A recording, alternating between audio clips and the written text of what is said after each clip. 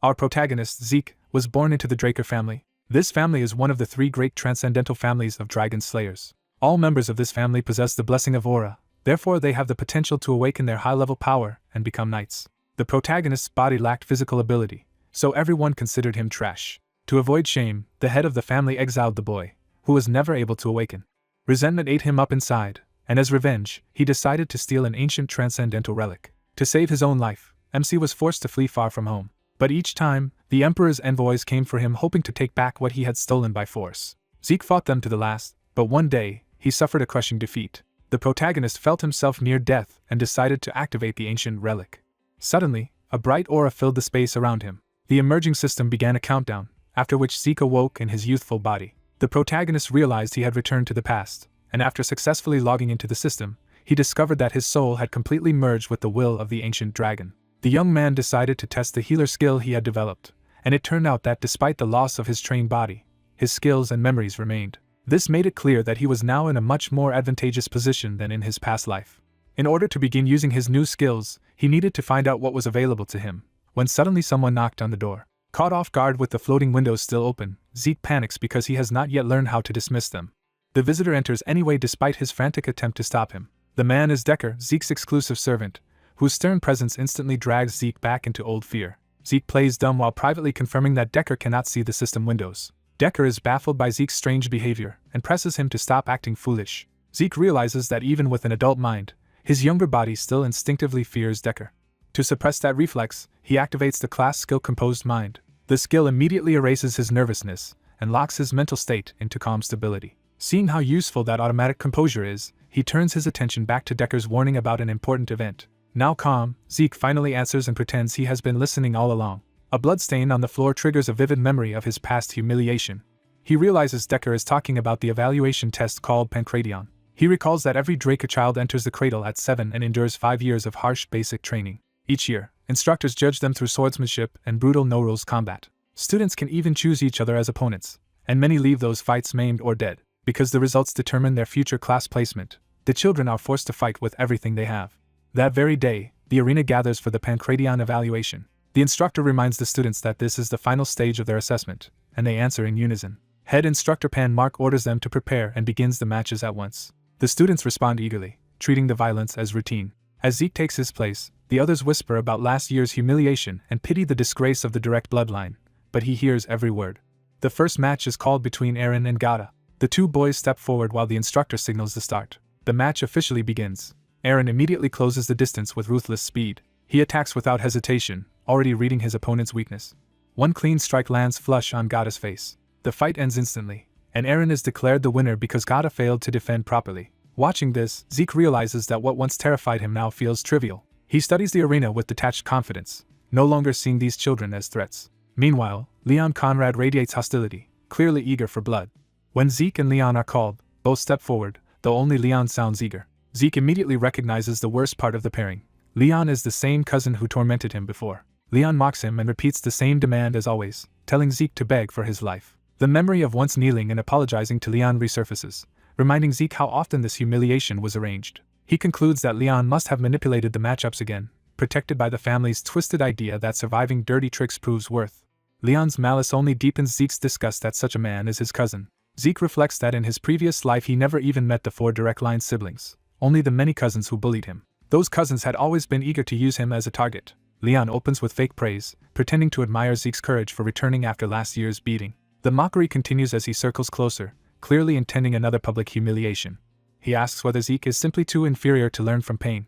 Rather than react emotionally, Zeke quietly reactivates Composed Mind and lets Leon's insults slide off him. Then he warns Leon not to address him so casually again. Leon grabs Zeke by the hair and sneers, demanding to know what an inferior like him could possibly do. Zeke answers with action, driving a sudden blow into Leon's body before the official start. The system automatically triggers Critical Strike, turning the hit into a devastating burst of damage. Leon screams in shock as his face is torn open and he clutches at the injury in panic. Zeke had only meant to knock him out, but he realizes his new skills still activate beyond his full control. The instructor angrily calls out the premature attack, but Zeke dismisses the complaint by pointing out that real battle has no ceremonial countdown. He declares that the one who lands the first hit holds the advantage, revealing a far harsher battlefield mindset than any child should possess. Pan Mark is visibly shaken by the killing intent in Zeke's eyes. Even as Leon insists he is fine, the instructor cannot ignore the bloodlust he just witnessed. Panmark hesitates, unsettled by what Zeke has become. Still, he orders the fight to proceed, and Leon vows to kill Zeke outright. Both boys ignite with murderous intent as Zeke calmly tells Leon that he is the one too stupid to learn. The match is finally and formally started. Leon launches himself forward with reckless aggression the instant the signal is given. But the moment he commits, confusion flashes across his face. He realizes the terrifying punch from before carried no real follow-up power, and that Zeke's ordinary strikes barely hurt. Leon regains confidence, deciding Zeke is harmless as long as he guards against that one dangerous counter. He focuses on avoiding Zeke's obvious left-hand counterattack. Seeing through it, Zeke deliberately makes the trap look even more obvious. Leon slips inside exactly as expected and tries to finish the fight with a takedown. Certain of victory, he lunges in with murderous intent. Then his confidence breaks as the exchange turns against him. In an instant, both boys are separated, and Leon cannot understand how he lost control of the position. Panmark watches in stunned silence while Zeke coolly notes that his first strike had not been enough. The instructor can hardly believe a 12-year-old is showing this level of combat sense. He realizes that when Leon dodged the counter and went for the takedown, the outcome should have favored Leon. Instead, Zeke struck Leon's chin at the exact opening and slipped free, punishing Leon for relaxing too soon. What shocks the instructor most is that Zeke stayed perfectly composed even after his planned counter failed, then delivered precise damage under pressure. Looking at him now, Panmark wonders whether this can truly be the same Zeke Draker he once knew. Leon, rattled and bleeding, realizes he cannot keep fighting like this if Zeke controls every exchange. He tries to create distance with a kick, hoping to reset the fight. But even as he retreats in panic, Leon can only curse and wonder how someone so small has become this strong. A noble boy starts to lash out at Zeke with contempt, still treating him as beneath him. Zeke calmly notes that he has finally learned to restrain his own strength while his attacker rages at being overpowered. He activates heightened senses to sharpen his perception for the fight. With his senses heightened, Zeke recognizes the feeling immediately and reads the incoming strike with ease. Now more accustomed to controlling ether, he channels it into his arm to finish the exchange decisively. He seizes his opponent mid-motion and commits to ending the fight in one overwhelming move. Zeke drives the boy into the ground hard enough to crack the arena floor. The impact sends dust across the courtyard and leaves the onlookers stunned by what they just witnessed. Without letting up, Zeke triggers precise stab while keeping control of the fallen boy. The skill targets a weak point for critical damage, turning his follow-up into a deliberate finishing blow. Pinning the boy down, Zeke makes it clear that even fools can be taught through pain, and his victim begs him to stop. Zeke answers by striking him again, convinced this is the only lesson people like him understand. The brutality shocks the spectators into silence as Zeke coldly frames the beating as education. He looks up at the crowd and dares them to decide whether this is enough to make them understand too. Standing over the bloodied boy, Zeke warns everyone else that provoking him will have consequences. After venting his anger, he feels his mind clear and his judgment return. With his head settled, he starts recognizing faces in the crowd and searching for the real troublemakers. He openly invites anyone with complaints to come down and face him directly. One of the boys answers by naming himself Jakin Vardek, another of the Vardek cousins. Jakin formally chooses Zeke as his Pancratian opponent. He explains that he accepted because he does indeed have something to say to Zeke. Zeke agrees, but dismisses Jakin alone as too dull to interest him. He calls out Liam Stone and orders him to join Jakin, forcing a second opponent into the match. Zeke declares that 2 against 1 sounds much fairer from his side. Jakin realizes he is being mocked and takes the insult personally. Zeke confirms the insult outright, refusing even the pretense of politeness. Humiliated, Jakin swears he will beat Zeke to death. Liam reins Jakin in until the signal is given, while Zeke casually waits for them both. As he watches Liam, Zeke is intrigued to meet him again in this earlier point in time. He recognizes Liam as the future mercenary king. Zeke recalls that in his previous life Liam entered the academy as Jakin's servant. Because Liam was only a distant relative, he was denied the same education and opportunities as the main family. Rejected from higher advancement, Liam eventually joined the knights of a small nation and later became a mercenary after that nation fell. His strength and long service let him rise into a Red Knight and unite major mercenary groups under his own banner. When the Empire hired Liam's forces for the Continental Wars, Zeke had once faced him as an enemy on the battlefield. Remembering that future, Zeke wonders whether this time events can be changed. The match begins, and Jakin immediately lunges in with reckless aggression. His opening rush falters when he realizes Zeke has not forgotten the terms of the fight. Zeke reminds them that he told both opponents to attack together, not one at a time. Jakin refuses to play by Zeke's rules and swings anyway. He tries to dismiss Zeke's tactics as cheap tricks while pressing the attack. But the moment he commits, Jakin senses too late that he has misread the situation. He lands and looks around in confusion, suddenly unsure where Zeke actually is. Zeke appears behind him and points out that Jakin attacked without properly checking his target. A sharp strike to Jakin's leg punishes that mistake and disrupts his footing. Zeke follows instantly, exploiting the opening before Jakin can recover. He gathers ether into his fist for a direct finishing hit. Jakin barely manages to block, but the defense is desperate rather than controlled. Zeke mocks him for already being rattled by something so simple. He adds that Jaken could not even read the feint that created the opening. Driving another blow in, Zeke repeats that this is exactly why he told them to come together. Jaken spits blood, proving that alone he is nowhere near enough. Zeke states the truth plainly. One opponent cannot handle him. Jaken finally calls for Liam to intervene. The crowd echoes his desperation, urging Liam to kill Zeke before things get worse. Zeke notices Liam moving at last and shifts his attention to the real threat. He reminds himself that Liam is the same age as them, but already absurdly dangerous because of his reach and physical gifts. Liam steps in with the calm confidence of someone far beyond the other students. Zeke realizes he cannot afford to let Liam dictate the pace. He decides to seize the initiative and attacks first with ether-enhanced movement. Their first clash explodes across the floor with enough force to shake the arena. Zeke activates Slash, unleashing a barrage meant to obscure Liam's sight and overwhelm his defense. The spectators are stunned by a technique they have never seen before. Zeke knows their confusion is natural, because this style is foreign to everyone here. He identifies it as a northern fist-fighting method, and even he is surprised that his younger self can still reproduce it this well. At the same time, he feels how weak his current body still is, already straining under the effort. Worse, Liam's monstrous physique lets him absorb the assault behind a tight guard without even trying to counter. Zeke senses his body nearing its limit, and knows he cannot drag this out. So he resolves to break through Liam's guard by force before exhaustion catches him. Liam narrows his focus and prepares to meet the decisive attack head-on. Zeke launches a crushing ether charge strike straight at him, but Liam slips the blow at the last instant, shocking Zeke because he had expected him to stay planted. Zeke realizes Liam cannot see ether itself, yet still reacts with terrifying precision. That makes him understand that the academy is full of monsters with instincts sharp enough to compensate. The two lock up at close range, each trying to seize control of the exchange. Zeke presses in with another attack, but Liam answers with equal ferocity. Their faces nearly collide as the fight turns into a brutal contest of nerve and timing. Zeke lands a heavy knee to Liam's head and finally breaks his rhythm. He grabs hold and reactivates heightened senses to read every movement in the scramble. With that advantage, Zeke threads through Liam's counters and climbs onto his back before he can shake him off. He locks in a choke, betting that even Liam's body will fail once his brain is starved of oxygen. For a moment it looks like the hold is working as Liam's breathing falters. But Liam responds like a madman, smashing his own body backward to crush Zeke rather than submit. Zeke recognizes the insanity of that choice immediately. Liam embraces the pain and turns the struggle into a contest of who can endure more. The fight devolves into savage close-quarters blows with either side willing to yield. They trade punishing hits at point-blank range, each trying to break the other's body first. The exchange grows even uglier as Liam uses raw force to wrench free space for himself. He surges forward with murderous intent, refusing to be controlled. The watching students are split between fear, excitement, and disbelief at Liam's brutality. Even those who thought they understood strength are shaken by what they are seeing. In the middle of the struggle, Zeke plants a hand and shifts his weight for another counter. Both boys end up battered and gasping, but neither has truly gained the upper hand. Liam smiles through the damage, satisfied that Zeke has at least proven worthy. Jaken, still obsessed with revenge, declares that taking Zeke down will be worth any cost.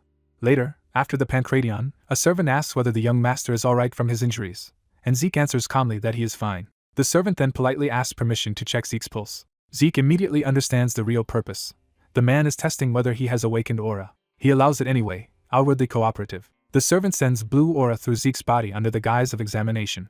Zeke notices the intrusion at once and realizes the man is far more capable than he first appeared. He concludes that the servant must be at least a blue knight. Zeke recalls that checking for awakening usually only requires inspecting the dantian, so this level of probing is unusually thorough. That precision convinces him even more that the servant is a blue knight, someone skilled enough to imbue another person with aura safely. He reflects on the hierarchy of knights, which is based on martial power and aura control.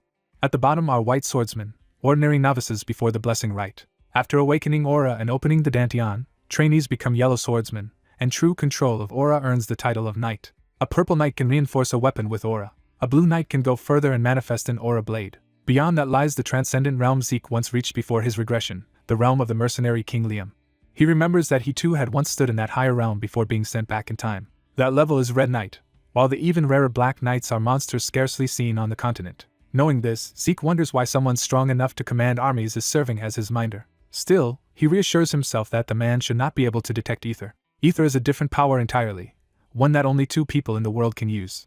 As the servant's aura hovers near him, the man hints that Zeke may be hiding something. He asks the question directly, and Zeke instantly turns it back on him. The servant pauses, measuring the boy in silence. Then he dismisses the tension as a joke, but Zeke does not fully trust the retreat. When the servant asks why Zeke has changed so suddenly, Zeke corrects him with chilling confidence. He says the real question is why he only changed now. Zeke declares that many things will change from here on, and that the world is merely returning to where it should have been. The servant accepts the new order at once and formally submits himself to Zeke's lead. He also reports that the private training room Zeke requested has already been prepared. After the servant leaves, Zeke decides to keep him close, both because he is being watched and because the man may become a source of information. Walking the halls, Zeke reasons that the order to monitor him likely came not from his mother's side, but from one of his siblings. He reaches the lavish personal training room and is struck by how much wealth and power the household commands. Before training, he opens the system window to inspect what has changed. He studies the floating status screen carefully. The system confirms that Slash has advanced to proficient through use. Zeke infers that skills can awaken naturally from actions and may also be added when he learns new techniques. That leads him to question the difference between ordinary skills and class skills, since both seem to activate in similar ways. His attention then shifts to the locked Draconian skill, which requires 10 karma points to reveal. He tries interacting with the locked entry to learn more. The system explains that karma points are earned by killing monsters, which immediately raises new questions. Zeke remembers the monsters in the dungeons, but also that he needs to reach at least Purple Night before he can enter them. More than that, he suspects his regression and this entire system are tied to the ancient relic, though he still lacks proof. Unable to solve that mystery yet, he sets it aside for the moment. He decides that whatever the system is, he will use it as long as it helps him grow stronger. That resolve extends to every advantage available to him, whether it comes from the system or from being born a Draker. He commits himself to exploiting both without hesitation. Zeke reflects on the world's two recognized powers, Aura for knights and Mana for mages, which are normally incompatible. In his previous life he was cursed enough to awaken neither Aura nor Mana. Instead, a wandering master taught him healing in the Ether Hall, a method for handling the natural energy called Ether. That training made Zeke and his master the only Ether users in the world. Back in the present, only 2 hours of training already leave his young body on the verge of collapse. To keep going, he activates healing and vigor recovery to repair damage and restore stamina. The class skills flow through him and steady his body enough to continue. He reflects that healing is an extraordinarily rare ability, one he had never even known existed before meeting his master. That rarity also means he must hide it from others, because if people saw him use it openly, they would brand him an irregular. Zeke explains that his condition kept him from using his full ability during his fight with Liam. After returning to his room, he rushed to heal his injuries before they worsened. Once recovered, he resolves to keep pushing forward instead of stopping now. Time passes as day gives way to evening. When he finally finishes, he realizes he has trained all the way to dinner. Even while alone in the training room, he worries about what he should say to Decker. A week later in the Cradle cafeteria, rumors spread that Zeke has changed completely. Many still dismiss him as a former nobody. Some wonder if something unnatural is behind his sudden improvement, but others reject that idea. The gossip turns hopeful as weaker cadets start wishing Zeke will embarrass the stronger ones. Elsewhere, the noble cadets sit down to an extravagant meal. Their luxury only sharpens the contrast with the tension at the table. Reina cuts into her food with force, already in a foul mood. The meal itself becomes a quiet outlet for her irritation. Reina Turin is introduced as the cadet at the center of the coming conflict. At the table, she is urged to eat because she will need strength for her upcoming sword duel. Owen Zimmons reminds her that conserving energy matters before a real match. Reina snaps at the concern, and Owen needles her by suggesting her anger comes from wounded pride. The insult lands hard enough to jolt the whole table. Her temper spills over as she slams her food down in frustration. Reina glares back, refusing to hide how furious she is. The others fall silent, sensing how volatile she has become. Instead of calming her, Owen presses the issue and asks what she plans to do now. The answer is immediate and unanimous in the room. Her target is Zeke Draker. They admit Zeke looked brutal and impressive in Pancratium, but insist that means little in swordsmanship. Owen mocks Zeke as someone too weak to even wield a proper sword. Others pile on, claiming his earlier victory made no sense and calling him inferior. Reina clings to the idea that Zeke only beat her in Pancratium through luck. That claim itself becomes the spark that reignites her anger. The room turns tense as everyone braces for what she will do with that resentment. Reina rises and makes it clear that if they truly believe Zeke won by chance, they should prove it. She declares that anyone unworthy of defending the Draker name has no right to call themselves its knight. The story explains that sword duels are deadly affairs in the cradle, where real blades expose the cadets' true differences in skill. It also reminds them that the blessing rite, when the Drakers awaken their aura, will begin a month after the finals. When the day of the duel comes, an official summons Zeke forward. Zeke arrives carrying an oversized claymore with casual confidence. The spectators mock the absurd size of his weapon and assume he is compensating for weakness. Reina formally identifies him as her opponent. She steps forward with cold determination, ready to settle the matter herself. An official places them in the arena and prepares the match. Reina openly chooses Zeke as the opponent she wants to cut down. Zeke accepts without hesitation. He makes his acceptance sound almost cheerful, as if he has been waiting for this. The crowd is stunned that he can handle a claymore so easily. Facing him directly, Reina realizes his physical presence is nothing like the weak boy she remembered. His aura and control make her question whether this is even the same Zeke who once struggled to hold a sword. She immediately scolds herself for wavering before the duel has even begun. Even so, she cannot shake the unease that her confidence may have been misplaced. Zeke admits inwardly that he is nervous too, because Reina is no ordinary cadet but the Lightning Knight. Her reputation is laid out, a prodigy of the next generation who awakened aura even before the blessing rite. Zeke recalls that by this point in history she should already have awakened that power. Yet he also remembers that she deliberately refrained from using aura in the cradle so she could refine her fundamentals. The duel officially begins. Reina attacks first, testing him with a fast opening strike. Zeke meets her head-on, and the duel immediately turns into a high-speed exchange. Reina presses in with sharp, disciplined offense. She follows with a crushing downward blow meant to overwhelm him at once. Zeke answers with explosive footwork, slipping away at the last instant. He steadies himself after the dodge, already adapting to her rhythm. Rather than panic, he judges that Reina is even better than he expected.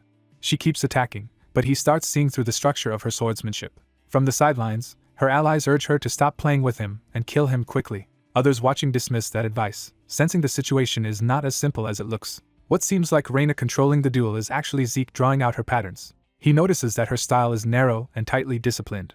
That discipline lets him sense tiny openings in her form. But every time he tries to exploit one, she recovers with frightening speed. Her blade keeps arriving exactly where it needs to, as if acknowledging and answering each of his attempts. And whenever one opening closes, another appears somewhere else. To Zeke, the duel starts feeling less like a fight to the death and more like a lesson. He realizes Reina's swordsmanship is almost teaching him through pressure and repetition. Their blades collide again in a violent burst. The exchange ends with both still standing, but Zeke has forced her to retreat and reset. Reina is left breathing hard, surprised that he can keep up at all. Zeke recognizes that this is how the Lightning Knight used to fight while still in the cradle. He judges her sword to be honest and refined, but also limited by its devotion to fundamentals. Instead of simply beating her, he decides to push her beyond those limits. He drops into an extremely low stance that Reina has never seen from him before. She understands that he means to erase the distance in a single burst, and trusts her own speed to answer it. Zeke launches before she can finish calling his name. His acceleration shocks her, proving he is far faster than she expected. Even so, she believes that as long as she keeps enough distance, she can still react. She carves the ground with a wide counter meant to stop his approach. Zeke slips through the attack line and closes in anyway. For the first time, Reina's composure breaks into real alarm. The sudden pressure knocks her balance and leaves her exposed. She tries to recover despite taking a hit to the face.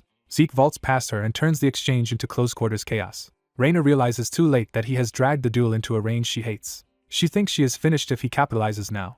Zeke throws away his sword to free his body for the final approach. He closes the last distance barehanded while Reina is still reeling. The crowd instantly assumes Zeke has lost by abandoning his weapon and that Reina has won as expected. But a sharper observer realizes the cadets missed what really happened. As Zeke's attack reached her, Reina made a choice she had sworn not to make. She used the faintest trace of aura, almost impossible for ordinary cadets to notice. That tiny use of power matters because Reina had promised never to rely on aura inside the academy. In forcing her to break that vow, Zeke accomplished something no one thought possible. Even after being checked, Zeke refuses to let the duel end there and surges in with his fist. His punch lands cleanly and snaps Reina's head back.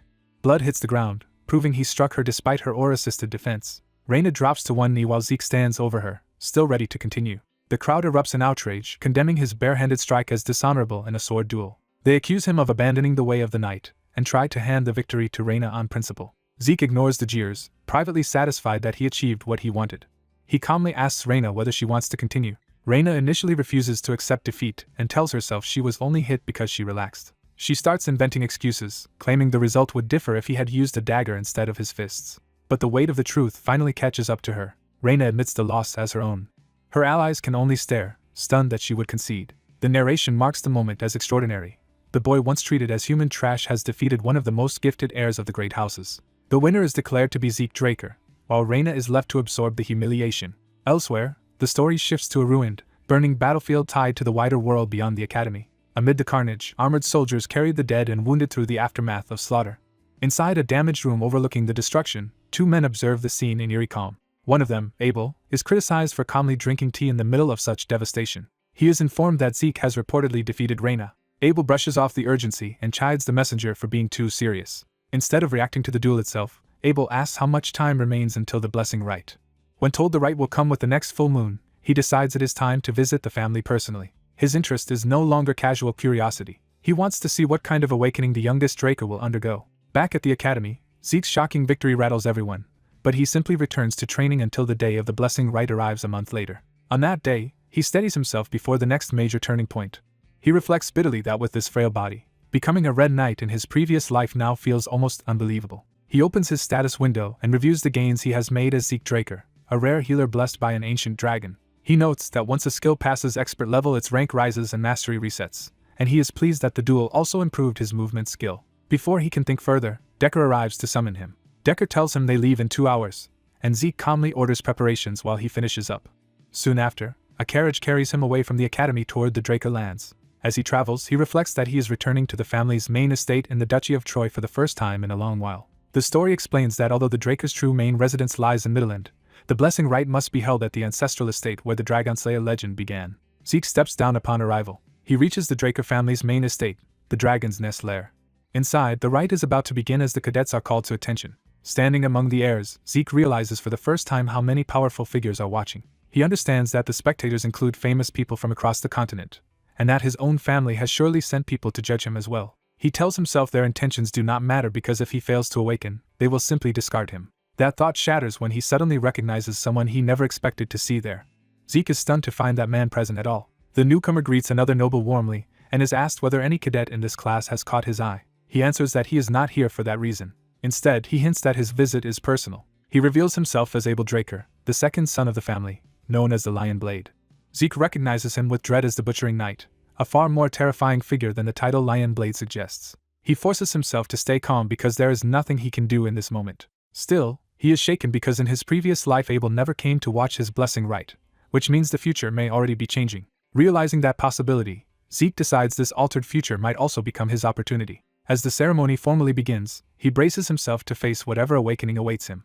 When Aaron is called for the family's blessing rite, he nervously steps forward to face the ancient test. He steels himself and reaches toward the ritual vessel despite obvious tension. The rite begins as the water reacts and draws out the power sealed inside him. The awakening pierces his hand and forces his aura to surface through pain. Blue energy spreads from the vessel to the sword statue, showing the process is proceeding normally.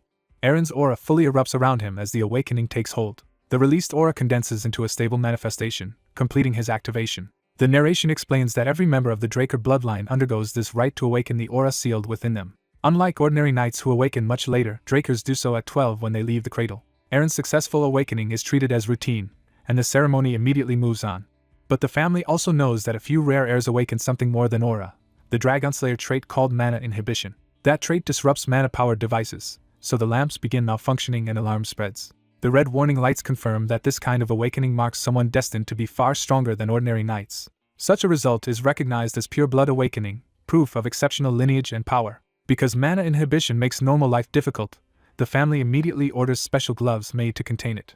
Once gloved, the awakened heir regains control and studies his altered hands in silence. Pure-blood descendants are granted the Draker name itself along with the family's full backing and privileges. With that explanation finished, the officials call for the next candidate. The crowd expects the final participant to produce the same rare result, especially since he once defeated Reyna. Zeke steps up to the vessel and bitterly realizes he has been dragged back before the same cursed statue again. He remembers his previous attempt as a humiliating disaster. Back then, surviving the cradle had only led him to a disgraceful title rather than honor. This time, however, he believes the outcome will be different. He reminds himself that he can now heal, manipulate ether, and no longer lives as the helpless boy he once was. Instead of surrendering to abuse, he has learned to stand on his own will.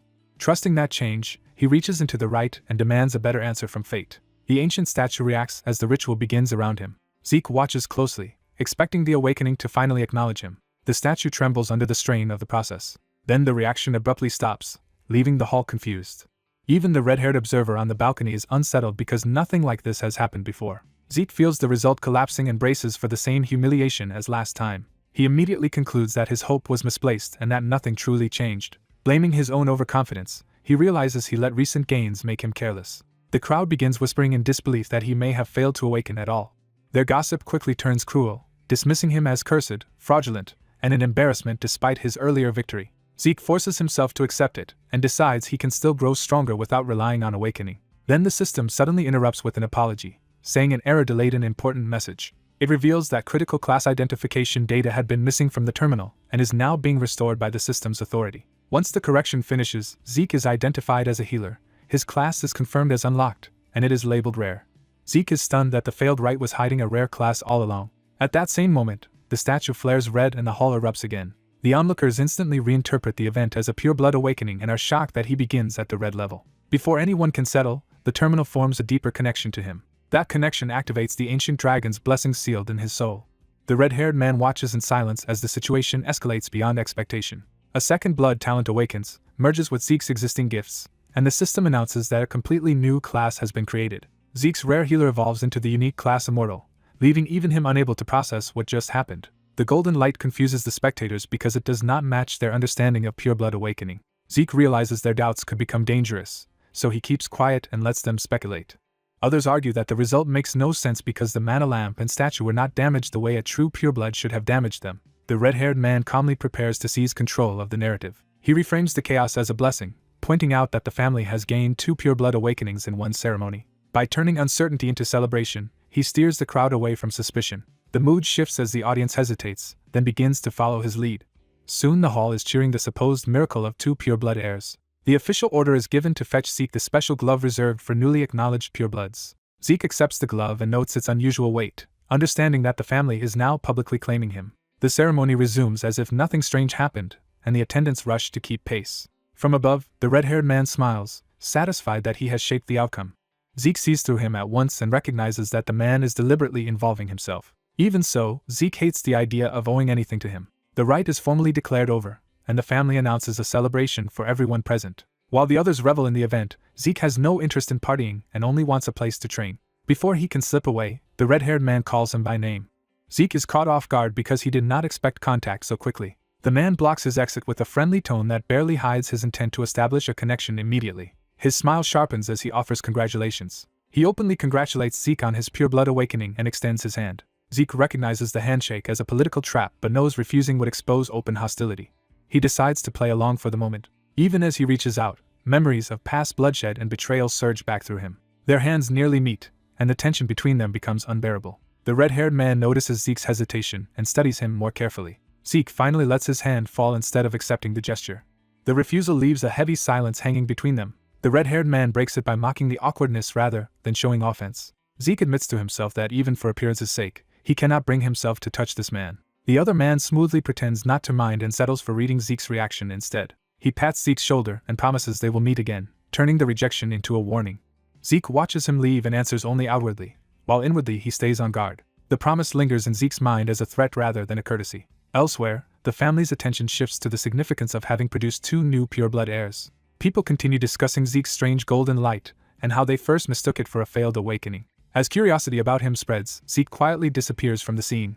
Once alone in his room, he finally drops the formal act and exhales in relief. He admits the ceremony felt suffocating from start to finish. With the pressure gone, he turns his attention to the real mystery of what happened to him. The first contradiction he notices is that he feels perfectly normal despite supposedly being a pureblood. He recalls that true pureblood awakenings always come with mana inhibition, the power that proves opposition to dragons.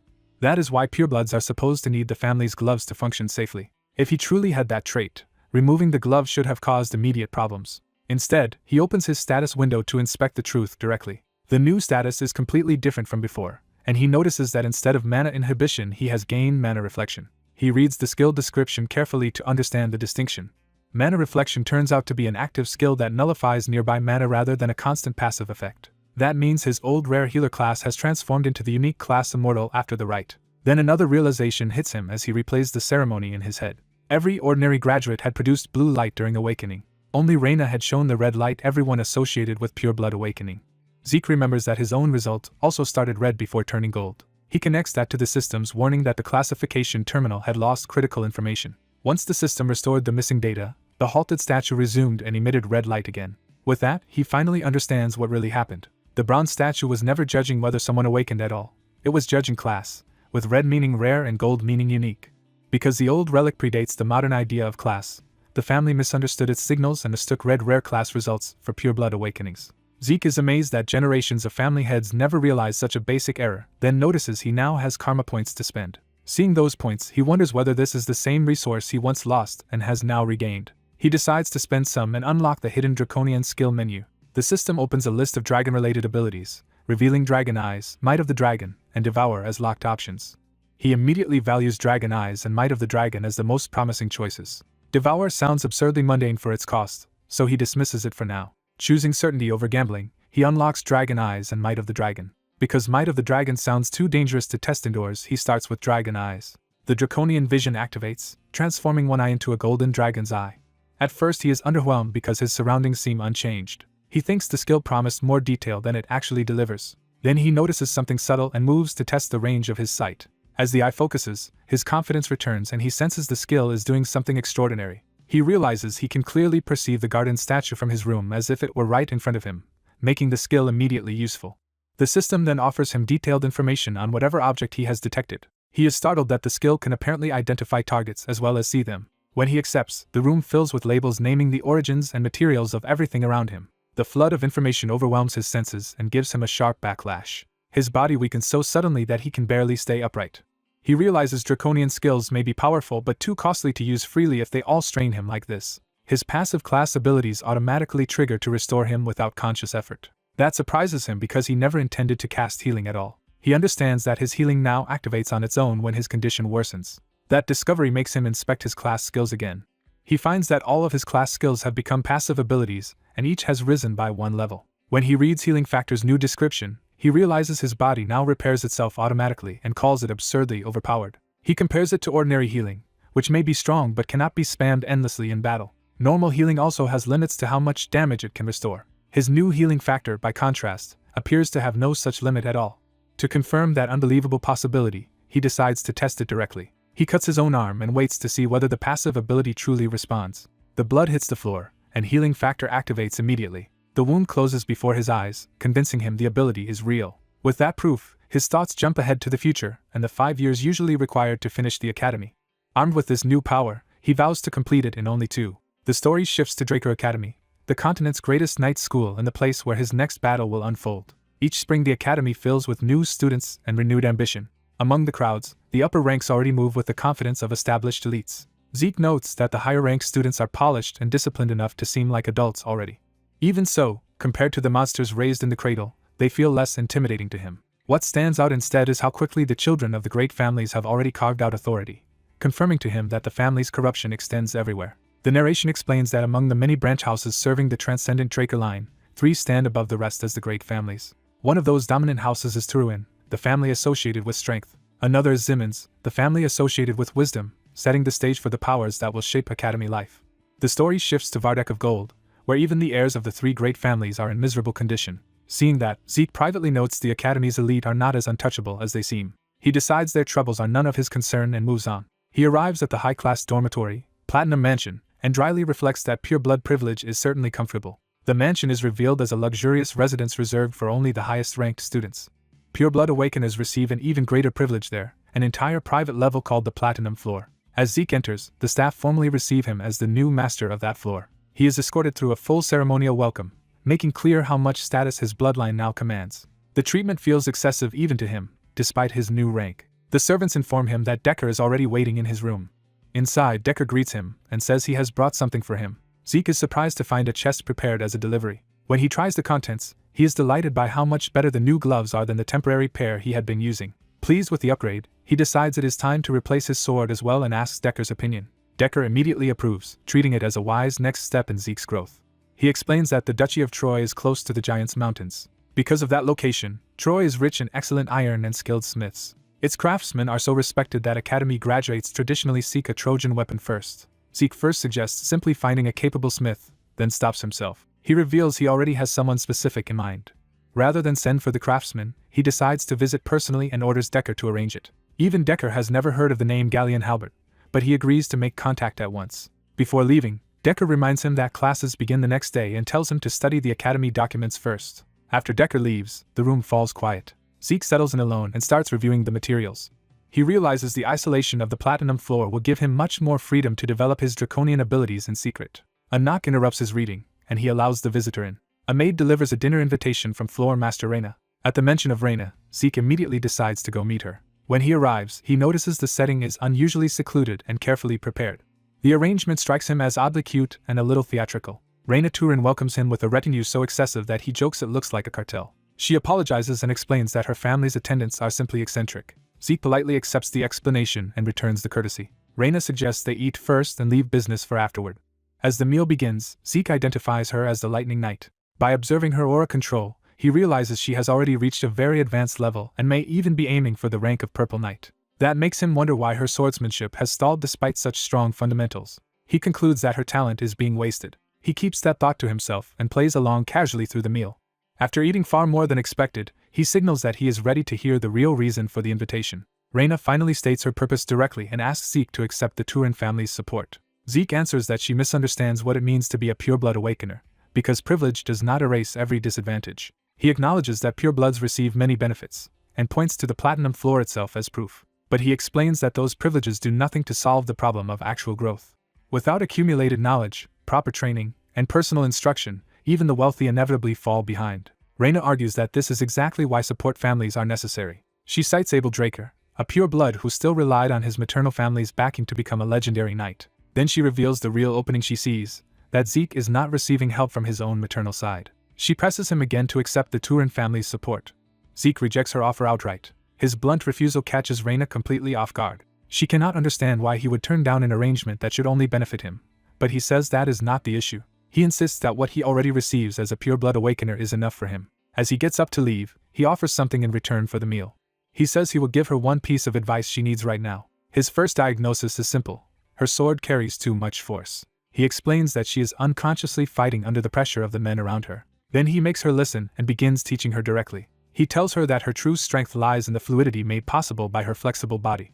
Instead of meeting attacks head-on and overpowering opponents, he says she should stop forcing strength into every strike. She should redirect attacks smoothly and let motion do the work. Only after that should she deliver a single precise and delicate blow.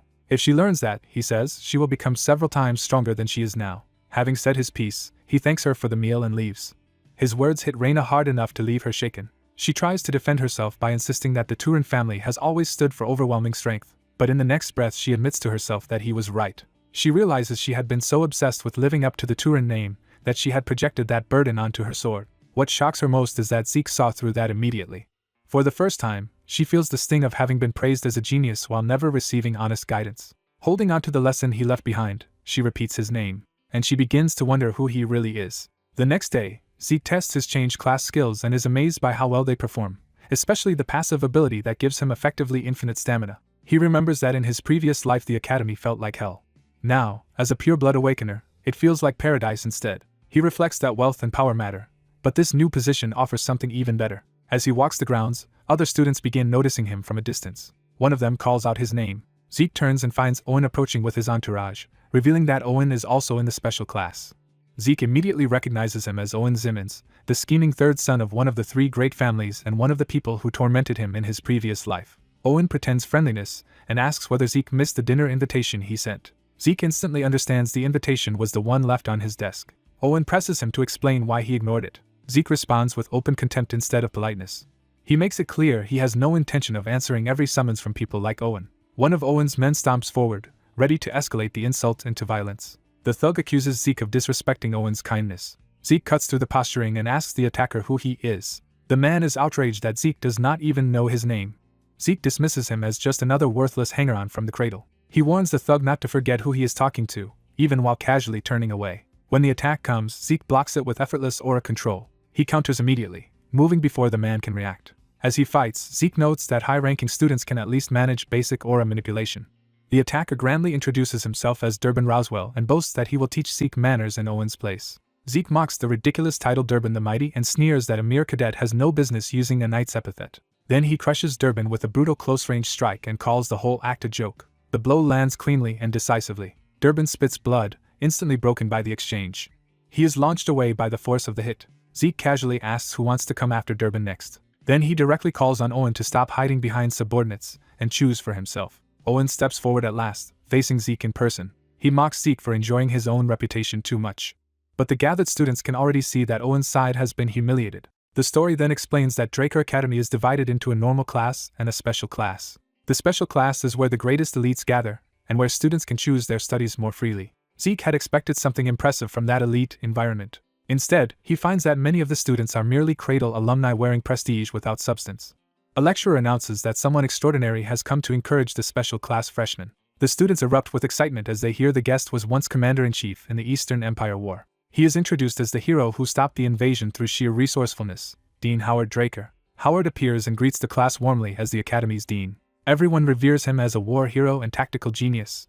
But Zeke knows the hidden truth. that Howard survived by leaking information to the enemy and only became a hero because the resulting chaos happened to favor him. To Zeke, Howard is no hero at all. He remembers that Howard was actually the main figure responsible for getting him expelled from the academy in his previous life. That expulsion cost him the last place he could belong and sent him wandering through Troy. From there his life collapsed further until he was captured by slavers and sold to the Southern Cartel.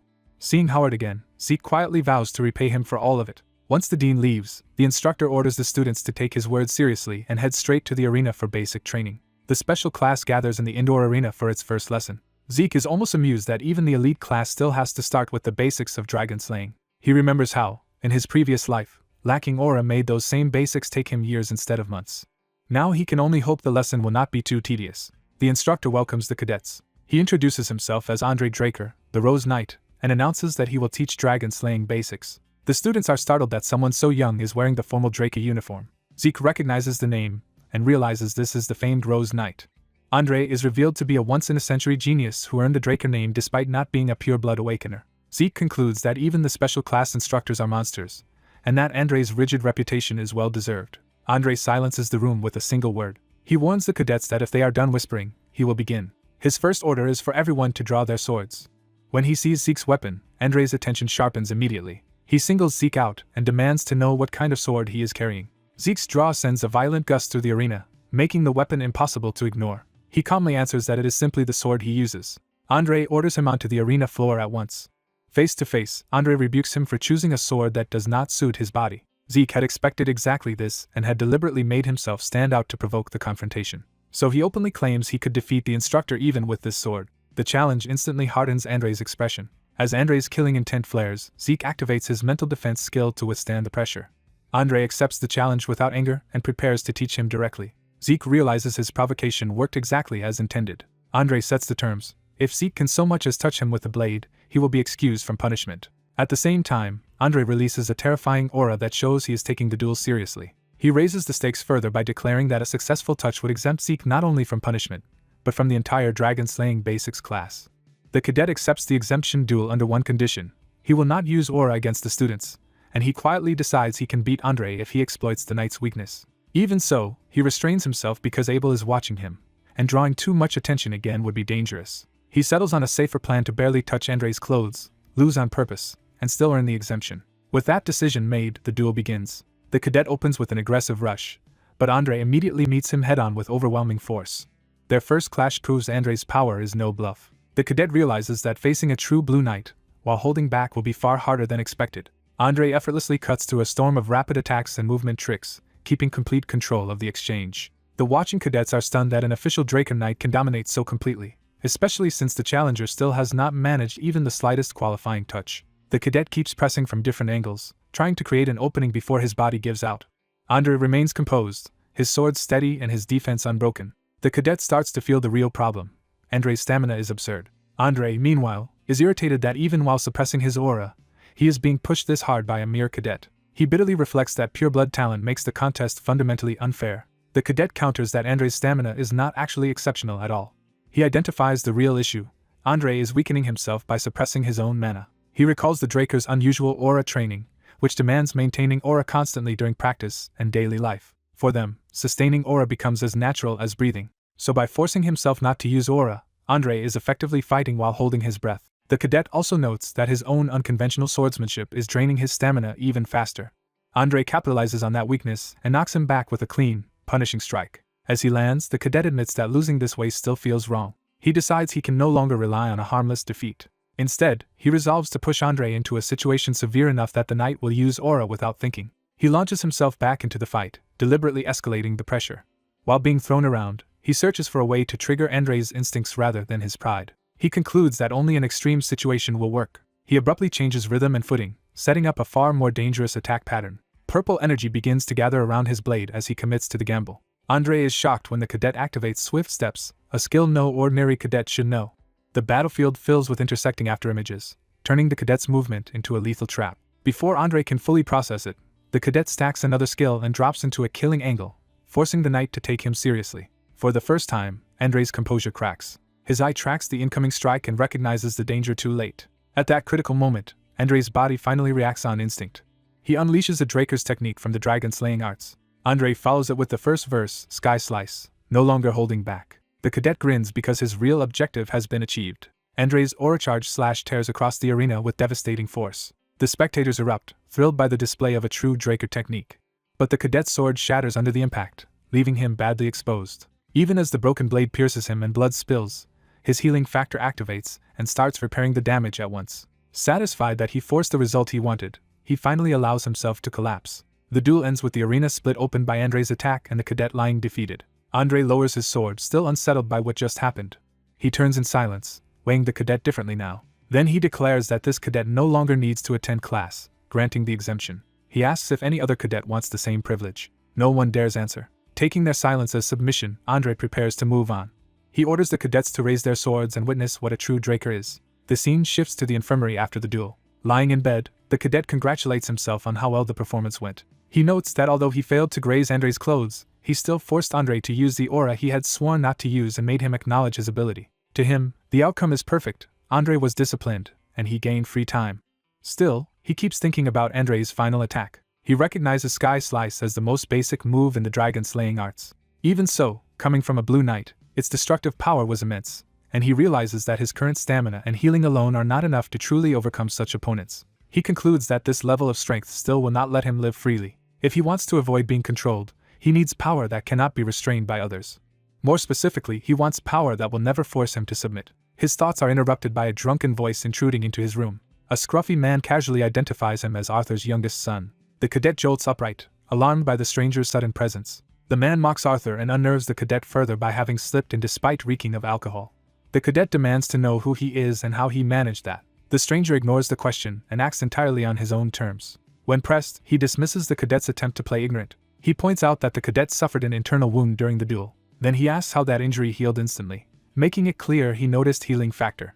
The cadet immediately steels himself and decides not to reveal that anyone at the academy should know about healing. So he flatly denies understanding what the man is talking about. The stranger suddenly attacks, testing the cadet's reflexes without warning. The cadet reacts instantly and evades the blow despite being in bed. Realizing this is no harmless drunk, he identifies the man as an assassin-level threat.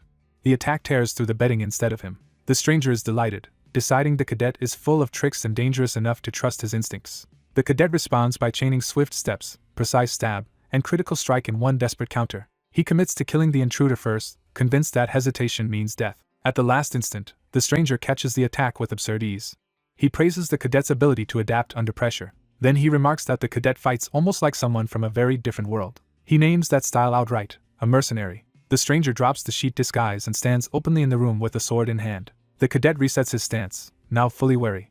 He is shaken by the mercenary remark and wonders how much this man truly knows. The stranger studies him and notes that a Draker who has abandoned knightly form would naturally resemble a mercenary. He punctuates the thought with a casual gesture, as if the conclusion is obvious. The cadet realizes the man is not exposing his past life directly, but judging him from his combat instincts, and he also senses that the gap between them is overwhelming. He concludes the stranger is at least Red Knight level, perhaps higher, and even notices the man criticizing his cheap cradle-issued claymore as wasted on someone with talent. The cadet revises his estimate upward and grows even more cautious. Before the situation can escalate further, someone enters the room. It is Andrei, and the cadet is baffled that he has shown up here. The stranger instantly presents himself as the academy's garden keeper, Dexter, leaving the cadet unconvinced. Dexter taunts Andrei for finding him, while Andrei reveals he recognized him from the training room and calls him annoyingly sharp. Andrei orders the cadet to return once treatment is finished, making it clear this is not a discussion. As the cadet leaves, Dexter calls after him and invites him to the academy's western greenhouse. Dexter promises he can teach the boy something useful. The cadet pauses, considering the offer. Then he refuses outright and walks away without looking back. Dexter shouts after him that the boy's sharp tongue is just like Arthur's. Left alone, the cadet reflects that Dexter's harmless gardener act fools no one. He pieces together Dexter's identity from the way the man casually referred to Arthur Draker by name, and immediately recognized him as Arthur's youngest son. He realizes Dexter must be the man who had only one disciple in his entire life, Andrei. That means Dexter is Duke Draker, the Gale Knight. He remembers the legend of a black knight powerful enough to stand against an entire kingdom alone. The cadet is stunned that such a figure vanished from public life only to hide at the academy, and he suspects Andrei came here because of him. As he walks away, he recalls Dexter's reputation for terrifying tenacity. He even remembers the absurd rumor that Dexter became a black knight simply because he liked the color black. More importantly, he realizes Duke Draker has taken a strong interest in him, but he has no intention of accepting shallow guidance just because a legend is curious.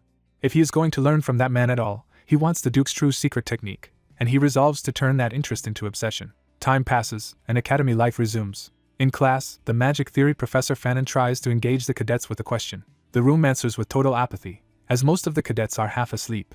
Fanon awkwardly keeps lecturing anyway, explaining that resistance during mana formula formation can cause actual damage.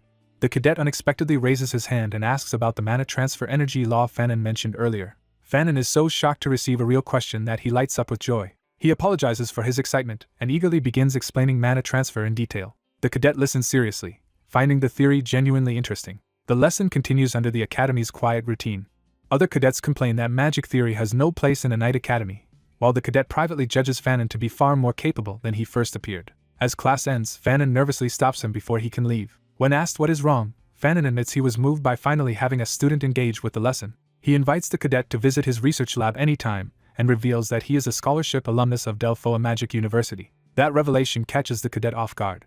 He politely accepts the invitation, seeing no downside in getting close to a mage. He reasons that mathematically gifted mages tend to think flexibly and would make better allies than rigid knights. As he leaves, he decides to test whether Fanon can become useful to him. His attention shifts when he senses someone watching him again. Outside, Dexter is already lurking, impatient that the cadet has made him wait about a week. The cadet approaches, and Dexter asks if he has finally made up his mind. Dexter immediately complains that the cadet never came to the greenhouse as invited. He insists the boy should have understood that his offer meant real, valuable instruction. The cadet repeats that he is not interested. Dexter reacts with exaggerated outrage and demands to know why. The cadet calmly explains that while he recognizes Dexter's talent, he is busy with his own training and has no time for distractions.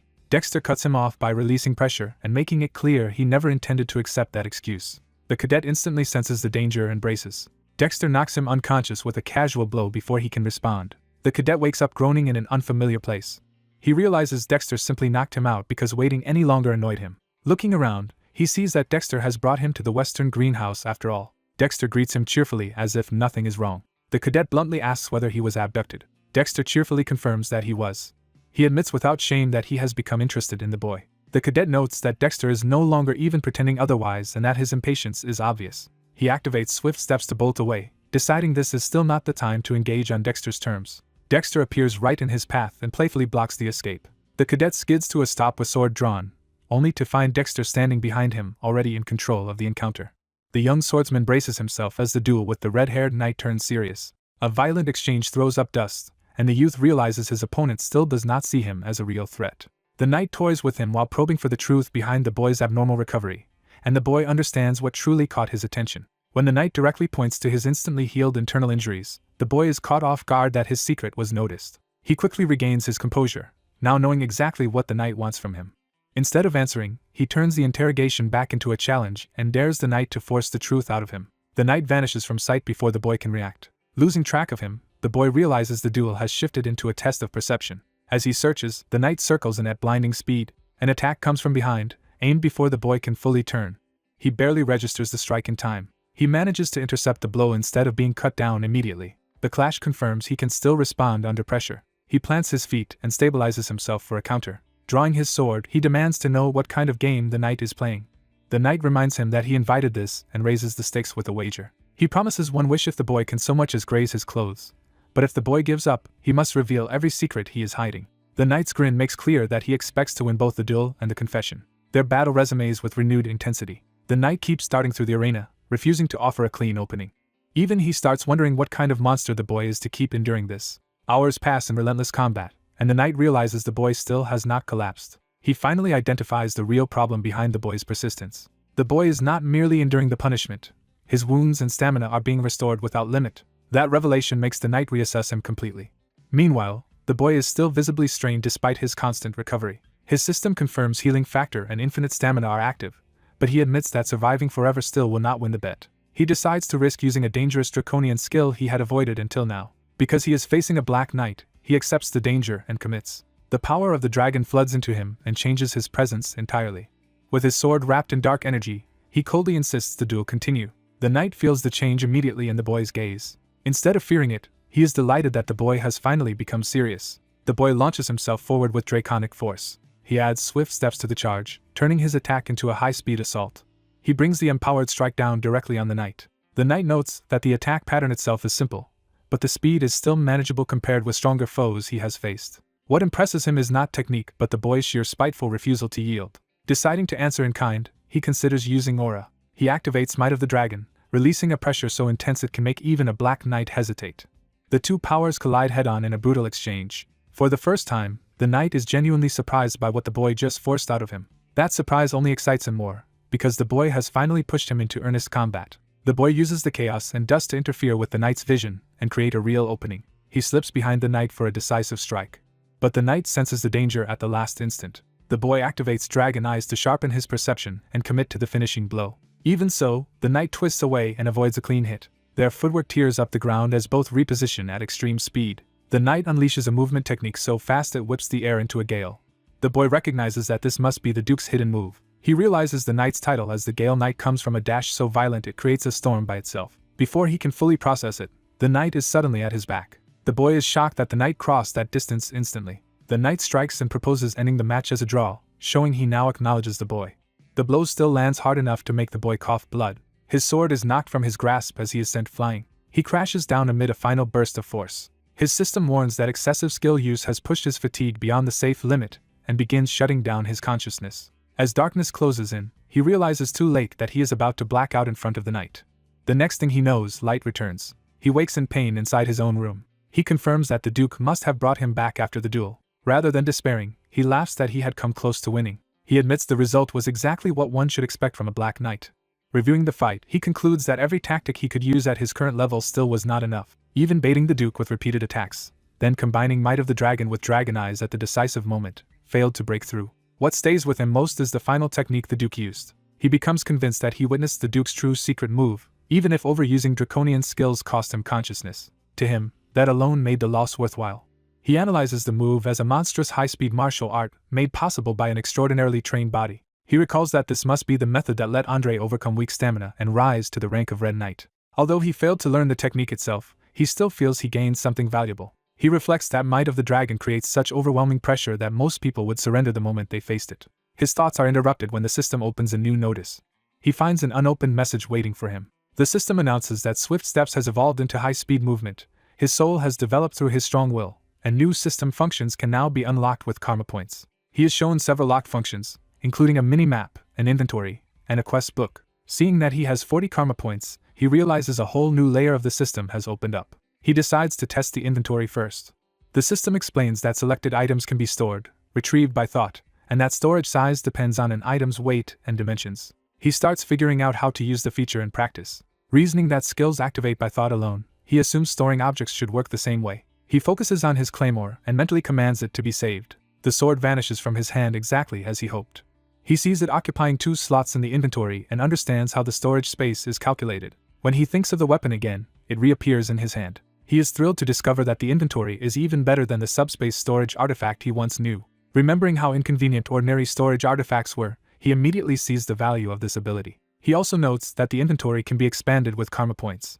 That makes him realize this is merely a low-rank administrator function, implying far greater powers may await later. Because the points seem so valuable, he decides not to spend them carelessly. With that in mind, he starts reconsidering his broader plans. His butler Decker interrupts his thoughts from outside the room. He lets him in and asks what the matter is. Decker delivers a message from the gardener Dexter, and the name instantly catches the boy's attention. A small smile tells him this may be the chance he was waiting for. Reading the note, he decides the duel was not a complete failure after all. The Duke's offer of a draw now seems to mean the door to another challenge remains open. That thought reignites his determination. Before leaving, Decker says he has one more report. He reveals that he found the blacksmith the boy had been seeking. The good news immediately turns complicated. The blacksmith refused the appointment, leaving the boy stunned and furious. Decker explains the refusal by showing the wrecked state of the workshop. The blacksmith no longer makes weapons at all. Unwilling to accept that, the boy goes there himself. He arrives at the workshop after a long absence. Seeing the grand sign, he jokes at the contrast between the name and what he expects to find. Inside, the place is a mess, confirming the blacksmith has fallen far from his former glory. He recalls that this man once forged the Sword of Radiance Gram as payment for a life debt, and was famed for reading a wielder's soul before crafting a weapon. That masterpiece had even been able to substitute aura for ether, proving the blacksmith's genius. Remembering that reputation makes the current ruin all the more shocking. The blacksmith, drunk and irritable, dismisses him as just a child and tries to throw him out. The boy notes that the man was temperamental before, but never this broken. Instead of arguing, he suddenly lifts a bucket of water. He dumps it over the blacksmith to sober him up by force. The splash sends bottles and clutter skittering across the floor. Once the man is fully awake, the boy greets him calmly. He immediately demands to know why his commission was rejected. The blacksmith notices the Draco crest and is shocked by who his visitor really is. His attitude flips at once, and he apologizes for his disrespect. Still bowing, he insists he cannot take commissions because a man who cannot create what he himself wants has no right to make what others desire. The boy realizes he has encountered the blacksmith during a period of total creative collapse. He reflects that the man had already become the continent's greatest smith by the time they met before, and had never spoken of this humiliating past. But he cannot afford to wait years for the blacksmith to recover on his own. So he calls the man by name, and forces him to face himself directly. He dismisses the apology, and asks to see the blacksmith's failed works instead. Though embarrassed, the blacksmith agrees and leads him to the back. Privately, the boy resolves to set the blacksmith back on the proper path himself. The blacksmith apologizes for the clutter, but the boy brushes it off. Seeing the yard full of discarded blades, he even calls the scene charming, which catches the blacksmith off guard. He steps among the abandoned swords to inspect them personally. The blacksmith warns that even his rejects are still dangerously sharp. As the boy studies them one by one, he rejects the idea that they are failures at all. Using dragon eyes, he judges that their quality is comparable to the work that once earned the blacksmith his legendary name. That confirms his suspicion that the problem lies elsewhere. He asks whether there is something wrong with the blacksmith's brazier rather than with his talent. The blacksmith is stunned that the boy could infer that much and demands an explanation. The boy presses further by asking if the smith uses his own distinctive smelting method. He explains that the blades show a deliberate mix of metals meant to create a lighter, finer material. To prove his point, he tests one of the swords. The blade shatters on impact, revealing the hidden flaw he expected. He explains that the weakness comes from impurities not being properly removed during heat treatment. The blacksmith is amazed that the boy instantly recognized both his method and the exact cause of the defect. Now convinced he may have found someone who can truly help, the blacksmith hesitantly asks for a favor. He admits he has something he wants the boy to see. He leads him inside and asks him to examine a design first. The blacksmith unrolls a blueprint with sudden urgency, placing his hopes on the boy's judgment. The boy studies the plans in silence, signaling that a new collaboration may be about to begin. The secret galleon revealed years later was a complete design for a magic brazier. Trusting the man who once saved him, Galleon finally disclosed that his hidden achievement was a brazier whose heat could be controlled through magic. Zeke immediately understood its value and Galleon was thrilled that the design had reached someone capable of recognizing it. Zeke pressed him on the obvious question of why he had never built it himself. Galleon admitted the design was incomplete in practice because the crucial mana energy law blueprint required the magic tower's paid intervention. The price of that intervention was an impossible 10,000 gold, a sum so huge it stunned Zeke. Realizing Galleon had spent 10 years scraping together that fortune, Zeke judged the fee outrageously exploitative. That realization led Zeke to consider Galleon's rare status as a pure-blooded Draker, and wonder if it could be turned into a bargain. Galleon desperately offered lifelong service, promising to fulfill any commission Zeke wanted for free if Zeke would have the brazier made. Zeke hesitated because even with Galleon's bloodline, securing that much support was beyond his reach, yet he also could not abandon his need for Gram, the Sword of Radiance. Then he caught on to the key detail that Galleon's problem was specifically tied to mana energy law design. Once he confirmed that point, Zeke saw a way forward. He accepted Galleon's offer on the spot. Galleon could barely believe it, and Zeke told him he would ask a mage acquaintance for help and report back once he had an answer. As he left, Zeke tried to add one last practical warning before cutting himself off. Galleon collapsed into tearful gratitude and swore lifelong devotion to the man he now saw as his savior. Even after Zeke departed, Galleon kept shouting his thanks and promised to contact him once the brazier was finished. On his way through the Academy Research District, Zeke kept turning over the brazier problem and wondering why such a simple structure demanded such a monstrous fee. He remembered that Fanon specialized in mana energy law design and that his laboratory should hold the answer. Zeke headed there with that lead in mind. Before reaching it, he sensed something off nearby. He traced the disturbance to a narrow alley. There he found a group cornering someone in secret. The victim was groveling and taking all the blame, begging for mercy. Leon Conrad, the target of that apology, was briefly confused by the plea. The cowering student identified himself as Zeke and apologized for having dared to lay hands on Leon. Leon approved of the self-abasement and physically forced him lower. He mockingly framed further humiliation as a reward, making clear he intended to punish him for staining noble ground. The surrounding students echoed their submission to Leon, reinforcing his dominance. Watching from outside, Zeke recognized the scene with disgust. Leon's followers screamed that the victim was worthless and offensive simply for existing. The freckled student realized this Zeke was the same one who had once beaten Leon and become the focus of his grudge. Leon raged over the rumors that Zeke had shown an unprecedented golden light reaction and awakened as a superior pureblood. Unable to accept that possibility, he lashed out harder. In his mind, losing to Zeke before had only been an unfortunate fluke against someone beneath him.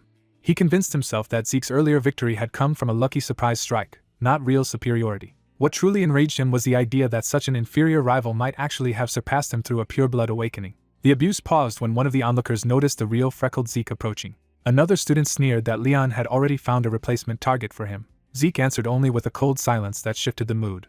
He released a threatening aura and gave the 3 ringleaders 3 seconds to kneel with their heads on the ground. The alley fell silent as everyone realized he was serious. The freckled victim tried to mock Zeke's arrogance and question whether his awakening was even real, but Zeke cut him off. Zeke repeated the order with enough force to make refusal feel dangerous. The freckled student faltered as fear finally overtook his bravado. He felt an overwhelming pressure he could not understand. That fear humiliated him even more because only months earlier Zeke had seemed beneath him. Desperate to reclaim control, he cursed Zeke for daring to command him. He ordered the others to attack, trying to hide his panic behind numbers. Zeke warned them not to blame him for what came next. When the first strike came, he evaded it effortlessly. The attacker was shocked that Zeke had slipped past him so cleanly. Zeke countered with brutal precision before the man could recover. The first few assailants were thrown aside almost instantly. He flowed through the group, turning their momentum against them and dropping multiple opponents in a single exchange. The alley became a one-sided rout as Zeke dismantled them at close range. He even used one attacker's body as a weapon against another. Every attempt to surround him only gave him more targets. A sweeping strike sent several of them crashing down together. Within moments, the mob was broken and scattered at his feet. The freckled student could only stare as the impossible unfolded. He began to wonder whether this terrifying fighter was really the Zeke he thought he knew. Zeke advanced through the fallen bodies and told him there was no reason to be afraid because he already understood why this was happening. He added that the pain would only last a moment. The freckled student panicked, drew his sword, and threatened to cut Zeke if he came any closer. Zeke answered by pointing out that drawing a real blade outside the training arena carried grave consequences. That reminder made the student hesitate, but fear had already pushed him too far. Zeke declared that because Leon Conrad had unsheathed his sword with murderous intent, he was justified in answering in kind. He formally invoked a duel of honor in his own name. Then he set the terms as a death match in which each man alone would bear responsibility for the outcome. He named Liam Stone as witness, forcing the battered bystander into the role. With the duel established, Zeke moved to continue it immediately. Leon's confidence collapsed into a desperate apology. He dropped to his knees and begged Zeke to spare his life. He pleaded to be let go, abandoning all pretense of pride. Zeke answered by planting his sword point into the ground in front of him. He repeated Leon's own words back to him, making him taste the humiliation he had inflicted on others. To Zeke, Leon's sudden cowardice only proved how pathetic he really was. He struck before Leon could recover his nerve. As punishment, Zeke severed Leon's ear and called it payment. Leon screamed in disbelief at the mutilation. Zeke warned that if the ear was reattached before they met again, he would take something worse next time. What he promised to claim next was Leon's head. To drive the threat home, he crushed Leon face first into the bloodied ground. Only after that did Zeke step back, satisfied that the lesson had landed. The wounded witness called out to him in shock. He stopped and waited for the question.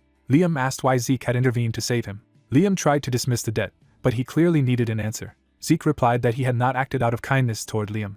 He had acted for his own sake, and even Galleon's selfless loyalty was starting to influence him more than he liked. Embarrassed by the thought, he brushed it off before it could sound sincere. He left the alley still annoyed that he had nearly admitted something sentimental. Soon after, he visited Professor Fannin at Galleon's research lab to ask whether the brazier could really be built. Fannin said it should be possible, and Zeke immediately entrusted the blueprints to him. The professor stopped him from leaving and insisted on explaining the real obstacle first. He agreed that the overall design was simple, but the power output core was the true problem. That core was the machine's heart, and the surrounding circuit demanded both high power and instant output control under severe restrictions. Zeke realized the design was extraordinary and asked whether it could still be made. Fannin said there were 2 possible approaches, the first being to redesign the core himself. But that route would take at least a decade, and more realistically around 15 years, which made it useless to Zeke. The second method was to skip redesigning the core entirely and substitute a different material. That substitute would have to be a high-compression mana stone. Zeke was stunned because such stones were ancient artifacts beyond modern manufacture, and Fannin confirmed how rare they were. Even finding one in old ruins would be harder than making the machine from scratch, and it would need to be strong enough to endure the design. On top of that, acquiring one would cost more than 3,000 gold. Zeke sank into frustration because he could not reveal his inability to use aura, yet he also could not wait 15 years.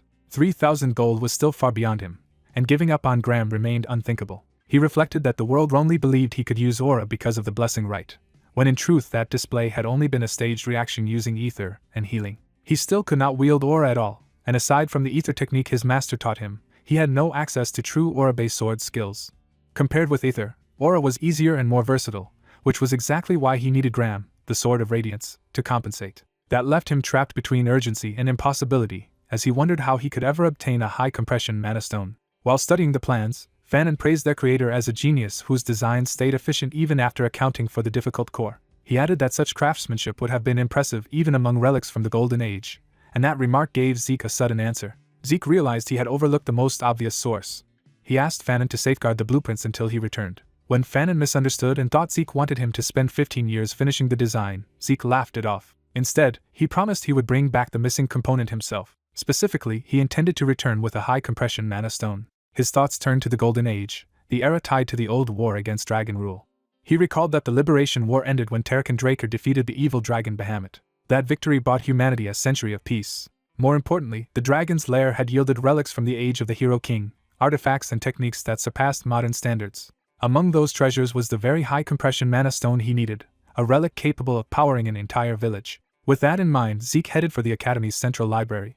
He remembered that relics from the Golden Age would only be publicly discovered there 10 years later during an expansion of the records room. Since no one had found them yet, he moved into the records room intending to reach them first. Unable to search blindly through the vast archive, he activated his draconian skill, Dragon Eyes. Golden sight flared in one eye as he began scanning for hidden space. He moved through the library with new purpose. The altered vision let him notice what ordinary sight would miss. When he found the right spot, he knew it immediately. A hollow sound beneath the floor confirmed he had located the concealed entrance. Using Soul of the Spirit in its cut form, the only ether application his master had taught him, he sliced the hidden section open. Because ether could materialize intent, he could impose a cutting property on it, though every use consumed an enormous amount of power. The strain hit him at once, reminding him that this technique was costly to rely on. Then the hidden mechanism finally gave way. A section of the floor lifted open. The opening widened into a clear path below. He descended with a torch to explore the newly revealed passage. As he went deeper, he realized the buried structure extended far beyond what later records had suggested. That discrepancy immediately put him on guard. He heard movement below and realized this place should have remained undiscovered for another decade. That meant someone might have reached the ruins before history said they would. When he looked ahead, he found animated skeletons waiting in the dark. Their tools showed they were laborers or excavators rather than servants raised by a lich, which told him something else was at work here. Judging them manageable, he drew his sword and activated Critical Strike. He cut through the first skeletons with ease. A single vertical blow split both weapon and undead body apart. As the remains collapsed around him, a new system message appeared, signaling that this hidden ruin held more than relics alone. After killing 2 skeletons, Zeke learns the system rewards him with karma points, bringing his total to 22. He remembers that monsters can be turned into points and realizes he had overlooked that while chasing the artifact. That realization immediately turns the dungeon into a farming ground in his mind. Driven by greed and opportunity, he rushes off to gather more points. He cuts down another skeleton without hesitation. After mowing through many more undead, Zeke reaches 40 karma points and reviews his status, seeing several locked functions and draconic skills tied to point costs. He compares the prices and notes that the minimap is affordable now, while the quest book and stronger draconic options still remain out of reach. Since it is the only useful purchase he can make immediately, he decides to buy the minimap. The system activates the feature, and a map of the dungeon appears before him. He quickly recognizes it as a magical navigation tool. While testing it, he triggers an option that upgrades the display from flat to 3-dimensional. The map expands into a full 3D model of the surrounding structure, startling him. Once he understands what it can do, he is thrilled by how much more useful it is than he expected. His excitement shifts to curiosity when one room is highlighted differently, and the system identifies it as the grave of the Dragon Slayer storage room. The mention of a storage room shocks him because it sounds like a hidden cache of valuables. Realizing he has found in moments what others search days for, he asks for directions and the system offers the fastest route. A glowing path appears on the map, giving him a direct guide through the dungeon. He can hardly believe he now has a route precise enough to lead him straight to the target. With guidance this exact, he becomes confident he cannot get lost. The route brings him to an enormous sealed door, but reaching it only creates a new problem because he has no obvious way inside. A quick test confirms the door cannot be opened by force alone. When he touches it, the emblem on his glove reacts and triggers the door's magic. The contact unleashes a violent red response from the barrier, forcing him back. He realizes the entrance is protected by a powerful security spell. That explains why major magical authorities had to get involved with this place in the first place. He understands he would have lost his hand without the protective gloves he is wearing. Unable to break the spell himself, he gambles on the system and asks it to open the door for him. To his shock, the system accepts his request, connects to the security device, fails to disable it automatically, and switches to a manual method instead. That makes Zeke realize the system is not just displaying information but actually responding to his spoken requests. When it answers him directly and addresses him as Administrator Zeke Draker, he is stunned to discover he can converse with it. He immediately tries to use that opening to ask why he was forced to regress, but the system refuses to answer. He presses further by asking what the administrator system itself is, and gets the same refusal. Even asking who created it yields nothing useful. Frustrated that every important question is blocked, he gives up on explanations for the moment. Instead, he orders the system to open the door, and it complies by unlocking the grave of the Dragon Slayer's storage room. The massive seal finally parts. As the entrance opens, Zeke is met with a vast hidden chamber beyond. Inside, he realizes the room is packed with treasure chests. He recalls that even finding one such chest would normally be considered miraculous, which makes this discovery absurdly valuable. He opens one to confirm what kind of fortune he has stumbled upon. The chest overflows with wealth, and he is left reeling at the thought that there are hundreds more like it. He starts selecting items to take, already thinking practically about what is worth carrying. Among the loot, he finds exactly what he wanted most and decides it can be given to Fanon. The prize turns out to be 4 high-compression mana stones, a far better haul than he expected. To carry them, he spends a point to expand his inventory by 4 slots. Even after that, he realizes he still cannot take everything and decides this place will have to become a repeated source of wealth until he graduates. Just as he prepares to leave satisfied, a sinister presence begins to stir through the room. He senses the change and tenses immediately. Dark smoke starts spreading across the chamber around him. The atmosphere turns threatening enough that he recognizes this is more than simple unease. When he touches the wall again, the same red magic reacts violently. This time the force lashes out harder, as if something is actively targeting him. Multiple magic circles suddenly form around his body, trapping him in a ritual he does not understand. The spell escalates into a full activation that engulfs the room. Zeke is driven to one knee under the pressure as the ritual locks onto him. When the light fades enough for him to think, he asks the system where he has been taken. The system identifies the place as the home of the Dragon Slayer. That answer confuses him because the records he knew never mentioned a chamber full of coffins hidden here. He checks the minimap to compare this place with the route he followed. The map shows he is still near the previous area, yet no path connects to this chamber, convincing him he has found a hidden zone no one ever discovered. Rather than retreat, he decides a place this secret cannot be ignored and starts investigating. Opening one coffin reveals a full suit of armor, and the system identifies it as Dragon Slayer exclusive equipment. He pulls the armor free to inspect it more closely. The gear looks unlike the famous armor of the Golden Age, which makes him suspect it serves a different purpose. Then he notices a circular socket in the chest piece. That detail makes everything click at once. Realizing the mana stones may fit, he decides he cannot let the chance pass and tries one immediately. The system confirms he has installed a mana battery and that the equipment has activated. The armor's visor lights up, proving it really was designed to run on stored mana. Zeke is delighted for a split second at having solved the mystery. But the armor begins moving on its own instead of becoming usable equipment. He is caught off guard as the activation spirals beyond his control. The system reports that the equipment has failed from overload, turning the activation into a dangerous malfunction. It belatedly warns him to take cover, and he can only dryly note that the explosion has already happened. From the wreckage, he realizes those ancient armors were powered by the same kind of high-compression mana stones he found.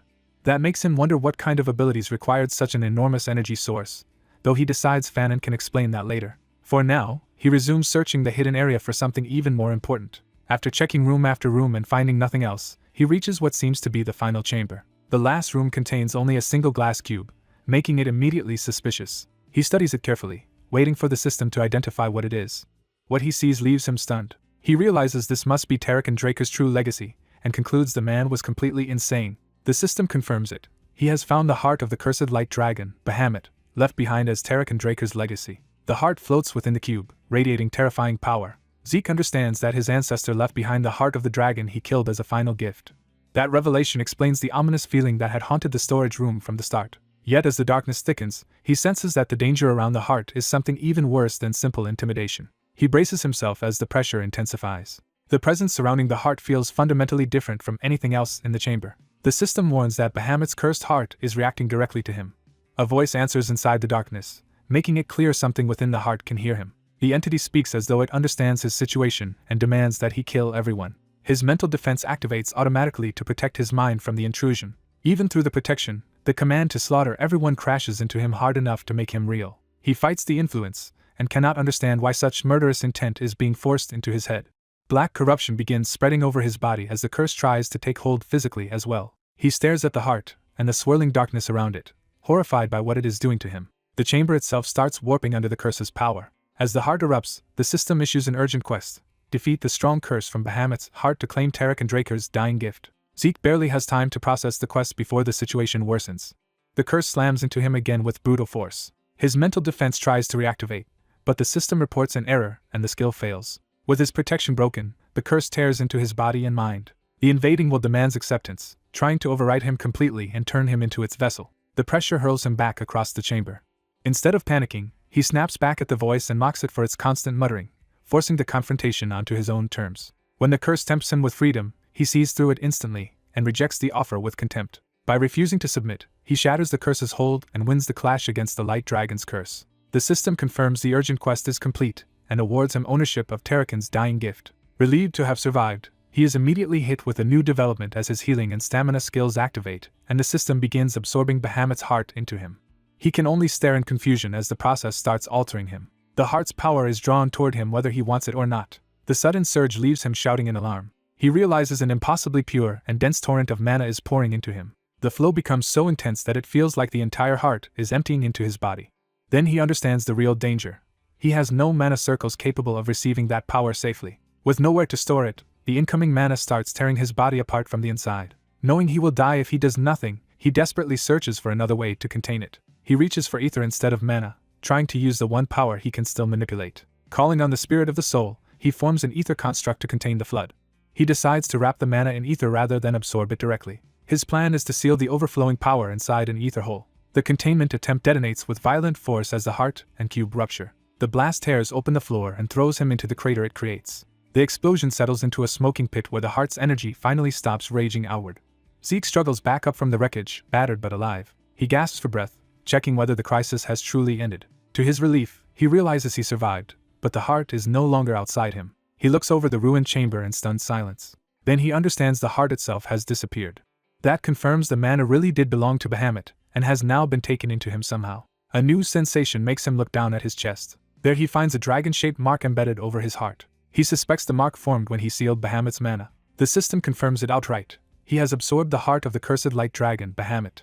A flood of new notifications appears as the consequences of that absorption are calculated. The system announces that his body has changed into a divine body. Most of the power has been sealed because he cannot control it. He has gained access to Tarek and Draker's secure library, and the beginner quest book and a tutorial are now unlocked. Overwhelmed by the sudden upgrades and revelations, he decides he will sort them out later and asks the system to clear the clutter. Then another thought stops him before he dismisses everything. He chooses to keep one particular prompt active.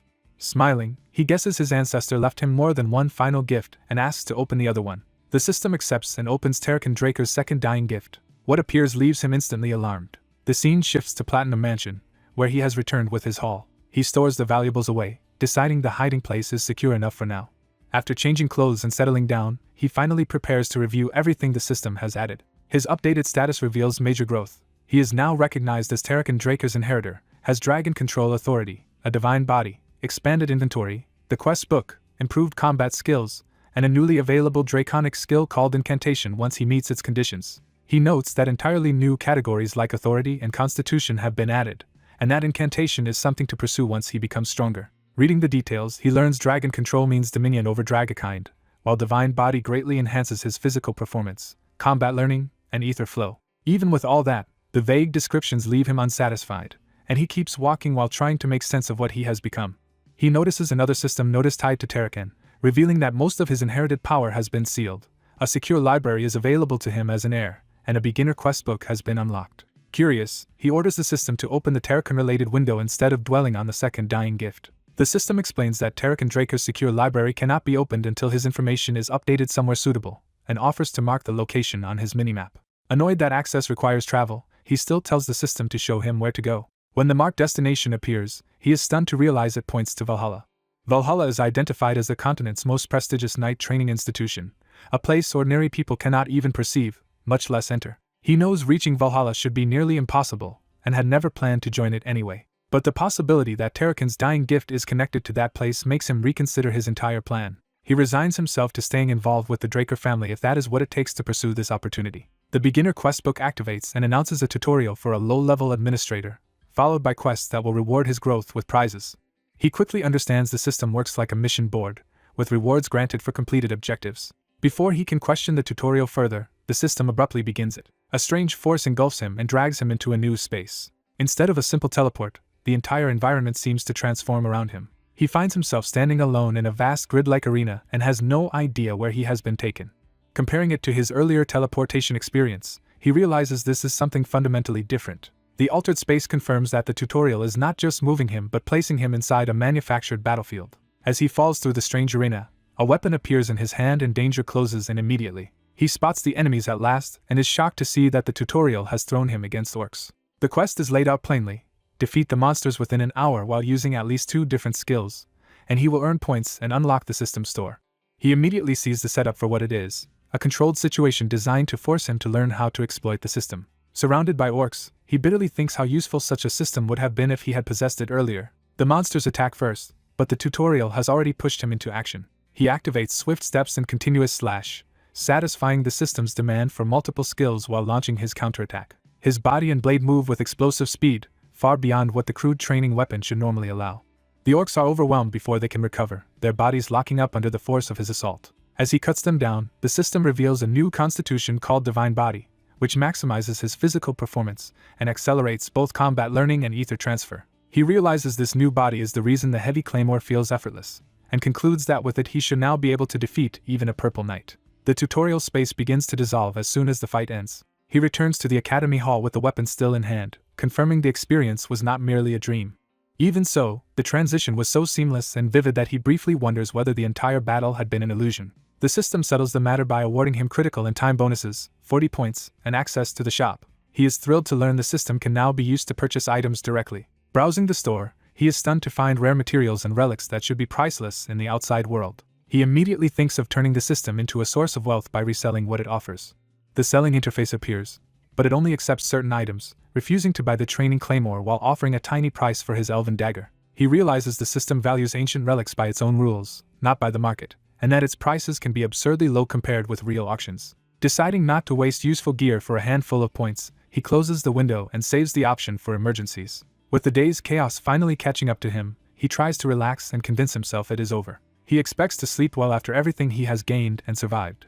The next day shifts to the Draco Academy Professor Research Center. There, a professor is astonished that he managed to obtain a high-compression mana stone in a single day and presses him for an explanation. He refuses to explain the method and instead asks how long the professor's work will take. The professor reveals the task is already finished, and is more impressed that the stone was brought in at all. Watching the professor closely, he senses suspicion rather than simple gratitude. The professor explains that high-compression mana stones are normally cataloged through ancient records and tracked because of their immense value. By checking a registration number, one can identify where such a stone was found and who currently owns it. The protagonist remains calm because he knows his stone cannot be registered yet, since he is the first person to have found it. Instead of resenting the scrutiny, he respects the professor's caution and competence. Once the registration issue is settled, the professor abruptly reveals he already knows the boy is too talented to remain wasted in obscurity. Elsewhere, at the forge called Papner's Breath, another part of his plan begins. A craftsman activates a complex magical process to complete the requested brazier. The machinery responds to the spellwork, and the forge roars to life. The protagonist watches as the magical brazier is successfully completed before his eyes. The craftsman is elated by the success and clearly energized by the challenge. The professor and the protagonist both witness the finished result, and the professor is delighted. The protagonist excuses himself for a lecture, leaving the ecstatic professor behind. The blacksmith thanks him sincerely, overwhelmed that he was allowed to complete a magic brazier in his lifetime. The protagonist reminds him that their deal included one more condition, and the smith eagerly agrees to honor it. He finally reveals the true request. He wants a sword forged from the material he brought. The blacksmith starts to object, already sensing the request involves something extraordinary. When the chest is opened, the material is identified as the sharpest fang of the cursed light dragon Bahamut, and the smith is left speechless. The blacksmith is overwhelmed by the fang's condition and size and demands to know where such a thing came from. The protagonist explains that this fang was Terrakin Draker's second dying gift, another treasured item from the dragon collector's hoard. He still refuses to explain the full story, keeping the truth hidden behind a vague answer. The blacksmith is so shaken by the revelation that he can barely stand. As the smith struggles to process it, the protagonist reminds him that he has now completed a magic brazier and been given a chance to forge with the dragon's fang. That is enough to ignite the craftsman completely, and he vows to exceed every expectation. He introduces himself as Galleon Hall Burt and swears to create the blade even if it costs his life. The protagonist remembers that same dramatic oath from before and realizes the man has not changed at all. Though the vow is excessive, it reassures him that Galleon's obsessive devotion to forging remains intact. He accepts the promise with quiet satisfaction. Leaving the forge, he entrusts the fang to Galleon and wonders what kind of sword will emerge this time. Inside the forge, Galleon is already consumed by anticipation. Back in Zeke's room at the Platinum Mansion, the protagonist reflects that forging the sword will take considerable time. His thoughts drift back to the duel with Duke Draker and the note that told him to come again if he wanted another challenge. A week has passed since then, and he has deliberately ignored the invitation. He expects something to happen eventually because a man like Duke Draker would not let the slight pass. That expectation becomes reality as a powerful presence enters without warning. Duke Draker appears in his room and demands to know why the boy never came. The protagonist instantly understands the danger and braces himself. The Duke's killing intent floods the room as he orders the boy to tell the truth. The protagonist starts to explain that he stayed away because he had no intention of challenging the Duke again. The Duke cuts him off violently, making it clear that excuses will not satisfy him. Before the boy can recover, the Duke seizes him by the collar. He is hurled out through the opening and sent flying from the room. Only then does the protagonist realize he has been thrown from a terrifying height. He coughs up blood as the fall and the earlier blow take their toll. Looking down, he understands that the drop is high enough to kill him outright. He knows he will die on impact before any healing ability can save him. Desperately, he reaches for anything that might slow the fall. The Duke catches him by the throat in midair before he can die. Holding him suspended, the Duke accuses him of lying about not wanting another challenge and insists the boy knows exactly what he means. The Duke reveals that the repeated refusals, both in the treatment room and now, have felt like deliberate provocation. The protagonist realizes the Duke had been toying with him all along, then hears a 5-second deadline to answer truthfully.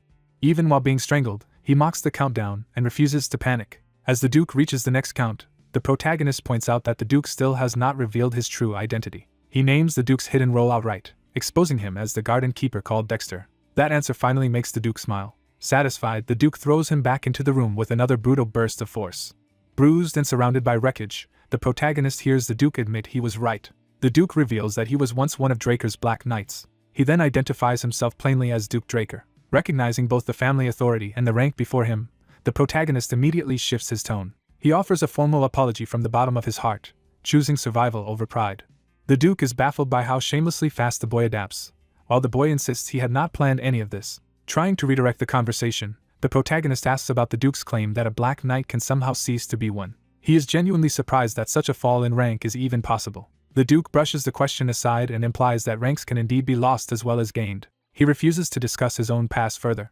Instead, the Duke silently considers the boy again, weighing him. The protagonist answers that silence by promising to tell his own truth in return for the Duke's honesty. He openly states that the Duke had already known his identity from the beginning. Then he reveals his real purpose. He sought the Duke out because he wanted to become his official apprentice. The Duke is stunned by the sheer audacity of the request. After a beat, he makes his decision. To the protagonist's shock, the Duke accepts him as an apprentice immediately. The boy can hardly believe the answer came so easily. Fearing the offer might vanish if he hesitates, he drops to his knees at once. He recites an old formal apprentice's vow, pledging loyalty, effort, and honor under Duke Draker's guidance. The Duke is impressed that he even knows the outdated vow, while the boy turns the compliment into proof of his own cultivated image. Now officially accepted, he asks the Duke one more question. The Duke grumbles about being called master but allows the question anyway. The protagonist asks why he was accepted so readily when even the famed genius Andre had to beg for years to become the Duke's apprentice. Privately, he assumes the Duke must have seen potential in him that surpassed Andre's. The Duke challenges him to guess the real reason. The boy jokingly suggests it must be because he is the family's genius, and the Duke laughs off that arrogance. He says that if raw talent were all that mattered, he would have chosen the prodigy girl from the Turin family instead. What truly impressed him was the boy's tenacity, because talent alone is not enough to reach the level of a red or black knight. He explains that many gifted people fail because they never face real hardship. When adversity finally comes, those polished geniuses collapse too easily. The protagonist accepts that judgment without argument. The Duke elaborates that many celebrated talents never rise beyond Blue Knight level despite all expectations. Having made his point, he ends the lecture and turns to action. He orders his new apprentice to follow him for the first lesson, and the boy answers eagerly. The lesson begins in a hidden gymnasium beneath the western greenhouse, a place the protagonist never knew existed. He runs as ordered while trying to guess what kind of training the Duke intends. After 3 hours of non-stop running, even the Duke seems to have been testing something specific rather than simple endurance. At last the Duke tells him to stop, and the exhausted boy realizes the running itself was the lesson's setup. Still trying to stay respectful, he asks what the Duke wants to know. The Duke answers by attacking from behind with a sudden burst of force, showing that the question itself was part of the test. The protagonist reacts instantly, bringing up his marked hand to meet the strike. He counters with a fast, skilled back blow that actually catches the Duke off guard. Even so, the exchange sends them both skidding apart across the arena floor. The Duke studies his own hand, intrigued rather than angered. He asks whether the boy has some reason for refusing to let anyone check his pulse. The protagonist stays silent, knowing the question cuts too close to the truth. The Duke finally explains his suspicion. From the healing room onward, something about the boy has never added up. Their duel in the greenhouse and every later test only deepened that suspicion. After 500 laps, the Duke still sensed no aura from him at all, and with the blocked pulse check, he now demands the truth about what the boy really is. A shocking question forces Zeke to confront the dangerous truth that he still cannot use aura. When Duke Dexter approaches him in the training hall, Zeke realizes the rumors about the bronze statue and strange golden light have already spread. Dexter makes clear that those signs of awakening have drawn his interest. He presses closer, intent on verifying what kind of change has really happened to Zeke. Dexter demands to examine Zeke's pulse, and Zeke refuses to answer while hiding his alarm. Zeke braces himself, knowing one wrong move could expose him. Dexter insists this is not accusation but curiosity, though his probing makes the danger obvious. Zeke decides to stay cautious until he can recover Graham, relying on truth where possible instead of desperate lies like in his previous life. His hidden system agrees with that judgment. Zeke secretly activates mana reflection and resolves to reveal that he possesses mana as proof of pure blood, while concealing that aura still eludes him. The display startles Dexter, and Zeke realizes this partial truth can shield his larger secret. He immediately shifts into apology and vulnerability, framing his condition as a fear rather than a deception. Pretending he is terrified of being cast out, Zeke plays the role of a frightened child to soften Dexter's suspicion. He finally allows Dexter to inspect him under that false impression. Dexter studies the result in silence while Zeke anxiously waits for the verdict. A flicker in Dexter's eye shows he has noticed something unusual. He concludes that Zeke truly awakened, yet still cannot sense any aura from him, which deepens the mystery. Dexter falls into thought instead of condemning him. Zeke reminds himself that even a pulse reading cannot overturn the absolute authority of the Draker blessing rite. Dexter searches for an explanation that preserves the rite's validity despite Zeke's inability to use aura. Rather than deny the rite, he decides Zeke must be an anomaly that fits outside normal rules. He names Zeke an irregular. Zeke immediately understands the label and notes that Dexter is interpreting him through a limited framework. When Zeke asks what that means, Dexter explains that irregulars are people with abnormal abilities. He cites examples such as wielding aura and mana together or seeing the future, then warns that such people are feared and should stay hidden.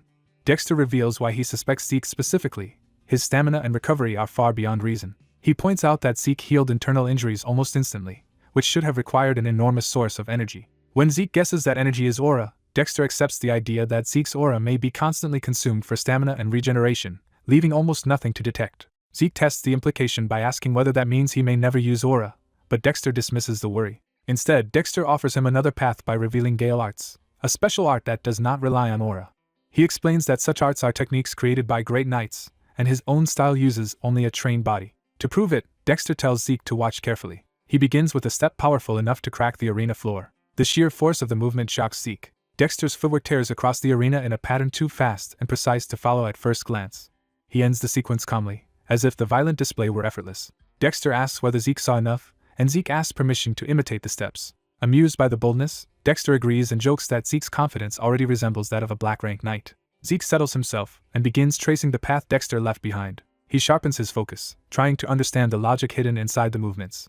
Each planted step becomes a clue as he reconstructs the sequence. As he follows the pattern, the technique starts to reveal itself through motion rather than explanation. By directly mimicking Dexter's movements, Zeke begins seeing what had been invisible before. He realizes every step was made for combat purpose, whether to attack, evade, close distance, or create it. That insight leaves him stunned by how deliberate the entire style is. Dexter is equally stunned, because Zeke has improved far beyond what should be possible in only a week. Zeke notices the difference in their stride lengths, but Dexter is already wondering what transformed the boy so drastically. Comparing this Zeke to the weak cadet from before, Dexter concludes the gap is overwhelming and that Zeke's imitation is nearly perfect. Zeke smugly asks whether he has now earned the confidence Dexter mocked earlier. Dexter answers by grabbing him from behind and threatening him not to spread the story of his earlier tears. Their tension breaks into rough humor as Dexter calls him an arrogant disciple and Zeke fires back. The scene shifts to the academy dining hall. A lavish meal reflects how intense Zeke's training has become. After a month under Dexter, Zeke notes that his appetite keeps growing with his training. While eating, he senses someone approaching. The visitor is Andre, who asks to speak with him. Zeke agrees to talk there because he is busy eating. Andre immediately asks how Zeke managed to persuade Dexter. Zeke realizes Andre is anxious because Dexter chose him before Andre could become the Duke's disciple. He downplays his role and says Dexter selected him on his own. Andre silently studies him instead of accepting that answer. He then reveals the real source of his resentment by asking whether Zeke is a pureblood. Zeke stops eating, recognizing the accusation beneath the question. He bluntly tells Andre that he is consumed by inferiority. Andre's anger rises, but Zeke refuses to back down. Zeke argues that even if bloodline first drew Dexter's interest, a man like Dexter would never choose a disciple for such a shallow reason alone. He claims that turning that initial intrigue into discipleship proves his own merit. Then he tells Andre to stop feeding his wounded pride and work hard enough to be chosen himself. The rebuke lands hard and leaves Andre humiliated. The story moves to the Western Greenhouse arena. Andre runs himself ragged under Dexter's supervision while Zeke watches. Zeke asks what is happening, and Dexter turns the question back on him. Dexter explains that Andre begged to stay by his side even as a servant. So Dexter set a brutal condition, 300 laps without aura, which Andre is now trying to complete. Dexter admits he misjudged Andre as merely self-righteous and begins to respect his persistence.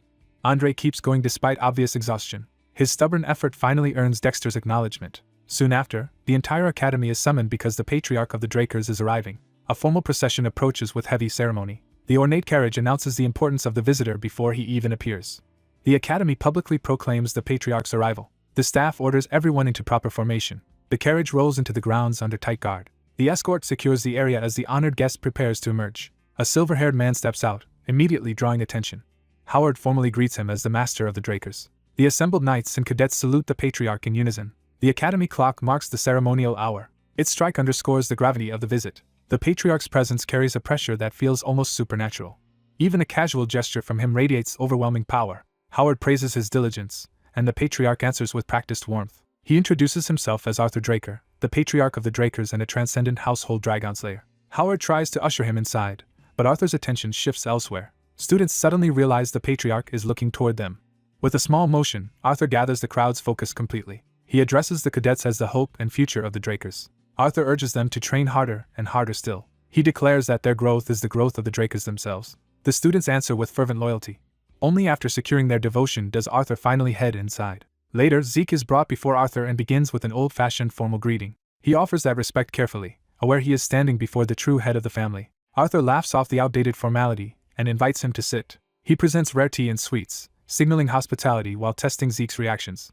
Zeke immediately realizes Arthur has already gathered intimate information about him, down to his tastes. He reflects that the Drakers' reach is so vast that nothing within their domain escapes them. Arthur states his reason for summoning Zeke. He heard Dexter finally accepted a disciple. Zeke notes that Arthur is wasting no time and inwardly appreciates the directness. Arthur calmly confirms that this is exactly why he called him.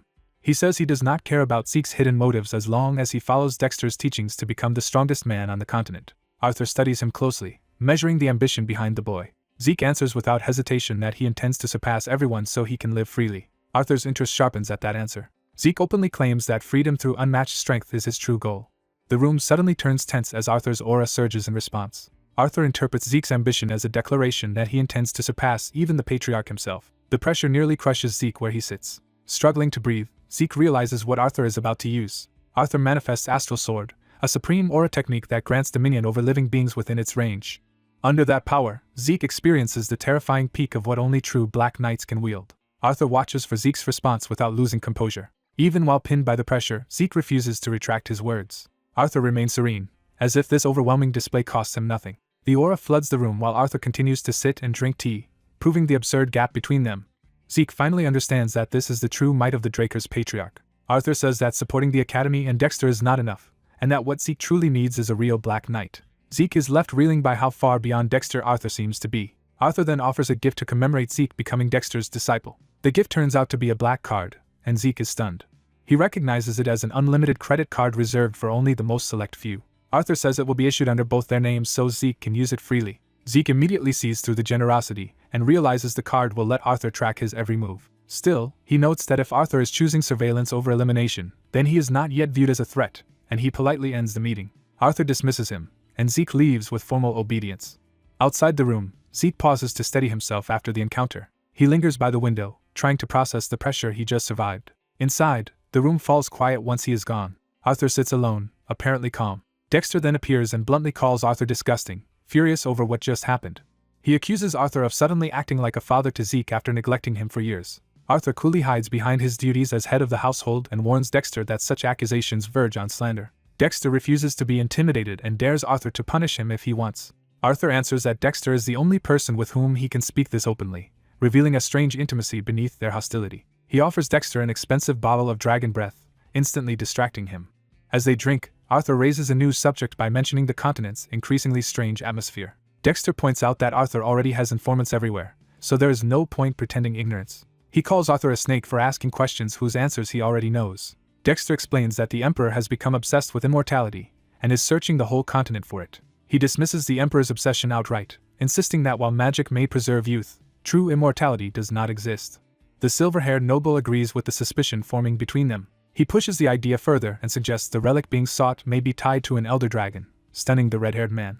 The red-haired man rejects any naive hope, insisting magic might preserve youth but true immortality should be impossible. Nearby, Zeke overhears the conversation and is jolted by what that possibility implies. He secretly activates a listening artifact to capture every word. Through the artifact, he hears them conclude that if the relic is truly linked to an elder dragon, the theory is plausible. The red-haired man presses for the relic's location, and the silver-haired noble admits he has likely narrowed it down. Based on intelligence from the Black Stage, the most likely destination is the northern continent. That answer immediately fixes Zeke's attention on the north. The red-haired man asks whether this is knowledge the Empire still lacks, and learns they are only ahead for the moment.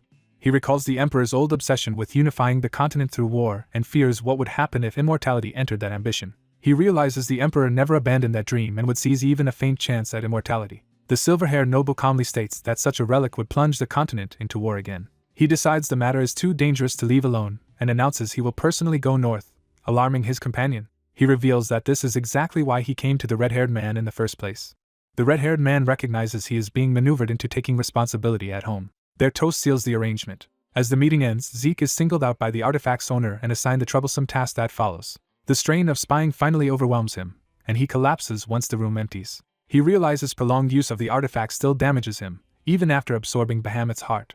The talk confirms his own suspicion that the statue he once stole before regressing was an elder dragon relic. The mysterious voice he heard before death and the system message after regression now seem connected to that relic as well. He understands at last that stealing the Emperor's desired relic was what brought the hunting dogs down on him in his previous life. Back then he cared only about revenge, but now that same theft has become a crucial clue. He concludes that the system that sent him back in time is itself a function of the elder dragon relic, raising even deeper questions about who made it and why.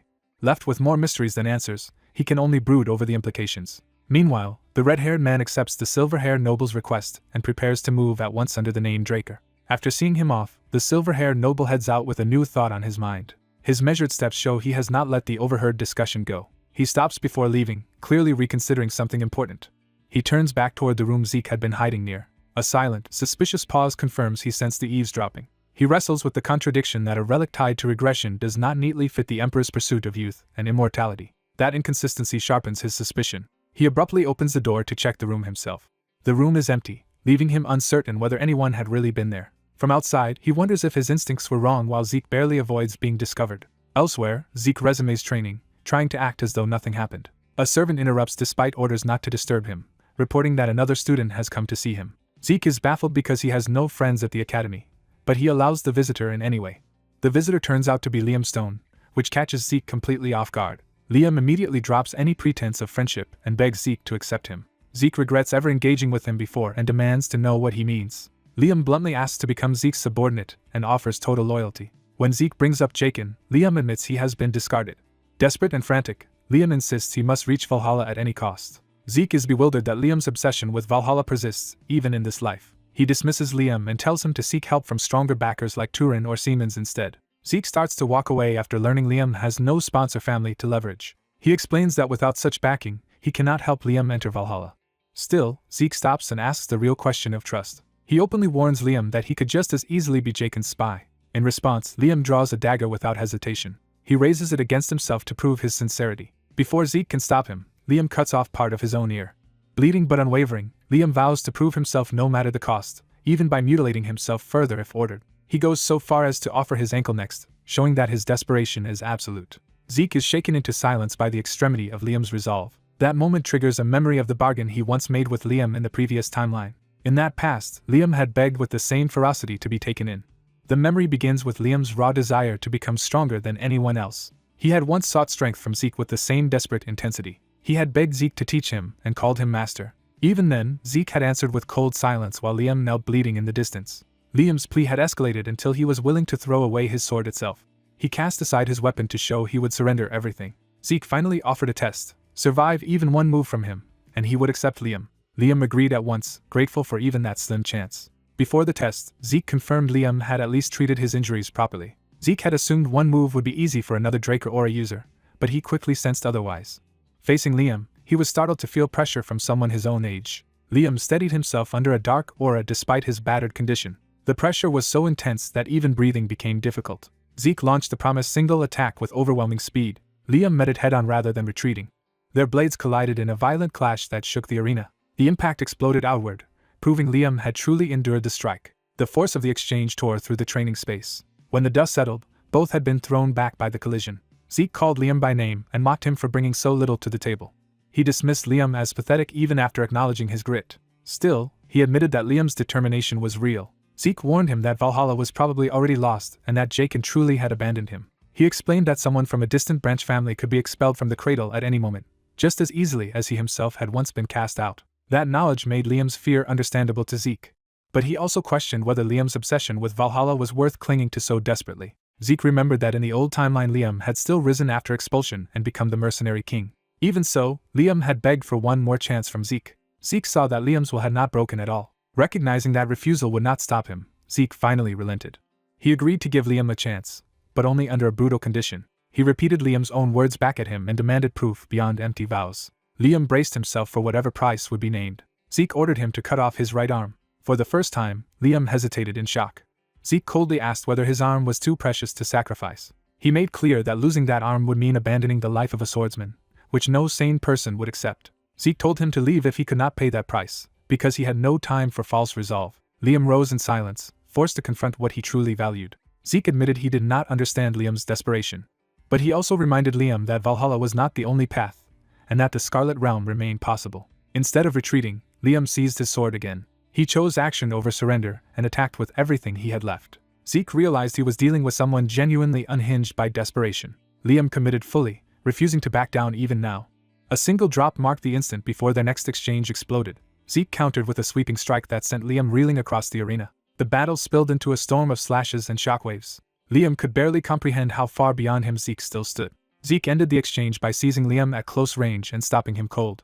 He angrily demanded to know what Liam would have done if he had changed his mind after Liam swung. Liam finally revealed the reason behind his madness. He said there was something more important to him than his arm, or even his life. Zeke warned him never to repeat such reckless devotion, but the warning itself implied acceptance.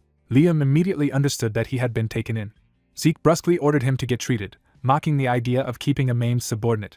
Later, in a calmer setting, the two sit together as master and subordinate for the first time. Liam nervously touches the wound where his ear was cut away, still adjusting to his new place. He is stunned that Zeke would spend such a valuable potion on him, but Zeke frames it as an investment. Zeke's casual gesture reinforces that he has already accepted responsibility for Liam. Once Liam settles, Zeke asks what truly drove him that far. Liam answers by turning the question back on what could matter more than life itself. For him, the answer is his mother. After Jaken abandoned him, his mother collapsed with a fever that briefly eased before worsening into something unknown. Her body became covered in rose-like red spots, and she weakened day by day. With no healer even able to name the illness, Liam pinned his hopes on Valhalla's unmatched medical support. He explains that Valhalla students and their families receive the best treatment on the continent, so admission felt like his only path to saving her. As Liam speaks, Zeke begins writing, already recognizing the disease from his past life. He repeats the symptom of rose-like red spots, confirming his suspicion. He identifies it as red blossom disease, marked by periodic high fever and rose-shaped lesions. He knows it will one day spread across the central continent and become a deadly epidemic. He also knows that countless people died from it before a cure was eventually developed. So he hands Liam the recipe for that cure and says even a village healer can make it. Overwhelmed, Liam thanks him and asks how he can know what no healer around them does. Zeke recalls that the cure was created by the genius alchemist brothers Al and Jeff. He remembers how they saved the continent, how the guild tried to profit from the crisis, and how the brothers released the recipe publicly. Rather than explain the impossible truth, he simply claims to know an alchemist. Then he tells Liam that with his mother's cure in hand, he no longer needs Valhalla or a place under Zeke. Liam rejects that idea immediately and completely. He insists that he already gave his life to Zeke the moment he chose him. His clenched fist shows that this is not gratitude alone but a binding decision. He formally swears lifelong loyalty. Zeke accepts inwardly, recognizing the value of having the future mercenary king bound to him. Outwardly, he only tells Liam to keep up or be left behind, and Liam accepts that harsh standard with joy. Time passes as the story shifts away from their private pact. At the academy, a superior asks for a report. Cadet Owen answers the headmaster with formal respect. He proposes making this semester's evaluation more difficult. The headmaster asks why such a change is necessary. Owen argues that this year's first years are exceptionally talented, including scions of major families and even 2 pure-blooded awakened, so the standard should be raised. A cadet argues that this year's exam must be harder than last year's if the academy wants to properly measure the students' abilities. The headmaster accepts the proposal, impressed that a seaman's descendant is thinking so strategically about future threats. Once the cadet leaves, the meeting ends. Left alone, the headmaster reflects in silence. He concludes that noble blood is showing itself again. The cadet's reasoning reminds him strongly of someone from the past. That memory centers on a young man already thinking beyond the test itself. He had decided that any dangerous potential should be eliminated before it could grow. By the day of the semester evaluation, the stage is set. The dungeon exploration exam begins, a paired survival test where teams must escape within a fixed time while facing randomly assigned difficulty. As Zeke and Liam wait to enter, Zeke notices Liam's nerves. Zeke reassures him that some tension is healthy because it prevents both mistakes and arrogance. Liam steadies himself, taking comfort in Zeke's confidence. When their names are called, Zeke leads and Liam follows him into the dungeon. A supervisor stops them at the entrance. He redirects them to a different route, separating their team from the expected path. Zeke and Liam obey, but the detour immediately feels suspicious. Zeke falls silent as his unease sharpens. The supervisor brusquely orders them to stop hesitating and go inside. Zeke hides his suspicion and plays along. He complies outwardly while keeping the altered route in mind. Inside, the rules become clear. The dungeon is controlled, the goal is escape within 96 hours, and every team's timer starts on entry. Combat also matters, since defeated monsters can be turned in for bonus points. Even so, the Academy stresses that escaping before time runs out is the true condition for passing. After making camp and eating, Zeke tells Liam to sleep because Liam has already done enough work. Liam reluctantly agrees to rest first, trusting Zeke to keep watch. Zeke remains awake alone beside the campfire. He calculates that after training for days before the exam and then entering the dungeon, he has been awake for nearly 90 hours. He reminds himself that his infinite stamina only restores his body, not his mind. Knowing mental fatigue is still dangerous, he decides to reduce risk by staying cautious rather than overconfident. A faint bell-like sound breaks the stillness. Zeke plans to switch shifts once Liam wakes, but the strange noise interrupts that thought. The sound comes again, clearer this time. Zeke freezes and listens carefully. The bell seems to drift through the darkness like a memory. It triggers a flash of a bloodied woman from his past. The nightmare presses in on him. He sees her broken body again. The vision leaves him shaken even after he wakes fully. He jolts upright, breathing hard. The camp is still there, but the dread remains. He curses the recurring dream and tries to regain control. Then he realizes the bell sound was not only in the dream. A new noise from the darkness confirms something is approaching. Zeke immediately snuffs the fire to deny the enemy a target. He wakes Liam, warns him that enemies are nearby, and orders him not to relight anything while he scouts first. Zeke decides against using Dragon Eye too early, judging that preserving his strength over a 4-day exam matters more than instant vision. Instead, he relies on his senses and catches the sulfur smell of a far more dangerous monster than expected. He identifies the scent as hellhounds, pack-hunting Tier 3 monsters that should never appear in a normal student test. That revelation confirms the trap has escalated beyond what happened in his previous life. But the ground tremors tell him the hellhounds are not the only threat. A blade-like spike bursts from the stone, proving something massive is moving beneath them. From the weight of the vibrations, Zeke realizes the creature underground is far heavier than any hellhound and may be a mutant. He understands the ambush is even worse than he feared. The hidden monster erupts upward and nearly throws him off balance. He drives his sword into the ground to stop himself from being launched away. Liam rushes to him in alarm, but Zeke holds his position. Zeke finally voices his certainty that the Seaman's faction has arranged this assassination attempt. Seeing the hellhounds and the larger predator together, he realizes the plot was prepared in advance and meant to be deniable. One of the hellhounds is abruptly decapitated by something even stronger. A troll bursts into the fight, casually tearing through the lesser monsters. Zeke understands that the trap is not just to fail him but to make sure he dies in the dungeon. Liam is horrified to see a troll appear in a student exam. Zeke identifies it as a Tier 1 danger class monster with absurd regeneration, the kind that can prey on hellhounds and orcs alike. The troll turns its attention toward them. Liam immediately offers to become bait so Zeke can escape. Zeke rejects the sacrifice before Liam can commit to it. He refuses to abandon a subordinate and chooses to stand with Liam instead. To steady Liam, Zeke tells him he is not weak and that his effort is enough. He promises to support Liam and urges him to fight according to his own judgment.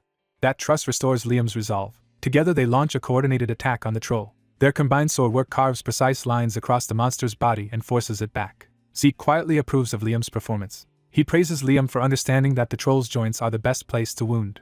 But he also knows Liam still lacks practical knowledge about how monsters recover in real combat. The troll counters with a crushing blow before Liam can capitalize. Its club slams down with overwhelming force. Zeke intercepts the attack and shields Liam from the worst of it. Even after dodging, both of them are thrown back by the shockwave. Liam apologizes for failing to keep up, but Zeke calms him and treats the mistake as part of his first real battle. Zeke explains that Liam's targeting was correct, yet small wounds are meaningless against a troll because its regeneration outpaces straightforward attacks. The troll rises again, proving his point. Zeke decides to end the fight himself. He kills the troll cleanly and gains karma points from the system. Without lingering, he orders Liam to collect the corpse as bonus loot. As Liam obeys, a new system window appears before Zeke. A sudden quest offers double karma and extra rewards if he hunts 100 aggressive monsters across 10 types within 72 hours. Zeke immediately judges that the kill count is manageable, but the requirement for 10 different species will be the real obstacle. Normally a test dungeon would never contain that much variety. Still, because this dungeon was rigged as a trap, he reasons that the conspirators may have stocked enough monsters to make the quest barely possible. Liam finishes packing the heads into the collection bag provided for the exam. Zeke orders them to move at once, and Liam follows without complaint. Time passes as they keep fighting through repeated waves of monsters while the exam clock steadily falls. They continue harvesting kills and filling their bags, turning the trap into a hunt of their own.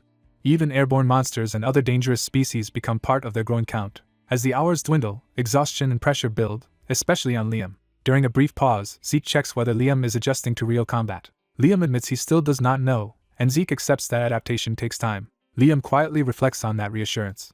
Near the end, Zeke sees they are stuck at 99 monsters from only 9 types, with less than an hour left and nowhere obvious left to search. Frustrated, he curses the Siemens for designing a trap that is somehow still inconvenient for his quest. Then he senses movement underground again. He braces himself as the earth begins to shake beneath him. A violent rupture tears through the floor and races toward them. Zeke shouts for Liam to drop the loot bag and save himself. Liam hesitates, not yet understanding what is coming. The ground splits open in front of them. A gigantic body bursts through, smashing the area apart and spraying blood and debris. The aftermath leaves the floor slick with fresh gore. Liam is stunned by the scale of the new threat. Zeke blocks the initial surge and is cut in the process.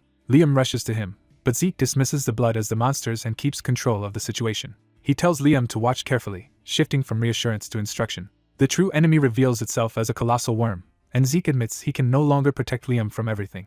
He identifies it as a dungeon worm, a high-risk monster that normally requires elite knights to subdue. Realizing the conspirators even planted this, Zeke understands they committed fully to his death. Liam is hurled aside by the worm's movement and can only call out helplessly. He stares in terror at the monster towering over them. Even so, he forces himself to move instead of freezing. Desperate, Liam searches through his pack for anything useful. Meanwhile, Zeke clashes directly with the worm's body, trying to create an opening. The impact of their exchange shakes the cavern. Zeke knows that even veteran Blue Knights avoid fighting dungeon worms in enclosed spaces because they can collapse the battlefield itself. Their burrowing makes them especially lethal in caves and dungeons. If the fight drags on, the entire chamber could become their grave. The walls begin cracking, proving that danger is immediate. Zeke realizes he is running out of time and options. As the worm bears down on him, he resolves to cut through it before it can bury him alive. He leaps onto the monster's body and rides its movement to stay out of its maw. Using the wall for leverage, he keeps himself from being thrown off. He drives his sword deeper, forcing the blade to bite despite the worm's tough flesh. Pushing past pain and fatigue, he channels more power into the strike. A long violet slash tears down the worm's body, opening a massive wound. Zeke commits fully, vowing to split the creature in two.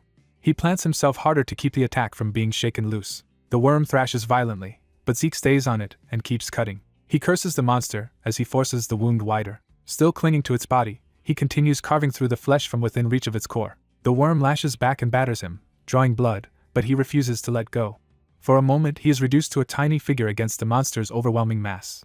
Then he drives the blade in again with a final surge of force. At the same time, Liam leaps onto the worm and stabs it as well, joining the attack instead of staying back. Zeke notices the pressure inside the worm weakening and realizes Liam's intervention changed the fight. The wound begins to split wider along the monster's body.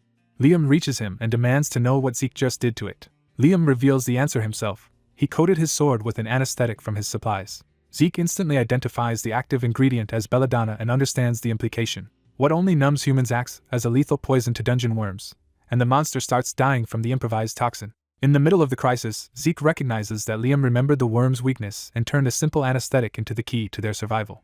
An ally praises Liam for proving his judgment and adaptability under pressure. Confident in Liam, the ally orders him to strike the embedded sword again when the signal comes. The plan is set in motion as power surges toward the target. Their coordinated attack carves a glowing line through the giant worm-like monster. As the beast bears down on them, Liam is called in to finish the opening they created.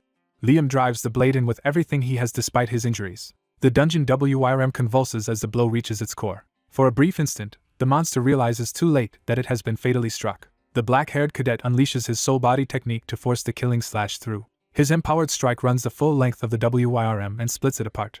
The cadet lands exhausted but victorious as the monster collapses behind him. A system reward confirms the sudden quest is complete, doubles the karma payout, grants 2 random boxes, and raises his total to 780 points.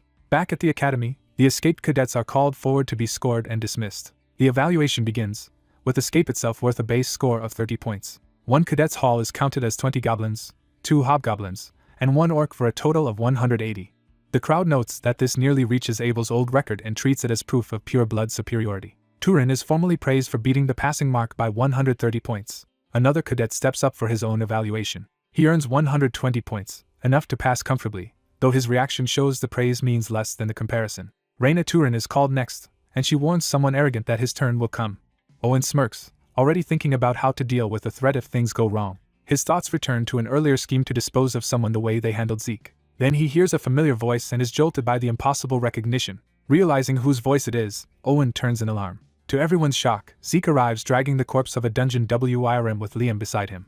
The spectators are stunned that the highest-ranked monster in the test appeared at all, and even more that the two cadets killed it together. The WIRM's body crashes into the courtyard, forcing everyone to confront the evidence. Zeke immediately needles Owen for looking so shaken. Owen drops his composure and can only spit out his hatred. Zeke enjoys the change, mocking the calm mask Owen usually hides behind. He presses further, saying Owen looks better when his contempt is visible. As Owen tries to walk away, Zeke casually stops him with another taunt. Humiliated, Owen swears he will make the purebloods pay for looking down on him. Zeke dismisses the threat as empty bluster while Owen's group retreats. When the evaluator asks if the cadet's power struggle is over, Zeke answers lightly and turns the focus back to scoring. Instructor Andre takes charge of the evaluation himself. He refuses to let anything be overlooked just because Zeke lacks the usual collection bag of monster heads. Andre points out that Zeke lost that bag, which changes how the evidence must be judged. The watching cadets grow uneasy as they realize Andre is examining the WIRM more closely than expected. Zeke acts unconcerned and suggests he simply got lucky. He explains that the dungeon WIRM ambushed them, destroyed the heads he had gathered over 3 days, and forced him to bring back the WIRM's head instead so he would not fail. Andre's careful inspection makes Zeke realize this instructor is sharp enough to notice even scraps of flesh and leather caught in the WIRM's teeth. The instructor prepares for a meticulous forensic check rather than a superficial count. From the remains and traces, Andre identifies gremlins, goblins, and hobgoblins among the monsters Zeke fought. He continues the list with hellhounds and orcs. Then he adds trolls, revealing the test dungeon contained far more danger than the cadets knew. The crowd is horrified to learn trolls were in the dungeon at all. To keep the scoring fair, Andre decides to count only one of each identified monster even though the blood suggests Zeke killed many more. He also rules that trolls and dungeon WIRMs were outside the official criteria, but assigns them equivalent values of 90 and 180 points based on their threat level. Zeke's final score is announced as 368, and he passes by an overwhelming margin. Even the instructors are shaken, comparing the result to what their own generation could ever have achieved. The cadets can barely believe a score that high is possible. Some protest that only the WIRM's corpse is visible, but even their complaint admits the WIRM alone is worth an enormous score. Others realize the argument no longer matters because the result has already changed the hierarchy. Zeke silently reminds them that most of them would never have survived meeting a dungeon WIRM in the first place. He extends the thought to trolls as well, exposing how hollow their complaints are. By surviving and winning where they would have died, Zeke proves the gap between them is real. He brushes off the uproar around his name as if the achievement were nothing special. Still, he notices the crowd's reaction has shifted from ridicule to fearful fascination. That attention troubles him, because standing out too much is dangerous. He realizes he has once again drawn the notice of people who matter. His thoughts turn to Siemens, who manipulated the test dungeon to eliminate him. The appearance of monsters like the WIRM confirms the attempt to get rid of him went far beyond ordinary sabotage. He considers whether Owen acted alone in the plot. Zeke rejects that idea and suspects Siemens himself is involved, since tampering with the Academy's test would require someone above Owen. He concludes he is being watched more closely than expected, so hiding too obviously will only invite more suspicion. For now, he decides to play along, stay visible enough, and observe his enemies. As he leaves, someone calls his full name and stops him. Reina approaches with her group, serious and direct. She tells Zeke that this time he won. After she walks away, he is left staring after her in confusion. He cannot tell what contest she thinks has just been decided. Later, in a private training hall, Zeke opens a reward box and finds a Dragonkin skill called Gluttony that costs 50 karma points to unlock. He had ignored the skill before, but with 780 points now available, the cost feels trivial. He chooses to activate it immediately. The skill's description changes, revealing that Gluttony can digest anything into energy and absorb the bloodline power of monsters it consumes. Zeke is stunned by the possibility of stealing a monster's ability and regrets not unlocking it before the test. To understand the new skill, he decides to experiment with energy conversion using monster meat. The moment he activates Gluttony, something unexpected begins. He freezes, unsure what he has triggered. Dark, swamp-like shadows spread across the floor and start swallowing the meat. The jerky sinks into the blackness as if being devoured by another world. Zeke realizes the shadows themselves are consuming the food. The absorbed energy immediately flows back into him to replenish what he had lost. His headache fades as though he had rested, making him suspect the skill restores mental strain. He confirms the effect is broader than that, easing mental fatigue, physical fatigue, and even slightly restoring his ether reserves. Zeke judges the skill more than worth its cost because it can reduce the risks of using his other abilities. With gluttony relieving brain fatigue and infinite stamina covering physical exhaustion, he sees a powerful synergy forming. The realization excites him so much that he wants to begin non-stop training immediately. He nearly loses himself in that manic enthusiasm. A servant interrupts, reminding him not to shut everyone out while he trains. The servant apologizes and explains he came only because the message is urgent. The news electrifies Zeke. His sword has finally been completed. He rushes to the smithy and confirms with Jiao that the weapon is ready. On the way, he recalls that in his previous life Jiao forged him a mithril iron blade. That former weapon was the legendary sword Graham, obviously extraordinary at a glance. Because he supplied a dragon's fang this time, Zeke expected a similar masterpiece in a new form. Instead, he is confronted with something so different that he can only wonder what kind of sword this really is. He takes the weapon in hand to judge it for himself. The blade looks plain and blunt on the surface, hiding its quality rather than displaying it. Zeke asks whether Jiao intentionally left it unsharpened. Jiao answers that the sword was always meant to be this way. Zeke studies him and realizes the shape was chosen deliberately. He tells the smith that this form must be the one Jiao believed suited him best, and Jiao nervously agrees. Jiao is relieved that Zeke understood the intent behind the strange design when most people would not have. That reaction makes Zeke suspect there is more to the sword than simple craftsmanship. Jiao admits the weapon still has no name because none came to him while forging it. He asks Zeke to name it instead. Zeke is unsettled because in his previous life Jiao himself named Graham, which means this blade is not merely Graham reborn. He realizes the Dragon Fang sword is an entirely different weapon with its own destiny. Thinking of a name, Zeke suddenly begins channeling power into the blade. The act shocks Jiao, who senses something dangerous beginning. When Zeke cuts his own arm and lets blood fall, the smith panics and demands to know what he is doing. Zeke stays calm, trusting his healing skill and believing he can control the situation if he stops the bleeding. To make the ritual possible, he has the system temporarily disable his passive healing factor. With the wound left open, he lets his blood drip toward the sword. The blood touches the blade and triggers a hidden response. Jiao realizes in disbelief that Zeke has started a sword naming ritual. The ancient dwarven rite begins when the wielder's blood, carrying aura or mana, touches the weapon and offers it a name. Once begun, the caster falls into deep unconsciousness and wanders through endless time until the sword's true name is found. Because the ritual is so dangerous it was nearly forgotten, Jiao cannot understand how Zeke even knows it exists. Zeke's consciousness sinks into a dark inner sea filled with countless glowing names. Amid that storm of possibilities, he understands he must choose the single name that matches the path ahead. The ritual demands not a recycled title, but a new name for a new future. He descends deeper into the vortex searching for that answer. At last one name emerges from the darkness: Black Sword Bahamut. The system registers Black Sword Bahamut as Zeke's equipment. The newly named sword manifests with overwhelming presence, surrounded by a field of spectral blades. Zeke is half appalled that his subconscious chose the name of an evil dragon, even as he accepts the result. Jiao is awestruck, praising Zeke for mastering a ritual that even most dwarves barely remember. Zeke casually lies that he only learned of it while studying dwarven history, all while noticing how strange it feels to need bandages again.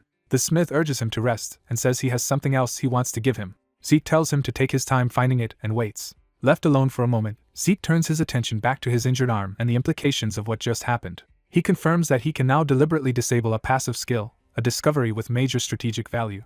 That means he can hide abilities like Healing Factor and avoid exposing himself the way he once did before Duke. He decides not to reveal this control to Jiao yet and keeps the bandages on as cover. But his immediate priority is understanding the sword itself. He focuses on Black Sword Bahamut and calls up its details. The weapon is revealed as a masterwork forged from Bahamut's strongest fang with blue flame mana, possessing indestructibility, aura conversion, and a sealed power that will unlock as its user grows.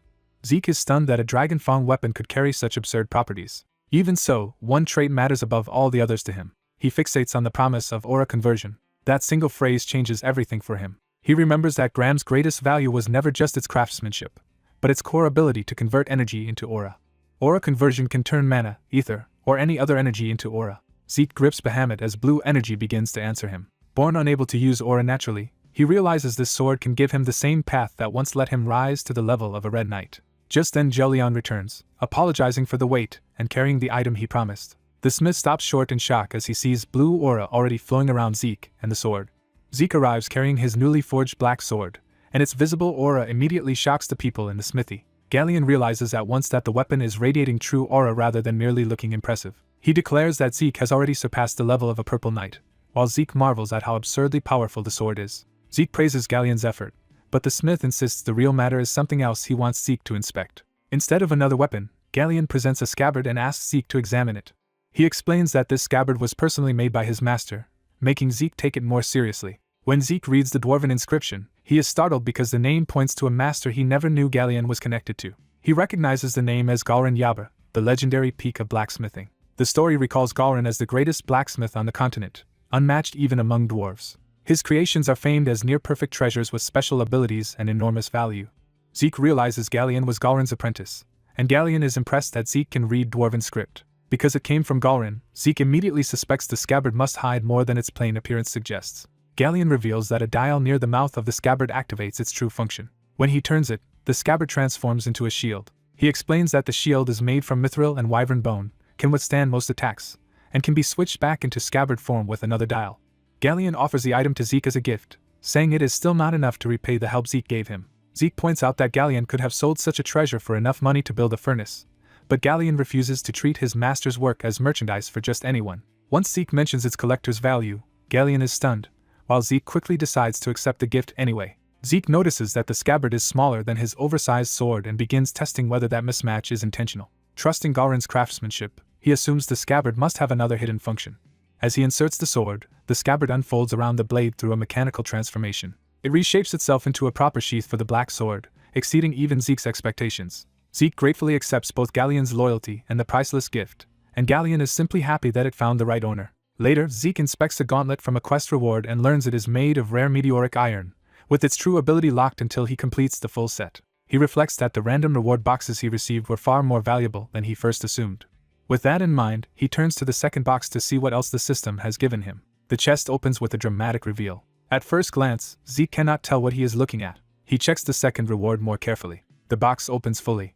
He still does not understand what the item is supposed to be. Once he unfolds it, he realizes the reward is an old map. The system identifies it as a map bearing traces of Grandmaster Kaiser, making Zeke connect it to the legendary hero King Kaiser. He recalls the famous tale of hero King Kaiser and his Clock Tower Knights. That legend tells of Kaiser and his followers founding the great kingdom of Kronos, a story known across the continent. But because the tale sounds too fantastic and lacks proof, most people dismiss it as fiction. The map convinces Zeke that hero King Kaiser may have truly existed. The system repairs and analyzes the damaged map, then transfers the confirmed location to his mini-map. Zeke watches the process eagerly as the system finishes its work. The destination turns out to be the giant mountains in barbarian territory, and Zeke decides that reaching it may be easier than expected. He studies the marked route and begins planning around the new lead. Then the system announces that his tutorial is ending because he has reached the required level. Zeke realizes the tutorial was never meant to last forever, only to raise him to a certain threshold. The system immediately offers a new achievement quest tied to Kaiser's secret technique, with the reward of higher system admin permissions. Zeke understands that the tutorial was just a training phase before the system's real growth quests began. He accepts that the safety rails are gone and that the real game has finally started. The new quest reward excites him even more than the tutorial rewards did. Ready to prepare properly, he decides to spend the points he has accumulated. He resolves to gather everything he can from the coming expedition and starts by investing in his abilities. Using 50 points, he unlocks access to level 2 draconian skills and reviews dragon scale armor and dragon claws. Even with plenty of points on hand, he stays cautious because he may not have this much to spend again anytime soon. He chooses to unlock both level 2 draconian skills while saving 400 points for later. To test them immediately, he activates dragon claws first. Power gathers around his arm as he prepares a trial strike. The attack tears through the training hall floor in a sweeping arc. Zeke is startled by how destructive the skill is. Seeing the damage, he admits dragon claws is stronger than he expected. He decides to test the second skill next, this time with his sword. He activates dragon scale armor just before striking his own arm with full force. The blade bounces off harmlessly instead of cutting him. Zeke confirms the defense is like wearing full plate without any of the weight. Satisfied that one skill is offensive and the other defensive, he decides there is no reason to stop experimenting. The scene shifts to Draker Academy's central training ground, where the semester aura evaluation is about to begin. The instructor explains that the dummies cannot be damaged by brute force alone. Only a sword infused with aura can leave a mark on them. He makes the rule clear that failing to scratch a dummy means failure. Anyone who fails will have all prior evaluations voided and must start over from the basics. The cadets are rattled by the harsh penalty, but the instructor silences the murmuring and begins calling names. As Aaron is summoned, Zeke notes that beginners would normally struggle with this test, though he himself is not worried. Owen, confident in House Seaman's aura training, believes no one there can match his control. He dismisses even other purebloods and waits smugly for his turn. When called, Owen steps forward with complete confidence. He launches into the test decisively. His sword movement is smooth and practiced, Aura swirls around him as he enters sword resonance. The spectators are shocked that a 13-year-old can already use sword resonance. The evaluators praise him as a prodigy worthy of his powerful family. Owen releases his attack. His first strike carves deeply into a dummy. The slash continues through another target. He chains the technique across multiple dummies in a dazzling display. The cadets watching are left speechless by the gap between Owen and the rest. Owen finishes surrounded by damaged targets, breathing hard but satisfied. The evaluator openly praises him and predicts he may soon surpass Abel. That comparison hits Owen's pride, reminding him of the rival he still wants to overtake. The praise is cut short when something suddenly strikes Owen from behind. He turns furious, calling it disrespect and demanding to know who interfered. The instructor ignores the outburst and simply calls for the next cadet. One after another, the remaining students attempt the test under the pressure Owen created. Most can only manage modest results as the instructor keeps the line moving. Watching them, Zeke notes that everyone is struggling because Owen's performance intimidated the field. Even so, he is impressed that none have outright failed, which means this year's cadets are unusually talented. Among that talented group, Raina Draker stands out as someone clearly above the rest. When her turn comes, she asks for permission to be evaluated on dragon-slaying techniques instead of the basic aura test. Her request immediately raises the stakes. The instructor warns that dragon-slaying techniques are reserved for upperclassmen, and other cadets mutter that her pure blood awakening has made her arrogant. The narration explains why her request is so bold. Maintaining aura in a sword is difficult enough, but dragon-slaying techniques demand precise control over how aura is distributed in every movement. Owen is certain her aura will scatter after only a move or two and assumes her pride is about to ruin her. The instructor gives her one last chance to reconsider because the passing standard will be much stricter. Raina accepts the risk without hesitation, and the instructor reluctantly allows it. She raises her sword and gathers aura with complete focus. The cadets fall silent as they sense something far beyond an ordinary test. Raina's aura condenses around her blade with remarkable stability. She unleashes a dragon-slaying strike that cuts through the dummies in a single overwhelming sweep. The attack continues across the field, shredding target after target. Even the stone floor is torn apart by the force of her technique. When the dust settles, the training ground is left ravaged and the dummies are ruined. The cadets immediately concede that Owen's earlier display is no longer the benchmark after what Raina just did. Owen can only curse as his pride takes another blow. Raina calmly lowers her sword, still in control after the attack. The sheer scale of her slash leaves the crowd stunned into silence. Owen first thinks she is mocking him by surpassing him so decisively. Then he begins to understand the truth. He realizes she was never trying to compete with him at all. That realization leaves him feeling small and exposed. The contrast between Owen and Zeke becomes clear as Zeke watches from the crowd with his own oversized sword. Zeke concludes that Raina's performance creates a problem for him. He decides it would be troublesome to let her stand alone at that level. With Owen glaring at him expectantly, Zeke admits he can no longer pretend to stay uninvolved. So he casually asks to be evaluated on the dragon-slaying technique as well. The request instantly shocks the evaluator. The evaluator questions whether Zeke understands what he is asking, warning that Raina's ease does not make the technique simple. Zeke points out that if the conditions were acceptable for Raina, they should be acceptable for him too. He agrees to the same standard without flinching. Owen protests, demanding to know why someone he has never even seen in class is being allowed to attempt this. The instructor explains that Zeke's unusual attendance status comes from a wager he won against instructor Andre. He further reveals that Zeke is the unprecedented Golden Pure Blood Awakener. He reminds them that Zeke is also the freshman who broke Abel's dungeon exploration record. As the instructor identifies him by name, Zeke's black sword senses ether and activates its unique ability to convert it into aura. The sword begins turning surrounding ether into usable aura for him. Zeke finds that restraining his output is actually harder than releasing it. He decides he has gathered enough and prepares to strike while still trying to hold back. Aura floods into the blade as he settles into position. Raina recognizes at once that what she is seeing is no ordinary aura control. Zeke enters the dragon-slaying technique. Chapter 1, First Strike, The Ritual of Sky Slash. Raina judges his form to be nearly perfect, even by an instructor's standards. Zeke recalls that before his regression he repeated this technique endlessly for 2 years. That old training returns instinctively, guiding the sword's path. His stance, footwork, and aura flow all align without conscious effort. His body simply remembers the technique on its own. He steps in and commits to the strike. Though he once hated drilling this move, he now appreciates how naturally it comes back to him. He also decides that showing this much should be enough to push Raina to grow further. Some cadets realize too late that he has wrapped his entire sword in aura, a feat associated with Violet Knights. Zeke notices he became too absorbed in the technique. By the time he regains awareness, his aura has already leaked out and carved through the field. He realizes he was unconsciously trying to match Raina's level and ended up drawing far too much attention again. The evaluators are horrified that a first-year cadet has displayed power on the level of a Violet Knight. The surrounding cadets can only tremble at the implication. Owen is left staring in shaken silence as Zeke's true threat finally becomes impossible to ignore. Zeke enters the meeting already tense, hiding his agitation behind a controlled expression. He steadies himself, clearly aware that this summons matters. The headmaster opens by bringing up Zeke's exceptional semester evaluation. When praised for an extraordinary result, Zeke downplays it as luck. The headmaster rejects that false modesty, pointing out that reaching Violet Knight level at 13 is no accident and addressing him directly. He immediately raises the real issue by offering Zeke a chance to take the grade skipping exam. As Zeke confirms what that means, the headmaster explains that outstanding cadets can skip one, or even several grades. Privately, Zeke realizes the academy moved to recruit him faster than expected, but accepts that his recent performance made this unavoidable. He agrees to take the exam without hesitation. Leaving the office, Zeke recognizes the offer as a setup and decides to play along anyway. He walks out with a plan already forming and a willingness to use their scheme for his own ends. After Zeke departs, the headmaster remains behind to set the next move in motion. The old man composes himself, pleased that the bait worked. He orders arrangements made because both Raina Draker and Zeke Draker, two pure-blooded awakeners, have chosen to take the exam. His subordinate accepts the order and prepares the special test. Left alone, the headmaster enjoys how much more interesting the situation has become. The scene shifts to the senior Aura training room, where the exam will be held. Raina arrives first, calm and watchful. Zeke joins her, acting casual despite knowing she is there to size him up. He calls out her obvious scrutiny, forcing her to drop the pretense.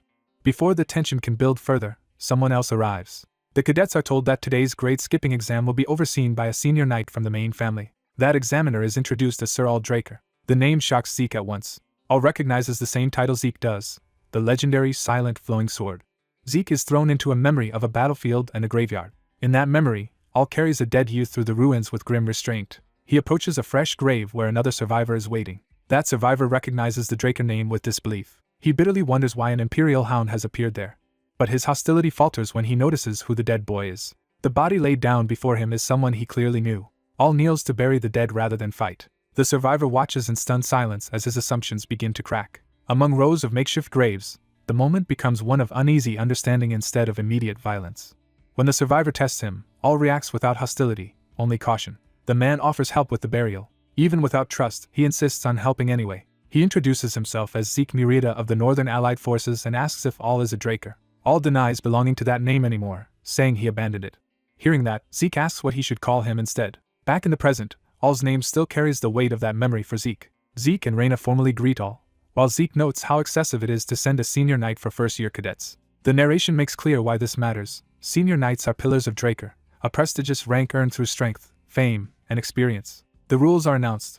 The exam will be a sword duel, and challengers may continue as long as they either surrender nor lose consciousness. Raina volunteers to go first, but Al refuses. Instead, he orders both cadets to come at him together. He raises the pressure further by inviting them to attack simultaneously without restraint. Raina bristles at the insult, but Zeke immediately reminds her of the gap in skill. He also points out that the exam has already begun, meaning their reactions are being judged. By keeping Raina from charging in blindly, Zeke protects her score and establishes himself as the calmer strategist. Raina exhales and reins herself in. When she asks what to do, Zeke quickly proposes a coordinated plan to land at least one clean hit. The two spread out and move to surround Al. Al draws an unusual curved sword from the Eastern Empire, revealing a style outside standard academy forms. Zeke notices that Al has been using the same stance for some time and starts reading his habits. He realizes Raina's pride is interfering, and dismisses pride as useless against a stronger opponent. He orders her to drop personal feelings and stick to the plan. They launch a synchronized assault from different angles. Al meets the first clash effortlessly. He turns their combined attack aside with overwhelming precision. Even attacking together, Zeke and Raina cannot break his defense. Al counters so cleanly that both are forced back at once. The exchange ends in a burst of force that scatters them. Al uses the wall and space itself as part of his movement, keeping both cadets under control. Raina finally understands firsthand what a senior knight really is. Even while following Zeke's instructions and targeting blind spots, she cannot so much as graze Al. Driven to desperation, Raina commits to a killing intent technique she knows is dangerous. Al reads the attack before it fully forms. Raina unleashes Crescent Slash in a sweeping arc. Al answers with a brutal counter that smashes through her offense and sends her crashing away. He moves on immediately, not wasting a step. The aftermath tears through the training room and leaves Raina badly hurt. The staff rush to check on her, alarmed by how hard she was struck. Raina refuses to be treated as finished. Though briefly blacked out, she forces herself back up and tells the staff to stay back because the fight is still dangerous. Al reflects on Zeke's earlier instruction to create an opening and judges that Raina lacks the skill to do that directly. Zeke calls out to her, asking if that means she can still do it another way. Raina resists the idea at first, unwilling to stain what she sees as an honorable duel. Zeke cuts through that idealism, reminding her this is an exam meant to measure killing ability, not chivalry. Raina reluctantly accepts his logic because she was the one who asked for his guidance. When she doubts the tactic can work on a senior knight, Zeke insists they only need to create the right conditions. He reminds her of their earlier fight at the cradle and asks why she failed to dodge a thrown stone. That memory brings back the moment she was caught by an unexpected trick. She admits she failed because she never expected him to fight that way. Zeke tells her that even a senior knight can be caught by the same principle. He orders her to wait for his signal and promises the plan will work. For Zeke, even the smallest opening will be enough. He prepares an advanced dragon-slaying technique. The technique manifests as Gale's step, shadowless footwork, multiplying his presence into ghost-like afterimages. All immediately recognizes the style as the Duke's art, which means Zeke is using techniques far above a normal cadet's level. Even so, All remains composed and adjusts. Zeke presses him directly and warns that he can no longer afford to hold back. At the same time, purple interference crackles through the room. All notices the lights going out and instantly understands this is deliberate. He identifies Reina's contribution as the mana disruption trait of a pure-blooded awakener. In the darkness, the battle turns into flashes of steel and shifting positions. All continues to defend against attacks coming from multiple directions. He dismisses the tactic as childish, convinced they are only trying to block his vision. He believes darkness alone cannot create a true opening against a senior knight. Yet he begins to feel something off in the flow of the fight. Even in near-total darkness, Zeke moves as if he can see perfectly, which unsettles All. Zeke realizes this is the ideal chance to test a new Dragonkin skill, trusting that All will not boast about what he sees. He activates Dragon's Claw, flooding his body with draconic power. All is forced to acknowledge that Zeke's swordsmanship already exceeds what a first year should possess. The pressure between them spikes again. All concludes that Zeke is no longer relying on swordplay alone, but on something fundamentally different. He recognizes that Zeke has already surpassed the level of an ordinary cadet. The darkness exposes a key imbalance. Reina cannot move in it the way Zeke can. All also realizes Zeke has been deliberately restraining his power until now. That self-restraint becomes a liability the moment All raises his level and crashes through Zeke's guard. All drives him back with a superior exchange that nearly ends the attempt. The clash fills the dark room with intersecting trails of force and steel. Zeke is startled that All has adapted to the darkness so quickly and is moving almost as well as before. All suddenly senses Reina's attack cutting in from the side. He evades the strike at the last instant, but Zeke vanishes from where All expected him to be, becoming almost impossible to track. All answers by creating a luminous barrier-like slash to control the space around him. He sweeps the area to flush Zeke out. Then he notices the real target was not him, but the mana lamps overhead. Zeke has positioned himself among the lamps, turning the ceiling into part of his trap. As the lamps begin crashing down, the noise and chaos hide Zeke's presence completely. All looks up too late as another attack descends through the confusion. Zeke closes in through the falling debris and catches All in close quarters. He gives Reina the signal to act. A brief explanation reveals the trap's design was simple and disposable by intent. The trick was never an explosion spell, despite how destructive it looked.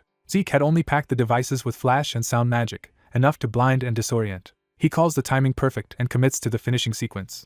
Zeke shields himself from the blinding burst because he planned for it. All, however, is forced to cover his eyes and loses the initiative for the first time. He realizes too late that dismissing Zeke's unused power as unnecessary was a serious mistake. Reina seizes the opening and brings her blade down while All is still compromised. At the same moment, Zeke charges in from the opposite side to complete the pincer. He commits fully, abandoning caution for the decisive strike. Zeke unleashes Dragon-slaying technique, Chapter 4, First Strike, Full Moon Slash. The technique lands with explosive force. All is driven back hard by the combined pressure. When the dust settles, the exam floor is wrecked and the injured cadets are being carried away. An official praises All's performance, while Zeke lies silent on a stretcher nearby. Another voice complains that All went too far and nearly ruined someone else's disciple. That speaker is a scruffy red-haired man who greets All as the Knight of the Gale and teases his stiffness. He immediately asks after his disciple, revealing a personal stake in the outcome. All falls quiet, still thinking about what he witnessed. He replays the instant Zeke abandoned his sword to reinforce his guard instead of counterattacking, and realizes that choice was deliberate.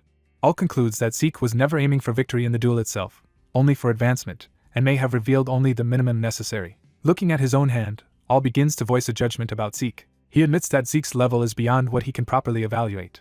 The story moves to the Academy advancement meeting, where the headmaster asks if anyone objects to the final decision. No one objects, and the Academy formally accepts the outcome under the headmaster's authority. He and Reina advance to higher years at the Academy, with him reaching 5th year and her 3rd. After that, he deliberately kept a low profile to avoid drawing attention. Once Duke had taught him the Gale techniques, Andre took over the visible role in his place. He stayed on good terms with Professor Feynman until the professor left for Delphoa's Royal Magic Research Institute, and their connection faded with the distance. He cut ties with the noble heirs around him, though that only made what followed more revealing. Despite his withdrawal, they still sought him out for quarterly sparring matches. Then one of them shut himself away to train after a sudden realization, and while that continued, 2 years passed and he graduated. His graduation immediately became public spectacle when he was praised as the youngest person ever admitted to Valhalla. The announcement identified him as 15-year-old Zeke Draker and framed the achievement as something that would please his family lord. Even with the headmaster's rare personal recommendation, he realized his attempt to stay unnoticed had been ruined by the title of youngest student. With 3 months left before the entrance ceremony, he abruptly ordered Decker to go to Atlas first. He then declared that he would spend the time in seclusion on a private retreat. He made it clear that he wanted absolute solitude and would not tolerate being followed or disturbed. Decker accepted the order without argument. In truth, he intended to use the retreat as cover to investigate the ruins of Kaishur and the giant mountain range through the Argos Adventurers Guild.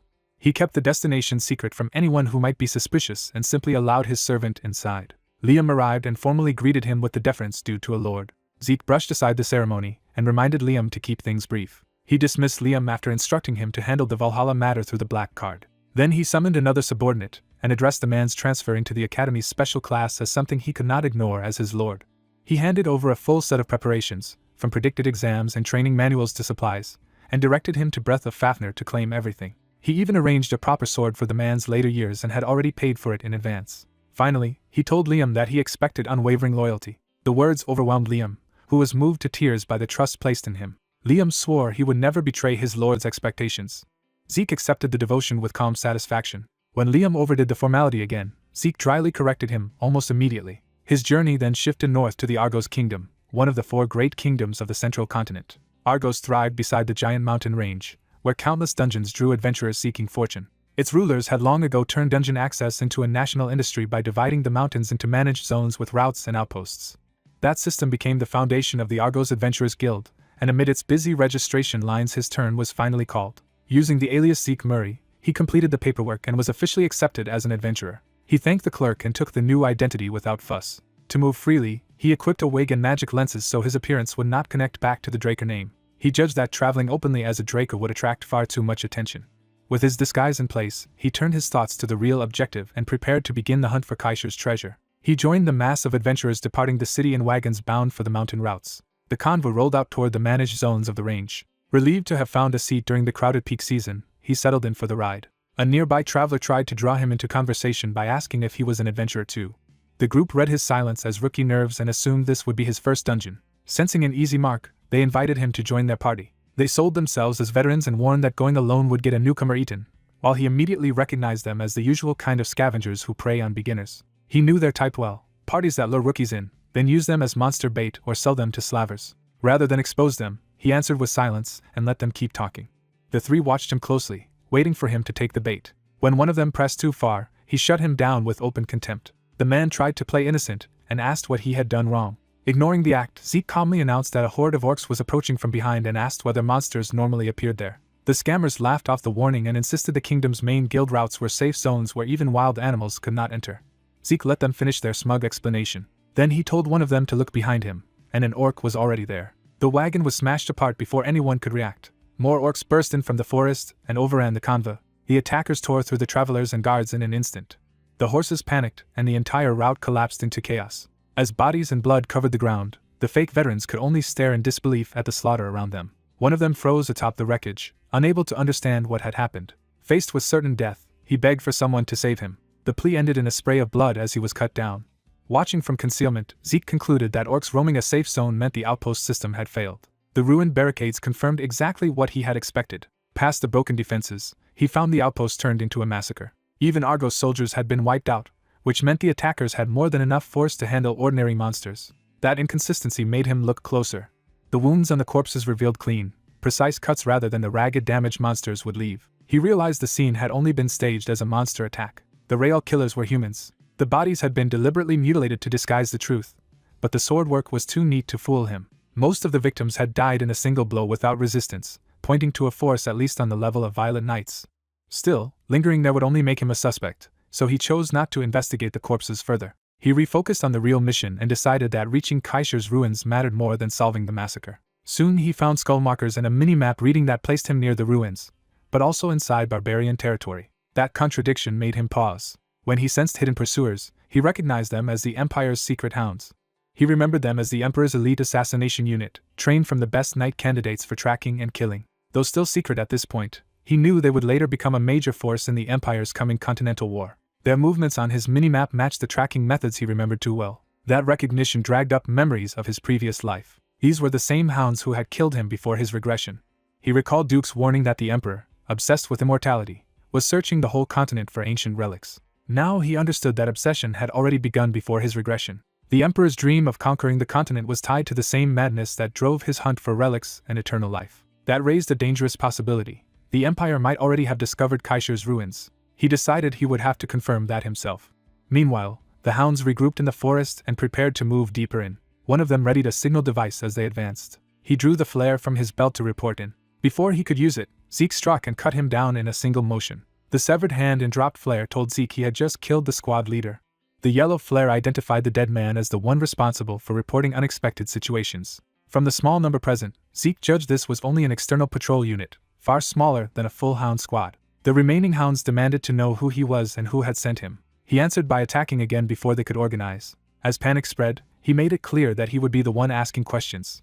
He seized control of the encounter through sheer confidence. Then he threatened them with a simple choice: speak, or watch each other die one by one. Using the minimap, he located their hidden base of operations and saw that it was crowded with hounds. He concluded that this unit had also been responsible for turning the outpost into a slaughterhouse and targeting the kingdom's soldiers. Rather than hesitate, he pressed on toward the base, deciding he would learn the truth there.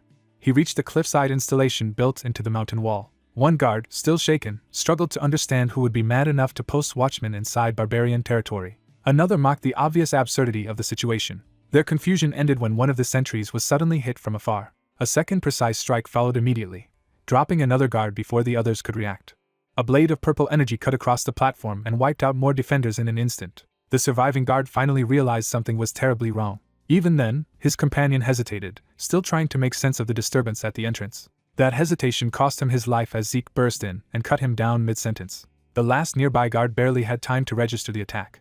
Zeke finished him with another clean strike. A wounded hound tried to raise the alarm about an intruder, but Zeke silenced him by the throat. He killed the man before the warning could spread properly. The blood and knife work stirred memories from the life he had once lived as a killer. The scene reminded him of the raids he carried out during the Sea-Deck War under his former boss, especially the assault on the Pavella cartel.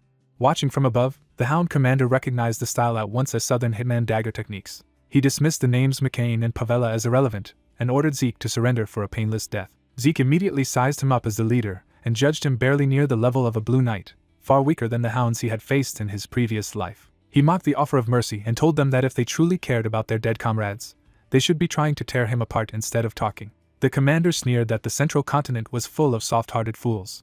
He gave his men permission to indulge themselves and kill Zeke brutally. The hounds rushed him from all sides, but he met the assault head-on and scattered them with overwhelming sword work. As their attacks failed one after another, he began to suspect something had changed more than he expected. He wondered whether the hounds were weaker than he remembered or whether he himself had grown far stronger. To test the situation, he activated mana reflection. The commander saw the sudden magical blackout, and was startled that it happened at such a critical moment. Some of the hounds guessed it might be the Dragon Slayer's mana disruption, but the idea did not fit. They knew he had been fighting unarmed by aura standards and had not used any visible aura at all. To them, he still looked like nothing more than a Southern hitman using dagger techniques, and they mistook the blackout for a simple malfunction. The commander tried to steady his men by insisting the system would recover soon and ordering them to hold out until then. The lights returned only to reveal how many of his subordinates were already dead. Seeing the carnage, the commander could only stare in disbelief. Zeke coldly remarked that the Emperor had real nerve to target the ruins of hero King Kaisher. The commander flinched at the name, exposing that Kaisher's ruins were indeed their objective. He tried to deny everything, but Zeke cut him off before the lie could settle. Zeke promised that confession was optional because he could uncover the truth himself. When the commander tried to use a hidden move, Zeke caught the attempt instantly. With a blade at his throat, the man panicked and insisted they truly knew nothing. At that moment, a bright opening deeper inside the base drew Zeke's attention. He realized that whatever happened here would be pinned on McCain. That suited him perfectly, because McCain was the Southern cartel he had once belonged to in his previous life. He recalled how the Southern continent had fallen into lawless cartel rule after Cusco's collapse, split between McCain and Pavella. He could have hidden behind Dragonkin abilities, but instead he had deliberately used Southern dagger techniques. By leaving McCain's signature warning behind, he created a clear false culprit and made himself safer. He expected the Empire to blame the Southern cartels, and if that provoked imperial retaliation, McCain would be the one destroyed, which only benefited him. What truly unsettled him was not the cover-up, but the contents of the letter and map he had found inside the base. The Emperor's order had simply been to locate ancient ruins, yet the attached operational map revealed a far wider hunt. The hounds had already been deployed across the central continent, the war-paused eastern continent, and even the unknown Dark Sea to every suspected ruined site. That meant the hounds had already expanded back to the same scale they possessed before his regression, even if they still had not found Kaisher's ruins. Realizing the Empire was closing in, he resolved to reach Kaisher's ruins before the hounds did. The blonde fugitive realizes a red flare has gone up and immediately understands something has gone terribly wrong. He recognizes the signal as the order to begin Heaven's Net, a coordinated manhunt meant to trap and execute a marked target. He runs deeper through the forest, trying to outrun the tightening search. Even while fleeing, he stays sharp and starts measuring his options. When Black Cloak pursuers catch up almost at once, he realizes the net is already closing faster than expected. He recalls that a flare splitting into 5 parts signals the highest level of pursuit. That order means every hound in the area will surround the target and keep tightening the circle until the issuer cancels it, making it effectively a death sentence. He remembers dying to this same system in a previous life, even after stealing a relic the Emperor wanted. This time, he steels himself with the thought that the system he now possesses gives him a chance to break that fate. Before he can act on that confidence, one of the hunters lunges in to cut him down. He slips through the first wave and forces the attackers to overextend around him. Their scarred leader immediately recognizes that this quarry is far more dangerous than expected. The fugitive decides he can fight his way through if necessary and strikes back. He unleashes rapid sword arcs that batter aside the incoming blades. His counterattack drives several hunters back and briefly opens space around him. Seeing their response, he confirms they are behaving exactly as he predicted. The leader regroups instead of panicking, keeping his men disciplined. The fugitive judges these hounds to be far stronger than the lesser enemies he fought in the cave. More cloaked hunters rush in from behind, proving he is being boxed in from every direction. The encirclement completes, leaving him isolated in the center of the forest path. He admits the situation has become far messier than he wanted. Although he could probably break out by using his full power, doing so would destroy the mechane identity he carefully built. Reluctantly, he decides he has to abandon that restraint even though this persona was never meant for open battle. As he reaches for a hidden tool, one of the hunters notices something unusual and hesitates. A loud horn blast suddenly echoes through the mountains. The hounds are thrown off by the sound and wonder if another team has arrived. Their leader instantly senses that something is off. The fugitive reveals the truth by producing a barbarian horn whistle. The hunters realize too late that the sound was bait, and they rush to seize him before the trick can unfold. He vanishes into smoke and confusion, using the distraction to break their focus.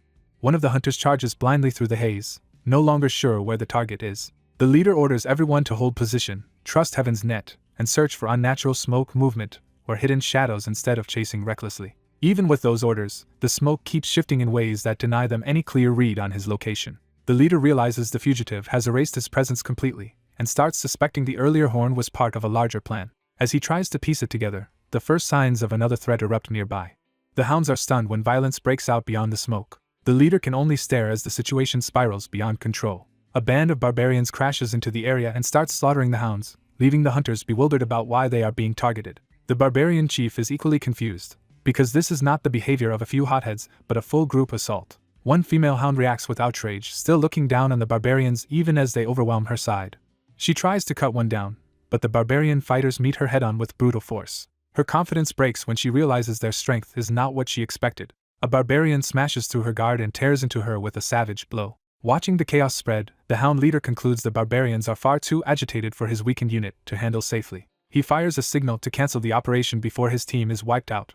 A flare goes up ordering Heaven's Net to be withdrawn. The barbarians keep charging, roaring through the forest as the hunters lose all control of the battlefield. The hounds abandon the hunt and retreat in disorder. Their withdrawal leaves the path open behind them. Hidden nearby, the fugitive rises from the dirt after letting both sides collide exactly where he wanted.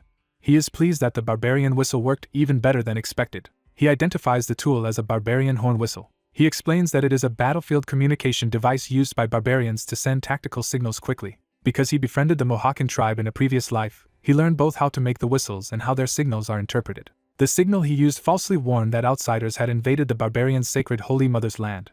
He reflects that outsiders dismiss barbarians as savages, but they clearly possess their own culture and traditions. Still, he notes that the whistle was crudely made and probably good for only a single use. With the hunters gone and the barbarians diverted, he slips away through the forest alone. Now free to move, he turns his attention back to the true ruin he came to find. He enters a buried stone complex hidden beneath the mountains. Even after all that trouble, he finds himself facing yet another obstacle inside. The system detects a corrupted dragonkin tainted by foul energy, and he is baffled by the unfamiliar classification. Using the minimap, he determines that the real objective lies beyond the monster, behind a door higher up. He asks the system to open that door, and it confirms a connection to the management system of the sanctuary of the hero King Kaiser. The sanctuary door begins to open. One of the monster's many eyes notices the movement at once. The corrupted dragonkin reveals itself as a massive many-headed serpent, and surges toward him before he can slip through quietly. He grimly accepts that stealth is no longer an option and prepares to fight. He launches his dragon-slaying technique in its applied form to create an opening. Dark, towering heads loom over him as the monster closes in from all sides. He smashes through the creature's advance with a violent gale-charged strike. The blow tears through its mass and scatters its heads apart for a moment. He uses Shadowless Step to disrupt their vision and races for the entrance while the monster is off balance. The serpent crashes after him, wrecking the chamber as he dives towards safety. Its enormous body slams down behind him with enough force to shake the ruin. One head emerges damaged but still very much alive, showing how little the attack truly accomplished. He gathers power into his blade for a more precise killing strike. With Dragon Head Slash, he cleanly severs one of the Hydra's heads. He lands hard, splashed by the creature's blood. When the blood starts burning through him, he realizes it is acidic. He activates Healing Factor and identifies the enemy as a 9-headed monster whose blood and bodies are both lethal. Then memory catches up with him. This is Hydra, the 9-headed dragon that even one of his former masters barely subdued. Knowing exactly how dangerous it is, he commits himself to the fight anyway. The sanctuary door continues opening behind him as debris and dust pour through the chamber. He braces against another head lunging in close enough to crush him. The Hydra slams down again, trying to pin him before he can recover. He tightens his grip and forces himself back into motion. Frustrated, he curses the so-called dragon-slaying art because true dragons are extinct and the technique is only really suited to lesser dragon-type creatures. Against Hydra, every wound closes almost instantly, making the technique feel nearly useless. He admits that at his current strength, he simply cannot kill the monster outright. With the gate still about 30 meters away, he shifts his goal from victory to survival. He calls on the system while moving, preparing a desperate fallback. Instead of asking for help in battle, he orders the gate to be closed. The system accepts and begins sealing the sanctuary of the hero King Kaiser. The barrier descends as the chamber trembles under the Hydra's assault. He plants himself and channels the applied form of his technique one more time to hold the line until the seal finishes. He follows it with Gale Strike Secret Art, pouring wind power into a straight, overwhelming attack. The resulting wind slash carves through the Hydra's bodies and forces them back from the narrowing gate. Using that brief opening, he abandons any thought of killing the beast and dives through the gate first. One of the Hydra's eyes tracks him with sudden murderous focus. Several heads surge after him in a final rush before the seal can fully close. He tumbles inside and realizes with relief that he barely made it. That relief lasts only an instant before he senses something still coming. He looks around in alarm, unable to tell where the next strike will land. A head that slipped through the closing gate catches him and rips into his body. The impact hurls him across the sanctuary, badly wounded. He realizes the Hydra forced part of itself inside with him. As the monster bears down again, he curses it for chasing him all the way through the gate. When one head clamps onto his arm, he chooses reckless offense over defense, and offers a limb if that is what it wants. He detonates a brutal counterattack at point-blank range, turning the bite into an opening. The cost is severe, leaving his arm mangled and nearly torn apart. The wounded Hydra answers by spewing a poisonous mist into the chamber. The system warns that he has been poisoned by the venomous dragon Hydra's toxin, and he grimly notes that the monster has more than acid and regeneration in its arsenal. Refusing to stop, he gathers all his remaining power into a full-force strike. That attack severs another head in a clean, decisive cut. The remaining body whips away through the air, reeling from the loss. For the first time, the last head shows unmistakable hesitation. He staggers upright, poisoned, burned, and half-crippled, but still standing. Seeing only one head left, he decides this is the final exchange and commits everything. The Hydra answers by activating Dragon's Majesty, flooding the chamber with oppressive draconic pressure. He meets that pressure with his own will and warns the beast to back off unless it wants to be torn apart too. The last head falters, visibly shaken by his response. The Hydra, now sweating and uncertain, stares at him as if it no longer understands what kind of prey he is. He notices the severed stump and realizes the monster has truly been cowed. The chamber falls into a tense stillness broken only by drifting dust and blood. He is shocked that Dragon's Majesty actually worked on a dragon-type enemy and regrets not trying it sooner. But even with infinite stamina active, he feels crushing exhaustion and suspects the poison is overwhelming his body. The system confirms that he has instilled fear in the corrupted dragon-type and offers to activate dragon-type domination to subjugate it. He wonders if that fear was created by the Dragon's Majesty he used at the end. Whatever the cause, he realizes he may be able to enslave the absurd monster instead of killing it.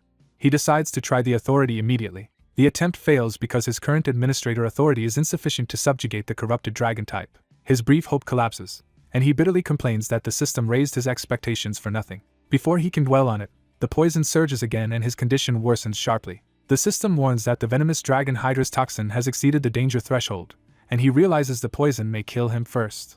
Since healing factor cannot cure poison, he desperately searches for another answer. He remembers Gluttony's bloodline absorption, which can digest consumed targets and steal the bloodline abilities of monsters it devours. Reasoning that a creature with poison this potent must possess some kind of poison-resistance bloodline, he decides to gamble on stealing it. He activates gluttony and turns the severed hydra head into a black devouring mass. The detached head is swallowed whole by the skill. The system reports that he has consumed the designated kill, raised gluttony from novice to adept, recovered energy, and partially absorbed the creature's bloodline as an incomplete immunity to all poisons. Strength returns to his body almost immediately. The new trait detects the hydra toxin and begins detoxifying it, and he finally relaxes enough to grin. His status updates to show new Dragonkin authority, poison immunity, and additional unlocked Dragonkin skills under the name Zeke Draker. He notes that the immunity only promises protection from most poisons, but it is still enough to remove one of his biggest weaknesses, and gluttony has advanced as well. He also learns that monsters specially marked by the system as designated kill targets grant extra rewards, which he immediately recognizes as valuable information. With the Hydra dealt with and his body stabilized, he resumes moving through the sanctuary toward his true objective. As he advances, the sanctuary begins revealing the history of Hero King Kaiser, a legendary child born from a wise sage and the Fairy King. That legend says Kaiser's birth was marred by a wicked sorcerer's plot that separated him from his parents and left him abandoned in the mountains. The tale continues with a sacred wolf taking in the abandoned child and raising him safely in the wilderness. Legend says Kaiser rescued persecuted humans and founded the human kingdom of Kronos in the central continent. The young explorer reflects that this famous tale is where Kaiser's legend begins. But in the present age, no real records remain, so most people treat it as nothing more than myth. He realizes that myth has just become fact before him. The ruins of Kronos stand intact in front of him, proving Kaiser and his kingdom truly existed. As he takes it in, he is stunned that the so-called ruins were actually the kingdom itself, only smaller than the stories claimed. The place reminds him of the Dragon Slayer's sanctuary, suggesting a deeper connection between the two. When he opens the sanctuary of Hero King Kaiser, he finds a glowing crystal waiting inside. The crystal hums with preserved power, clearly meant to store something important. He suspects it contains Kaiser's own vision or recorded memory. The system immediately confirms his guess by starting a linked quest tied to Kaiser's vision. Before he can object, the system traps him inside until the quest is finished. The quest orders him to obtain Kaiser's advancement, with Fairy King's tear promised as the reward. He fixates on the phrase Kaiser's advancement, realizing this is not just archaeology but a trial. The reward shocks him even more, because Fairy King's tear is tied to Kaiser's wish-granting mother and should be an absurdly valuable treasure. That revelation convinces him the prize is real and worth any risk. He asks the system how to obtain the advancement, ready to play along if it leads to that reward. The system answers by extracting data from the crystal and finding hundreds of magical video records left by Kaiser. It narrows them down to 12 relevant entries and starts the first one with automatic translation. A holographic recording appears, and the explorer immediately recognizes the man from legend as Kaiser himself. In the recording, Kaiser dismisses scholarly mystique around swordsmanship and treats a sword as something brutally simple. Another voice calls him Shotun, confirming Kaiser's famed loyal knight was a real person standing beside him. The explorer becomes even more absorbed, because the legend is no longer abstract and now seems like a direct lesson. Kaiser's first teaching is blunt. Mastery begins by swinging hard and swinging endlessly. He then sets a concrete challenge instead of giving philosophy. That challenge manifests as a deadly line of force aimed straight at the viewer of the record. Even through the recording, Kaiser's killing intent crashes into the explorer hard enough to overwhelm him. He is driven to the floor by the pressure alone. Shaken, he realizes Kaiser's aura is so immense that even a preserved memory can crush him. The record declares that this terrifying presence is the true advancement of the Hero King. Instead of retreating, the explorer becomes excited by the challenge. He orders the system to replay the record from the beginning so he can study it properly. 4 days pass with him trapped inside, doing nothing but train. He discovers the chamber was built for long-term succession training, with 3 rooms prepared for survival and practice. 1 room stores food, another provides rest and recovery, and the last is packed with books and training tools. Realizing the place was designed to forge Kaiser's successor, he devotes himself completely to endless sword swings. After tens of thousands of repetitions, he can imitate the outer form, but the feeling behind Kaiser's strikes still escapes him. The system nevertheless recognizes his progress and grants him Kaiser's basic advancement, elemental sword in its basic form, before forcing him into the next stage. The advanced application stage begins by summoning the spirit of Hero King Kaiser himself. Kaiser's spirit descends into the chamber, as a living examiner rather than a passive memory. He steps forward with immediate intent to test the candidate directly. The system formally identifies him as Hero King Kaiser, sovereign of ancient Kronos. The explorer is awed to face the real Kaiser, but the moment leaves no time for reverence. Kaiser draws his sword, making it clear this lesson will be taught through combat. The explorer barely registers the threat before the attack begins. Kaiser's first strike arrives so suddenly that the explorer can only block on instinct. He is stunned by the speed, unable to understand how the blow appeared from nowhere. The impact hurls him away and tears up the chamber floor. As he scrambles back up, he realizes Kaiser broke through his guard as if he were facing a master from another life. Kaiser mocks his level and makes it plain that copying motions is nowhere near learning his swordsmanship. He calls the explorer's raw strength impressive but worthless without proper technique. The explorer briefly hopes this is only a test of skill, not a real attempt on his life. Kaiser closes the distance again before that comforting thought can settle. Another exchange sends the explorer flying, proving Kaiser is attacking with full seriousness. He abandons the idea of a gentle trial and accepts that Kaiser will kill him if he cannot keep up. For the first time, he doubts whether he can survive this opponent at all. Kaiser, on the other hand, is delighted to have found someone absurd enough to entertain him. The explorer forces himself to stop panicking and decides to stop overthinking. He resolves to fight the way he always has, by throwing everything he has into the struggle. With that decision made, he gathers power into his blade and commits to a counterattack. He addresses Kaiser directly and launches himself forward. Kaiser recognizes the style at once and realizes the explorer inherited something from Shoten. The explorer's empowered strike makes Kaiser identify the technique as Aurora. He follows through with a fierce aerial assault, forcing Kaiser to meet it head-on. Kaiser rejects the name, implying the explorer is close to the truth but still missing the essence. The explorer feels the absurd weight behind Kaiser's tiny movements and understands how far above him this mastery is. Kaiser dismisses technical labels and cares only about whether the clash is enjoyable. Their blades collide again in a shower of force. Kaiser openly admits that fun matters more to him than formal correctness. He turns the duel into a game and attacks from every angle with delighted ferocity. The explorer is driven into a desperate defense under the storm of blows. He keeps moving only by sheer stubbornness. Even while enduring it, he had expected a gap in skill between them. What he had not expected was a gulf so vast that Kaiser feels almost unreachable. He begins to grasp that the title Hero King was not just political but a measure of monstrous personal power. Refusing to yield, he stacks every skill he has, combining killing techniques, speed, rapid slashes, and dragonkin power into one reckless push. That desperate combination erupts into a flaming, claw-like assault aimed at Kaiser. The attack smashes into the chamber with explosive force. Kaiser emerges impressed that a human can wield dragonkin power at all. The explorer uses the opening to crash in close, wrapped in violent purple force. Kaiser is startled that the boy is also touching something akin to elemental power. The explorer answers with a full-force severing strike, multiplying his attack through afterimages and momentum. He commits completely, believing this is his best chance to break through. Kaiser watches the attack with growing amusement rather than alarm. When the clash ends, the explorer finds himself sprawled in the rubble, unsure what just happened. Kaiser finally stops attacking and declares that the weakling has at last awakened. He acknowledges the explorer's mix of Shatten's skills, dragonkin power, and elemental force as a rare and interesting combination. Then he notices something even stranger about the boy and pauses to examine him more closely. Kaiser concludes that part of the explorer's soul overlaps with the spirit realm. The explorer has no idea what that means and asks for a simpler explanation. Kaiser infers that the boy has crossed the boundary of death many times, which would explain why he can touch elemental power in a human body. Still lost, the explorer asks him to stop naming mysteries and explain them in plain terms. Kaiser humors him and decides to start from what truly matters. He tells the boy to stop obsessing over side details and focus on the real goal. That goal, Kaiser says, is not vague power but Kaiser's own true advancement. He finally names it outright as the elemental sword. Kaiser explains that elemental power is the pure force of nature itself, divided into water, fire, earth, and wind. The elemental sword is built on those four elements, and expands from them. To demonstrate, he invokes the wind branch of the art. A colossal storm blade tears across the chamber as a practical lesson.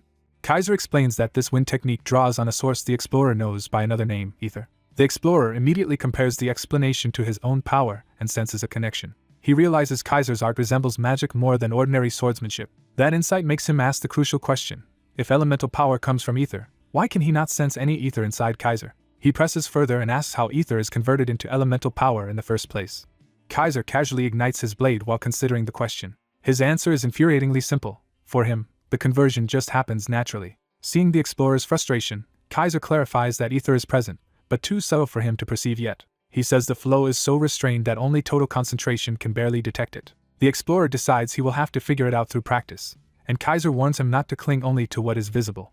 That advice makes the explorer rethink his own full-force strike, because Kaiser had already identified it as elemental power. He concludes that his own signature strike must also be using elemental power without his realizing it. Kaiser sees that the boy has finally reached the right line of thought. The explorer tries to reproduce the insight by shaping his full-force strike around wind. He forces the attempt with brute effort, but it still lacks the proper principle. Kaiser immediately scolds him for using the wrong power again, and calls his method a fake imitation of dragon tongue. He explains that dragon tongue belongs to dragons alone, and humans should not be able to use it properly. Kaiser also points out that every use of that borrowed power must be damaging the explorer. He explains why. Human souls are fundamentally smaller than dragons, so a human can only imitate the method inefficiently. Kaiser condemns the creator of that imitation as a fool who copied dragon power in a crude and harmful way. The explorer suddenly remembers where he first encountered dragon tongue. He recalls absorbing Bahamut's heart in the dragon slayer's sanctuary. At that time, the system told him he had learned dragon tongue but could not yet use it. That memory confirms dragon tongue is a locked dragonkin skill based on words imbued with power. He reasons that if his full force strike is derived from dragon tongue, unlocking the true skill later may let him use that power safely and freely. Kaiser cuts off his thoughts and orders him back to training immediately. More time passes in brutal advanced training, but with his special physique, Kaiser's demonstrations, and endless sparring, the explorer finally starts grasping the principles of the elemental sword. He comes to understand it as a system that uses ether as a medium to draw elemental force from the spirit side of existence. Once he understands the principle and the feel of it, the technique begins to open to him. From there, actually wielding the elemental sword becomes far less difficult than reaching the insight behind it. Kaiser acknowledges that the boy has finally become worth teaching seriously. He ends the day's lesson, warns that the next stage will be harsher, and the explorer accepts him as master. Even while resting, the explorer keeps training and asks permission to continue questioning him. Now that he can sense elemental force, he realizes the strange floating currents in the chamber were elemental power all along. He then asks about aura, since Kaiser had mistaken his power for Shattun's technique when they first met. Kaiser explains that Shattun created aura as a substitute because humans supposedly could not use the elemental sword, and the explorer's technique resembled that lineage. He bitterly adds that Shattun passed down only his own method and left Kaiser's art behind. That shocks the explorer, because it means the legendary founder of aura cultivation was actually Shattun Draker. He is stunned that such a foundational truth about the Draker line has vanished from history. After absorbing that revelation, he asks a deeper question about what the spirit realm actually is.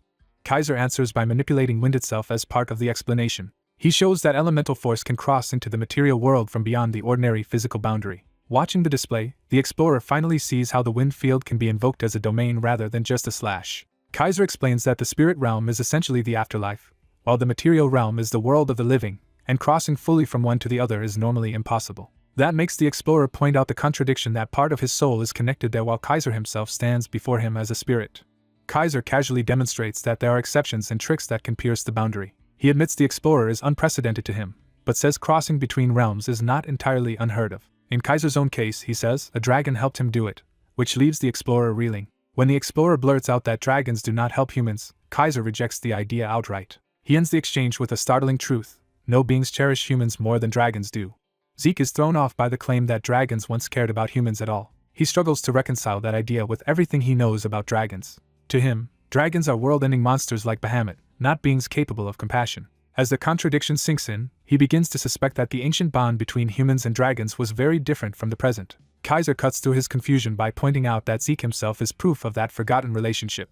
Before Zeke can argue further, Kaiser reaches toward him to expose the truth directly. He reveals that Zeke's transplanted heart and dragon-fang sword were gifts Bahamut personally gave his bloodline.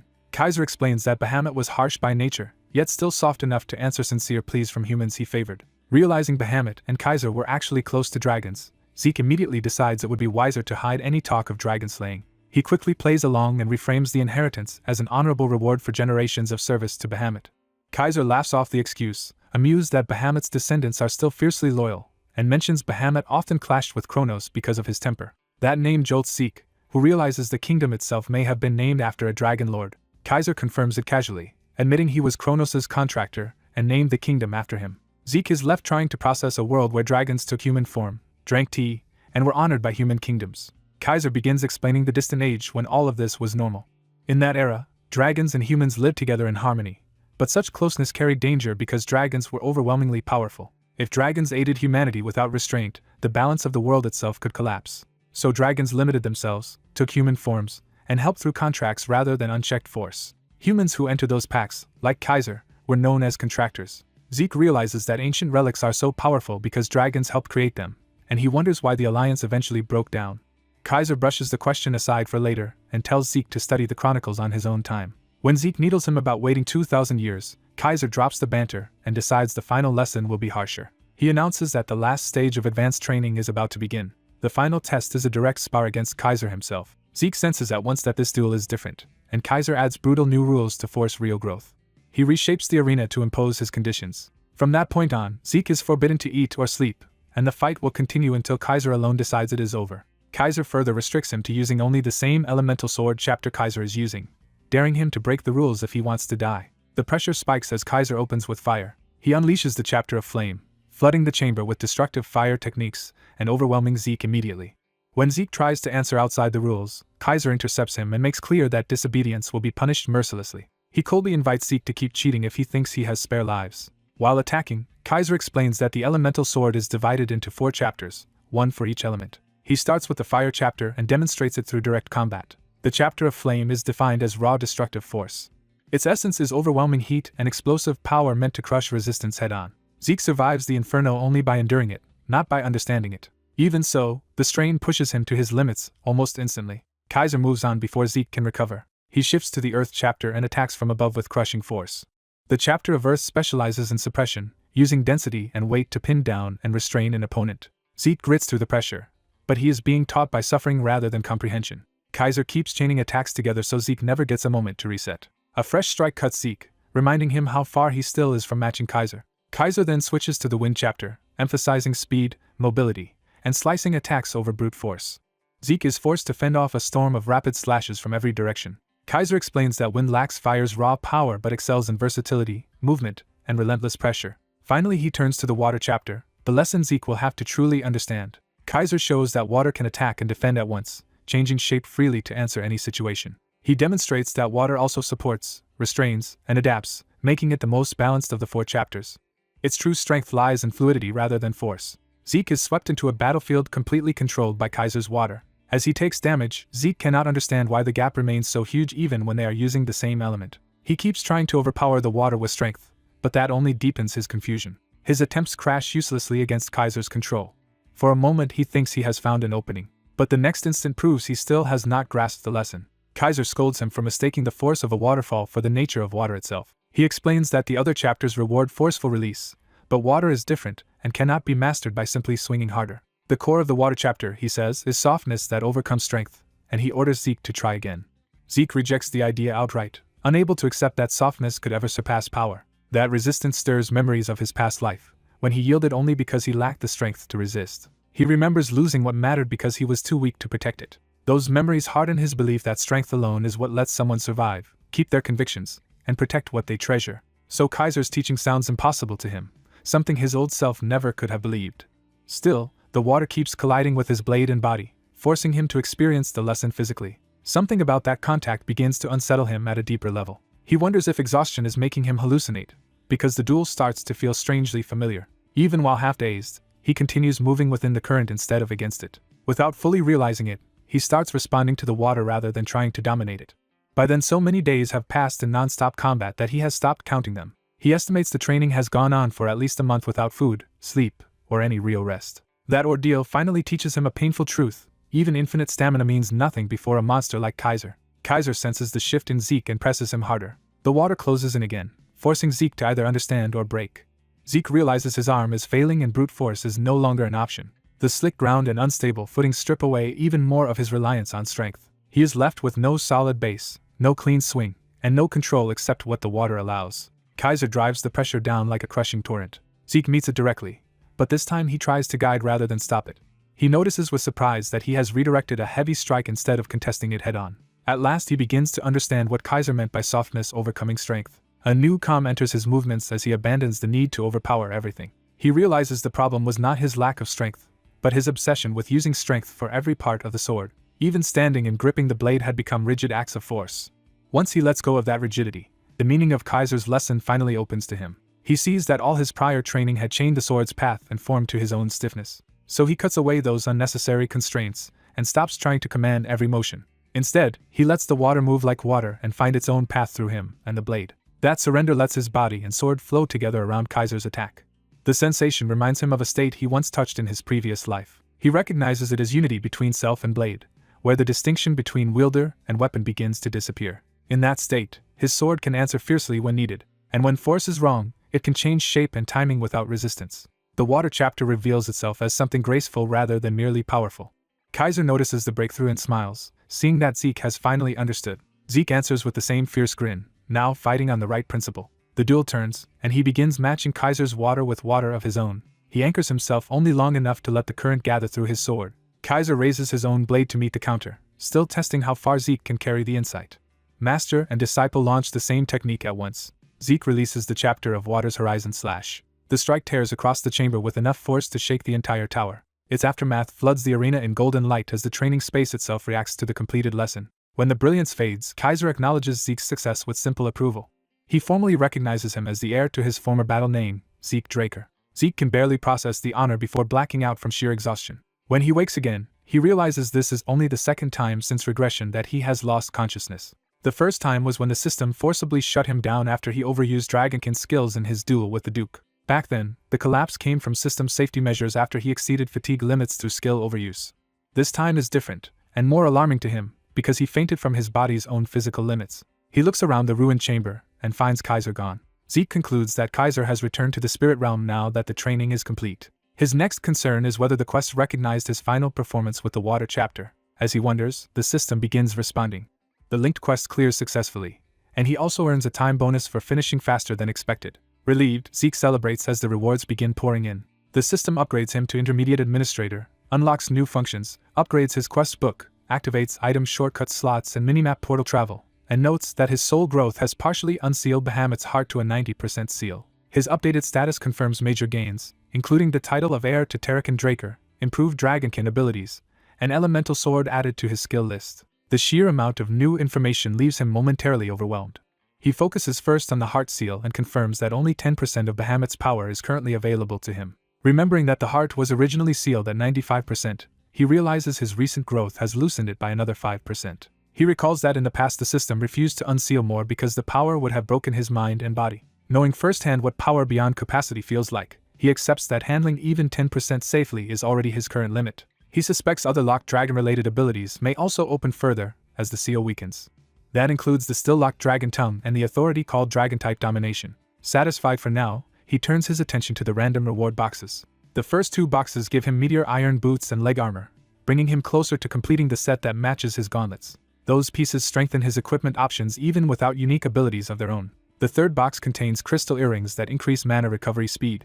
Zeke immediately recognizes the earrings as highly valuable, especially to mages. He is pleased that his meteor iron set is nearing completion, while also gaining a useful accessory. With the boxes done, he moves on to the random skill cards. He expects them to contain practical new abilities, even if the results are uncertain. When he opens them, the system registers static electricity as his first new skill.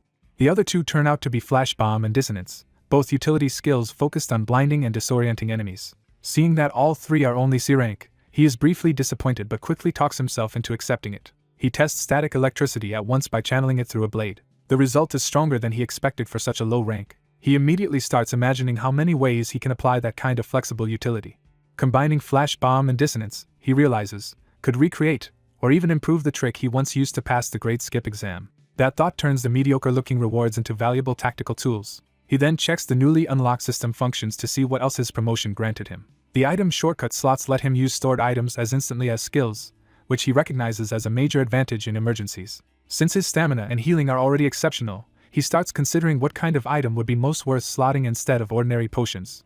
That line of thought reminds him that even seemingly perfect abilities always have weaknesses. He knows he may face another opponent like Kaiser someday, someone who can overwhelm even infinite stamina, and he still does not know the true limits of his healing factor, so relying on it blindly would be reckless. Deciding to prepare for the worst-case scenario, he chooses a final safeguard. He buys a top-grade healing potion called Salvation and registers it in an item shortcut slot as an emergency answer to otherwise fatal injuries. He decides the costly reward is worth taking because it can compensate for limits in stamina and healing. Then he turns to the prize he values most. He receives the Fairy King's Tear, a one-use medium said to summon the Fairy King from the spirit realm. The item shocks him because it could call on a legendary being directly. Remembering the old tales, he realizes the Fairy King is supposed to grant human wishes. That makes him wonder whether he could truly use it to have a wish fulfilled. But because the relic works only once, he refuses to waste it on a reckless test. He studies the bow carefully and reins in his temptation. In the end, he chooses to keep the relic in reserve. He leaves convinced that a day will come when he truly needs it. Outside, he arrives at a forest outpost. A magic circle activates beneath him. The system instantly changes his clothes and appearance to fit his new setting. He realizes the transfer has placed him somewhere familiar. Looking around, he confirms he has been teleported to an adventure outpost.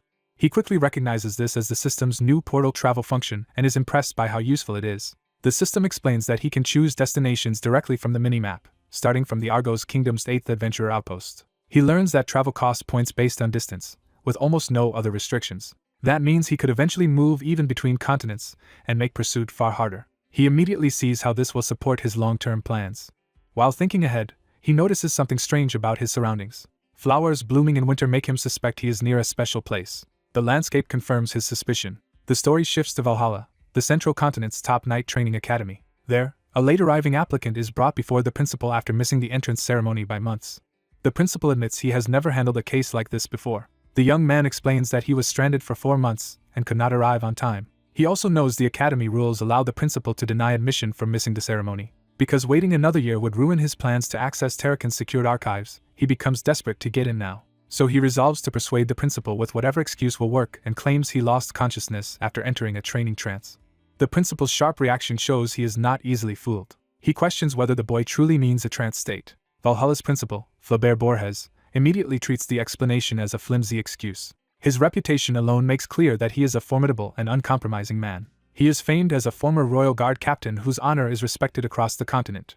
Knowing that, the applicant realizes emotional pleading will not move him. So he drops the act and admits he has no good excuse, insisting only that his story is true. The principal pauses and considers the claim more seriously than expected. He says that with anyone else he would have punished such nonsense as insolence. But because the boy was personally recommended by the academy's head, he offers a chance instead of outright rejection.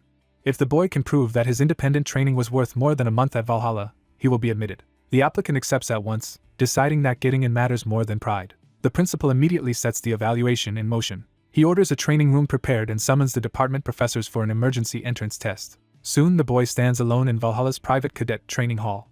He steels himself, recognizing how serious the academy is. Seeing the assembled professors, he realizes he is being judged by some of the most renowned knights on the continent. Once everyone is present, the principal begins the test. He demands visible proof of the training the boy claims to have completed. The professors watch in silence, ready to dismiss anything unimpressive. The boy hesitates, weighing what he can safely reveal. He immediately rules out showing the elemental sword, since that would expose too much. Feeling the pressure from so many elite knights, he knows ordinary talent will not be enough, so he decides to reveal only part of his strength. He lets his aura surge, resolving to get serious without going too far.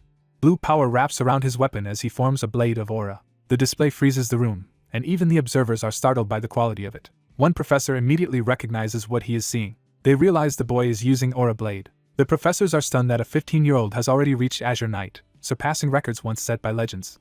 The boy instantly realizes he may have revealed more than intended. He remembers how someone once dismissed Aura as a cheap trick for the weak. After months training with Kaiser, he forgot he was supposed to conceal the true extent of his aura. Fortunately for him, the professors still think they are only seeing Azure Knight level power. He quietly relaxes, knowing his deeper strength remains hidden. He reflects that he had already reached Azure Knight before meeting Kaiser, but mastering the elemental sword pushed him even further. His aura had actually advanced to Crimson Knight. He recalls that the key difference between Azure and Crimson lies in how aura is applied through Aura Blade. An Azure Knight can maintain the blade, but only at a basic level.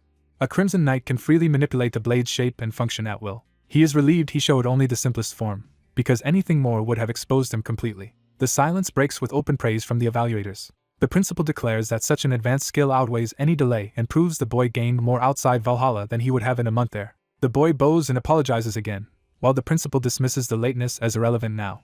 The principal asks the professors whether anyone still objects to admitting him. They unanimously agree that his clearly defined aura blade is more than enough proof. With the faculty's support secured, the principal turns back to him. He formally accepts Zeke Draker into Valhalla. The story then shifts to Atlas, the enormous central city that houses both Valhalla and the Four Seasons Castle, the seat of House Draker.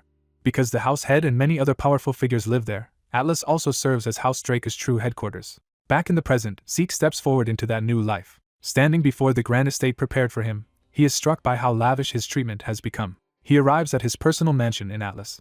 Even with his black card privileges, he feels the scale of the place is excessive.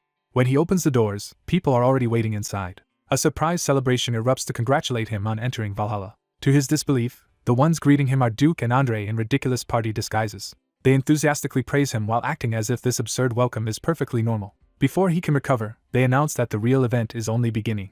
He learns that Duke and Andre prepared the surprise party in his mansion. He also finds out Duke had already been summoned by the head of House Draker and had been living in the mansion for over a month. Andre reveals he has come to Valhalla as an assistant professor and intends to stay there too, making Zeke suspect he followed him on purpose. As the two of them enjoy themselves, Zeke can only stare in exhausted disbelief. His irritation finally boils over at the fact that they moved into his house without even asking him.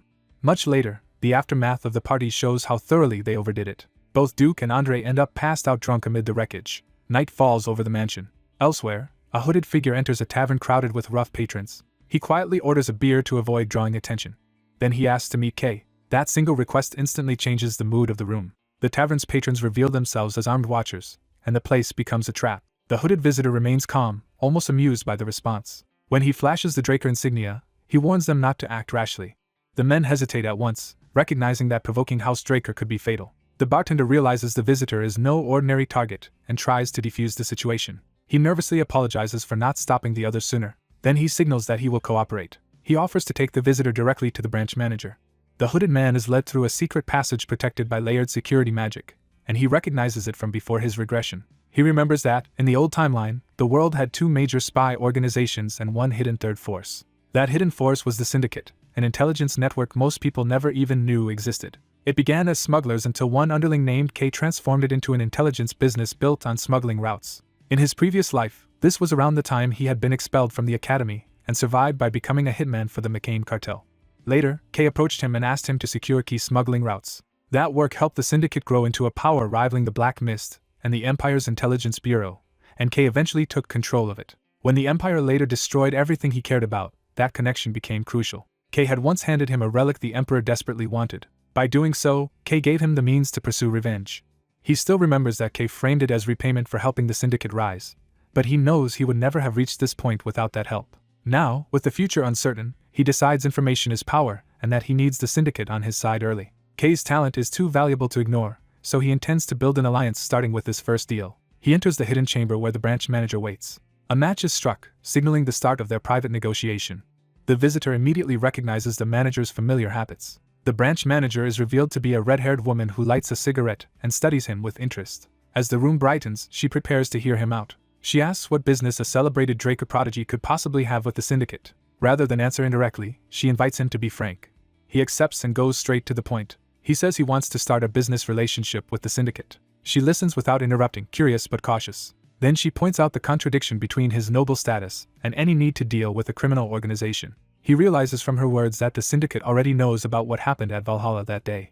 Still, he keeps his guard up and refuses to be led by her questions. Instead, he asks her to inspect the goods first. He places a pair of earrings on the table. When she dismisses them as ordinary jewelry, he reveals they are artifacts and tells her to try them on. She assumes they are some minor mana recovery item and puts them on with skepticism. The effect hits instantly, cutting off her sarcasm. Her cigarette drops as the artifacts activate. She is stunned to discover that her mana recovery has increased by an absurd amount, around 10 to 15%. Because even top-tier artifacts usually grant only 1 to 3%, she realizes these earrings are extraordinary and should not exist unnoticed. She concludes he either found a hidden supply route beyond her knowledge or excavated them himself. That possibility forces her to reassess him completely. Seeing her shaken, he calmly asks whether she has changed her mind. He follows up by instructing her to use the personal information sheet he prepared to open a new bank account. He further appoints the Syndicate as his proxy to retrieve goods from a bank in North Atlas, making clear that he intends to consign hidden merchandise through them. When she reviews the terms, she finds the commission and bonus generous enough to match the best deal she could have hoped for, leaving the negotiation tilting decisively in his favor. A red-haired mage realizes her counterpart already knew her true nature, confirming he has unusually strong intelligence sources. Satisfied with that, she accepts the proposed arrangement and seals the business deal. She parts on cordial terms, formally acknowledging young Lord Draker as a new partner. Zeke answers politely, then abruptly steers the conversation towards something he clearly already knows. He asks about the Syndicate's phantom ships, exposing a secret operation at the heart of her business. The question instantly rattles her and strips away her earlier composure. As her hidden forces gather around her, she demands to know how he learned about them. Zeke laughs off her hostility and reminds her that threatening him will not be easy. He openly challenges her confidence, making it clear he does not fear her power. His pressure crashes over her like a direct magical assault, forcing her onto the defensive.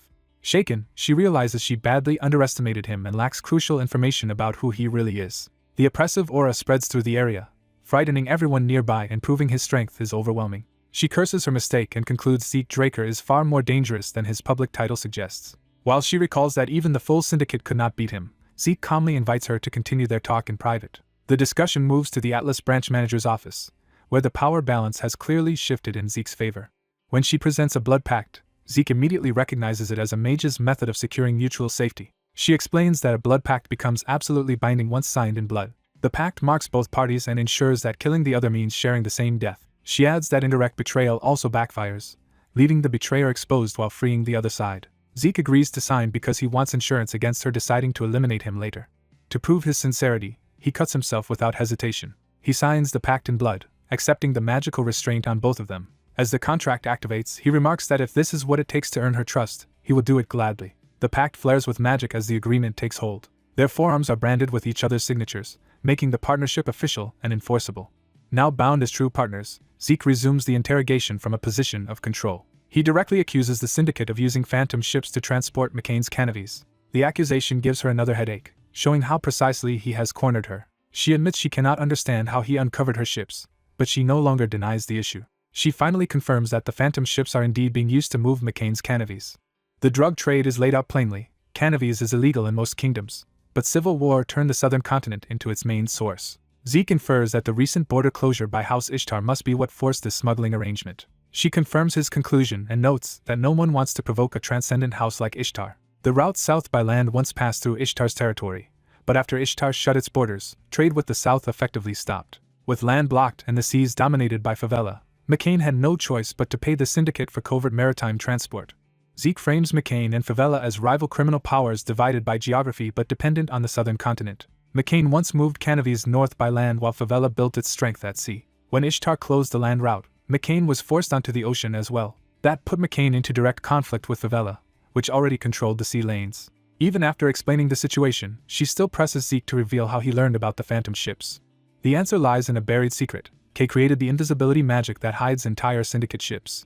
Because those ships let the syndicate evade both pirates and navies, the secret is central to their entire business model. Zeke cannot reveal his true source, so he deflects and reminds her that professionals do not ask where intelligence comes from. He redirects her attention to favela's offer, forcing her to think about the larger threat instead of his methods. She admits favela recently offered the syndicate double McCain's payment if they cut McCain off.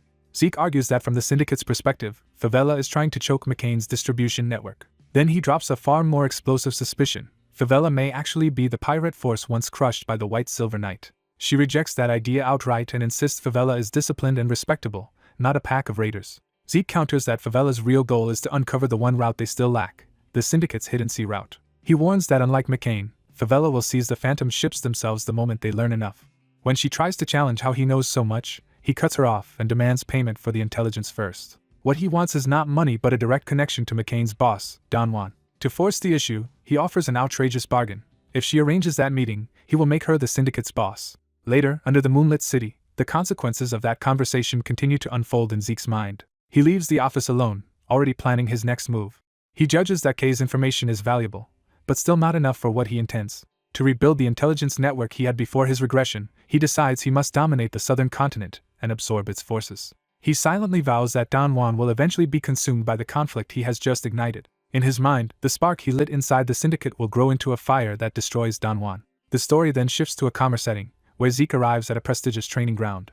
At the Night Training Institute Valhalla, he notes that life here offers far more freedom than his previous schools. While waiting for the guide the Chancellor promised, he watches the unfamiliar campus and its rhythms. A stranger suddenly calls out to him. The newcomer confirms that Zeke is the cadet the Chancellor mentioned. He introduces himself with overwhelming enthusiasm and instantly tries to treat Zeke like an old friend. Zeke is left staring at this burst of energy in total confusion. The stranger teases him for still acting like a stiff academy student and starts chatting without pause. Zeke tries to restore order by asking whether this man is really the guide sent by the Chancellor. The guide mocks Zeke's formal way of speaking and casually inserts himself into Zeke's space. He confirms that he will be showing Zeke around Valhalla, while Zeke privately realizes the man never stops talking. The guide finally gives his name, Diego. He grandly presents himself as Diego Villa, a musician obsessed with Southern fusion and impossible to ignore. Zeke accepts the introduction, though Diego's intensity only makes him more wary. As they start walking, Diego urges Zeke to relax and stop imagining hidden threats everywhere. Zeke recognizes the name at once and realizes this loud guide will one day become one of the 5-star Knights. He recalls that the 5-star Knights were the 5 heroes who played decisive roles in the Continental War before his regression. Among them were the Flash Knight Reina Turin and Diego Villa, the future Rhythm Knight now walking beside him. Zeke also remembers a rumor that all 5 of those legendary knights graduated from Valhalla. As he considers how quickly he might gather future power here, Diego interrupts his thoughts by dragging him toward food. Zeke tries Southern food at Diego's insistence, and is immediately won over by it. To his own surprise, he admits the meal is excellent, which delights Diego. Diego boasts that Valhalla's Southern cuisine is the real thing, and Zeke slips by saying it is better than what is served in the South. That makes Diego ask whether Zeke has actually been to the Southern continent, forcing Zeke to retreat into a vague answer. Zeke turns the question back on Diego and asks how someone from the south ended up at Valhalla. Diego explains that his parents once ruled a small southern kingdom, making him former royalty.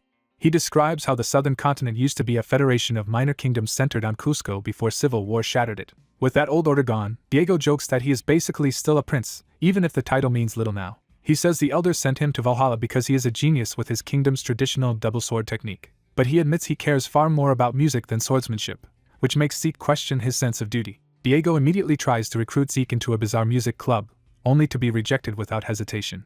Later, when they enter an upper-class lecture hall, Zeke wonders whether first years are even allowed there. Diego explains that Valhalla lets students attend any lecture connected to learning, and this one is supposed to be special. The crowd's whispers make Zeke realize the event is drawing unusual attention. He hears students marveling that the youngest entrant in Valhalla's history, Zeke Draker, is present in person. Diego is stunned to learn that his new companion belongs to House Draker.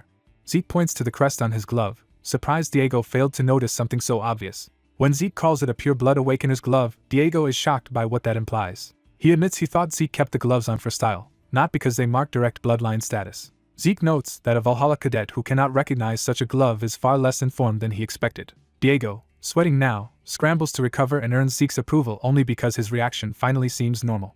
Instead of calming down, Diego becomes even more excited and decides Zeke's aloofness now makes perfect sense. Zeke can only stare, convinced this man is impossible. Diego jokes that if Zeke is really that noble, he should have paid for lunch, then throws an arm around him like they are already close friends. The lecture begins as the audience applauds the Chancellor. The Chancellor calls for everyone's attention and takes control of the room. The hall quiets as the students settle in to hear the promised guests. Zeke realizes the turnout is so large because the Chancellor himself is hosting the lecture. While the Chancellor opens the event, Diego keeps trying to show Zeke his song lyrics, and Zeke has to beg him to pay attention. The Chancellor announces the first guest, a returning knight of House Draker who has emerged from seclusion. Zeke immediately guesses that this must be the Obsidian Knight now that he has returned to Four Seasons Castle. The first speaker is revealed as Duke Draker. The audience erupts in whispers, recognizing him as the Storm Knight and the Obsidian Knight who had vanished from public view. Duke Draker acknowledges the attention and says he is honored people still remember him after so long away. He begins a polished account of how he rose from ordinary cadet to Obsidian Knight, and even Zeke admits he speaks well. But the speech drags on, turning into a self-congratulatory monologue that wears the audience down.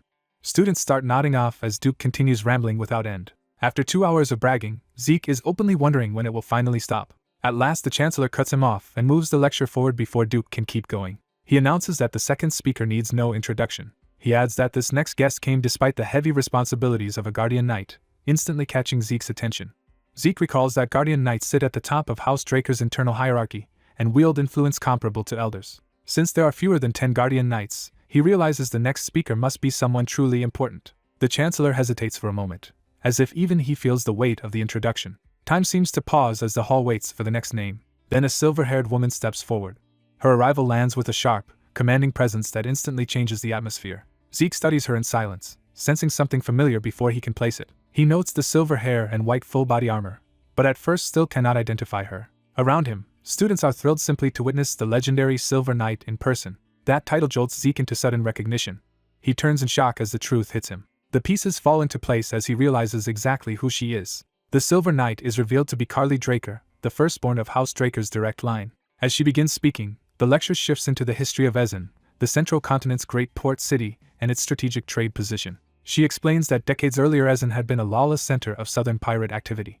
Everything changed when Carly became an official knight of House Draker and began systematically exterminating the pirates. By the 5th year of her campaign, pirates had vanished from Essen entirely. Under House Draker's protection, Essen was reborn as the continent's greatest port, while the surviving pirates were driven into the deadly southern seas. For that achievement, Carly became the youngest Guardian Knight in history, surpassing even what Abel had managed in Zeke's previous life. The hall listens in awe as she stands before them with the authority of someone who truly changed history. Zeke is stunned that the famous speaker he expected turned out to be his own eldest sister. He also realizes she is currently competing with Abel for succession, which makes her appearance here even more significant. Her changed appearance had hidden her identity from him, but now he understands why he failed to recognize her at first glance. Carly begins speaking in a calm voice that carries absolute command. Then she taps the podium, signaling that the room is about to be judged by her standards. With a single order for silence, she crushes every whisper in the hall and freezes the audience in fear. The students physically tremble under the force of her authority. Duke lightly chides her for frightening the cadets, but his tone only highlights how dominant she is. Carly rebukes the students for their lack of discipline and declares that Valhalla has fallen far below the standards she remembers. She reminds them that the peace they enjoy was paid for by the blood, sweat, and tears of their forebears, not handed to them for free. Zeke realizes that Carly's harsh teaching comes from a belief that knowledge matters only when it is put into practice. Carly drives the lesson further, insisting that true knighthood is earned through discipline, training, and strict adherence to principle. Once the lecture ends, the cadets complain about her severity, while Zeke recognizes that her advice was sound even if no one appreciated it. As he reflects on her, he addresses Diego in his thoughts and prepares to move on. His companion abruptly abandons him to chase his own artistic obsession, leaving Zeke alone. Zeke decides the separation is useful, since it gives him a chance to search for Tarakan's secret library while pretending to scout recruits. He starts considering where to begin his search. Before he can continue, someone calls him by name and stops him cold. Carly approaches and asks for a moment of his time. She brings him to the Valhalla Common Use training grounds, clearly intending something formal.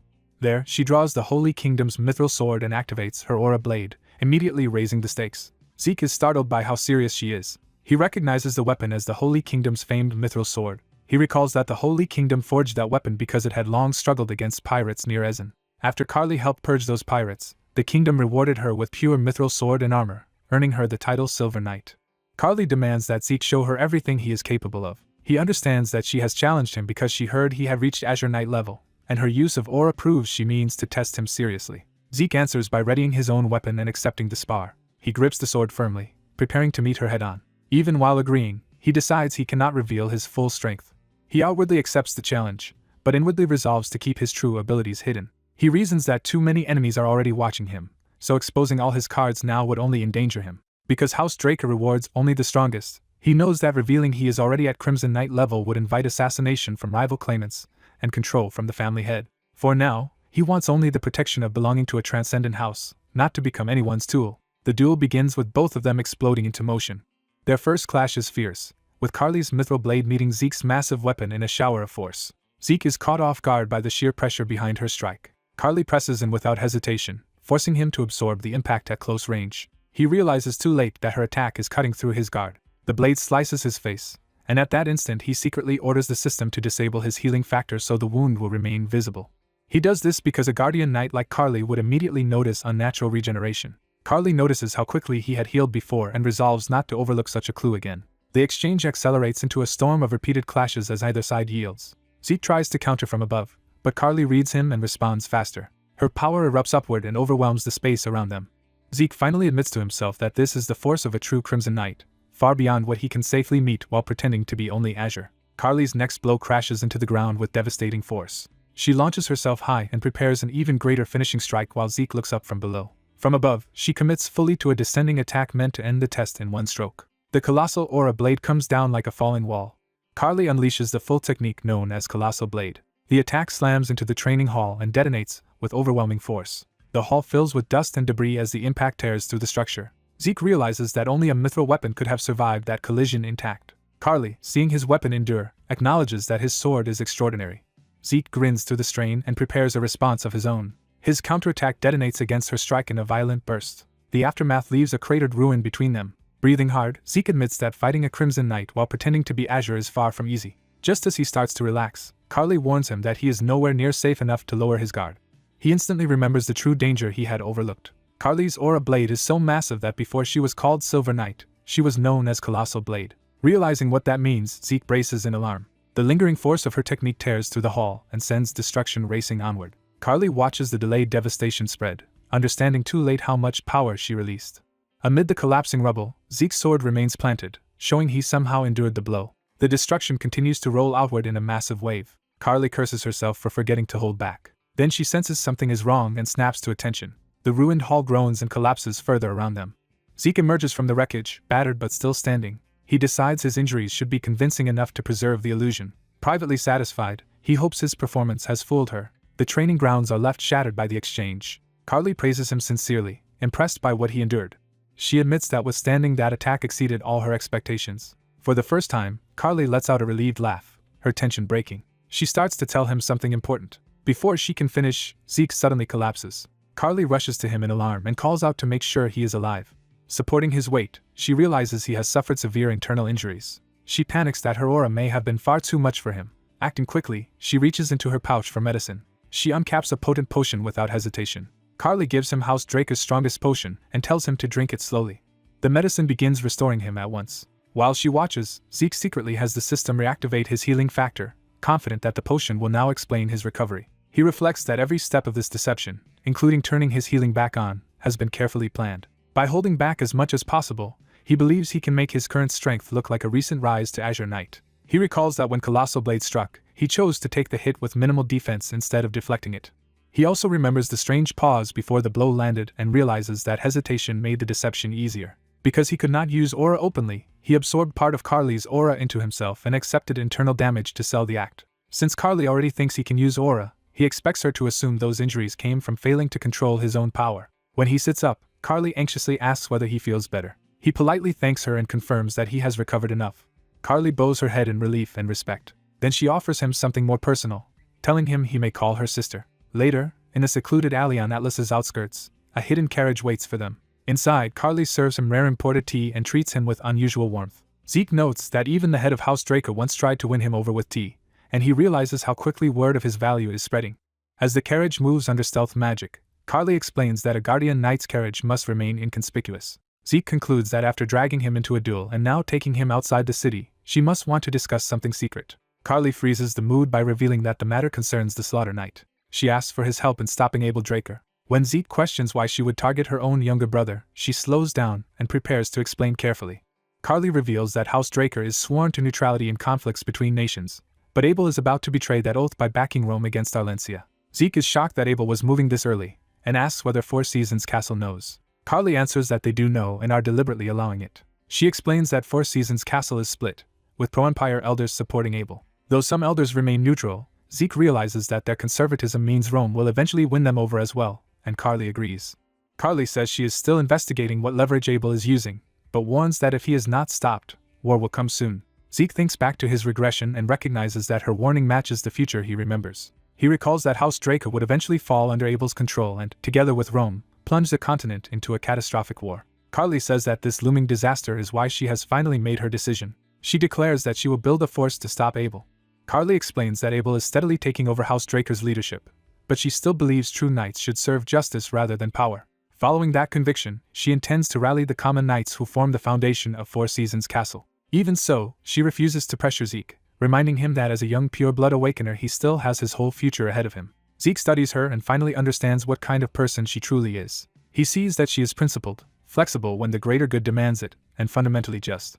He also realizes that the slight hesitation before Colossal Blade struck was proof that she had been worried about hurting him. To him, Carly is both the strong, upright Draker she appears to be and someone unexpectedly soft-hearted beneath that exterior. Carly warns that if he joins her, he could be branded a traitor, and urges him to think carefully before deciding. Instead of hesitating, Zeke rises at once. He tells her he has already made up his mind.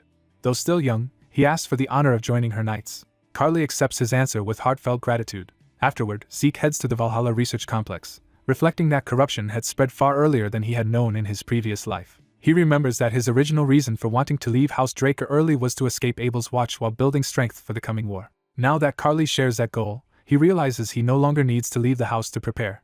In fact, staying is ideal, because he can monitor Abel from within while letting Carly draw the attention. He reasons that Carly alone could never have balanced House Draker against Abel, but if he becomes an official knight and stands beside her, their side can finally outweigh his brother's. Even so, he is exhausted by how much effort it took to keep acting like a proper knight. Following the system's guidance, he reaches the place it marked as his destination. At the Great Central Library, he arrives at what he believes is Tarakan's secure archive, the true reason he came to Valhalla. He enters the vast library expecting to find something extraordinary hidden within. The system announces that he has reached the destination, confirming he is in Tarakan's secure archives. But when he looks around, he is disappointed to find only a small room full of old books. He complains that the archive seems tiny and useless. Because the system led him here, he had expected a legendary treasure rather than dusty volumes. He wonders if the entire trip was a waste of time. Then the system detects a hidden update location beneath his feet. A towering column of light erupts from the floor in response. Zeke stares upward in shock, unable to understand what has just appeared. The system begins integrating his archive with that of another administrator, revealing that Tarakan Draker was also a system user. A hidden shelf manifests, and Zeke realizes it could only ever be revealed through the system itself. The system links Tarakan's secure archive to Zeke's and grants him permanent access, neatly organized by category. Ignoring the broader manuals for now, Zeke asks the system to show him whatever will help him grow the fastest. The system accepts and identifies a single matching book. A glowing volume slides out from the shelf, and Zeke immediately recognizes it as the answer. The book is titled Secret Manual of the True Dragon Sword Art. Though he has never heard of the technique, he decides to inspect it and learn who wrote it. The moment he does, he is struck by sudden recognition. The author is revealed to be Hero King Kaiser's most loyal knight. Zeke is stunned to discover that the writer is Shattern Draker. The library around him falls silent as the revelation sinks in. Before passing down the essence of the true dragon sword art, Shattern begins by explaining why he created it. He introduces himself and promises to reveal the purpose behind the art's creation. Shattern explains that the bond between dragons and humans began with the great Hero King, who allowed humanity to form covenants with the great dragons. But he adds that dragons did not help humanity out of obligation or shared cause, only out of pity for a race they saw as weaker than all others. As covenant bearers spread across the continent, human civilization flourished rapidly, yet the narrator grew uneasy about relying so completely on dragons. He feared that dragons who helped humanity out of passing pity could just as easily decide to destroy it. That fear hardened into a single conclusion about what would happen if the dragons ever turned. If betrayal came, humanity would be unable to resist, and could be wiped out almost immediately. So he began searching for a way humans could fight dragons, first considering magic. He abandoned that idea after realizing magic itself was a gift dragons had carved into human hearts, and therefore could never be a true weapon against them. He next looked to the elemental sword feared even by dragons.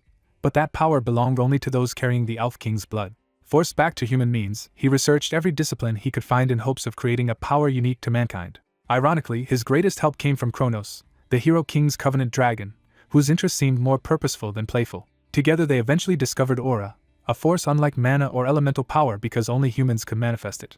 After the Hero King departed for the spirit realm, the research bore fruit, and the narrator compiled and spread a manual for the true dragon sword art throughout the kingdom. But despite that effort, the art failed to take root. In a world where dragon artifacts granted easy power, almost no one was willing to endure the discipline needed to master a true dragon-slaying art. Even so, the narrator recorded his belief that one day this neglected art would become necessary. He left behind a final hope that whoever found his secret manual would understand his intent. He wished that future readers would commit themselves to mastering the art he had preserved.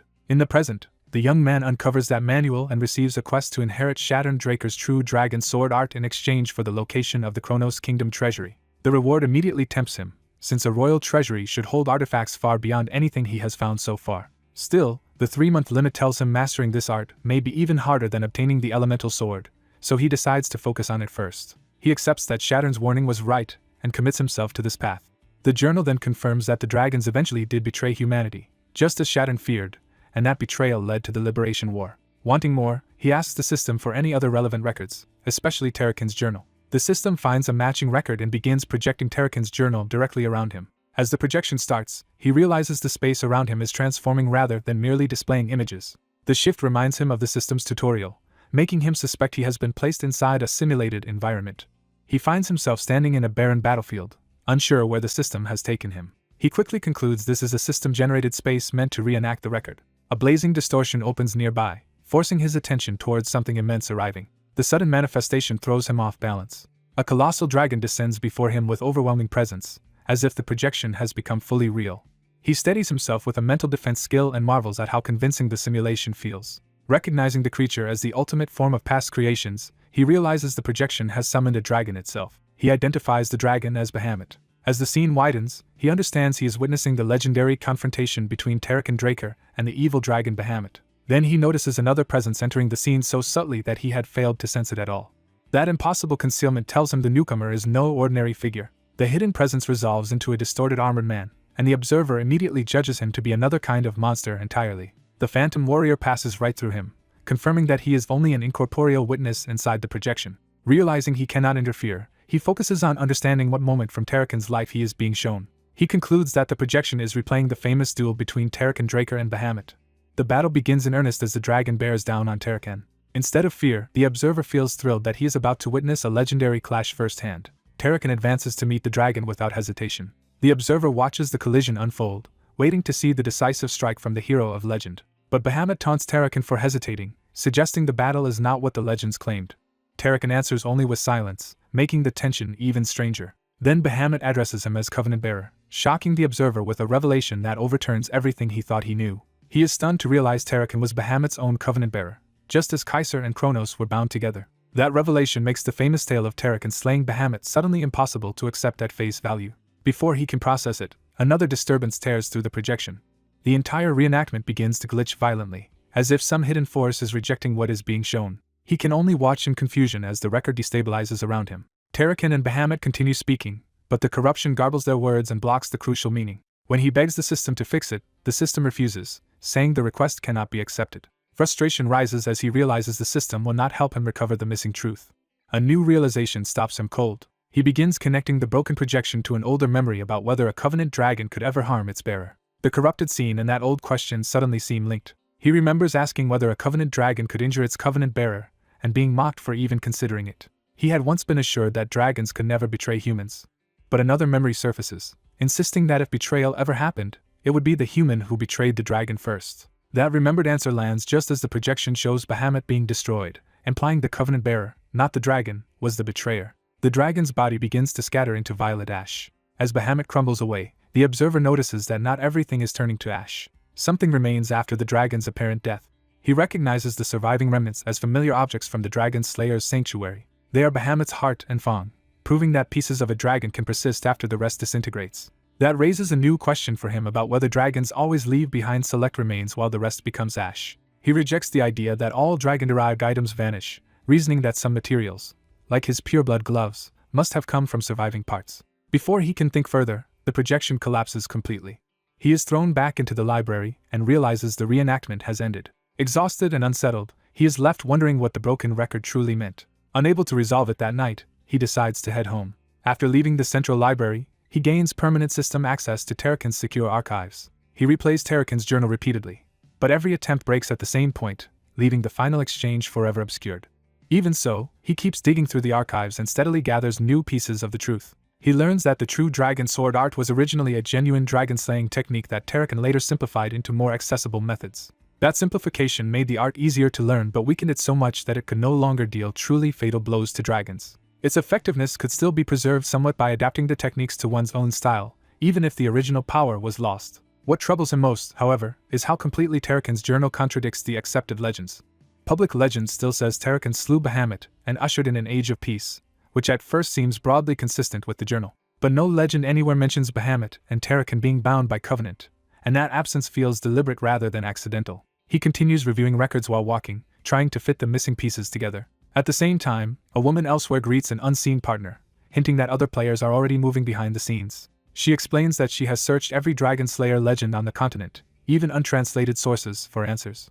Yet all that research has led only to a glaring omission. None of the old records mention covenants between humans and dragons at all, nor do they mention Kaiser or Terrakin as covenant bearers, despite how central those facts now seem. Worse, every source repeats the same official story so perfectly that it feels coordinated, and anyone who digs deeper receives warnings from House Draker. He learns that the Syndicate has already backed off the investigation rather than provoke House Draker further. That reaction convinces him the suppression is active and ongoing, not merely historical. He becomes certain that House Draker is deliberately censoring information about Terrakin. That certainty only deepens the mystery of why they would hide the truth about their own founder. Terrakin's fame is the foundation on which the three transcendent houses built their authority. So House Draker's tight control over anything involving Terrakin and Bahamut makes no sense unless the hidden truth threatens that foundation. He still does not know the reason, but he is sure one exists. Determined to find it, he heads back to the secure archives for another search. Just as he tries to call up the system again, he senses something wrong nearby. He freezes, instantly alert to an intruder. A faint sound confirms someone is moving inside the mansion.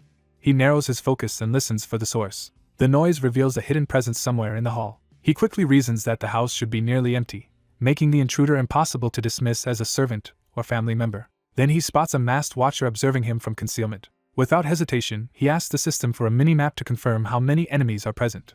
The map reveals at least 2 hostile positions, one already inside and another waiting outside. That pattern reminds him of the hounds that once tracked him in the giant mountains. But he dismisses that explanation because his methods there should not connect him to this attack. So he decides the identities of the attackers matter less than the person who sent them. Watching the hidden man, he starts narrowing down the most likely mastermind. A nearby door shifts, confirming the trap is closing around him. The masked intruder edges into position, ready to strike. The young man openly asks whether Abel sent him, taking the assassin by surprise. The intruder's startled reaction tells him the guess hit close enough to matter. He reasons that Abel likely noticed his alliance with Carly and moved to silence or seize him. Still, he offers the attacker a chance to stay silent, making clear he can learn the truth another way. He attacks first before the assassin can recover. Their blades meet at close range, and the clash proves the intruder is highly trained. As he presses in, he warns that he has other methods of uncovering who is behind this. Outside, more movement around the mansion confirms that additional operatives are in place. The hidden team begins coordinating from multiple angles. He bursts into motion through the corridor, forcing several concealed attackers to reveal themselves at once. One masked fighter manages to catch his descending strike, but only barely. He kicks two others away and lands in a guarded stance, showing he can handle a group attack. The first assassin now understands he is facing someone far stronger than expected. After crossing blades, the young man concludes he can identify the attacker by style alone. He knows a fighter can hide his face, but not the habits of his swordsmanship. The curved dagger technique tells him this style comes from the northern kingdom of Gorka. He recalls that Gorka's elite rangers are the strongest protectors of the northern continent. Those rangers fight with kukri daggers and are often hired in the central lands for specialized missions. But that realization also tells him Abel is probably not behind this, because Gorkan rangers do not take assassination jobs born from personal grudges. He throws a blade and keeps analyzing even in motion. The assassin's guarded response confirms another inconsistency. He realizes the man is far too defensive and has repeatedly ignored obvious chances to kill him. That means the attackers are not here to assassinate him at all. Their real objective is to capture him alive. He sharpens his focus just as the outside operative finally acts. Sensing the move from beyond the hall, he identifies it as the next stage of the abduction attempt. He predicts correctly that the outside attacker is launching a sleeping gas meant to knock him out. The gas bomb bursts over him and floods the corridor. He immediately recognizes the scent as mandragora root, a standard ingredient in sleeping potions. Rather than panic, he calmly adjusts his grip and prepares to exploit the trap. He lets the attackers think the gas is working while deciding to see what they do next. The system detects the toxin and automatically activates his poison immunity, but he still drops to the floor as if overcome. One hooded captor approaches to inspect the apparently unconscious target. Satisfied, the kidnappers hoist him up and prepare to move him out. As he hangs limp over a captor's shoulder, he secretly keeps watch through half-lidded eyes. He admits he still has no idea who ordered the kidnapping or why, but he intends to follow the trail to its source. Elsewhere, a one-eyed man in a red coat coldly warns that whoever arranged this had better be ready for the consequences. By dawn, the operation has carried him away to a farm on the outskirts of Atlas. Bound in chains, the captive prepares to confront whoever orchestrated his abduction. He reveals that the mastermind behind his kidnapping is someone he never expected. That suspicion is confirmed when Cliff Reinhardt, head of the Reinhardt Merchants Guild, presents himself and welcomes the easier negotiation. The captive realizes he knows Cliff from his previous life. He recalls Reinhardt as one of the world's greatest merchant powers based in Arlencia. He also remembers that this same guild once stood at the center of a grim future. In that future, both Arlencia and Reinhardt were destroyed in the continental war sparked by Abel and the Empire. Cliff had once resisted the Empire sincerely, only to return home after delivering decisive intelligence and walk into death. To the protagonist, that choice had looked less like patriotism than tragic foolishness. Back in the present, Cliff smooths over the kidnapping with a formal apology.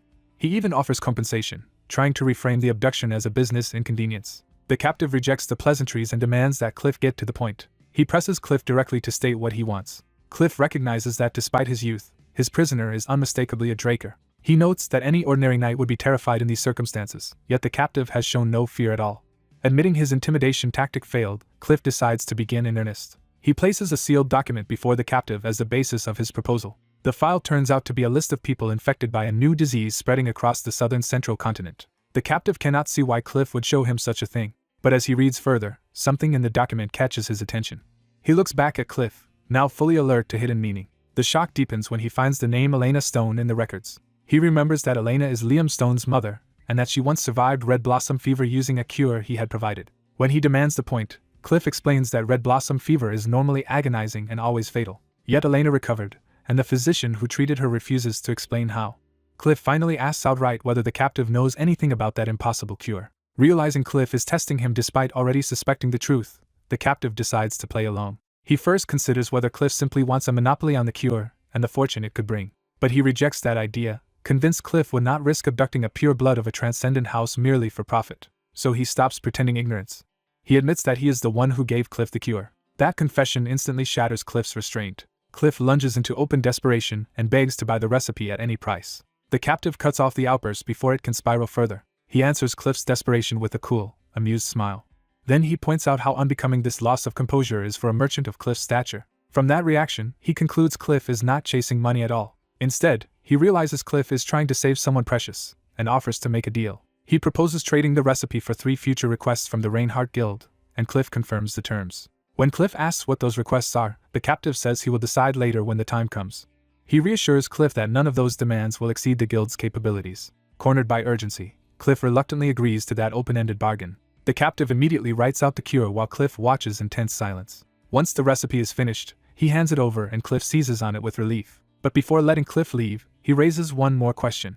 He asks who exactly needs this medicine so badly. Cliff tries to dodge the question by pretending the guild only wants a profitable formula. The captive dismantles that lie, pointing out that Cliff's methods and panic make no sense for a routine business deal. Faced with that scrutiny, Cliff falls silent. At last he gives the answer he can no longer hide. The patient is a member of Arlentian royalty. He refuses to name which royal, leaving the captive to realize how many possibilities that still includes. Then a sudden thought strikes him. He remembers Cliff once being warned that returning to Arlencia would only lead to death because both the kingdom and the guild were doomed. Even so, Cliff had rejected exile out of sheer attachment to his homeland. He had chosen to spend his final days in Arlencia no matter the cost. And when pressed further, he had refused to reveal more, asking only for forgiveness. Comparing that memory to Cliff's eyes now, the captive realizes this royal must be someone Cliff holds deeply dear. He also recalls that Arlencia is already drifting toward conflict with the Empire. The kingdom is further destabilized by internal struggles over the avian ghetto and a weak crown. That makes an early connection to Arlentian royalty potentially valuable before the Continental War begins. So he decides not to press the identity any further. He formally accepts the bargain, and Cliff does the same. Cliff immediately verifies the recipe with his own methods. Satisfied that it is genuine, he clutches it like a lifeline. The captive then reminds him that the first request can be made at once. Cliff braces himself and agrees to hear it. The first request is simple but unexpected. The captive wants to work under the Reinhardt Merchants Guild. When Cliff questions why Draco would want that, he explains that what he really needs is a temporary false identity. He specifically wants a Reinhardt identity because he intends to use it in the southern continent, where only a trusted name will survive criminal scrutiny. He argues that Reinhardt's reputation is strong enough that even cartels rely on it. Cliff accepts the logic and decides to present him as family, naming him a cousin so no one dares question him. The captive adds practical demands to that cover: transport to and from the southern continent, and a large house for storing goods. He counts all of that as his first request and dryly notes that since they kidnapped him, they can certainly arrange his return as well. Cliff agrees to prepare everything and promises the rangers will escort him back for now. As Cliff leaves, the captive reflects that the guild master yielded far too easily, proving the sick person matters enormously to him. Cliff departs under heavy guard, still carrying the cure. Then one of the rangers turns back and singles the captive out. The rangers move to escort him away. Outside, a horse is waiting to take him back. He compliments the quality of the mount, keeping the mood light. He thanks the rangers as if nothing unusual has happened. Then, in a blur, he makes his move. The rangers barely register that he is leaving before he is already in motion. One of them asks in Gorkin whether their contract with Reinhardt is now over. The other confirms that the speaker knows Gorkin and wonders whether Drakers are trained in that language too. The captive answers in their own tongue, claiming it is merely a hobby, then immediately tries to poach them for a new job. He offers them work rescuing an important figure from McCain. The ranger hesitates, clearly tempted but cautious. He says the pay is not the issue, because Reinhardt's job already paid well enough. The real problem is the captive's identity, since their king forbids dealings with the transcendent houses. The captive is stunned that this is the only real obstacle. He points out that Reinhardt is already giving him a fake identity and suggests using that same cover for a Gorkin contract. The ranger agrees in principle, but says they still have one score to settle first. Without warning, the rangers drive their kukris into the ground. The sudden act leaves them all shaken by the gravity of what comes next. He understands that for Gorkin rangers, the kukri is not just a weapon but proof of their worth and a partner bound to their lives. Taking one from a ranger without them noticing is therefore a profound humiliation. He recalls that he had already stolen their kukris in passing, proving he outclassed them completely. Now mounted above them, he returns the insult by saying that was punishment for abducting him and a warning that he could have killed them just as easily. One ranger explodes in outrage and calls him a monster. He mockingly praises their command of the common tongue and bids them farewell like old friends. After leaving Reinhardt behind, he turns his attention to gathering allies for the future. His first targets are the 5-star knights, heroes who once shaped the Continental War and would be invaluable if won over early. Thanks to Chancellor Flaubert Borges, he has confirmed that all of them studied at Valhalla. The difficulty is timing, because some have already graduated or are absent on missions or illness. That leaves only a few reachable candidates in the present. He notes that Reina will arrive next year, and as a blood relative she should be easy to approach later. So for now his attention narrows to Diego. He goes looking for Diego and finds him in the most absurd way possible. Instead of a solemn knight, Diego is fronting a wildly energetic band. The protagonist can only stare, wondering how he ended up here. He remembers coming to recruit Diego, not to witness this chaos. Before he can object, Diego drags him into the club and insists they need a drummer. In moments, he is absurdly declared an official member of the Southern Fusion New Age Music Club. Swept up by the madness, he starts playing. The band throws itself into a reckless performance where anything goes. Diego revels in the chaos and urges everyone to enjoy themselves. Only afterward does the protagonist realize how completely he got carried away. He staggers out, embarrassed that Diego's momentum overwhelmed him.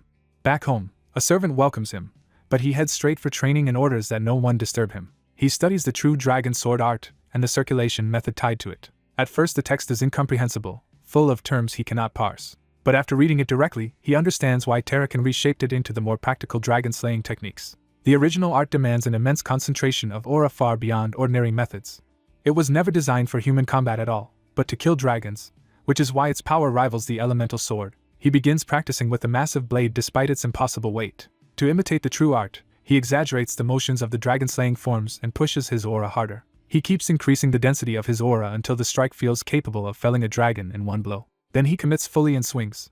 The force of the motion shakes the entire training ground. A watcher appears above, drawn by the disturbance. The protagonist unleashes a storm of sword paths that tear across the hall. As he fights through the strain, he recognizes how extraordinary his celestial bone body is. It lets him see the exact route to mastering a skill, as if the answer is laid out before him. With every repetition, the technique settles deeper into his body. He realizes that the more he practices, the faster he truly masters it. Then a sudden flash interrupts the flow, and he senses something beyond the technique itself. He recalls only recently breaking past Crimson Night, yet now another barrier already looms before him. To his shock, he has already reached the wall of Obsidian Night. He remembers the warning that rapid growth only raises a steeper wall ahead, but Bahamut's heart is beating in resonance with the true art. That pulse urges him to keep swinging without stopping. He obeys, desperate to preserve the feeling before it vanishes. Then a crimson sigil erupts from within him. A dragon mark blazes on his chest, startling him out of concentration. At the same moment, a red-haired presence seems to awaken in response. A system message explains that Bahamut's heart is reacting to Shattern Draker's true dragon sword art and replaying a memory sealed inside it. The world around him dissolves into a dark, unfamiliar space. He tries to orient himself, but the darkness is too deep to make sense of anything. Then he senses another presence approaching through the void. A hooded swordsman approaches Bahamut, ruler of Sundown, with a request. The dragon answers with a tense silence, forcing the man to prove he is serious. He reveals that he carries something Bahamut wants enough to hear him out. Shelton Draker asks Bahamut to safeguard the true dragon sword art he created. Bahamut immediately condemns him as loathsome and insane for entrusting a dragon with a dragon-killing art. A hidden observer realizes at once that the mysterious man is Shelton Draker. Bahamut presses the contradiction, questioning why a dragon should be trusted with a technique meant to kill dragons. Shelton calmly says Kronos has already consented and starts to explain his reasoning. Bahamut cuts him off by unleashing force into the cavern before the explanation can continue. The cave itself begins to answer Bahamut's anger as draconic magic stirs through the stone. Bahamut denounces Kronos as a mediator corrupted by humans, and no longer worthy of trust. The dragon's power condenses into weaponized magic. Shelton braces himself instead of retreating. As countless spectral blades descend, Bahamut dismisses Kronos' warnings as delusion. He charges through his own storm of weapons, raging against prophecy itself. The rain of draconic spears intensifies into a killing field. Shelton finally draws his sword to meet it head-on. He intercepts the first falling blade with precise force and turns the attack upward. Even while the cavern is shredded around him, he holds his ground beneath the barrage. More blades crash down from every direction, but he keeps carving out a narrow zone of survival. He continues deflecting the descending weapons with disciplined, economical movements. A massive spear drops straight toward him, testing whether his defense has any limit. Shelton redirects even that overwhelming strike instead of being crushed by it. The diverted weapons slam into the ground around him in a widening ring. The hidden witness can only stare as the impossible defense continues. Watching the spectacle, the observer recognizes this as draconic magic at the highest level and admits he could never withstand it himself. He concludes that Shelton is a monster in his own right for facing it directly. Bahamut orders Shelton out of his lair and threatens to turn his next attack on the Kronos Kingdom if he refuses. Shelton counters that such an attack would bring karmic sanctions down on Bahamut as well. Bahamut laughs off that warning and rejects the idea that any law could bind him. He insists humans are too insignificant for consequences to ever truly reach a dragon like him. Shelton notes that events are unfolding exactly as Kronos foresaw. He produces a clock-like artifact, revealing that he came prepared for this moment. Bahamut senses the shift too late. The dragon lashes out again before Shelton can fully act. Dark force whips around the cavern as Bahamut tries to overwhelm him by raw power. Bahamut mocks the idea that borrowing Kronos' power could ever threaten him. He brings down an even larger strike meant to end the matter outright. Shelton activates the clock at the last instant. A vast golden time-based magic circle blooms beneath him and arrests the attack. The observer is stunned by the sudden reversal. He first thinks Bahamut's assault was stopped, then realizes something more specific is happening. Shelton's magic is not defeating Bahamut outright but restraining him through Kronos' power. The witness understands that the key is not Shelton alone but the artifact in his hand. He identifies the clock as a vessel containing Kronos' power. Bahamut still refuses to believe Kronos' power can truly harm him. The observer pieces together that Bahamut's earlier reaction makes sense only if the artifact really carries Kronos' authority. Even bound, Bahamut lunges at the witness with murderous intent. The observer panics, thinking Bahamut has broken free of the restraint. But the dragon's movement falters before it can reach him. The force of the restraint drives Bahamut back into the ground. Shelton keeps the clock trained on him and forces the dragon down again. Bahamut's claws gouge the floor as he struggles against the binding. Realizing he has just been shown a future vision, Bahamut demands to know what Shelton made him see. Shelton confirms it was Kronos' prophecy, and says that is why he is entrusting Bahamut with the true dragon swordplay. Bahamut bitterly argues that dragons should never have formed contracts with humans, and Shelton unexpectedly agrees that humanity should rise by its own power. Taking that as agreement, Bahamut demands the dragon-killing technique for himself. Instead, Shelton summons the record of the technique in a sealed tome. The book appears before them as the true object of the negotiation. Bahamut praises Shelton's work, and Shelton claims he did it to protect the world. Bahamut rejects that justification and accuses him of caring only about mankind. Shelton says he will still deal with the problem, but he intends to keep the prophecy hidden unless it comes true. He adds that even without the prophecy, humans will one day learn to wield aura on their own. Bahamut answers that if that day comes, he will personally exterminate humanity because such power should never belong to them. Shelton admits the technique was born from fear of dragons, yet says he has come to trust both Kronos and Bahamut. He recalls Kronos telling Bahamut that one day he would find a contractor he could truly open his heart to. Kronos' promise lingers in Bahamut's mind as a possibility he has never accepted. Left alone with the thought, Bahamut is unsettled by the idea of trusting anyone at all. The dragon falls into brooding silence. He dismisses the notion as absurd even while it continues to trouble him. Bahamut convinces himself that such a future will never happen. The memory ends, returning the observer to the present in Atlas. Though he barely understood the larger cosmic argument, he comes away certain of one thing. After seeing Bahamut's heart, he realizes the dragon's hatred of humans is rooted in deep distrust he can now partly understand. Even so, he cannot comprehend what changed enough for Bahamut to later contract with Tarakan. Driven by that question, he keeps researching while training in the true dragon swordplay. He finds that history around Tarakan has been heavily manipulated by the Drakers, leaving almost no reliable records about Bahamut. He spends his days balancing investigation with relentless training. Then Reinhardt informs him that preparations for his first request are complete. He reflects that he asked for a cover identity that would keep suspicion away from him. He did not expect that cover to make him deputy manager of the Reinhardt Merchant Group's southern branch. Even while joking about it, he notices something outside. He spots a figure waiting beyond the window. At the same time, he notes that Kay has apparently resolved herself as well. That night he heads to a secret meeting place run by the Syndicate in Atlas. The entrance is sealed behind layers of magical security. Inside the hotel's hidden lounge, a red-haired Syndicate woman greets him as her partner. Zeke treats the title lightly, but the word clearly stirs old memories in him. He turns toward the city view, momentarily lost in the past. His partner notices the shift in his mood but cannot read it.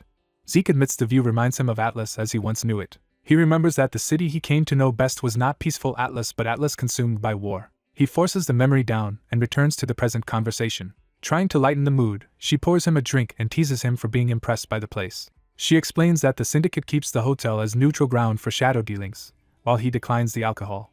She jokes that his refusal is cute for someone his age, and he dryly explains that drinking does nothing for him anyway. He recalls that even when he tried drinking before, his poison immunity erased the effect. Since alcohol cannot touch him, he would rather not bother with it at all. She drops the small talk and moves to the real reason for the meeting. She presents evidence confirming Zeke's suspicion that pirates are the true roots of the favela cartel. Once they investigated seriously, the proof became overwhelming and embarrassing in hindsight. She explains that favela rose rapidly right after the Silver Knight destroyed the pirates, implying the remnants simply changed shape. That revelation instantly sharpens Zeke's interest. She names Joaquin Fernandez, called El Mencho, as a secret link between McCain and the rival favela cartel. Because the discovery could shake both the Syndicate and McCain, she has kept it from her superiors for now.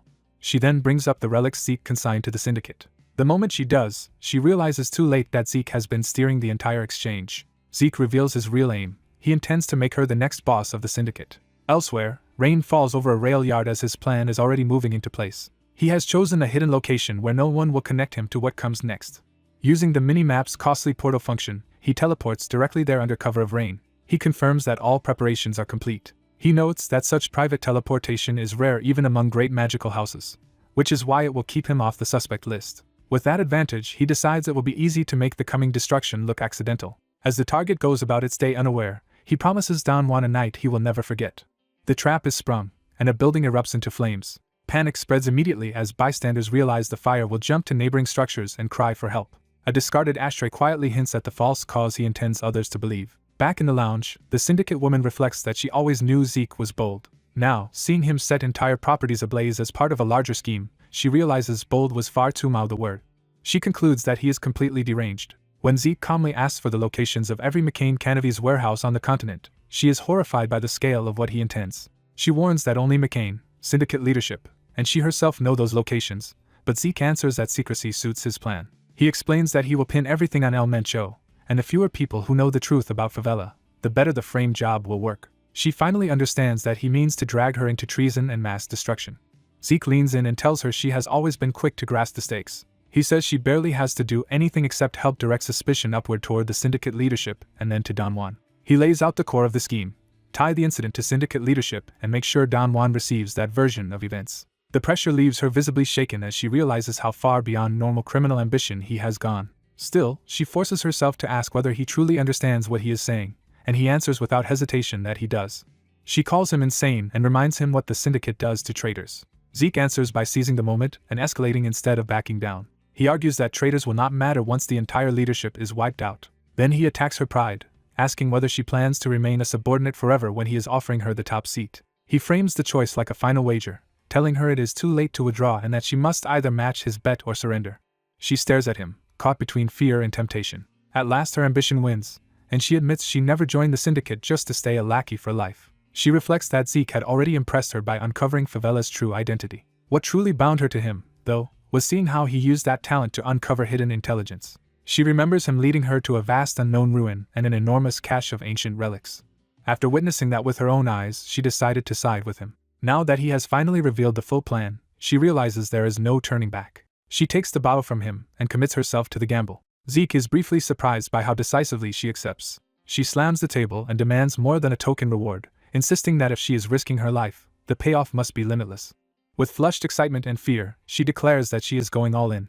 Zeke welcomes her decision and promises she will not regret joining him. The meeting ends with her lighting another cigarette, trying to steady herself. Even after choosing ambition, her hand still trembles from the enormity of what she has agreed to. She crushes down on that trembling, forcing herself to hold steady as the conspiracy truly begins.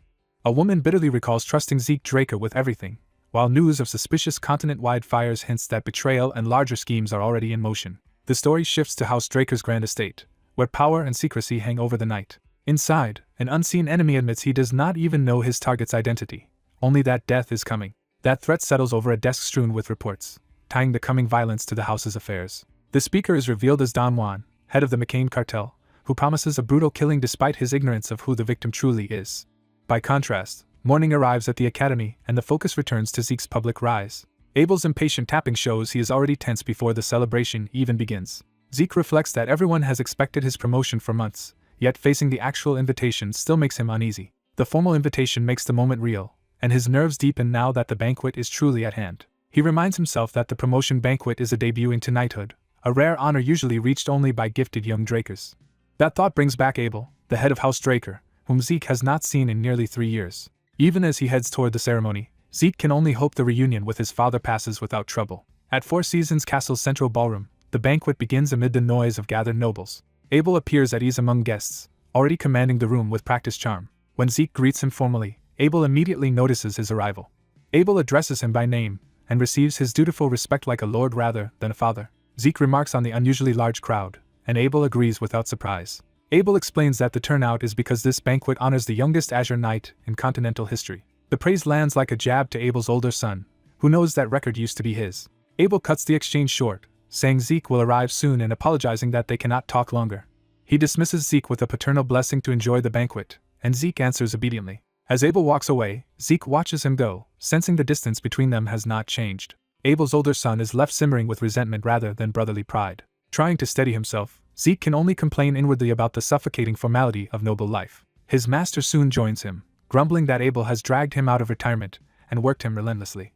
The master reveals he has been assigned to guide Zeke tonight, and blames Arthur for dressing it up as a natural duty. Zeke realizes his exhausted mentor has been badly overworked, which explains his worn appearance. As they walk, the master confirms they are heading to the Spring Garden, the only part of Four Seasons Castle open to outsiders. He begins explaining that the castle is divided into 4 major sections. The Spring Garden is the public-facing area where most events are held because outsiders may enter there.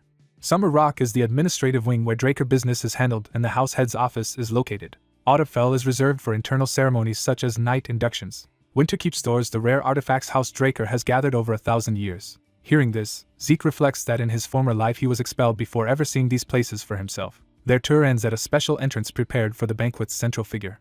The master tells Zeke he must enter alone because this door is reserved for the star of the evening. Before leaving, he admits he has other duties and will not be able to stay with him. Still, he reassures Zeke not to be intimidated by what awaits inside. That small concern unexpectedly comforts Zeke, who realizes it feels good to have someone worry about him. The master laughs off Zeke's anxiety and jokes that the real hope is simply that he does not cause trouble. Trumpets sound, announcing that the ceremony is beginning. The hall proclaims Zeke Draker as the star of the banquet, drawing everyone's attention. The crowd parts and the ceremonial path opens for his entrance. Zeke steps into view, and the guests marvel that a 15-year-old golden pureblood has already become an Azure Knight. As he advances, the nobles compare him to Abel and note that he has surpassed his father's old record and even outperformed him academically. Before Arthur Draker, head of all dragon slayers, Zeke kneels to formally request his first step into knighthood. Arthur lowers the sword in the traditional rite, sealing the gravity of the moment. He blesses Zeke's journey into honorable knighthood, and the hall erupts in applause. But when Arthur pauses instead of ending the ceremony, Zeke senses something unexpected is coming. Arthur begins the second declaration, catching Zeke completely off guard. He names Zeke not merely a novice but an official Draker Knight, stunning the entire hall because such a promotion is unheard of at his age. Zeke immediately recalls that official knighthood is supposed to depend on achievements, not just raw talent. Because Drakers awaken quickly and are expected to reach high aura levels, the house judges them by what they accomplish rather than by power alone. Even Abel, once the youngest Azure Knight, had to spend months building achievements before receiving official status. So Arthur's announcement openly breaks with established practice.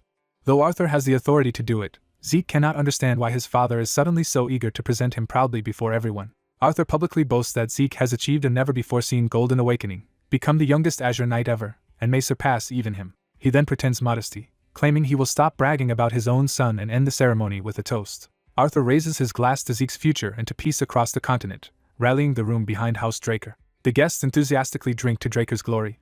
Arthur drinks as though savoring the success of his performance. The rest of the hall follows his lead without hesitation. Watching this, Zeke bitterly notes how the father who once ignored his ruin now flaunts him in public because he has become useful. Then Arthur singles him out again by name. Zeke answers respectfully, only to be summoned away from the crowd. Arthur proposes that they speak privately, not as lord and subordinate but as father and son. The abandoned glass left behind underscores how abruptly Arthur has pulled him from the celebration. Elsewhere, a bespectacled observer warns Abel that he should hide his emotions better. Abel's expression makes clear he is not here to celebrate his younger brother at all. Instead, he smiles with the look of someone already planning his next move. Nearby, others ask after the prince and are told he will arrive once this minor ceremony is over. Abel decides they must hurry, suggesting he has business to conduct the moment the prince appears. A door opens, signaling the arrival of someone important. Zeke slips out from Arthur's presence still unsettled by the private summons and the strange favor he has received. He studies the token Arthur gave him, realizing it can be exchanged for one of House Draker's treasures, and cannot guess why his father handed over something so valuable. He decides the gift can wait, because the immediate problem is surviving a banquet that may drag on for days. The endless social ordeal feels unbearable to him already. As he wanders the hall, he marvels that nobles can keep smiling through this kind of performance for so long. A new voice calls him by his knightly title. The speaker introduces herself with formal grace, saying this is her first time meeting him in person. She reveals herself as the first princess of Arlencia. Her name is Melissa Arlencia. Zeke is startled because Melissa is the most likely heir to the Arlentian throne. He remembers that in his former life she ruled in place of her bedridden father. By championing policies that helped commoners, she won fierce popular support. Those reforms also created tension with the nobility, even though they would eventually have to seek her favor. In his past life her reign ended abruptly when internal turmoil worsened, and her disappearance was buried beneath rumors and the later collapse of Arlencia. Since she has kept a low profile in this life, Zeke had assumed nothing had yet gone wrong. But one look at her makes him pause and reconsider. He recalls a warning that Arlentian royalty was involved in the mystery surrounding Carly. Seeing Melissa smile, he wonders if she could somehow be connected. Still, he greets her with perfect courtesy. He flatters her reputation and says it honors him that she attended his banquet. Melissa answers that she has indeed heard of him, especially because his concern for commoners has caught her attention. She points out that many nobles dismiss such generosity as empty display. Zeke replies that she understands what most people ignore, noting that the kingdom's budget and other systems clearly need reform. His answer visibly surprises her. Melissa realizes the rumors are true and that Zeke is unlike the other knights around him. When he worries he may have offended her, she admits she is simply surprised to find someone here who understands her burdens. She politely moves to end the conversation, saying she should not monopolize the banquet's star. Zeke recognizes that she is withdrawing because the room is watching them too closely. He understands that every stare in the ballroom is pressuring her to keep her distance. Before he can respond, she reassures him that they will have a better chance to speak again soon. Her promise carries the hint of future alliance before she departs with a smile. Zeke bows as she leaves, maintaining the formal distance the room demands. Once she is gone, he is relieved that the line of important greetings finally seems over. He admits to himself that he is unsuited for this kind of social warfare, and would rather be training. That brief hope ends the moment he hears armored footsteps approaching. The sound instantly puts him on alert. He realizes someone has come to a banquet in full armor, which can only mean trouble. The absurdity of it confirms his suspicion before he even sees the man clearly. Then the newcomer announces himself with theatrical confidence. He singles Zeke out as the banquet star while resting a hand on his sword, turning the greeting into a challenge. The armored guest is Karis, 4th Prince of the Empire of Rome. Zeke immediately recognizes him as Abel's accomplice in igniting the Continental War in his former life. Karis offers his hand and formally names himself as if this were a friendly first meeting. He introduces himself fully as Karis Nerva Constantinus. Zeke forces himself to stay composed instead of reacting to the danger standing before him. He returns the greeting with flawless courtesy and thanks the prince for attending. Karis studies him in silence, measuring him. Then he drops the mask into a pleased smile. He throws an arm around Zeke and loudly insists they drink together, brushing aside all formality. Karis calls for wine and declares that this meeting between the continent's greatest artist and its future greatest knight deserves celebration. Wine is poured as if sealing a public bond. Karis presses the glass on Zeke and boasts that a drink served by an imperial prince must not be wasted. The watching nobles conclude that Zeke is just obeying the prince like a child, while criticizing Karis for behaving recklessly toward House Draker. Karis revels in the spectacle and declares they should drink until both of them are blind. At that moment Abel steps in, praising Karis as the Empire's new rising sun and politely interrupting with an urgent matter. Karis asks what it is, and Abel suggests they speak somewhere private, away from listening ears. Karis agrees, while Zeke notices the exchange with growing suspicion. As he leaves, Karis apologizes to Zeke and promises that next time they will drink under moonlight and discuss heroic poems about dragon slayers. The prince departs with his escort and Abel, leaving the hall uneasy in his wake. The nobles praise Abel for deftly rescuing his socially inexperienced younger brother, never realizing he may have arranged far more than he prevented. Zeke instead focuses on the real danger. Abel and Karis have already made contact. Worse, they have met far earlier than they did in his former life, meaning the timeline is accelerating. From how casually they handled each other, Zeke concludes their relationship is already well established. In private, Abel and Karis sit together under guard, confirming that their alliance is no passing encounter. Zeke realizes this means the Continental War may be much closer than he had believed. A new day rises, but it offers no comfort. As he walks alone, Zeke turns over Arthur's treasure token again, weighing what advantage he can gain from it. He recalls Arthur asking whether his path to becoming the continent's strongest warrior is progressing well, and telling him to drop the formalities when they are alone. Then Arthur's true request resurfaces. He wants Zeke to call him father. That single word leaves Zeke more shaken than any public ceremony did. It echoes too closely with Carly once asking him to call her sister, stirring an old ache he had not understood. At last he recognizes the feeling as the pain of family bonds being used, offered, or lost. He reasons that Abel has already begun moving openly with the elders behind him, and that Carly has noticed enough to start preparing her own response. That can only mean Arthur is not ignorant of Abel's schemes, but is deliberately overlooking them. Zeke wonders whether Arthur's use of Carly's words was a veiled warning or merely coincidence, but either possibility is dangerous. For now he decides to act on the assumption that Arthur stands on Abel's side and answers him as father, even if only strategically. Arthur receives that answer with satisfaction and reveals he has prepared a gift to help Zeke pursue his goal, leaving Zeke to face yet another move in a family game growing darker by the day. A token is suddenly dropped before Zeke, catching him off guard. He is told the token can be exchanged for a treasure in Winterkeep. The mention of House Draker's treasury excites him because of its reputation for holding rare artifacts. His father tempers that excitement by warning that the vault contains as many useless ornaments as true treasures, and Zeke resolves to remember that. Later, Zeke arrives at the treasury determined to make practical use of the opportunity he was given.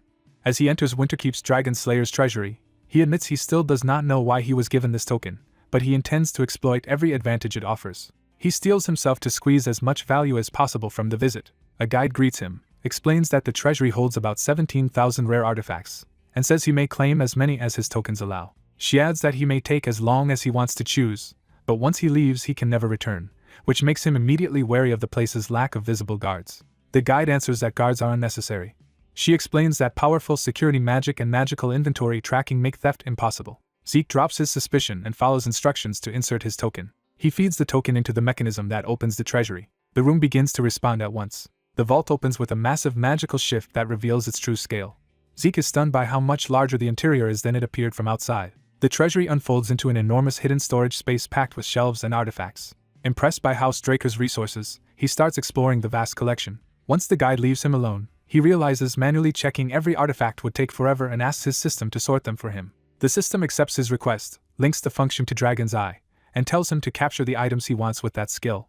He quickly understands what the system means. Remembering Dragon's Eye can reveal detailed information, he decides to use it to scan the entire treasury. He launches into action to mark everything at once. Using shadowless footwork through his storm technique, he races through the vault at extreme speed. He finishes the sweep and assumes that should be enough. The system maps the captured items and reports that he has viewed 17,138 objects. Seeing the number is still overwhelming, he narrows the search by excluding non-artifacts and consumables. Even after filtering, nearly 10,000 items remain, so he cuts the list further by removing every sword weaker than the Black Blade. The system rapidly refreshes the results. When no swords remain, Zeke concludes the Black Blade is stronger than every sword in the treasury, and is pleased with that confirmation. Then something unexpected catches his eye. Among the listed artifacts, one entry refuses to display any information at all. Curious, he follows the system's guidance toward the unidentified item. The system leads him straight to its location. He finds that the mysterious object is only a plain bracelet, which makes the secrecy around it even stranger.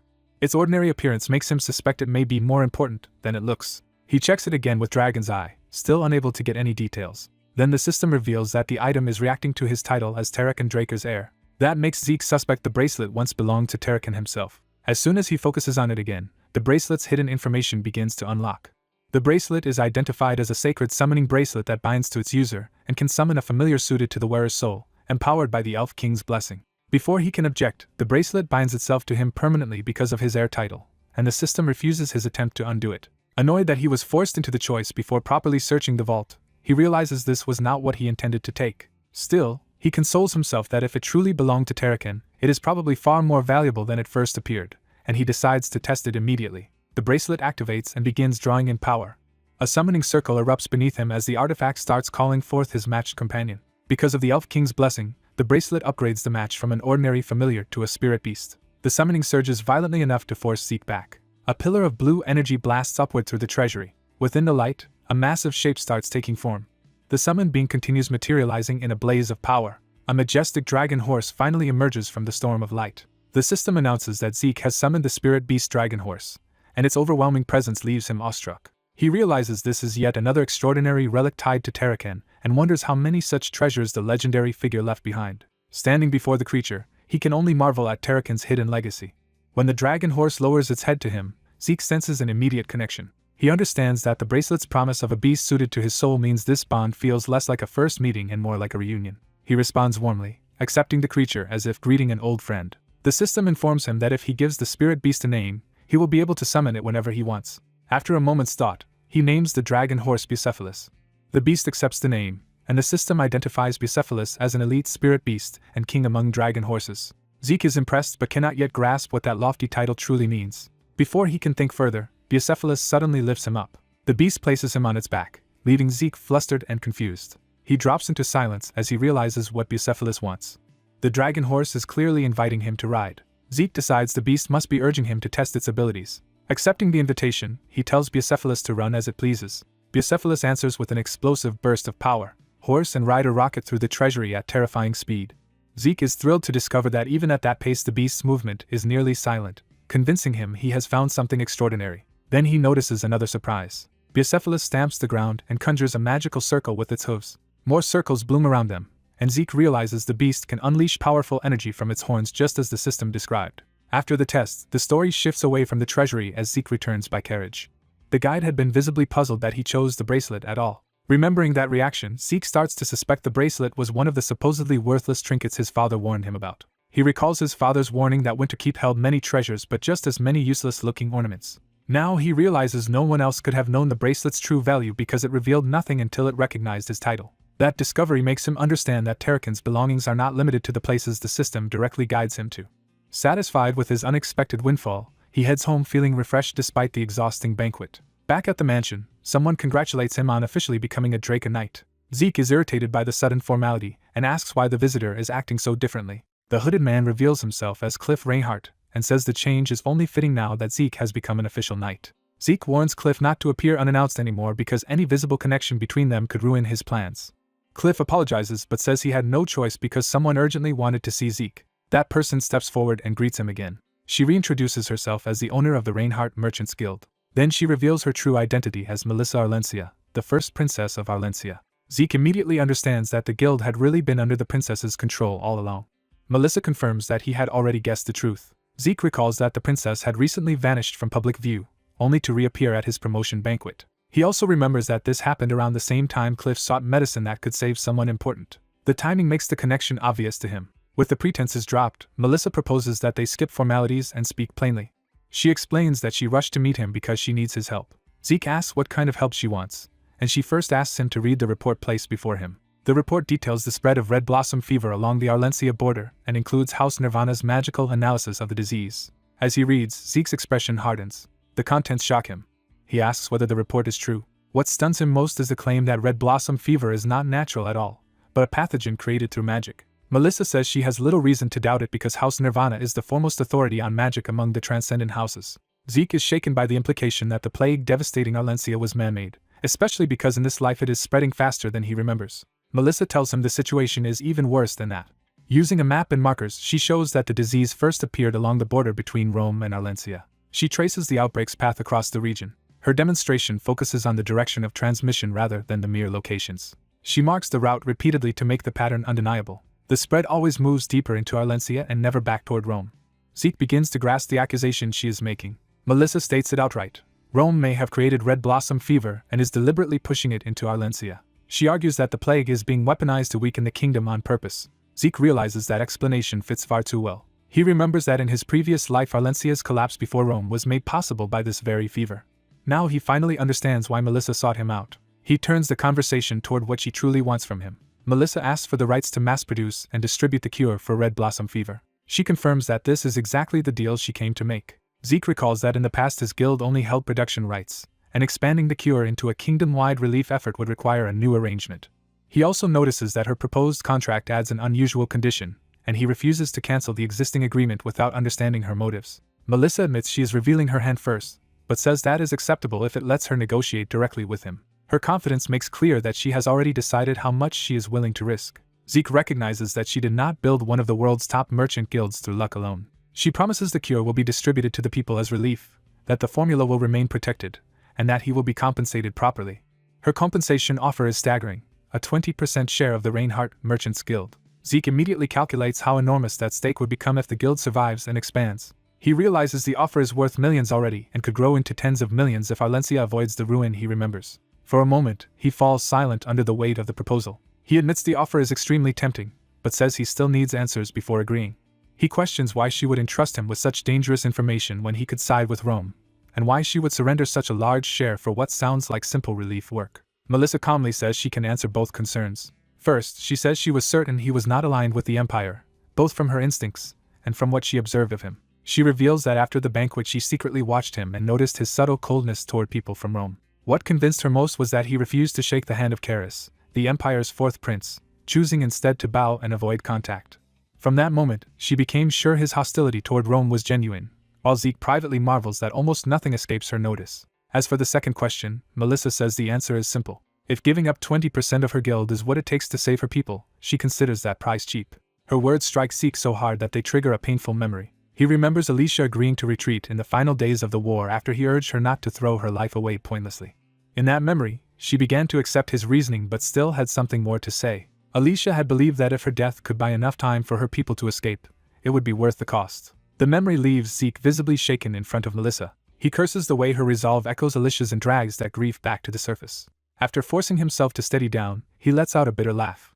At last he accepts the proposal and tells Melissa they have a deal. Relieved, she agrees and asks only that her identity remains secret. 2 weeks pass after their agreement. The story shifts to the mansion's underground training room. Inside, violent slashes and shockwaves tear through the chamber as Zeke throws himself into brutal training. A violent burst of power tears through the training hall as Zeke drives his sword art to a new level. He continues the sequence in a blur, forcing the massive blade through one precise motion after another. Blue energy surges over his body and weapon as the technique finally stabilizes under his control. The force of the art whips outward in a spiraling current that fills the room. The storm of sword energy tightens into a vortex around him, showing the technique has fully taken shape. When the power settles, Zeke stands at the center with the sword in hand, having completed the training. The system confirms that after about a month of effort, he has learned the true dragon sword art at S-rank beginner level. That breakthrough also completes Shadon's successor achievement, and rewards him with treasure coordinates, a new title, karma points, and 2 random boxes. Reviewing his status, Zeke sees his growing list of rare abilities and titles, along with the newly added sword art. He is pleased to recover the karma he previously spent and intrigued by the bonus boxes. He decides to inspect the treasure coordinates first. Using the artifact tied to the reward, he tries to access the Chronos Kingdom treasury coordinates. The system blocks him, revealing the coordinates cannot yet be read. Instead, it explains that he must first gather and combine several seals to activate the treasury, and it marks their locations on his mini-map. The map reveals 4 scattered seal sites spread across the continent. Zeke realizes collecting them all will take time because they are so far apart. Rather than being discouraged, he recognizes this as the kind of long-term lead he had been waiting for. A linked quest appears, tasking him with restoring the scattered seals in exchange for the title successor of the Chronos Kingdom. He studies the quest in silence, weighing the value of the reward. Though the title alone seems underwhelming, he reasons the real treasure likely lies beyond the formal reward. He also suspects the title itself may carry hidden functions, just as other artifacts have reacted to his titles before. Still unable to use the coordinates immediately, he sets the artifact aside. Since the quest has no time limit, he decides to postpone it and focus on more urgent business. His next priority is the message he finally received from Kay. With that in mind, he leaves the hall to head south. He notes that this trip will also reconnect him with the southern drug merchants after a long absence. The scene shifts to Galpa Port on the southern continent, where ships crowd the harbor. The familiar southern air brings back memories of bloodshed mixed with the sea. At the dock, a blond young man is ceremoniously seen off as the southern branch master of the Reinhardt Merchants Guild. His attendants loudly honor him, while he awkwardly tries to avoid drawing attention. Watching from a distance, Zeke reflects that the southern continent itself has not changed since his regression. That familiarity only sharpens his resolve to stay alert. The blond man, Murray, notices arrivals he has been waiting for. 2 disguised operatives reach him just in time. They are the Northern Rangers, now dressed as merchants for the mission. Murray confirms they studied the operation plan that came with Kay's request. One ranger recites the core objective: use the coming disturbance to extract the girl McCain is holding captive. Murray reminds them that the job includes protecting her and getting her out safely, not just snatching her away. He then asks what kind of disturbance the plan is relying on, since that detail was deliberately omitted. Murray reveals there will be no festival at all.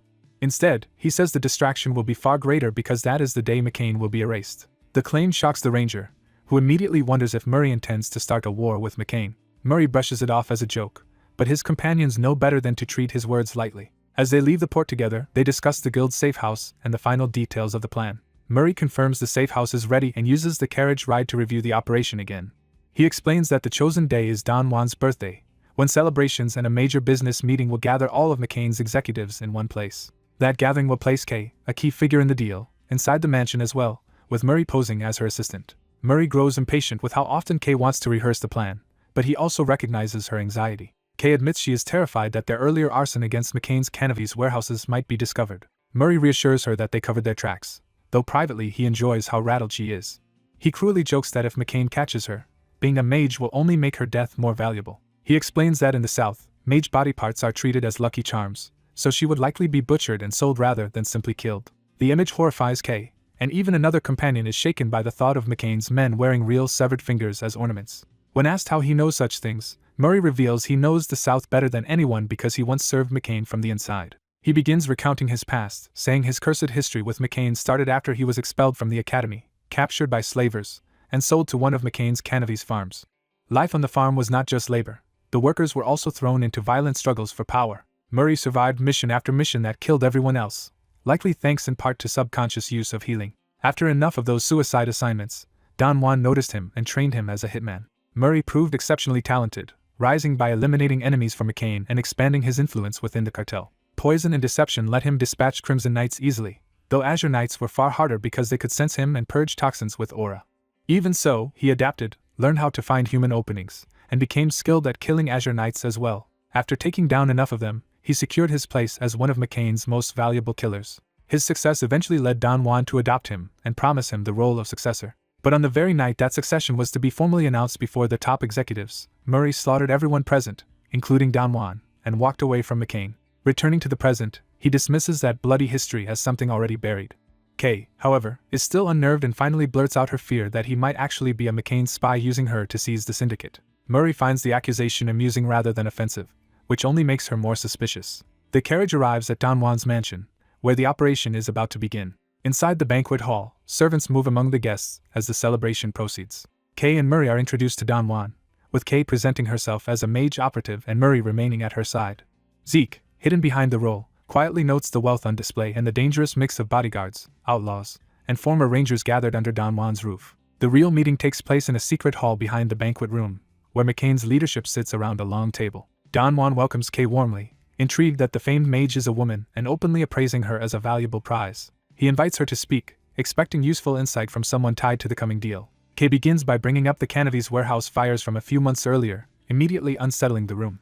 The executives confirm they remember the incident all too well, and Don Juan's mood darkens at once. Kay then declares that someone in the room contacted Favela and was the traitor behind those fires. The accusation throws the executives into uproar, and some demand she be dragged out for speaking madness. Before they can move, Zeke suddenly seizes one of the top men at knife point and calmly introduces himself by his real name, Zeke Murray. He presents the hostage as Joaquin, also known as El Mencho, and says Joaquin himself can explain the betrayal.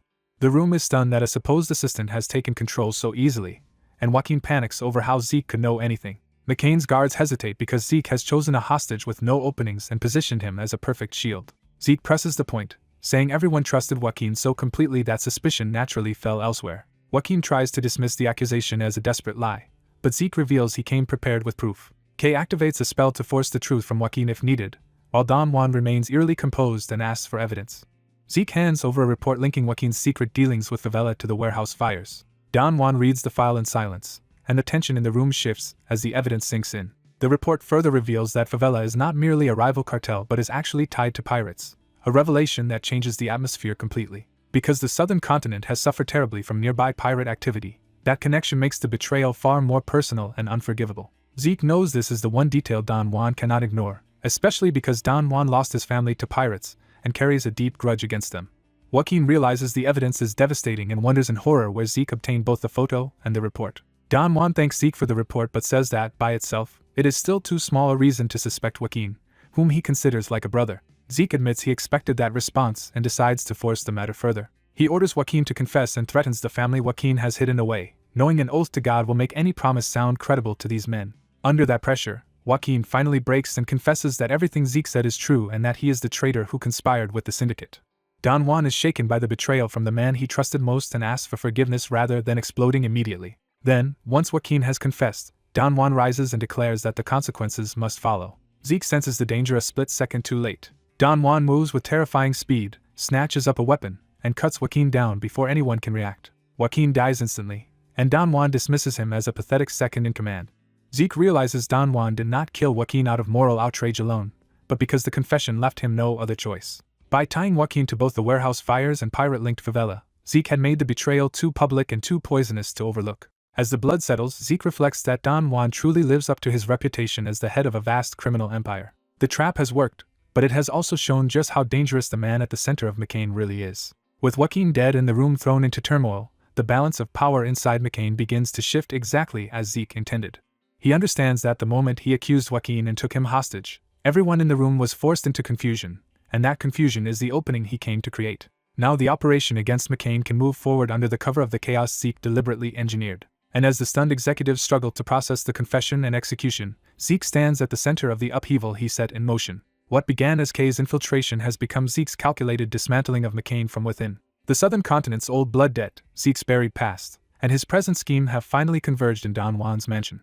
By exposing the traitor in a way Don Juan could not ignore, Zeke has turned McCain's own paranoia and brutality into weapons against itself. And with the room destabilized, the rescue mission and the larger strike against McCain are now poised to unfold amid the disorder he promised. The confession, the proof, and Joaquin's death leave no path back to the old order. From here on, every move inside the mansion will be shaped by fear, suspicion, and the shock Zeke has just unleashed. That is exactly the kind of distraction he needed. And exactly the kind of ruin he had long ago sworn to bring upon McCain. The deeper truth, Zeke reflects, is that Don Juan only acted because the accusation cornered him in front of his own men. Once Joaquin was publicly tied to pirates and treachery, sparing him would have made Don Juan look weak. So even Don Juan's ruthless execution becomes part of Zeke's design. The mansion is no longer a place of celebration but a battlefield of collapsing trust. And Zeke, who entered as a hidden guest, has already begun rewriting the fate of everyone inside. His long training, his system rewards, and his return to the south have all led to this carefully staged fracture in McCain's power. Now that the fracture has opened, he intends to widen it until the entire organization breaks. For Zeke, this is not just a mission but the continuation of a vendetta born from slavery, murder, and betrayal. And for McCain, it is the beginning of the end Zeke had already promised in advance. Even Kay's accusation and fear help set the stage, but it was Zeke's knowledge of Southern customs and Don Juan's psychology that truly decided the room. He did not merely expose a traitor, he forced the cartel to tear out one of its own pillars with its own hands. That is why the moment lands harder than any direct attack could have. The executives are left with proof of betrayal, proof of pirate ties, and proof that their inner circle was already rotten. No one in that room can feel safe anymore. And that fear is the real weapon Zeke has drawn tonight. With Joaquin gone, Don Juan wounded in pride, and the leadership shaken, the rescue and the purge can proceed under ideal conditions. Zeke has finally turned McCain's secret meeting into the commotion the plan required. The same commotion he promised would be far more distracting than any festival. And now everyone present is trapped inside the consequences of that promise. For Zeke, the story has moved from preparation to execution. For McCain, the collapse has already begun. The confession proves the room was never stable to begin with. The execution proves Don Juan will sacrifice anyone to preserve his authority. And Zeke's calm in the middle of both proves he came expecting exactly this outcome. He has not simply returned to the South. He has returned to the place where his old life began, now armed to end it on his own terms. Every revelation tonight is another cut into the body of the cartel that once owned him. And the first decisive cut has already landed. Joaquin's death seals the accusation as fact in the eyes of the room. That leaves Don Juan with fewer allies, more enemies, and no room for hesitation. Exactly as Zeke intended when he stepped into the mansion under a false role. The trap is sprung, the room is destabilized, and McCain has begun devouring itself. Zeke knows that once an organization this paranoid starts turning inward, it becomes far easier to break from the outside. So while the others are still reeling from the confession and execution, he is already thinking ahead to the next move. Because taking Joaquin hostage was never the end of the plan, only the moment that forced McCain's downfall into motion. The truth comes out that Favela is not just a cartel but a pirate force operating in secret. Don Juan absorbs the revelation without losing his composure and immediately begins weighing his response. His men, however, are shaken and furious, and the room teeters on the edge of chaos. That tension hardens when El Mencho openly confirms he was the traitor all along. Don Juan realizes that whether Mencho was guilty or not, letting this pass would make him look weak before his own subordinates. Someone watching recognizes that Don Juan is still coldly calculating even in the middle of the uproar. He settles the matter by taking up his weapon and moving to execute judgment himself. Dark power coils around Don Juan as he prepares to turn the confession into a public example. He starts from the report's conclusion that Joaquin truly betrayed him, just as Kay had claimed. From there he pushes the logic further and suggests the syndicate that worked with Joaquin must also have betrayed him. He cites the report as proof that the syndicate burned the Canavi's storehouses to help Joaquin defect to Favela. Then he offers the same mercy Joaquin received only in form, promising a painless death to anyone else who confesses now. One of the accused panics and insists they were framed. Desperate to survive, he denies any involvement and tries to shift blame onto the mage K. Before the plea can go any further, Don Juan kills him on the spot. K is left splattered with blood and frozen by the sudden execution. She trembles as the cost of Don Juan's suspicion becomes brutally clear. A wounded subordinate can only stare at what Don Juan has done. At that moment Zeke Murray steps forward and finally reveals himself to Don Juan. He frames the killing as a favor, saying he merely helped Don Juan eliminate a confessed traitor.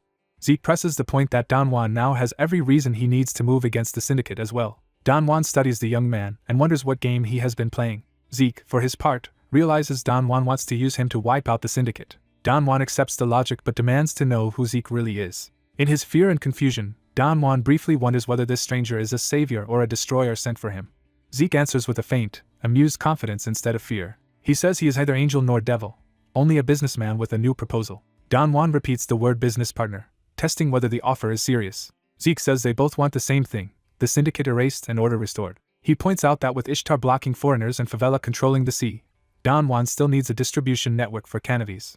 He notes that Don Juan spared the syndicate despite their dealings with a traitor, which means Don Juan still values what they provide. Don Juan grows more unsettled as Zeke speaks like someone who already understands him intimately. Kay nervously reveals that she has secretly handled the syndicate's Canavis distribution, trying to reassure Don Juan that the network can be replaced. Zeke formally offers that he and Kay will take over that role for Don Juan. He sharpens the proposal by promising McCain's Canavis will flow through them instead of the syndicate. Don Juan pauses, measuring the value and danger of what he is hearing. He admits the offer is tempting, but only if Zeke's claims are true. Even so, he reminds Zeke that trust cannot be granted so easily. To make that point, he plants his axe into the report like a warning over the terms of any deal. He says this is their first meeting, so there is no reason yet to entrust their goods to him. Zeke agrees the concern is fair and invites Don Juan to judge him by results instead. He proves his confidence by snapping the embedded axes apart and scattering them across the room. The display leaves Don Juan's side rattled while Zeke shows off effortless control. He catches and spins a blade as if the room itself belongs to him. Then he drives a mark into the document, turning the negotiation into a challenge. He names the first target he will remove for Don Juan, Paulo Santos. Zeke promises to wipe out the territory Paulo controls. He identifies Paulo as Yellow-Bellied Paulo, a favela executive infamous for putting his own safety above everything else. Don Juan notes that Zeke knows even Paulo's mocking nickname, which means he has deep knowledge of favela's inner circles. That knowledge, combined with action, begins to earn Don Juan's trust. Still cautious, Don Juan says he will send McCain's best assassins with Zeke because the target area is too dangerous to assault alone. Zeke immediately sees through the offer and understands the assassins are really there to watch him. Don Juan makes the threat explicit by saying K will remain behind under his protection, effectively as a hostage. Zeke recognizes the leverage for what it is and accepts it without protest. He leaves K in Don Juan's hands and departs to begin the attack. That night he arrives at Paulo Santos's cannabis production factory deep in favela territory. He signals the start of the operation with calm certainty. The assassins gather in the jungle around him, but even their captain finds himself waiting for Zeke's lead. Manuel, the assassin's captain, is unsettled by how naturally his own unit has fallen under Zeke's command. Watching the factory below, Manuel admits that anyone who has seen Zeke fight ends up obeying him. He recalls that Zeke outclasses trained assassins physically and moves through the southern jungle like it is his home ground. What impressed him most was seeing Zeke casually slaughter wolfmen, mercenary beastkin feared for killing humans. To Manuel, Zeke is simply a monster in human form. Zeke orders the assassins to stay put and watch from the overlook. When Manuel hesitates, Zeke reminds him that he was sent to observe, not to help. He adds that this vantage point is the only place from which the whole factory can be seen, making it ideal for surveillance. Then Zeke drops from the ridge alone before Manuel can object. Manuel can only watch in silence as Zeke commits to the assault by himself. Choosing caution over pride, Manuel orders his men to remain hidden and simply observe the outcome. Before they can even settle in, a massive blast erupts inside the factory grounds. Manuel is stunned that Zeke has already turned the infiltration into open war. Flames race through the facility as the sabotage spreads. The production complex becomes an inferno, with workers and guards caught in the destruction. The defenders realize a mage is among the intruders and panic at the scale of the attack. Zeke calmly notes that their fear is exactly what anyone would feel on seeing his elemental sword for the first time. A surviving guard spots him and raises the alarm. Zeke remarks that a cartel strong enough to rival McCain was bound to respond quickly. Favela's fighters rush him from every direction, trying to overwhelm him with numbers. He answers with a sweeping surge of fire. His elemental sword fully manifests as a blazing weapon. With Domain of Fire, Will-o'-the-Wisp, he sends living streams of flame through the charging men. He moves through the burning currents, as if they are extensions of his own body. The first wave is cut down almost instantly. Zeke stands among the burning bodies and judges the resistance too weak to trouble him. Then he senses a new threat and turns his attention toward it. He identifies the real mastermind of the defense as Yellow-Bellied Paulo. Paulo responds by rolling out Magitech tanks to crush the intruder with overwhelming force. Zeke is almost amused that Paulo would spend so much on tanks when hiring mages would have been cheaper. The tanks open fire and try to erase him with a direct bombardment. A shell tears toward him through the smoke and fire.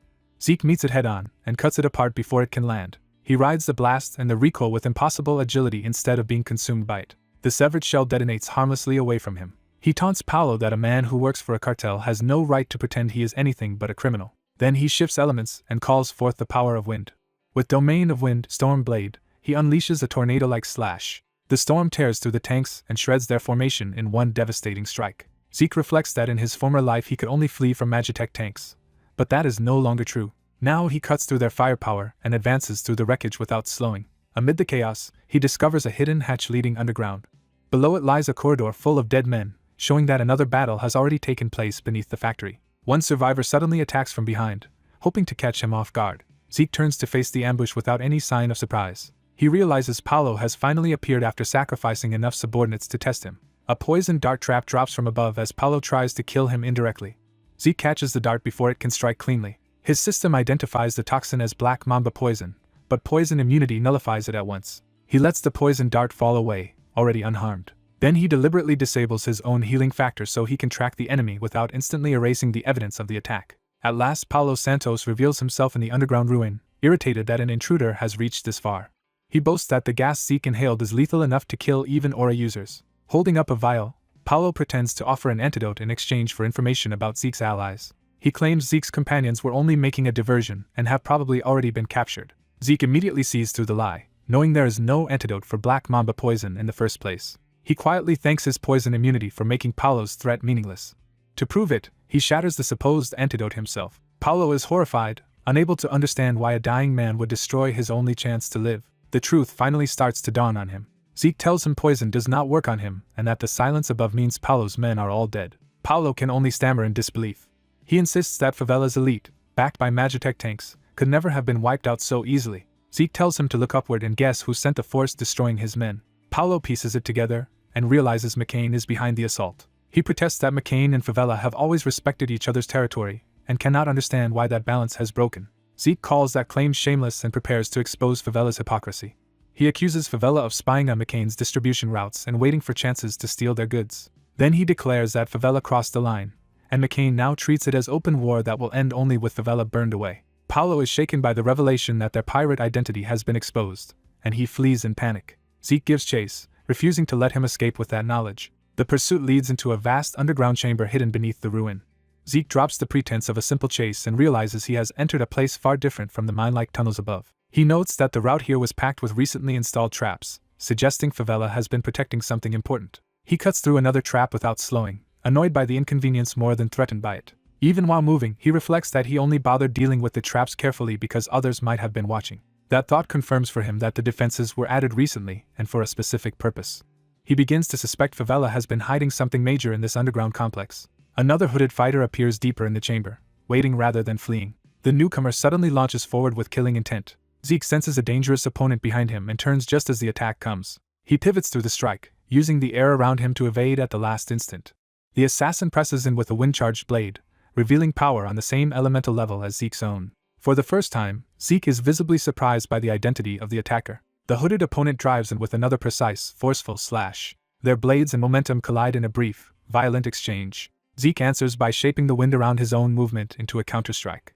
His storm blades carve the attacker apart before the duel can properly begin. The dying man's face twists in shock as he is cut down. Blood splashes across Zeke, and he stares at the corpse with grim recognition. He approaches the fallen enemy, realizing this hidden chamber is full of dangerous operatives. As more presences gather in the underground hall, Zeke understands he has stepped into the true heart of Favela's secret operation.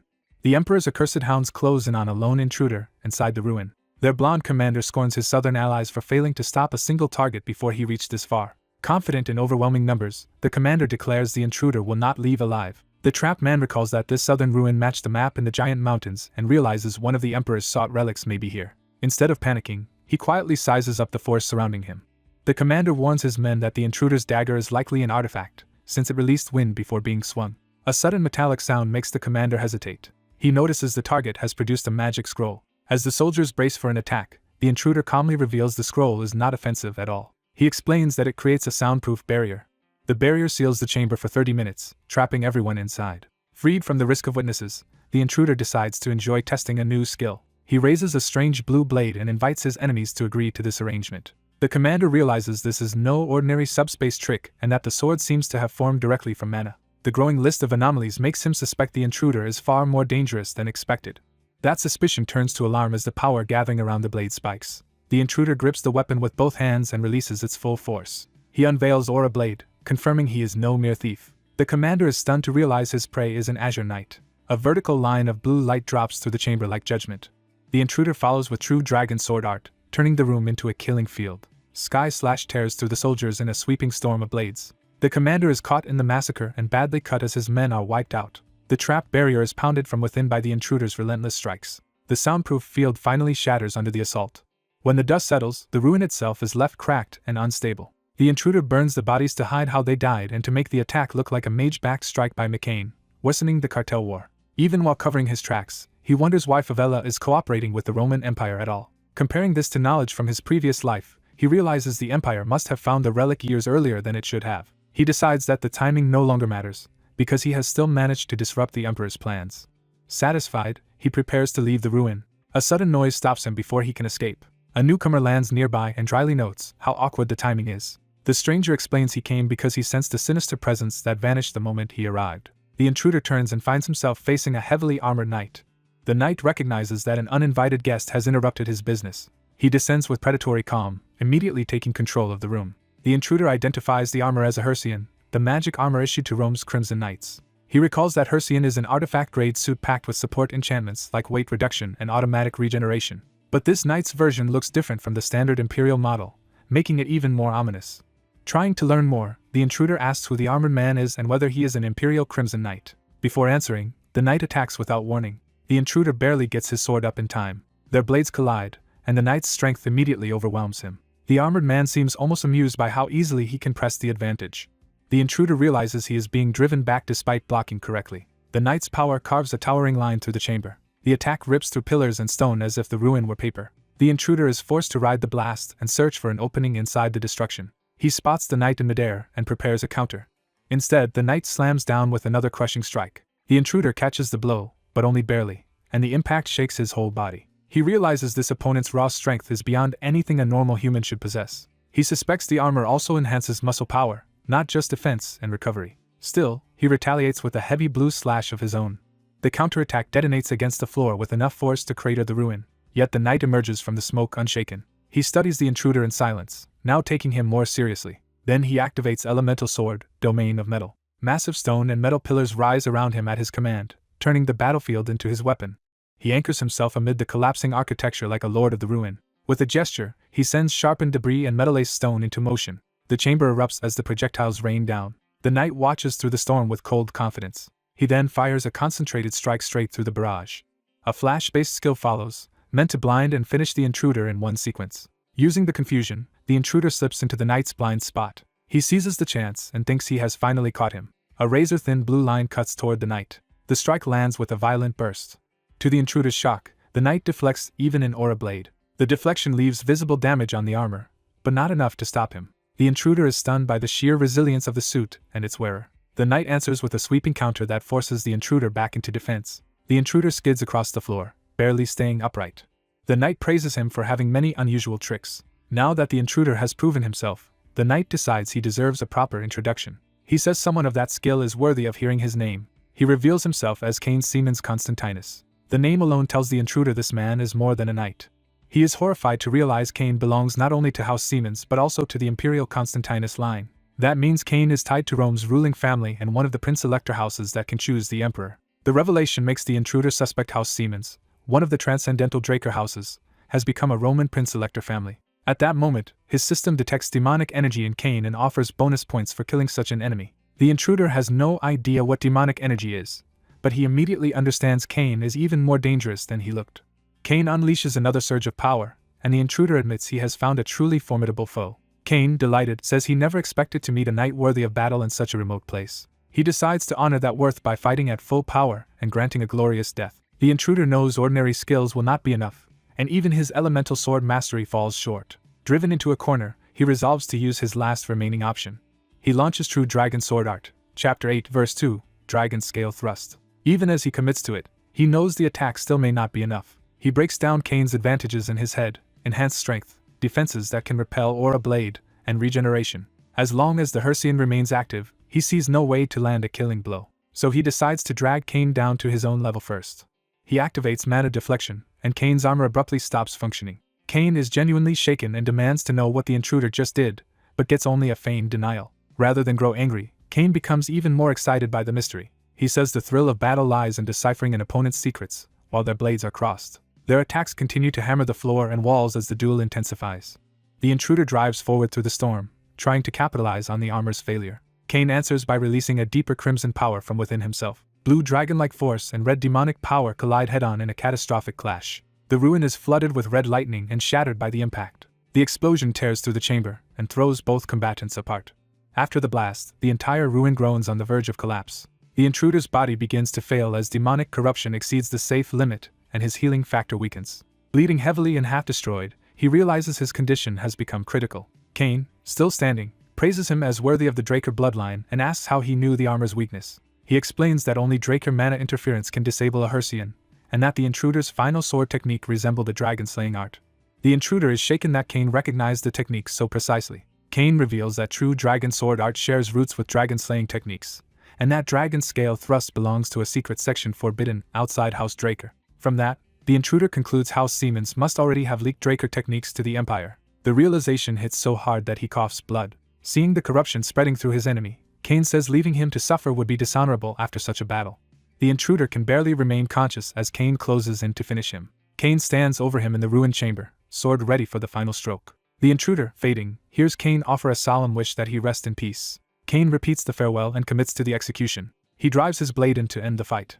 Even then, Cain acknowledges that his enemy was the worthiest opponent he has faced in a long time. As he turns away, convinced the duel is over, a hidden attack flashes toward him. The intruder's last-second strike catches Cain by surprise and slices into his neck. Cain's body vanishes from where it stood, leaving only blood and a broken impression in the stone. He whirls around in disbelief just as the intruder uses a top-grade healing potion to restore his wounds and stamina. Revived by the potion, the intruder launches a desperate follow-up slash. The force of his own movement sends him tumbling from exhaustion. He coughs and struggles to stand, barely holding himself together. He realizes that without the potion in his shortcut slot, he would have died instantly. Even so, the potion cannot heal the internal damage caused by aura and overuse of skills. Warnings pile up as fatigue passes the critical point, and his body nears shutdown. He fights to stay conscious, refusing to collapse in enemy territory. Knowing he cannot survive another exchange, he thinks only of recovering enough to escape. Then he notices the healing potion Kane used lying near the fallen armor. Kane himself has collapsed in a pool of blood. The intruder realizes he still has one impossible chance left. He steels himself and commits to it. He activates the draconian skill Gluttony. Golden devouring tendrils erupt and consume Kane's demonic body. The system confirms he has consumed a miasma-corrupted demonic human, refilling his stamina, mana, and mental strength. As the feast completes, he also absorbs Kane's bloodline ability, upgrading static discharge into lightning. The golden remnants withdraw, leaving the intruder restored and Kane gone. He gasps back to himself, shocked by how narrowly he escaped death. He admits that without Gluttony, he would have been finished. Then he notices Kane's armor still remains behind.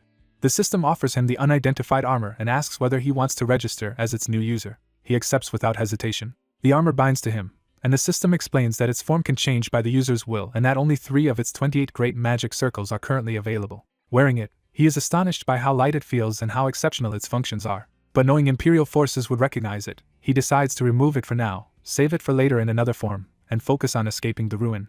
A wounded young man catches the scent of death and realizes something terrible lies ahead. Following the stench of blood and corpses, he traces it to a sealed facility. When he sees the evidence inside, he immediately understands that the place is being used for human experimentation. The laboratory is full of grotesque growths, suspended bodies, and rogue researchers, confirming a large-scale atrocity. The discovery pushes his anger past restraint, and he turns his hatred directly on the empire behind it.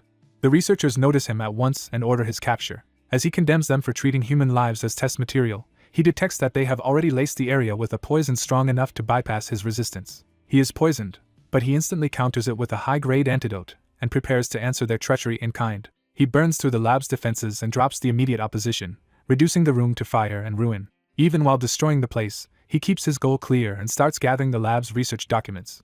He especially wants anything tied to the Rose disease, hoping the Imperial lab may hold clues. Before he can leave, a hidden survivor identifies him from the smoke. An elderly mage accuses him of being the one who wrecked the laboratory and steps forward to fight. The young man answers by drawing a blue aura blade and charging. The old mage is startled to see such a rare weapon in his hands. He hurriedly raises a forbidden magic circle to defend himself. The aura blade tears straight through the barrier instead of being stopped by it. The young man slips past the spell and cuts into the mage at close range. His strike slices through the old man's protection and flesh in one motion. The mage staggers back, wounded, while the attacker reassesses him from a distance. From the crest and magic, the young man identifies him as a Desert Scorpion clan executive using forbidden arts, and he activates mana reflection to counter further spells. When the mage's magic backfires against him, he realizes his opponent may be a pure-blooded Draker. Betting everything on that possibility, the mage tears open a summoning medium to unleash something stronger. A massive summoning spell erupts from the ground. What emerges is a synthetic chimera, and the young man immediately recognizes it as an artificial monster. The old mage proudly declares the chimera his masterpiece and boasts that even a Draker should not be able to defeat it. The chimera lunges first, forcing the young man into direct combat. He meets the initial strike head-on and deflects it with his blade. The creature follows with crushing claws, trying to overwhelm him through sheer ferocity. He keeps parrying at point-blank range, refusing to give it an opening. Then he accelerates with wind-like movement, boosting his speed beyond the chimera's rhythm. Using that burst of mobility, he slips under its attack and drives it off balance. The chimera's limb is damaged as his enhanced movement starts breaking its momentum. He unleashes Gale Arts, specifically Shadowless Steps, turning the fight into a blur the monster cannot track. The chimera lashes out wildly, but its attacks begin missing empty air. He lands on its body from above, taking control of the battlefield. From that position, he carves through multiple appendages in a rapid series of cuts. Even while wounded, he realizes the creature has no blind spots and cannot be handled carelessly. The chimera still manages to slam into him at close range, showing it remains dangerous despite the damage. Pressed for time, he decides he cannot afford a drawn-out fight. He keeps striking while thinking that reinforcements will arrive if the battle continues much longer. At that moment, a system notice reveals that his innate draconic control can be used on the creature. He runs with the new idea in mind, considering whether he can dominate the target instead of killing it. The chimera roars in challenge, still unaware that the balance of power is about to change. He commands it to submit and activates Dragon's dignity, releasing overwhelming draconic authority. The chimera's aggression falters as it feels that pressure directly. Fear takes hold of the creature, and the effect of draconic control intensifies. Seeing both skills work, he concludes the chimera must have been made with partial dragon traits. He accepts the system's offer and orders the target to be fully subdued. Golden chains of control manifest around the monster. The chimera is completely subjugated, and he is pleased to have turned the enemy's weapon into his own asset. Now docile, the giant beast lowers itself, and he notes how unexpectedly gentle it has become. The old mage is horrified when his masterpiece stops obeying him and instead responds to the intruder. With a cold smile, the young man orders the chimera to bite its former master. The beast obeys immediately and tears into the old man. As the mage dies, the young man tries to identify who had been controlling him from behind the scenes. The documents reveal the man's name as Gurav al-Ramani. That shocks him, because he had believed Gurav to be only the Scorpion clan's second-in-command. Before he can dwell on it, another system prompt interrupts him. The system explains that a subdued dragon can be named and later summoned by its master. He decides on the name Gurav, borrowing it from the dead mage's file. The registration completes, and the newly named beast has no choice but to accept it. The scene shifts away from the ruined lab to a far more polished chamber. A powerful older man receives someone with practiced calm and mild amusement. The visitor introduces himself as Zeke Murray. The older man confirms that Zeke has fulfilled his promise by eliminating cowardly Paolo. Zeke answers that he simply keeps his promises, and the man acknowledges that he has earned trust. The man praises strong warriors and claims he values them like his own children. He says he wants to extend that same treatment to Zeke. Those words trigger Zeke's memory of being treated as a disposable tool, and his hatred resurfaces. Remembering that insult, he silently vows to kill the man with his own hands. Instead of attacking, he tells the man to look at what he brought. The older man presents blood-stained gift boxes as if they were a formal offering for Zeke. Zeke immediately senses something ominous before even opening them. The man reminds Zeke that anyone claiming to be his business partner must prove equal trust. Zeke opens one of the boxes in tense silence. From the size and weight alone, he realizes what must be inside. The lid comes off. Inside are the butchered remains of syndicate executives, displayed as a message. The gift is unmistakably the severed heads of the syndicate's executives. The man asks if Zeke likes the present, treating the massacre like a favor. Zeke forces himself to stay composed instead of reacting openly. He answers with false loyalty, saying everything is proceeding as planned and that the executives have been dealt with, while privately focusing on elevating K next. The older man agrees in principle but says one problem remains. That problem is that Pabella has realized they were behind the attack. Zeke dismisses the evidence as something that could easily be blamed on the knights and mages they used. The man decides to stop hiding and openly threaten the pirate side instead. He wants Pabella taught that the true master of the southern continent is Murray, which Zeke understands as an order to strike them directly. Zeke accepts at once, though his answer carries its own hidden intent. He says he will go to Pabella and deliver Murray's will personally. In return, he asks that K be given enough power to become the new core of the syndicate. Murray pauses to consider the request. He agrees to back K, taking responsibility for supporting her rise. As for Zeke, he promises to assign the cartel's strongest hitmen and squad to him. Those elite operatives are summoned into the room immediately. Zeke turns and sees who has been sent. Among them is a man whose presence stops him cold. Zeke realizes that this particular fighter will be extremely useful. The story shifts again to Pabella cartel territory. A small boat carrying infiltrators reaches the port under cover of dusk. Elsewhere, a red-haired Imperial officer tells Abel that the investigation is already finished. He explains that the Imperial Intelligence Bureau has already searched the site and that Abel should have the official results by now. Abel refuses to let it go, insisting there had been at least one squad of Mage Sand Knights and a real battle here. Another voice cuts in and rejects that conclusion outright. A bespectacled subordinate states that only one person had actually been here. Abel is stunned, but the subordinate insists the lone intruder was at least Red Knight level and defeated everyone alone. He recalls the intruder as a blue-lit swordsman who overwhelmed the entire scene by himself. Abel realizes the Bureau must have cleaned up in haste, meaning they were hiding something important. Determined to uncover it, he decides he needs to know what the Empire is concealing. His subordinate warns that digging into the Intelligence Bureau could create serious trouble later. Abel stops and addresses him by name, William. Abel insists he cannot ignore the feeling that something crucial was here. William reminds him that he, of all people, should understand the danger of pursuing that instinct. Abel answers with naked ambition, declaring that he intends to make both Draker and the Empire his. At the Pabella port, the infiltrators arrive beneath the watch of cartel guards. The guards notice the approaching boat and grow suspicious. When challenged from above, the blonde infiltrator immediately looks up and prepares to strike. He leaps from the boat and cuts down the sentries in a single fluid assault. Blood sprays as he lands the ambush cleanly. The bodies are thrown off the wall without a chance to raise an alarm. One of the dead men drops toward the water while the infiltrators below continue moving. A white-haired man acts at once to prevent any noisy splash. He pins the falling body to the wall with a precise throw, silencing the kill. The blonde man recognizes the tactic and calls the white-haired assassin Simon. Simon gives only a quiet acknowledgement. The blond man identifies him as Simon Zapatero, the mentor who taught him southern martial arts and assassination techniques. He remembers Simon as the only person he could trust in the filthy McCain cartel, and notes that their combat synergy remains perfect even after his regression. Seeing Simon again, he thinks it would be valuable to bring him over to his side. As they move deeper into the city, Simon notes that enemy forces are stationed everywhere. The blond man asks whether there is any route through the central area despite the heavy guard. Simon says there should be underground paths left from the era of the Holy Empire, making infiltration possible. When Simon questions how anyone could navigate such a maze, the blond man confidently says he already has a method. He activates a mini-map guide to locate the underground route leading to Mateo's room and declares that a maze will not stop him. Using the map, he spots a heavily guarded route and chooses a safer detour. He reminds himself that enemies at Red Knight rank and above do not appear on the map, so he must stay cautious, just as he failed to do when he ran into Kane before. Near the destination, he splits the team, ordering them to plant bombs widely while he personally goes after the second-in-command, Mateo. Simon and the others peel away to carry out the sabotage. The blond man descends alone into the underground waste tunnels beneath the city. As he climbs through a grate, he reflects that killing Mateo will enrage Pabella's boss and likely ignite open war with McCain. He removes the grate and slips inside anyway.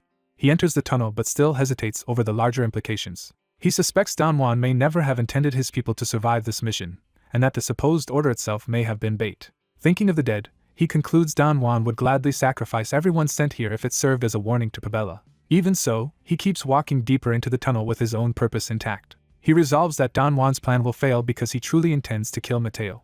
His sudden arrival startles the guards in the underground passage. He drops into their midst from above before they can organize. In one sweeping attack, he cuts through multiple enemies at once. Red energy whirls around him as he continues the slaughter at close range. Then he notices something wrong. If Pabella and the Empire are supposed to be allied, there should be Imperial personnel here, yet neither the tunnels nor his mini-maps show any sign of them. A sudden burst of light catches the blonde intruder off guard in the middle of his assault. He realizes hidden enemies were waiting for him, and the order goes out to seize him alive. Instead of retreating, he charges the Imperial soldiers head-on. He slips through their attack and turns their formation against itself. A soldier looks up in alarm as the intruder takes the fight above them. He crashes down with lethal force, dropping another opponent despite the barrage around him. The enemy commander responds by calling in the mage squad and ordering them to fire. The intruder activates swift steps to break through the incoming spell fire. He dives straight through the bombardment instead of letting it pin him down. As he falls, he draws on his sword's power to gather wind around the blade. He unleashes Elemental Sword, Windfield, filling the hall with cutting currents that tear through the mages and soldiers. While carving through them, he dismisses the force sent after him as embarrassingly weak for Imperial troops. After cutting down the attackers, he faces the survivors with open contempt. He offers them a single chance to leave, then activates Dragon's Dignity to make the threat unmistakable. With draconic pressure bearing down on them, he warns that anyone who wants to live can walk away now. He makes the alternative just as clear, telling the rest to come forward ready to die. The warning is backed by the bodies already scattered across the floor. Once the room falls silent, he tries to extract information and asks why the Empire came all the way south. Before anyone answers, he notices a strange dark presence stirring nearby. A hidden voice finally speaks, dismissing him as a mere pest interfering with a greater plan. The intruder is shaken that someone had been present without him sensing it at all, and demands to know who it is. A hooded black mage reveals himself, wrapped in sinister tendrils of dark power. That magic spreads through the fallen bodies and the dead begin to answer his call. The corpses twitch back to motion, dragging themselves up through blood and miasma. The necromancer sends the reanimated dead after the intruder, and vows to claim his soul personally for disrupting the plan. As he cuts into the undead, the intruder realizes he is facing a high-level black mage capable of raising many zombies at once. He immediately suspects a connection to the Scorpion clan, where most black mages of that level come from. That suspicion deepens because the man has no visible clan insignia or magic circle. The mystery only sharpens the intruder's hostility as he keeps fighting. He destroys more miasma-corrupted zombie knights and even notes the karma points he gains from killing them. The system reward catches his attention for a moment. Instead of being disturbed, he is pleased that the slaughter is profitable. As more rewards stack up, he treats the undead as little more than a source of points. He keeps cutting through the revived soldiers without slowing down. When the last one falls, he checks whether the wave is finally over. From above, the black mage watches him in silence. Then the necromancer withdraws instead of pressing the fight. The intruder is briefly surprised that the man simply leaves. He decides the mage can be turned into points later and turns back to his original objective. With the battle finished, he heads deeper into the mansion toward Mateo's office. As he advances, he senses that another arrival is imminent. A blade suddenly flashes toward his throat from behind. The attacker reveals he has been waiting for him. The intruder recognizes the voice at once and names him Simon. Simon confronts him directly, surprised that he really came this far. The intruder immediately identifies Simon as the assassin Don Juan sent to eliminate him before matters escalated. Simon does not deny it and tightens the pressure of his blade. He follows through with a swift strike meant to finish the job. At close range, he reveals Don Juan's intent to wipe out the Pabella cartel and discard lesser players like his target. When the intruder points out that Don Juan still needed his distribution network, Simon coldly answers that K's syndicate can replace him. At that moment, the intruder confirms an administrator request, temporarily suspending his own healing factor. Freed to gamble with his own body, he mocks Simon for hesitating to kill and calls him by the old title Shadowless Ghost. That name shocks Simon, who demands to know how the intruder knows his former identity, Simon Zapatero. The intruder claims to know Simon's past and the reason he serves under Don Juan. He reveals the core of it. Simon once fought to protect the last bloodline of the Cuzco kingdom. Simon's composure cracks as the accusation hits too close to the truth. He lashes out, desperate to know how this stranger could know that secret. The intruder seizes the opening and moves first. He lets his sword go and shifts his body to avoid the killing line. Simon answers with another sharp downward strike. Their blades collide in a violent clash that halts both of them. Even wounded at the neck, the intruder keeps his focus and refuses to yield. Simon presses him again, furious and demanding his identity. The intruder decides to answer, but only on his own terms. He declares himself a direct descendant of Draker and gives the name Zeke Draker. Simon is stunned by the name, recognizing its weight immediately. He wonders if this means he is facing the rumored youngest Blue Knight. Zeke dismisses the political implications, insisting he acts on his own and not as an agent of his family. Simon asks why Zeke would reveal such a dangerous identity before the fight is over. Zeke answers with steel, meeting Simon's blade without flinching. He calls Simon by name again and forces him to listen. Zeke offers him a real alliance, promising to protect the Cuzco bloodline and help rebuild the fallen kingdom if Simon abandons Don Juan. The proposal leaves Simon visibly shaken. Zeke admits it sounds impossible, but insists Simon already knows staying with McCain is hopeless. He argues that if Simon kills him for Don Juan, the approaching Pabella forces will simply devour everyone left behind, and reminds him Don Juan never truly supported him. Simon is forced to admit that he and his men were always left to fend for themselves. Zeke presses the point by recalling how the cartel seized Cuzco lands after the kingdom collapsed and how Don Juan wants the old royal knights erased. He adds that once Simon is gone, the last princess will just be sold off to the Cuzco rebels for profit. Zeke recounts the past. When Cuzco fell 10 years earlier, Simon fled with the newborn princess to the border. To gain the strength needed to one day restore her, Simon became an outlaw and sharpened himself through violence. That same desperation led him into Don Juan's service, even though Don Juan already knew his past and was using it against him. Zeke reveals that in another course of events Simon was eventually discarded, and by the time help reached the princess she had already been sold to the rebels. In that future, nothing remained to save. Back in the present, Zeke urges Simon to leave McCain now, and Simon decides the source of this knowledge matters less than the warning itself. Simon admits McCain, which once seemed unshakable, is finally starting to crack. He asks what Zeke truly wants, sensing that all the recent upheaval traces back to him. Zeke answers plainly that his immediate goal is to set the two cartels against each other. Then he reveals the deeper aim beneath it all. Once that chaos is complete, he intends to go after McCain itself. Simon realizes with a jolt that Don Juan was never Zeke's real target. Zeke insists he genuinely wants Simon at his side, and Simon agrees on two conditions. He demands help not only for himself but for his subordinates, and he makes Zeke swear to protect the Cuzco bloodline. He adds one final demand: the kingdom must be rebuilt. Zeke swears on his honor as a knight that he will do it. At last Simon formally yields, greeting Zeke as his master. Zeke immediately drops the ceremony, tells him to stand, and asks where Simon's men are. Simon explains that his subordinates are waiting to trigger explosive scrolls and escape once he gives the signal. Zeke orders the signal sent at once and learns Mateo has already been captured inside. Satisfied, he tells Simon they will meet again soon. A scream from elsewhere in the mansion interrupts them. The bound Mateo rages that provoking a war between McCain and Pabella will doom everyone, not save McCain. Zeke leans in and tells him that is exactly the point, because Mateo's actions have made the coming war unavoidable. He forces Mateo to bite down on a written confession declaring that anyone who raises a sword against McCain deserves death. Mateo can only choke behind the paper as Zeke silences him with violence. With Pabella's secret ledgers already in hand, Zeke decides the final stage can begin. Simon returns after sending the signal to his men. Before they can move, Zeke senses danger and throws Simon behind him as a new attack tears down the corridor. He intercepts a storm of incoming blades with a summoned shield, protecting them both. The mansion guards and pirates surge in after the intruders. Zeke answers by drawing on elemental sword again, this time with fire. He unleashes Blaze Field, turning the corridor into a wall of flame that crashes into the charging enemies. Elsewhere, Simon's hidden men are introduced to their new leader. They immediately accept Zeke as their new master. Zeke orders everyone to move before pursuit closes in. Simon's people obey and race through the underground passage. Even as they flee, Zeke realizes the enemy is already close behind. He stops the group and orders a split, deciding to stay behind and draw the pursuers away so Simon can escape with his men. He also tells Simon to join Kay's syndicate afterward, but Simon protests that the princess is still in McCain's hands. Zeke reveals he already planned for that as well. He reminds Simon of the commission he memorized and confirms the true objective hidden inside it: use the day's chaos to rescue the confined girl from McCain. Then he reveals the crucial truth that changes everything for Simon: the princess has already been saved. The scene shifts to Don Juan's mansion, where confusion is spreading over the recent events. Don Juan fumes that a month after striking Pabella, the retaliation still has not stopped. His executives sit tense and silent as the pressure mounts. He demands to know how many times McCain has been hit by those attacks. The answer is devastating: half of McCain's executives are already dead. Don Juan can only curse as the scale of the damage sinks in. A hidden narration reveals his earlier calculation: he had tried to eliminate 2 dangerous pieces by sending them on a reckless mission. Instead, those same men succeeded too well, enraged Pabella, and pushed the conflict far beyond what he intended. One of his subordinates cautiously addresses him. Don Juan demands to know what he wants. The subordinate suggests Don Juan temporarily distance himself from McCain. He explains this is not cowardice but strategy, because the revenge-driven pirates will soon charge blindly at McCain and can be exploited. His plan is to lure them to Tawani and annihilate them in one decisive blow while Don Juan commands from safety. Don Juan accepts the proposal. He reassures the room that crisis has always made them stronger, and this time will be no different. The executives answer with forced loyalty as the meeting breaks. One subordinate lingers behind after the others leave. As he rises from his seat, another figure silently appears behind him. Zeke presses a blade to the man's throat and mocks how smoothly he talks. The terrified traitor confesses that he only followed orders to lure Don Juan to Tawani and begs for his life.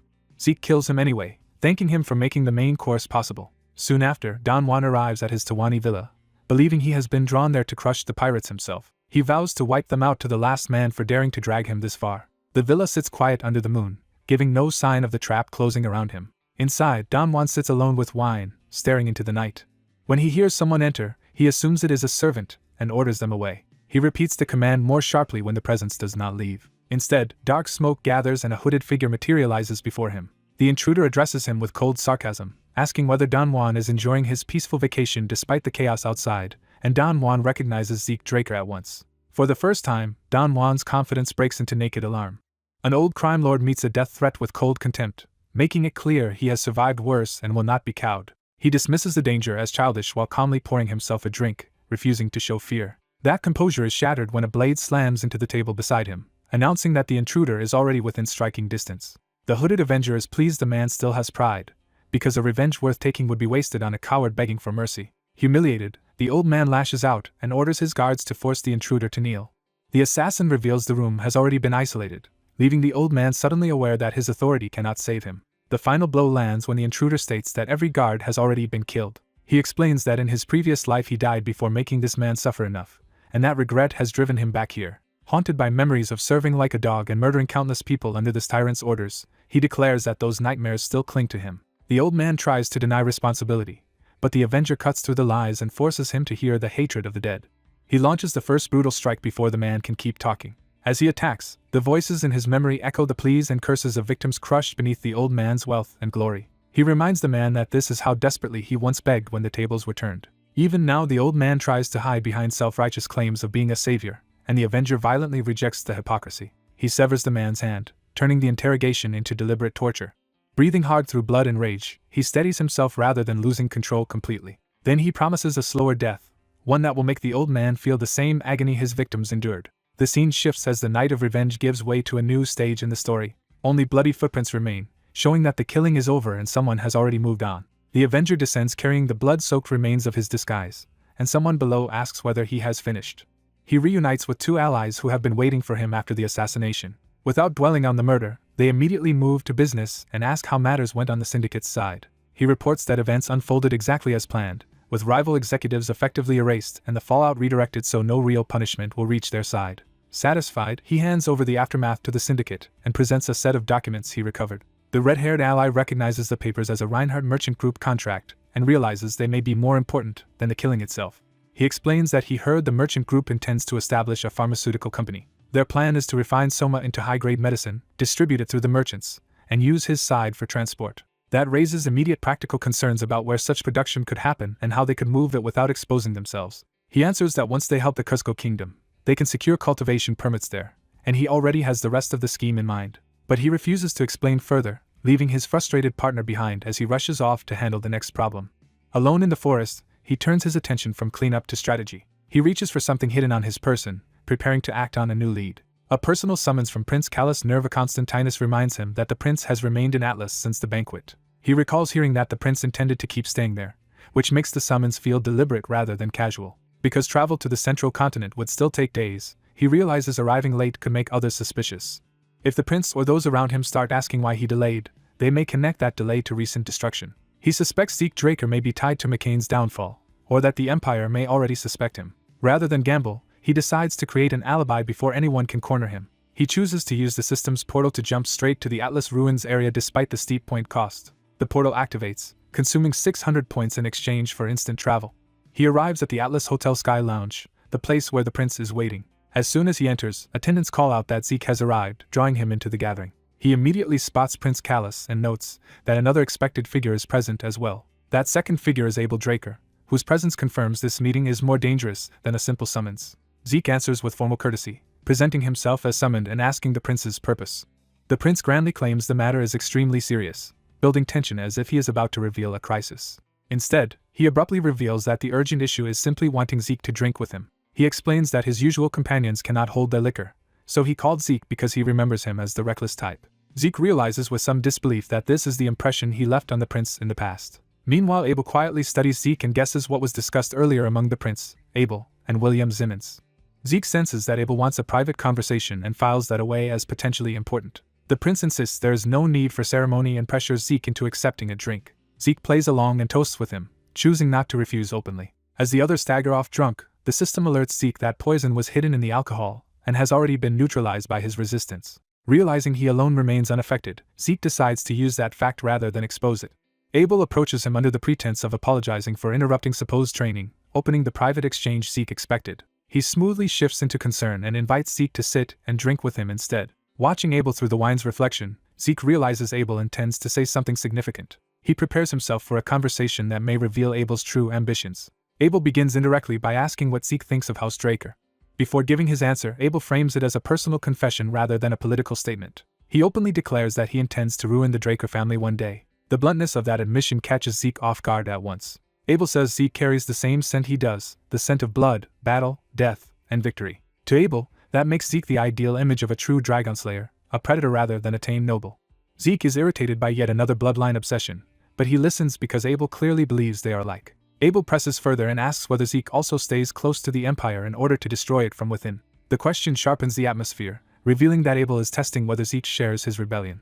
Abel argues that Atlas should not be satisfied with ruling a single city and must grow stronger if it wants the summit of power. He points to the Roman Empire's roads as proof that true dominion comes from binding distant lands into one system. In his view, when roads, culture, and resources all flow toward a single center, power becomes absolute. He calls that future a unified utopia, presenting conquest as salvation. Zeke recognizes that Abel is speaking not like a noble heir but like a would-be emperor. He also connects Abel's maternal Gaiman's line to the family backing Abel, deepening the web around him. From everything he has heard, Zeke concludes that Abel, the Simmons, and the Empire are all entangled in the same scheme. Abel then drops the final layer of intimacy by calling Zeke his blood relative. He offers reward, belonging, and dazzling power if Zeke will come over to his side. Zeke understands that Abel is trying to recruit him into his camp. He answers politely at first, acknowledging the offer without accepting it. Then he refuses, saying he has already chosen his path and will not join Abel. Abel warns that Zeke will regret rejecting him. Zeke leaves without wavering, making it clear the threat means nothing to him. Behind him, Abel's composure cracks as anger finally surfaces. Zeke rejects the idea that he could ever become a butcher like Abel, naming him for what he is. William arrives just after the rejection, stepping into the aftermath of the failed recruitment. Seeing Abel alone, William asks where Zeke has gone, immediately sensing something went wrong. Abel answers that his youngest brother has chosen a different road from his own. That decision, he says, leaves him no choice but to crush the new sprout before it can grow. William realizes Abel has already decided on violence, and Abel justifies it as a final chance Zeke refused. Later, back at Valhalla, Zeke stands before the dean's office as a second-year student already planning to leave early. He has submitted an early graduation request, arguing that now that he is a formal knight he should support his family as soon as possible. His appeal works quickly, and an early graduation interview is arranged almost immediately. While waiting outside, he is casually greeted by another student heading to see the dean. That student is Diego, accompanied by a blonde youth whose identity Zeke does not recognize at first. Zeke realizes he has never seen the blonde boy before and becomes curious. The unfamiliar face nags at him as if it should matter. Inside, the dean welcomes Zeke, Diego, and the blonde student Asta together, revealing they all arrived for the same purpose. Hearing the name Asta jolts Zeke, who immediately suspects this may be someone far more dangerous than he appears. He recognizes the possibility that this is Asta Elidopple, the illusory knight from his previous life. That realization unsettles him even more because one of the 5 divine knights had once remained almost completely unknown. Asta apologizes for poor attendance, blaming severe insomnia that has made classes difficult. Diego jokes about singing him to sleep, but Asta's headache is so bad he can barely tolerate the noise. Zeke remembers that in his previous life Asta served the Empire, and he starts wondering whether he can be turned instead. He decides it would be best to recruit Asta to his own side before anyone else can claim him. The dean explains that all 3 of them applied for early graduation at the same time and already meet the formal requirements. So instead of a normal review, he will judge them through a practical mission tied to Dalpoa. The mission centers on Yaksha, the Black Knight, a notorious outlaw and enemy of the entire continent. They are to cooperate with the Dalpoa Knight Order and subjugate him as part of their evaluation. The dean warns that outlaws awaken aura purely to kill, fight unlike knights, and are dangerous enough that only higher-ranked personnel were requested. He makes clear just how brutal the assignment will be and gives them a final chance to withdraw. Diego only asks how many rounds the test has, treating the danger like a game, and learns this is merely the first of 3. With no one backing out, the dean orders them all to prepare thoroughly. Afterward, Asta wanders off clutching his head, still suffering from sleeplessness. Zeke follows and calls him by name, opening the approach he has already planned. Asta turns with guarded curiosity, not yet knowing what Zeke wants. Zeke offers help in the form of medicine for insomnia, baiting him with exactly the weakness he just revealed. Asta is surprised enough to repeat the offer back, clearly interested despite himself. Zeke claims he has the perfect remedy, presenting himself as someone who can solve what others could not. Asta admits he has already tried the common medicines without success, but he still hesitates. Zeke presses the advantage, telling him to try it first and suggesting they can make a supply contract if it works.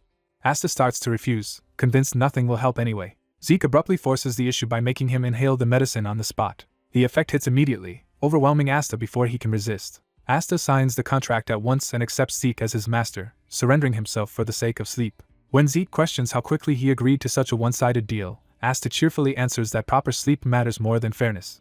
Zeke is relieved that the system store exists, since it lets him buy exactly the kind of rare item needed for manipulations like this. He reflects that with enough points he can obtain rare relics, and that the sleeping drug he used was the powerful Sandman's sleep sand. Now confident Asta will stand with him after graduation, Zeke also worries that none of the 5 divine knights seem remotely sane. Still, he decides blind trust is dangerous and chooses to test Asta's actual combat ability. He tells Asta to show his skills before they head out on a real mission.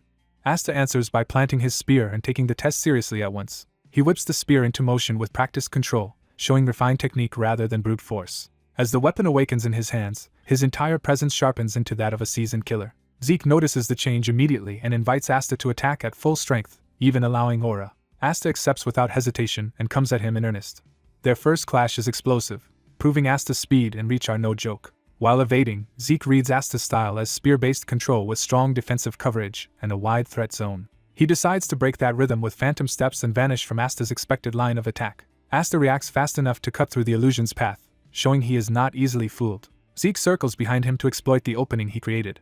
He brings his blade down from Asta's blind side with lethal precision. Asta senses the strike at the last instant, and turns into it rather than panicking. He catches the attack on the shaft of his spear, using the weapon itself as a pivoting shield. The force of the collision tears through the weapon's structure. Even so, Asta tries to continue the exchange by redirecting the broken spear into another sweeping motion.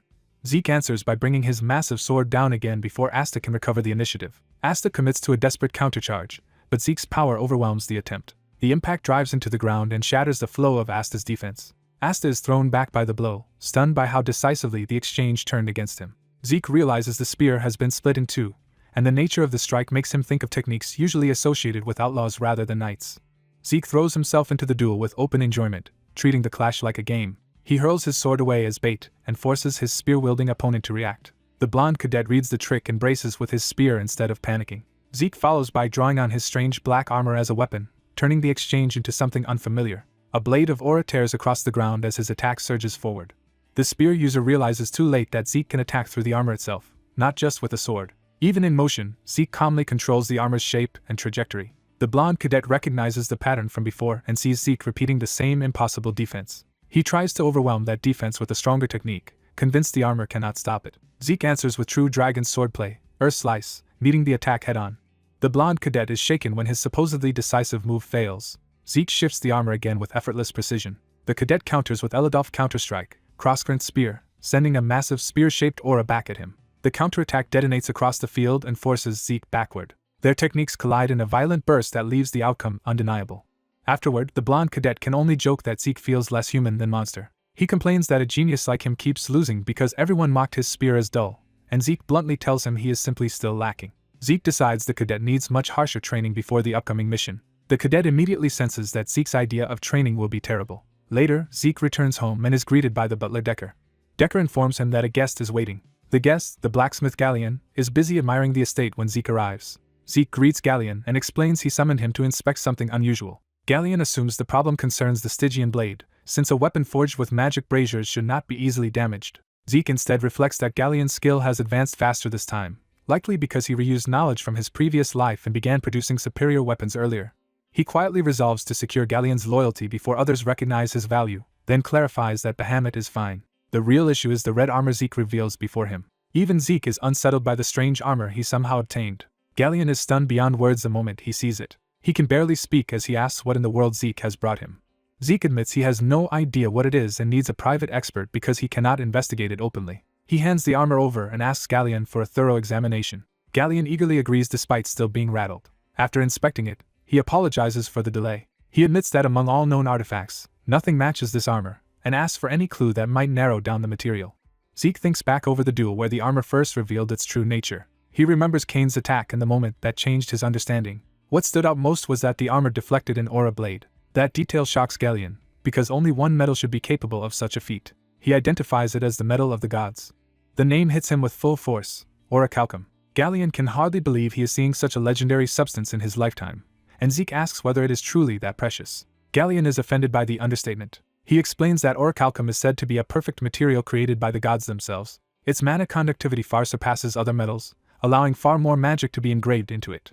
Zeke immediately asks how many large magic circles an ordinary metal armor could normally hold. Galleon answers that normal metals cannot even support large-scale magic circles at all. That confirms for Zeke that the armor is far more extraordinary than he first assumed. He asks whether the armor can be reshaped into something else. Galleon refuses to act rashly, warning that the armor is already complete and tampering with it could destroy its existing functions forever. Still, he suggests that his own master might manage what he cannot. He says Master Golan may be able to alter the form without damaging the function, and Zeke immediately asks where to find him. When Galleon says Golan is in Himonas, Zeke reacts sharply. Galleon explains that Himonas lies in the far north, in the territory of the Northern Duke. He is startled that Zeke knows of that hidden northern power at all. Zeke covers the slip by claiming he somehow learned of it. He thanks Galleon and even offers him time to study the metal further while he remains at the estate. Galleon accepts gratefully, while Zeke's mind is already racing elsewhere. Zeke fixates on Himonas and decides he can postpone that trip until after handling more urgent matters. He leaves with a firm resolve to do exactly that. That night, the scene shifts to the Reinhardt merchant group. Zeke meets with the merchant leader and the princess to discuss mass production of medicinal supplies. The merchant warns that producing the needed soma ingredients on the central continent will be difficult. Zeke agrees, especially because open support from the princess would damage the product's reputation. The princess points out that if production is completed first and certified as medicine, the political risk disappears. Zeke immediately settles on a plan to manufacture the product in the southern continent and import it through Reinhardt for distribution. The princess cautions that the merchant group lacks the reach to build a large factory on another continent. She reminds him they barely managed the antidote factory for the rose disease and urges a more realistic construction plan. Zeke tells her not to worry about the factory itself and asks only that the magic tower secure approval for distribution. When she assumes the Draker family will fund it, he makes clear this is his own undertaking and that he will pay personally. He then reveals the real reason for the meeting by placing a confidential report before her. He asks her to read it carefully. The contents shock her at once. The report claims the Empire is working with the Scorpion clan to conduct human experiments using synthetic poison. The princess is horrified that civilians may have been used as test subjects, even though she had feared something like this. Zeke explains that he is sharing this not to expose it immediately, but because the truth must remain hidden for now. That answer only deepens her alarm. She argues that the Empire's crimes should be revealed at once so they can never repeat them. Zeke counters that the current evidence is too weak to win anything through diplomacy. He explains that the Empire cleverly placed the Scorpion clan at the center so it can deny direct involvement, and let the clan take the blame. At worst, the Empire would simply disavow the clan and offer hollow regret, ending the matter. He insists it is more useful to keep the information secret for now. Because the Empire does not know they have uncovered this, Zeke believes they still have a chance to gather stronger proof. The princess realizes he wants to use the ongoing experiments to uncover deeper evidence and pressure the Empire properly later. Zeke confirms that, but says he showed her the report for another reason as well, preparation. If the rose disease was only a field test in Alencia's conflict zone, he believes the Empire may soon deploy other synthetic poisons. He argues they must create antidotes before that happens, because Alencia's soldiers could otherwise be poisoned in battle without warning. The princess sees the logic and realizes advanced antidotes could prevent heavy losses and even turn the Empire's scheme against it. She accepts that Zeke's restraint was the correct choice. With that understanding reached, Zeke formally joins the merchant group's effort. He says he will be away in Valhalla for some time, but the princess invites him to visit Alencia when he can. She describes Alencia warmly, and asks whether he has ever been there. Zeke dodges the question by saying he has only heard it is beautiful, then asks her to show him around someday. The invitation softens her, and she agrees. The meeting ends on a courteous note as they wish him a pleasant trip.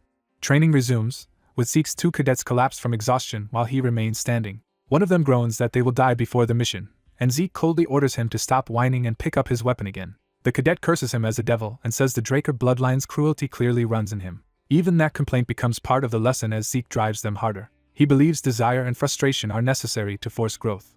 After a week under his command, Asta and Diego begin changing under that pressure. Diego in particular stops fooling around and starts listening seriously during training. When Zeke appears again, the 3 cadets recognize how much they have improved. Professor Andre then arrives to interrupt the session. He tells them he has important news.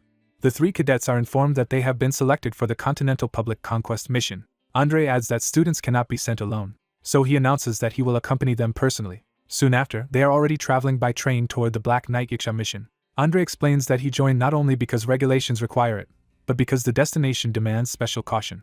He asks whether they understand what kind of place Delphoa is. Zeke answers that it is a land where mages are favored above others. Andre confirms that Delphoa's entire system is built around that preference. Its knights prioritize shields above all else. Those shield-bearing knights crash into the enemy line while the mages attack safely from behind them. When asked whether that causes heavy friendly losses, Andre says the concern is valid. He explains that Delphoa's knights are drilled constantly in shield charges, which is why Valhalla graduates dislike joining their order. Diego immediately takes offense at the idea of knights existing only to serve mages.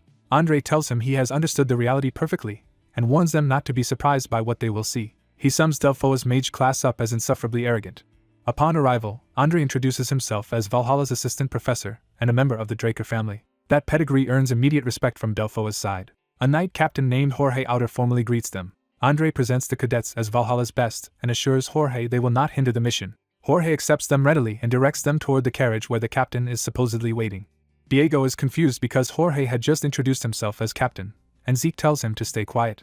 Zeke already senses that Delphoa is playing by its own hierarchy. The real authority reveals himself from inside the carriage, a long-haired mage who never bothers to step down. His expression alone makes clear that he considers everyone around him beneath notice. Diego instantly judges him exactly as Andre warned he would. Zeke realizes this man must be Delphoa's mage captain. He also sees that even the knight captain is forced to defer to him. Jorge awkwardly explains that the captain will travel separately, meaning the cadets must find another carriage for themselves. The students are left staring at the insult. Diego explodes, furious that they are being treated like stray dogs despite coming as collaborators. He starts to protest openly against the humiliation. Zeke cuts him off with a kick before he can make the situation worse. Diego accuses Zeke of being heartless and demands that Andre say something. Andre stays calm and says this kind of contempt is something they will face often after graduation. From the carriage, the mage captain coldly tells them to remember this lesson well.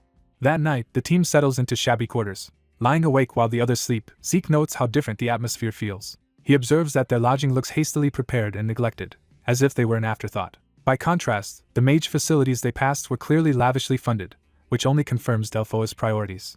Unable to sleep, Zeke decides to step outside for air.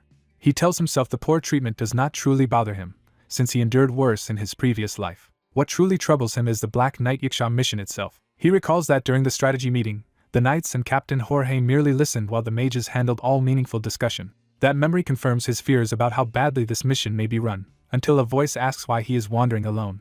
Zeke turns in surprise, immediately sensing that the person who found him is someone important.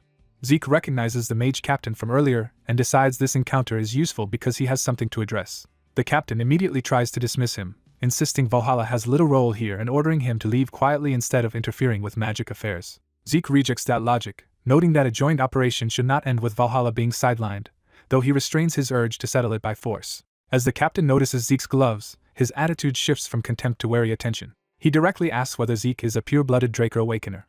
Zeke confirms it and calmly asks why that matters. The question wounds the captain's pride, and he takes Zeke's calm tone as insolence. Still, he warns Zeke not to remove those gloves here, implying Zeke's power could disrupt the surrounding mana and jeopardize the mission. The captain turns away in anger, ending the exchange on his own terms. Before leaving, he adds a threat that if Zeke wants to survive and complete the mission, he should heed that warning. Zeke lets the outburst pass and concludes the captain is touchy, while noting that pure-blooded awakeners really can interfere with mana. A familiar voice suddenly calls Zeke's name from behind. Zeke is caught off guard as he realizes who it might be. Professor Fanon appears, delighted that he has found Zeke again. They exchange a quick reunion, and Zeke immediately asks why Fanon is here.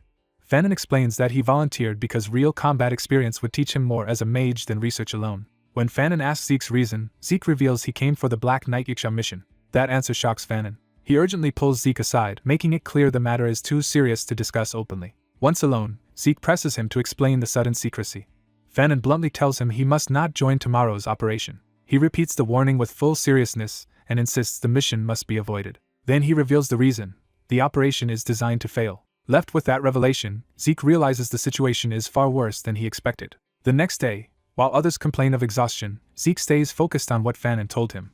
Since Fanon could not explain further, Zeke works through the possibilities himself and narrows them to two. One possibility is corruption among the raid squad's higher command. The other is that the squad has struck some kind of arrangement with the people they are supposed to raid. Given Delpho's rigid mage hierarchy, Zeke doubts the system is rotten enough for open military corruption on that scale. He therefore leans toward the second explanation, meaning the target and the raiders may be cooperating. Zeke decides he has to proceed under the assumption that the enemy has been tipped off. At the staging ground, the mage captain assigns groups 1 through 3 to flank the mountain. He orders groups 4 through 6 to attack from the front. When he asks for objections, Jorge, the knight captain, reluctantly says he has none. As the briefing moves on, Zeke interrupts with a question. He asks what they are actually supposed to do, forcing the captain to address him publicly. The captain explodes, furious that Zeke ignored his order from the previous day to stay out of things. Zeke answers by revealing his standing. He is a blue knight, and Diego and Asta with him are purple knights. He explains that he only asked because it would be absurd to waste a dispatched cooperative force of that level. The captain is stunned to learn Zeke holds such rank. The surrounding soldiers are equally shocked that someone so young is a blue knight, and that Valhalla sent multiple high-ranking knights. The captain's irritation deepens as the balance of status suddenly shifts away from him. Trying to contain the situation, he orders Jorge to assign the Valhalla group to simple patrol duty instead. A blonde knight realizes Zeke must have provoked the captain on purpose and asks what he has discovered. Zeke states plainly that there is something suspicious about the mission. He goes further and says he suspects an alliance between this raid squad and the Black Knight Yiksha. The blonde knight takes the accusation seriously and asks Zeke's reasoning. Rather than argue further, Zeke abruptly orders a patrol mission straight toward the Black Knight Yiksha camp and tells everyone to prepare. The blonde knight then asks who will command this new squad. He assigns that role to Zeke himself. The knight falls quiet for a moment as the decision settles over the field. Elsewhere in the forest, armed men advance with torches toward the hidden camp. Their leader suddenly halts them. He warns that trolls are nearby and orders the group to move in silence to avoid drawing extra trouble. Even as he stresses stealth, something fast cuts through the air toward them. The leader senses danger too late. A sudden strike tears into the group and throws the leader down before anyone can react. The hidden monsters and men around him realize they have been ambushed. Trolls burst into the scene and the camp erupts into panic as the infiltrators are overwhelmed. More impacts hit the ground in rapid succession, signaling a coordinated assault. Zeke's companions carve through the trolls with brutal efficiency, turning the surprise attack into a massacre. The surviving infiltrators are left staring at dead trolls and collapsing comrades, unable to keep up. Zeke kneels among the bodies and identifies the survivors as the Black Knight Yiksha's patrol team. With the enemy broken, he demands they reveal where the Black Knight Yiksha is hiding. The answer leads Zeke and his allies to a mountain fortress concealed in the forest. Seeing the structure, they realize it is built from natural stone and will not fall easily to a small force. Zeke asks Jorge where the mage core is, because storming this place with only their current numbers would be difficult. Jorge hesitates instead of answering directly. Zeke points out the contradiction in Jorge's earlier plan, since the mage core was supposedly meant to support them after the fortress was taken. One of Zeke's allies finally voices the obvious question: how were they ever expected to seize a fortress like this with so few troops? That realization visibly rattles the others. Before anyone can resolve it, dark projectiles begin raining down from above. Zeke notices the incoming attack a split second before impact. He identifies the falling objects as explosive shells. He immediately orders everyone to scatter as far apart as possible. The bombardment detonates across the forest, turning the area into a field of fire and screams. Jorge is left staring at the inferno in disbelief as the ambush proves Zeke right. Zeke grabs him and forces him to stop freezing up. He demands that Jorge act like a captain and save his men instead of collapsing under the shock. Elsewhere, one of the enemy realizes their hidden position has somehow been exposed and suspects a leak.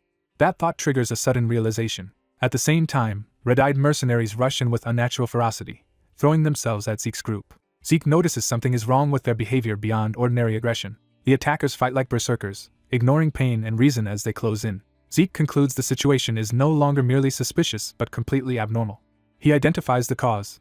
These mercenaries are all addicted to soma. He recalls that soma is a drug produced by the Southern Cartel and distributed widely across the mainland. Mages use it in controlled amounts to temporarily boost mana. But mercenaries are the real danger, because their reckless lives drive them to abuse it far beyond safe limits. That explains why the Black Knight Yiksha's mercenaries are charging mindlessly and cannot be handled like normal soldiers.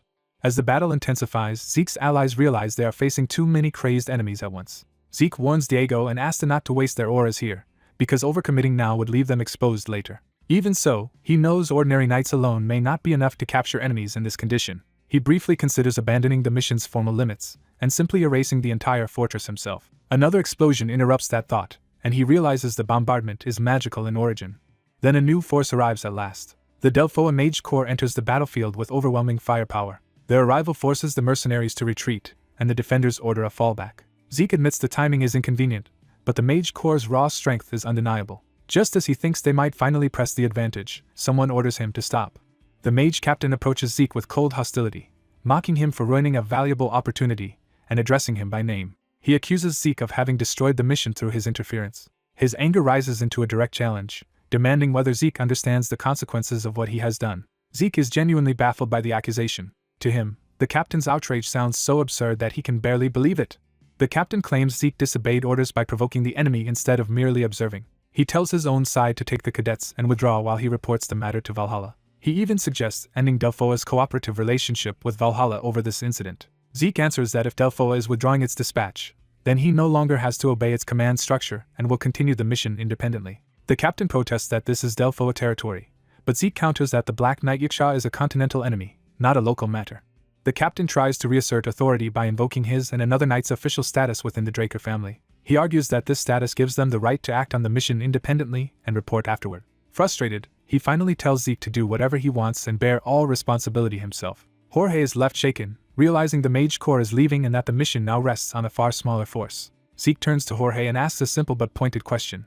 He asks whether Jorge truly wants to defeat the Black Knight Yiksha. Jorge answers that they are knights, and no real knight would retreat while the enemy still stands before them. That response gives Zeke the answer he needed. Accepting Jorge's resolve, Zeke says he needs his help with one thing. The focus shifts back to the fortress looming under the moon, still intact and dangerous. Inside, the defenders notice movement and begin to react. An alarm spreads through the fortress as hidden troops are mobilized. Jorge rallies his remaining knights, shouting for the enemy to stop hiding and face them openly. The fortress archers mock that suicidal courage even as they prepare another volley. Arrows launch in a dense wave toward the charging knights. Jorge orders his men to hold formation and trust their shields against the barrage. From the walls, the defenders watch the disciplined advance with unease. One of the enemy commanders dismisses the charge as pointless bravado. Another starts to sneer at the knights as useless. But the Valhalla group appears atop the wall, proving the fortress is already being breached from within. A sudden disturbance catches Zeke's attention. He notices a cloaked rider fleeing the battlefield and wonders why anyone would try to escape by horse in the middle of the chaos. His awakened sight sharpens, and he begins to suspect the rider's identity. The rider's appearance matches the description of the Black Knight Yiksha himself. Zeke immediately decides to pursue, leaving the fortress interior to Professor Fannin and ordering a signal flare once the main gates are opened. He launches himself from the wall in pursuit. Calling out, he summons his mount. Bucephalus answers, materializing in a surge of blue lightning beneath him. Mounted and accelerating instantly, Zeke commits to chasing down the fleeing target. The rider looks back in shock at the impossible speed closing on him. Zeke welcomes the challenge with a confident grin. He strikes first, unleashing a lightning-fast attack. The Black Knight Yiksha barely registers the blow descending from above. Blue force crashes down in a violent burst. The Yiksha survives by skidding away and bracing himself at the last instant. Watching from behind, one of Zeke's allies is startled by how quickly the chase has escalated into a duel. Zeke taunts the fleeing man, asking where he is hurrying off to so late at night, and names him as the Black Knight Yiksha. The Yiksha's tense silence confirms he has been recognized. Their powers collide head-on, blue lightning meeting red force in a violent exchange. The Black Knight Yiksha counters with a heavy descending blade, and Zeke meets it directly as their duel begins in earnest. A veteran outlaw realizes the young swordsman is not from Delphoa and demands to know who he really is. The young man refuses to reveal himself, making it clear that names will not change the outcome. Their standoff immediately turns into a direct clash of blades. The outlaw escalates first, scattering poison projectiles as part of his attack. The young man learns the poison is desert scorpion venom, but his constitution nullifies it, letting him dismiss the trick as petty outlaw tactics. Seeing the poison fail, the outlaw grows more suspicious and starts probing the stranger's origins, while the young man brushes off the questions. The outlaw decides the stranger's background no longer matters if he can kill him here. He launches a lethal aerial assault, surrounding the young man with converging blades. The young man calmly withstands the barrage instead of retreating. He activates dragon-scale armor and bluntly acknowledges the attack's quality without being harmed. That defense makes him realize he has just seen something extraordinary. The outlaw recognizes the hidden talent at last and identifies the power as an Yura blade. Deciding to finish the fight, the young man prepares a decisive counterattack. The outlaw charges in to kill him before that power can fully turn the battle. Even while under pressure, the young man deduces from the outlaw's swordsmanship that he belongs to the Empire's intelligence bureau, shocking him.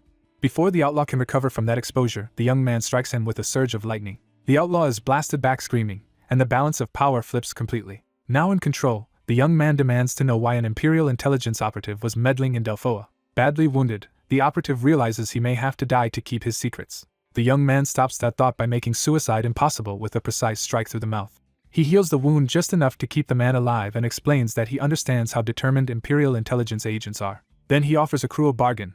Answer well, and he may be allowed to die on his own terms. The operative is shaken into silence by how completely the young man controls his life and death. Reduced to kneeling and gasping in blood, he has no leverage left. The young man presses again, asking whether he is finally ready to talk. He states exactly what he wants, the man's identity, and what he has been doing in this place. The operative gives in and identifies himself as an agent of the Imperial Intelligence Bureau's secret 13th unit. The young man notes that the bureau was believed to have only 12 units, but refuses to let the operative turn the questioning back on him. Forced back into the role of prisoner, the operative admits he was here conducting experiments. He clarifies that the experiments involved stimulants, making the young man connect them to the warped mercenaries he fought. The operative confirms those men were not mere soma addicts, though soma was used in creating them. He explains the purpose plainly, to manufacture soldiers who feel neither pain nor fear. The young man realizes Delphoa's war has been used as a testing ground for one of the Empire's human experiments. The operative reveals that the Black Knight Yiksha's long survival and growing bandit force were possible because the Empire had been supporting them all along. That revelation leaves the young man furious at how far the Empire's schemes have spread across the continent. He points out that the Empire would kill the operative first to bury the truth, and the man agrees, begging to be killed now that he has confessed. Instead, the young man asks what he would do if there was still a way for him to live. When he suggests Draker could protect him, the operative is stunned by the name. The young man begins to reveal the source of that confidence. A red power flares around him, proving he is not bluffing.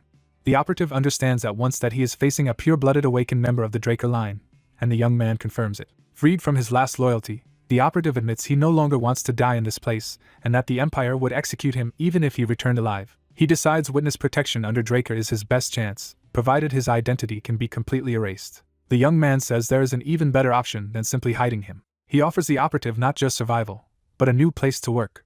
He argues that someone with Intelligence Bureau skills would be valuable in many places once he leaves the Empire behind. Before that proposal can settle, something fast approaches through the forest. The young man instantly realizes the fortress has still not fallen. Since the Black Knight Yiksha's absence should have made capture easy, he suspects something has gone wrong and heads for the knight's camp. He rushes back toward the fortress at once. On the way, he notices something unusual ahead. He finds a group of mages separated from the main force and wonders why they are alone. One of them raises a weaponized staff, making the encounter immediately hostile. The young man recognizes the danger too late. He starts to protest, confused that they would target an ally. Then a voice identifies him by name as Zeke Draker, confirming this is no misunderstanding. The mage accuses him of nearly letting the Black Knight Yiksha escape. As punishment, the mage declares he will be transferred to the barracks for this grave failure. Zeke can only laugh bitterly at the absurdity. He realizes the same troublesome bastard is interfering again. He demands to know how losing the Black Knight Yiksha could possibly be his fault. The mage captain, Ingrid Haxon, blames Zeke's attack plan and insists they would have captured the target otherwise. Zeke counters that Ingrid never even confirmed whether the Black Knight Yiksha was still inside the fortress and points out the defenses remain too strong for such certainty. Ingrid tries to silence him and claims someone had already escaped the fortress earlier. Zeke argues that could have been a messenger seeking reinforcements and asks how Ingrid could know it was the Black Knight Yiksha.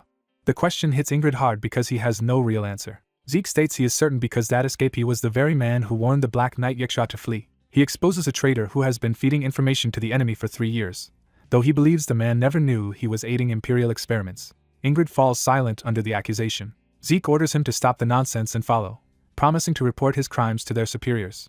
Ingrid pretends indifference, but Zeke's threat clearly lands. They return to the fortress with Ingrid and the mages under escort. Inside, Zeke notices a familiar group waiting. He sees battered knights kneeling under guard and recognizes one of them. That man is Jorge, who can barely answer him. Zeke demands to know why these men have been arrested, but Ingrid only tells him he is overstepping. Jorge shouts that he does not regret helping Zeke. He tries to say they only wanted to remain honorable knights before being cut off by pain. A brutal magical punishment strikes the kneeling men in front of everyone. Zeke condemns Ingrid for treating allies worse than prisoners. Ingrid snaps and orders him to be silent. He openly threatens to execute Zeke on the spot if he speaks again. That threat is interrupted by a sudden impact from above. A new arrival identifies herself as Ingrid Haxton of Delphoa's 8th Mage Corps. She declares that Ingrid's words amount to a threat against Zeke Draker, and treats the matter as serious enough for intervention. A blonde Draker representative immediately announces that Draker will now enter a state of readiness to fight Delphoa if necessary. The courtyard freezes under the weight of that declaration. Ingrid understands at once that the warning comes directly from the Draker family. He tries to argue that invoking war against all of Delphoa over this is excessive, but he is told his reckless words already amounted to a declaration of war. The blonde envoy coldly reminds Ingrid that the Draker name is not something to invoke carelessly. He makes clear that insulting or threatening a Draker carries consequences beyond Ingrid's rank. Faced with that pressure, Ingrid hurriedly retracts his words and claims he only meant to escort Zeke for further investigation. Zeke immediately supports the lie with a polite smile, helping de-escalate the confrontation. He then asks for permission to speak with his comrades first, catching Ingrid off guard. Ingrid glares, but he can no longer refuse outright. The Draker envoy grants Zeke 20 minutes. Zeke activates a magic scroll to block outside surveillance and listening devices. With privacy secured, he tells his allies that surrounding magical equipment can no longer monitor them. The blonde envoy prompts him to say what he wanted to reveal. Zeke shocks them by announcing that he has already captured the Black Knight Yiksha. When asked if he did it alone, he explains that he lowered the target's guard before the battle dragged on, and eventually took him. The feat impresses even the Draker's side, who recognize that he subdued an enemy veteran knights would struggle with. Zeke adds that after interrogating the captive, he discovered deep ties to Captain Ingrid that could complicate everything. Asked what he intends to do, Zeke says Delphoa should ultimately handle its own corruption, though he will act for now. He resolves to do what he can immediately rather than wait for a perfect solution. The fortress remains tense outside as guards hold their posts. Inside, Zeke waits alone, expecting someone important to arrive. He decides that person should be here soon. At last, someone approaches his room. The visitor is Professor Fannin, whose arrival Zeke had been anticipating. Fannin asks what happened, and Zeke answers that this is the result of ignoring his earlier warning. Fannin can only react with dismay at how badly things have spiraled. Zeke reveals that Fannin already knew Captain Ingrid was corrupt. He further explains that many senior mage officers likely know as well, because Corps service is essential for advancement, and no one wants to disrupt that system. Zeke says he can offer Fannin only one path now: give up the career experience tied to Delphoa and choose principal instead. Then he asks directly whether Fannin knew about the Empire's stimulant experiments. Zeke explains that he already shared everything he learned about the Black Knight Yiksha with Fannin. That leaves Fannin with two choices: expose the corruption he now knows about or ignore it to protect himself. Zeke presses him for an answer. He asks Fannin to help him expose the corruption openly. Outside, Ingrid and his mages move into position, still trying to control the situation. One of the mages reports to Ingrid, drawing his attention back to the operation.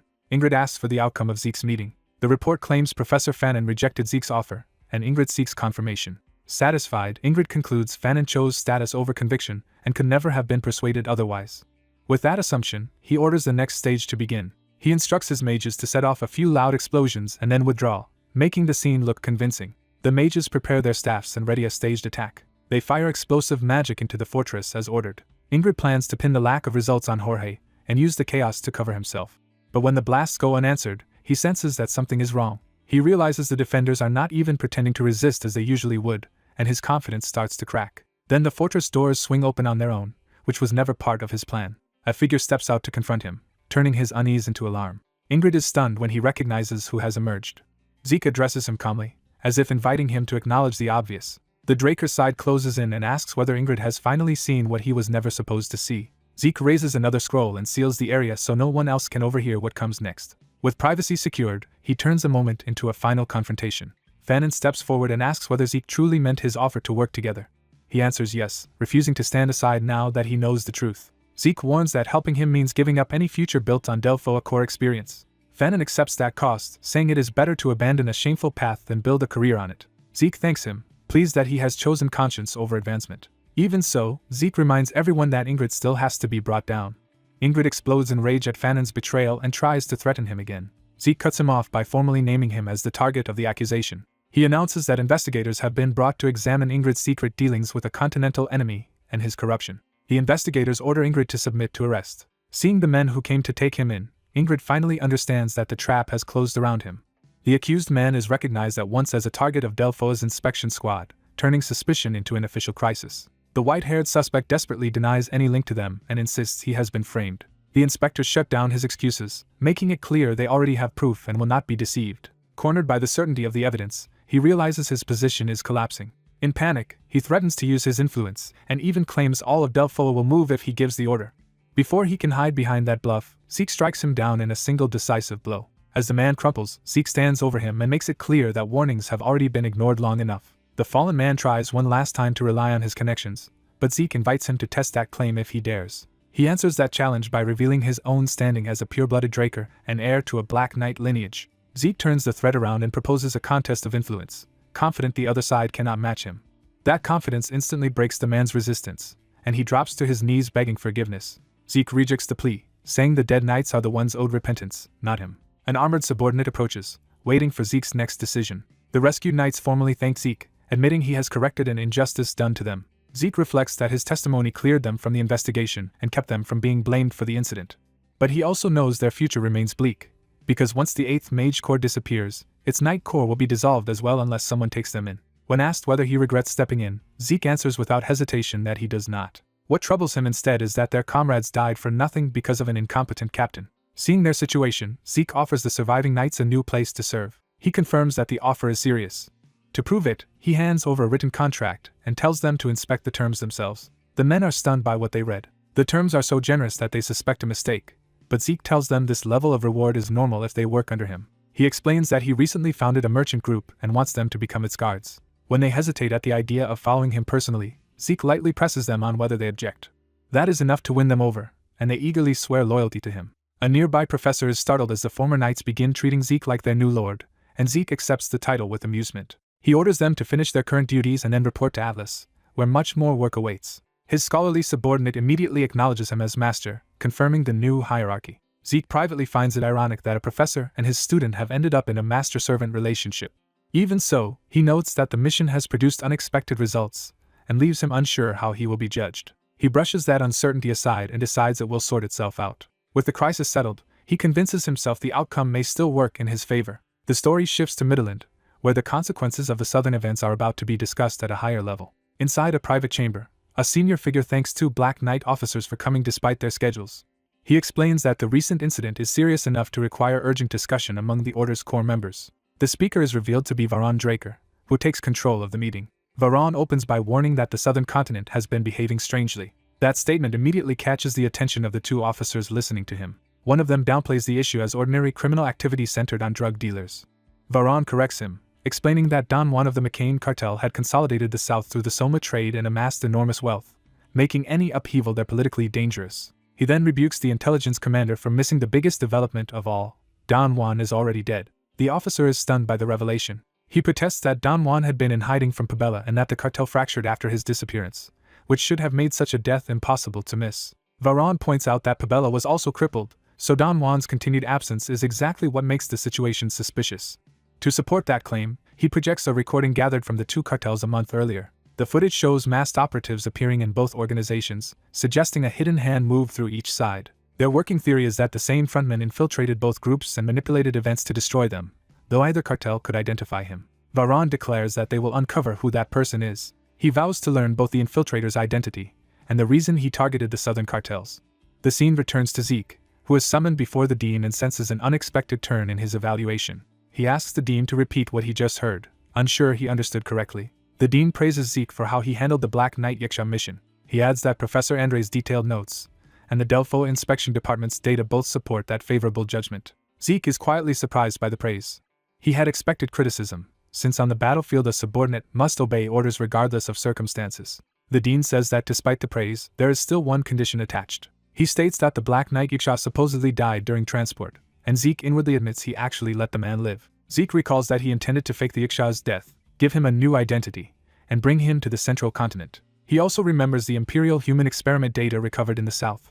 Along with that evidence, the surviving Yiksha himself could testify about the stimulant experiments. Zeke realizes those two assets could become powerful leverage against the Empire. Instead of punishing him, the dean says the professors have chosen a different kind of graduation exam for Zeke. That special exam will be a demon hunt. Zeke is startled because a simple demon hunt sounds far too easy for a final test. The dean clarifies that it is not a routine hunt but an unsolved case Zeke must resolve entirely on his own. Zeke listens in silence, recognizing the challenge is more serious than it first sounded. The dean explains that demons have no fixed species like monsters do, making them difficult to classify. Because their habits vary wildly and some are highly intelligent, demons are notoriously hard to predict and defeat. He believes the current case was caused by such an intelligent demon and asks where it occurred. The answer is the Duchy of Troy, a Draker stronghold, where the demon has still evaded capture despite the local power there. If Zeke solves this case, he will be exempt from all other exams and graduate immediately. He accepts the terms at once and promises he will not fail. The dean formally addresses him as Sir Zeke Draker and introduces the next phase of the mission. A young man named Felix Valencia is assigned as Zeke's guide for the operation. Zeke greets him politely but immediately notes that the name means nothing to either his current life or his past one. Even so, he senses there is something unusual about Felix. A strange energy around the guide makes Zeke suspect he is far from an ordinary young knight. Zeke asks whether Felix is from Troy, and Felix confirms he is a native who trained in a swordsmanship guild before joining the Atlas Guards. Felix sounds normal enough, but Zeke decides to stay cautious while thanking him for the information. With that, the two set out together for the Troy Duchy. Upon arrival, local officials welcome Zeke warmly and reveal they have been waiting for him. They are deeply honored that a pure-blooded awakened Draker has come in person, and Zeke responds with measured courtesy. He immediately asks for a detailed explanation of the incident. The local representative says the disappearances have been happening for several weeks. At first only livestock vanished, but eventually even people who went up the mountain stopped returning. The victims escalated from children to women to men, showing that whatever was hunting there had grown bolder and stronger. Zeke asks whether any crime scenes still remain, and the official leads him onward. They arrive at the farm where the livestock first disappeared, on the route toward the mountain. Zeke notes that the fence itself is intact even though blood was left on it. He decides to inspect more closely and activates his perception. That heightened sight reveals enormous footprints. From their depth, he concludes the intruder was heavy enough to crush the ground. Yet the blood marks show it could still clear the fence with ease. Zeke concludes that the culprit is no ordinary demon.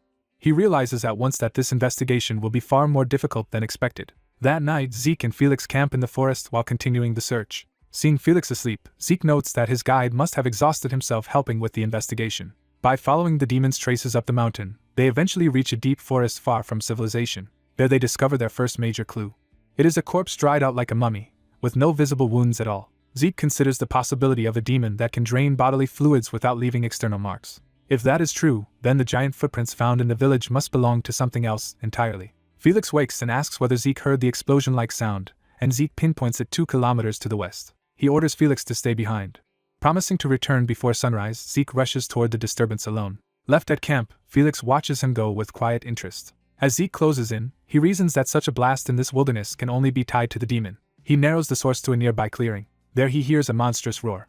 A red-haired barbarian is revealed, battling with a whole tree in his hands as if it were a weapon. The barbarian swings the trunk with overwhelming force against a fast-moving opponent. Zeke is astonished that someone can wield a tree like a sword and immediately recognizes the man's absurd physical strength. The sight makes him wonder if the barbarian is some kind of monster himself. Then he spots the barbarian's true opponent, a black, monkey-like demon with a deadly tail.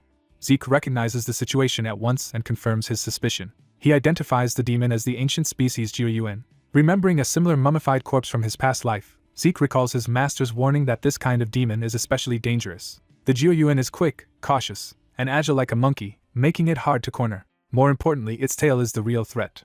That tail can strike like a tentacle and rapidly drain a victim's vitality. Putting the clues together, Zeke concludes the barbarian stole the livestock while the Jiuyuan was responsible for the missing people. Before he can intervene, the barbarian screams as the demon's tail pierces him. The Jiuyuan begins draining his life, and the barbarian starts to collapse. The barbarian coughs and weakens, clearly on the verge of death. As the poison and drain take hold, he can barely stay conscious. The demon presses in to finish him. Zeke suddenly cuts in with a blinding strike that forces the Jiuyuan back. The demon is shocked that someone fast enough to interrupt it has appeared. Zeke follows through with a sweeping attack that drives the creature away from its prey.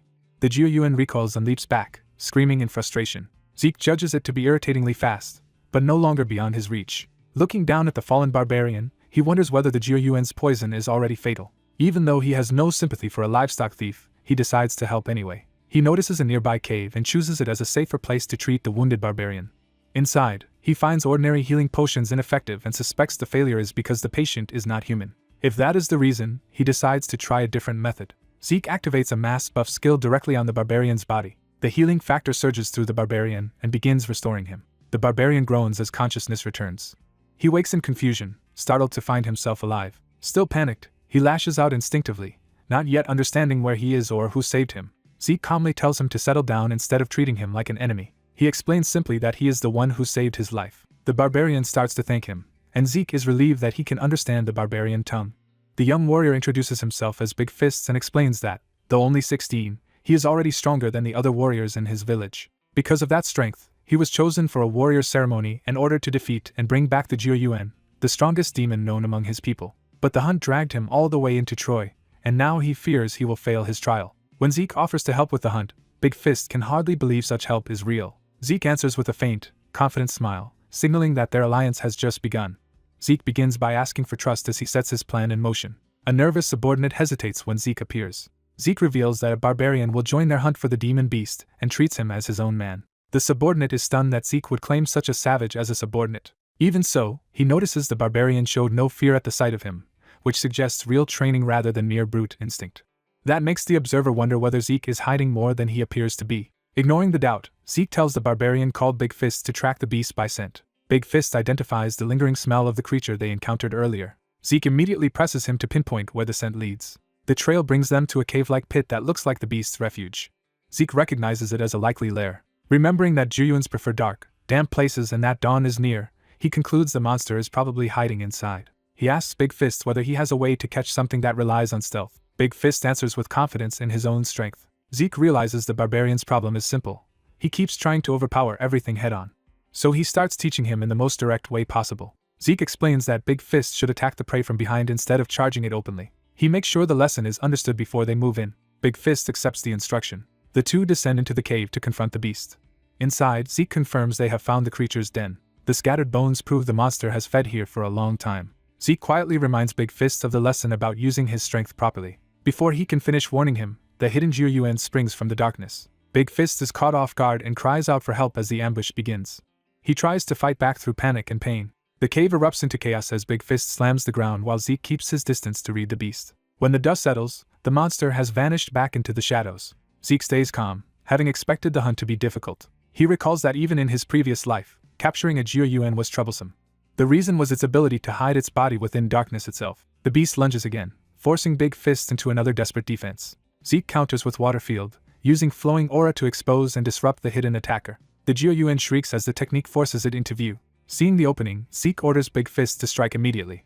Big Fist obeys and tears into the beast with a brutal counterattack. He keeps hammering it until the monster is pinned and reeling. Zeke praises him, then takes over before the creature can recover. The beast realizes too late that the real killing blow is coming. Zeke unleashes true dragon swordplay, Earth Slice, and cleaves the Jiuyuan apart.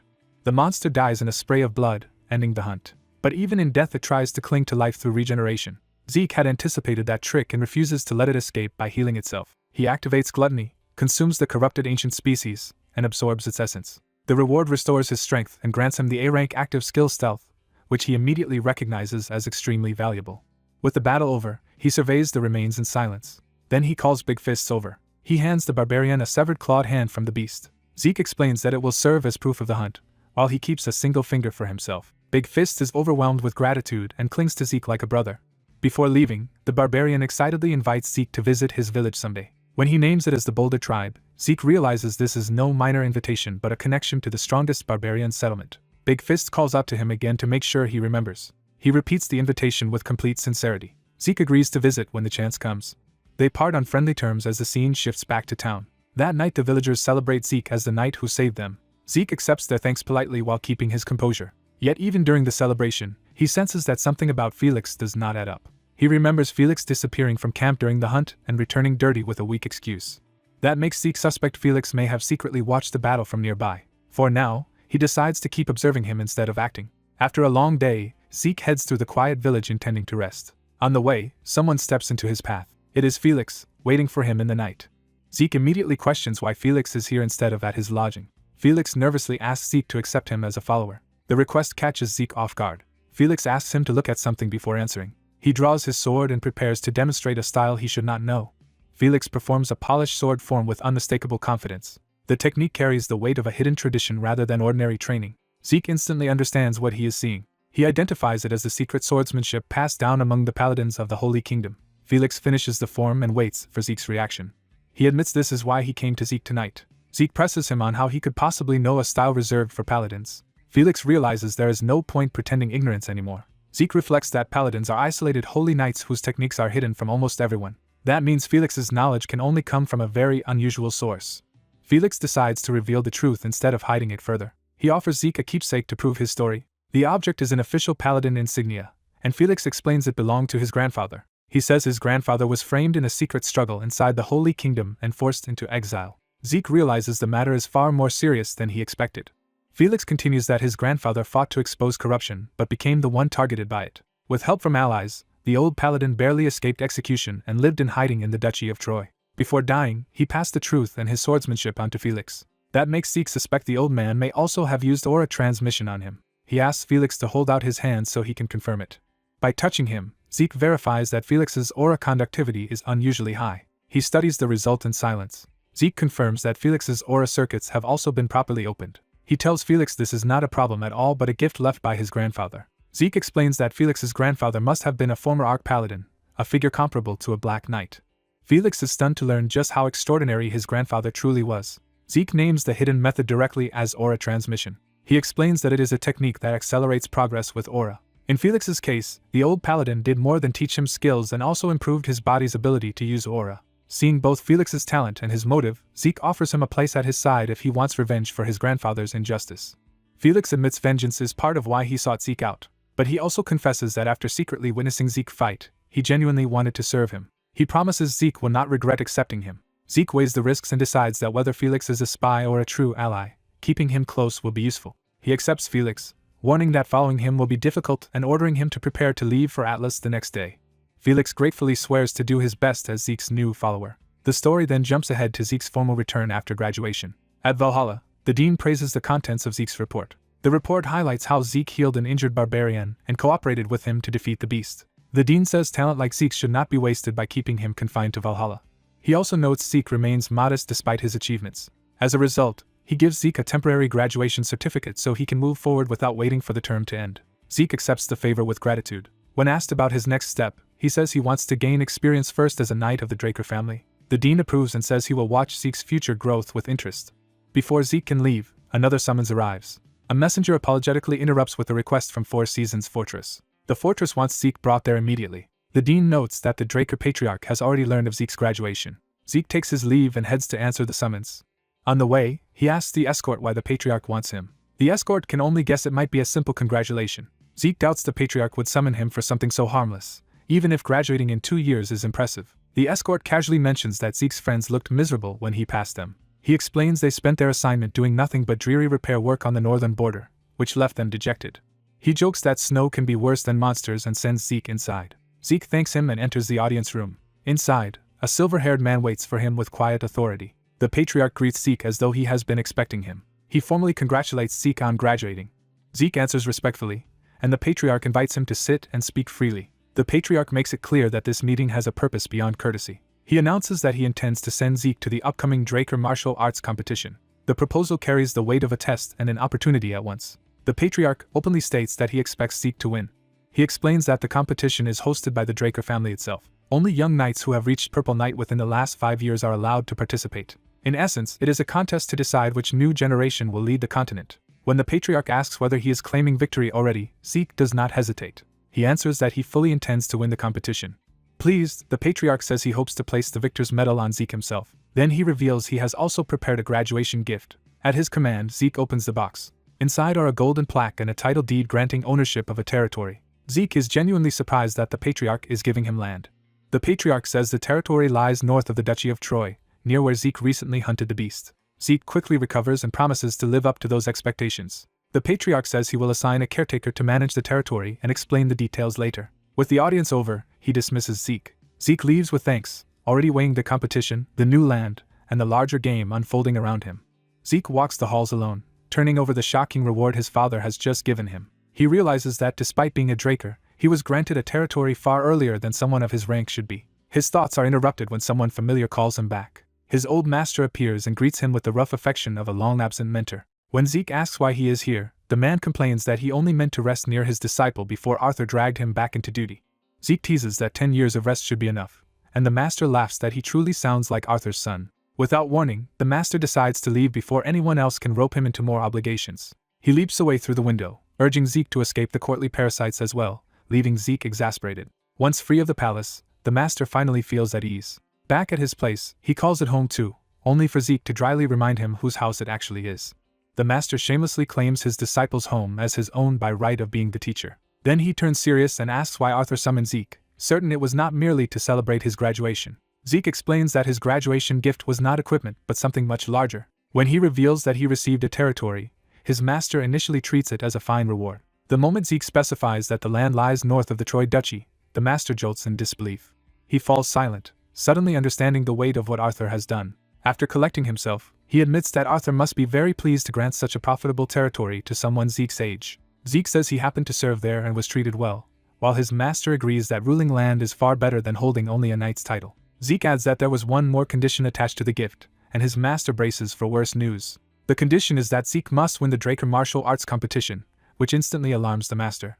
Zeke repeats the name, confused by his master's reaction, and wonders if the contest is simply that difficult. His master says Zeke's talent would be enough if talent were the only thing that mattered. Zeke asks what that means. The master checks whether Zeke has ever actually watched the competition, and Zeke admits he only knows it is held every 5 years. The master warns him that the event is not a straightforward tournament at all. Zeke guesses there must be corruption behind it. Instead, the master says it is worse in a different way, because every kind of influence is openly allowed. He explains that the winner is decided not just by skill but by all the power a family can mobilize behind a contestant. Zeke realizes he had assumed victory depended only on winning fights, and his master's grim face tells him the matter is far more dangerous. The master decides to speak plainly. He tells Zeke that without a sponsor family, no one can ever win the Draker martial arts competition. That revelation leaves Zeke thinking hard about the trap hidden inside Arthur's demand. Both of them admit they are not deeply versed in politics, but the problem is now impossible to ignore. Zeke asks if there is any other path forward, just as someone else enters the room. Zeke turns toward the interruption. Decker, the family's elderly retainer, arrives and says he has something important to add. Having overheard the discussion, he confirms that Zeke plans to enter the competition and lacks a sponsor family. He pauses, weighing whether to reveal more. Then he asks Zeke to look carefully at something. Decker draws his sword and releases Blue Knight power, exposing a strength he had kept hidden. Zeke is stunned to learn that the quiet retainer was once a Blue Knight. Decker notes that Zeke has already grasped the truth from that display. He reveals that he once served as a knight of the Draker family. More importantly, he says he was the guard assigned to protect Zeke's mother, shocking Zeke with the first real opening into her past. Decker asks if Zeke knows why no one ever speaks of her. He answers that the silence exists because she came from the Agamemnon family. Zeke has never heard the name, and asks what kind of family they were. Decker explains that the Agamemnons were once the strongest among Draker's blood-allied houses. They had once surpassed even the currently prominent Turin and Simmons families. Zeke cannot understand how a house that powerful could vanish from common knowledge. Decker says people shun them as a cursed family, which erased them from ordinary conversation. He describes the curse as generations of stillbirths and children dying before the age of 5. Yet one child survived that fate and reached adulthood, Zeke's mother. Zeke begins to understand what Decker is implying. Decker tells him plainly that he should seek support from the Agamemnon family, because as his mother's son he qualifies as their sole heir. Though unsettled, Zeke agrees to consider it, and Decker thanks him for hearing the truth. Before leaving, Decker stops him once more. He says he is grateful that Zeke trusted him even after learning he had once been a Blue Knight. Zeke brushes the thanks aside, accepting him without hesitation. Soon after, Zeke heads to Mycene, the city once ruled by the Agamemnons. His companion Felix marvels at the city's old grandeur, saying it feels like a relic of a sacred age. Zeke quietly takes in the place for himself, and finds it more impressive in person. He recalls Decker's explanation that Mycene is one of the Midland cities supported by Draker, and that the Agamemnons once ruled it and the surrounding lands. He also remembers that about 50 years ago misfortune and rumors of a curse drove the family into isolation and obscurity. For the moment, he sets the history aside and decides to eat while observing the city. They enter a tavern. The inn welcomes the two travelers inside. Zeke asks for the house's most popular dish, and the innkeeper happily offers the local specialty soup. As he watches the room, Zeke notes that the people seem relaxed and the city appears orderly. He concludes that Mycene itself feels normal enough. The locals warmly recommend the city's famous grilled ribs to the newcomers as well. Zeke thanks them and remarks that the people of Mycene are remarkably kind. To return the goodwill, he buys beer for the nearby patrons. The men protest modestly, but they are pleased by the gesture. Zeke uses the opening to ask whether they have lived in Mycene long enough to know the city well. He then casually asks who governs the city, noting that he saw no city hall. That single question makes one of the men tense up at once. The entire mood of the tavern turns uneasy, and Zeke immediately senses he has touched a forbidden subject. The man abruptly apologizes for prying and tries to end the conversation. Zeke realizes that merely bringing up the Agamemnon family has made everyone cold and guarded. He tells Felix to stay and rest while he investigates further on his own. Following another lead, Zeke enters a more secretive establishment. A bartender notices him approach and questions why someone so young is there. The man warns that the place is not meant for children. Zeke answers only with a quiet challenge. Then he produces a VIP card, implying connections the bartender cannot ignore. The bartender's attitude changes instantly as he recognizes the card's significance. He apologizes for the disrespect and offers to take Zeke to the branch manager. As he is escorted inward, Zeke realizes the card K gave him carries real authority inside the syndicate. He is led through torchlit corridors deeper into the underworld side of Mykin. Someone rushes ahead to report his arrival. A blonde subordinate throws himself down in apology for failing to recognize such an important guest. Zeke asks whether the man even knows who he is. The subordinate admits he does not know the details, only that he has been taught never to offend someone of this standing. Zeke notes that the man has been in Mykin for a long time.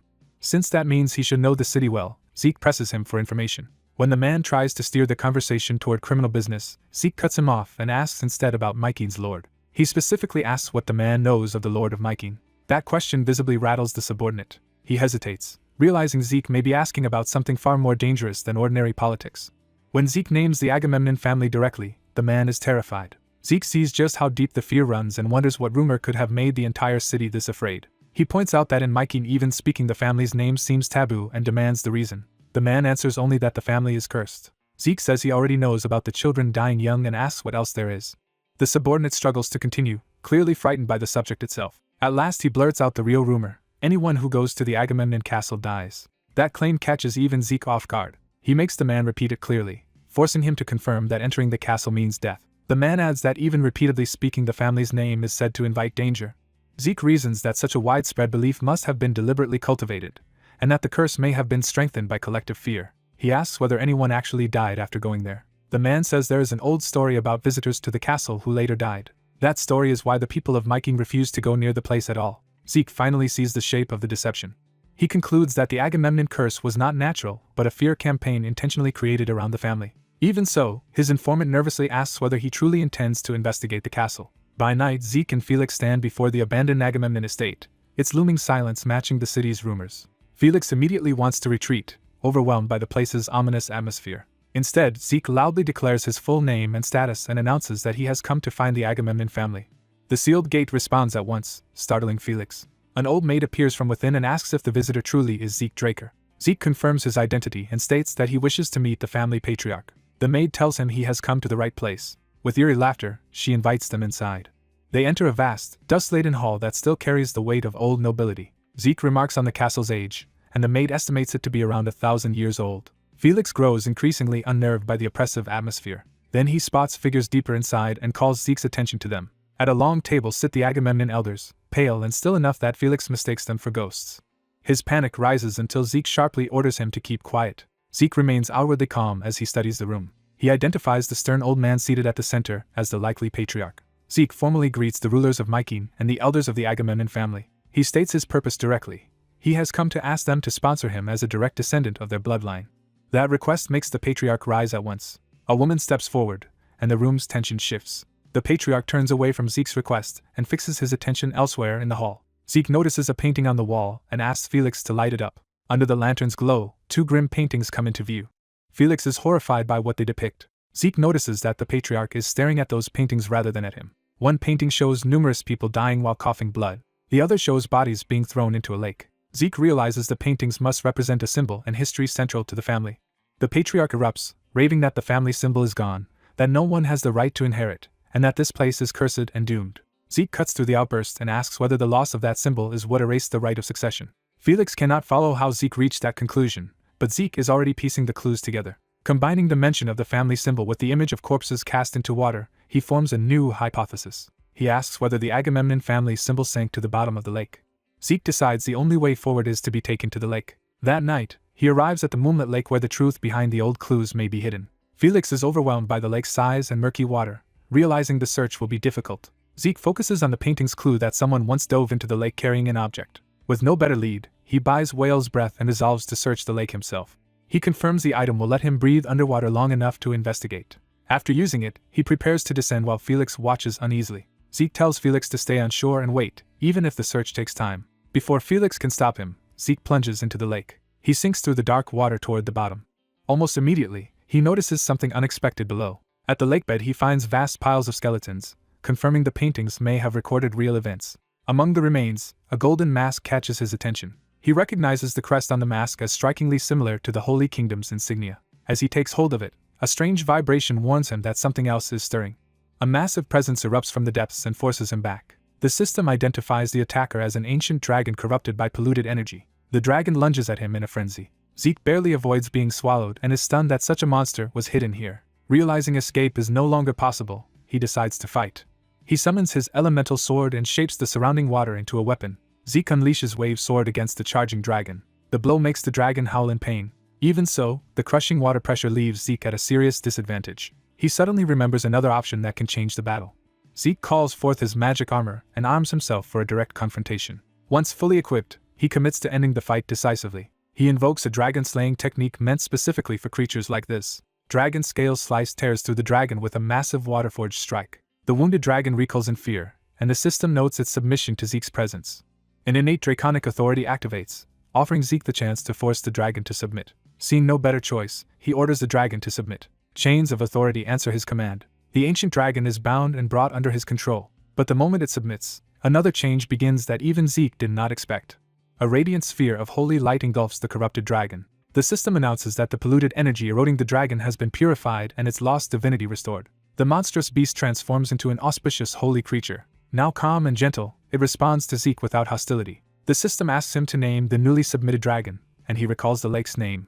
He names it Newell and gains it as a holy beast that can only be summoned where water exists. As he reviews the new bond, another notification draws his attention. Newell is revealed as a holy beast of auspicious water that may one day evolve into a divine beast. Zeke accepts that he does not yet know the conditions, but he can uncover them later. Newell quietly affirms the new partnership. Zeke welcomes the beast as an ally. Meanwhile on shore, Felix grows more anxious as the wait drags on.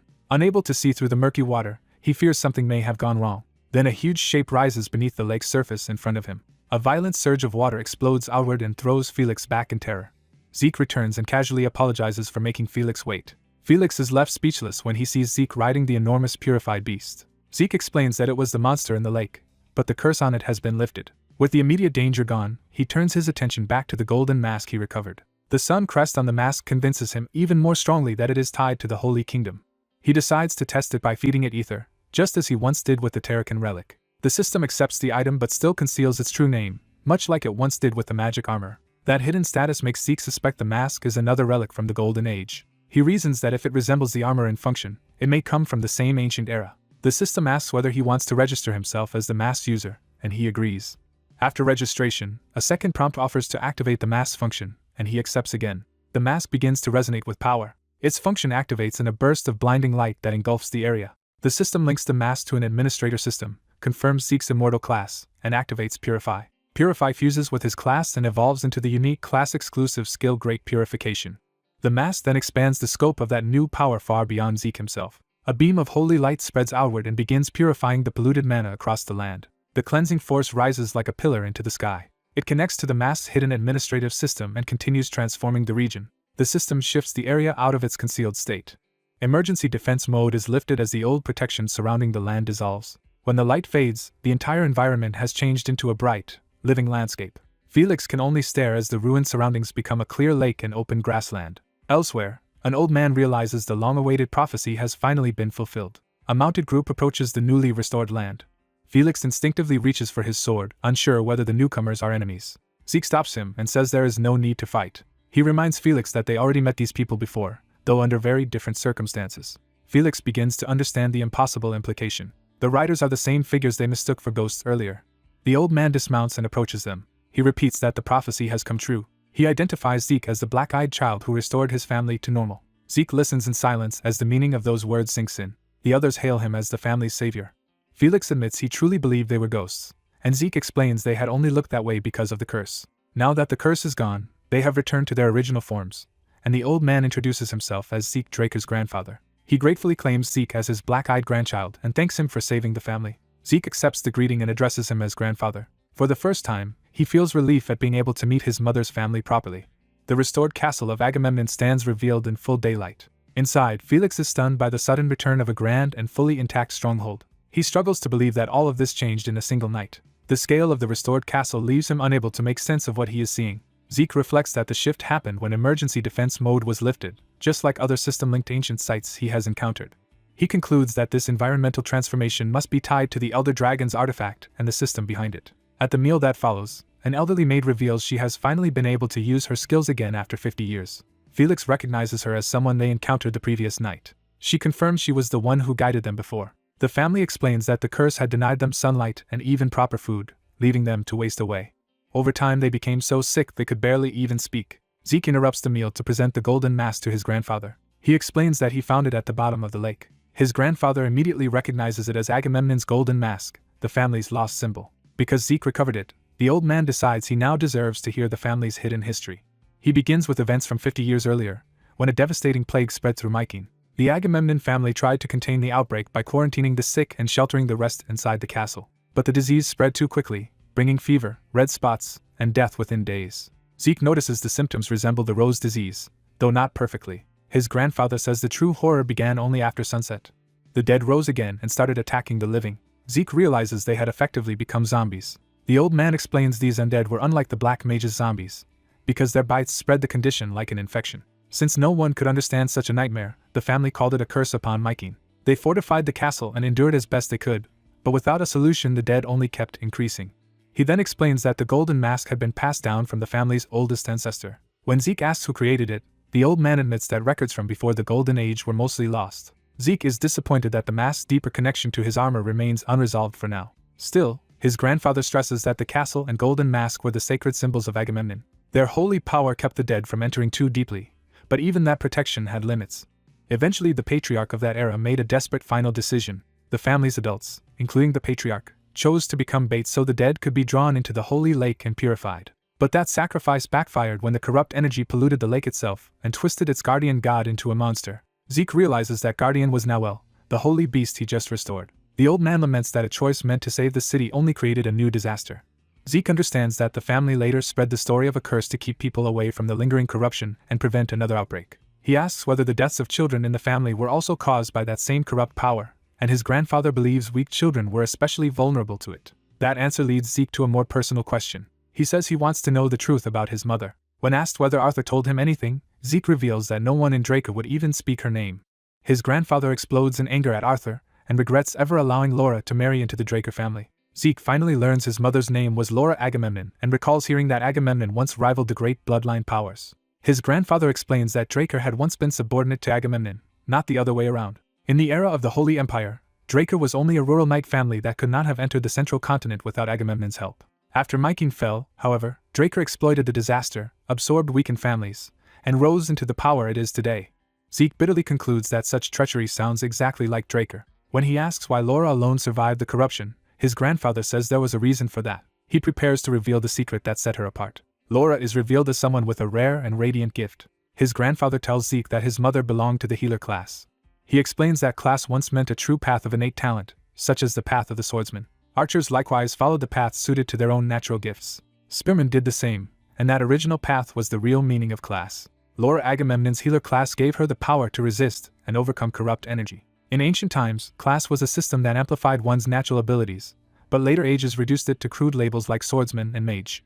Because Draco descendants mostly begin as swordsman class, Zeke realizes why his past self suffered so much there. He then asks the crucial question of whether Arthur knew his mother was a healer. His grandfather confirms Arthur knew, which makes Zeke question why he was cast out despite inheriting abilities beyond the sword. When Zeke asks how common healers were in Agamemnon, he learns they were rare and often became the family's leaders because of their healing power. His grandfather ends by revealing that Laura left Agamemnon for the Holy Kingdom before coming of age, determined to find a way to save her family.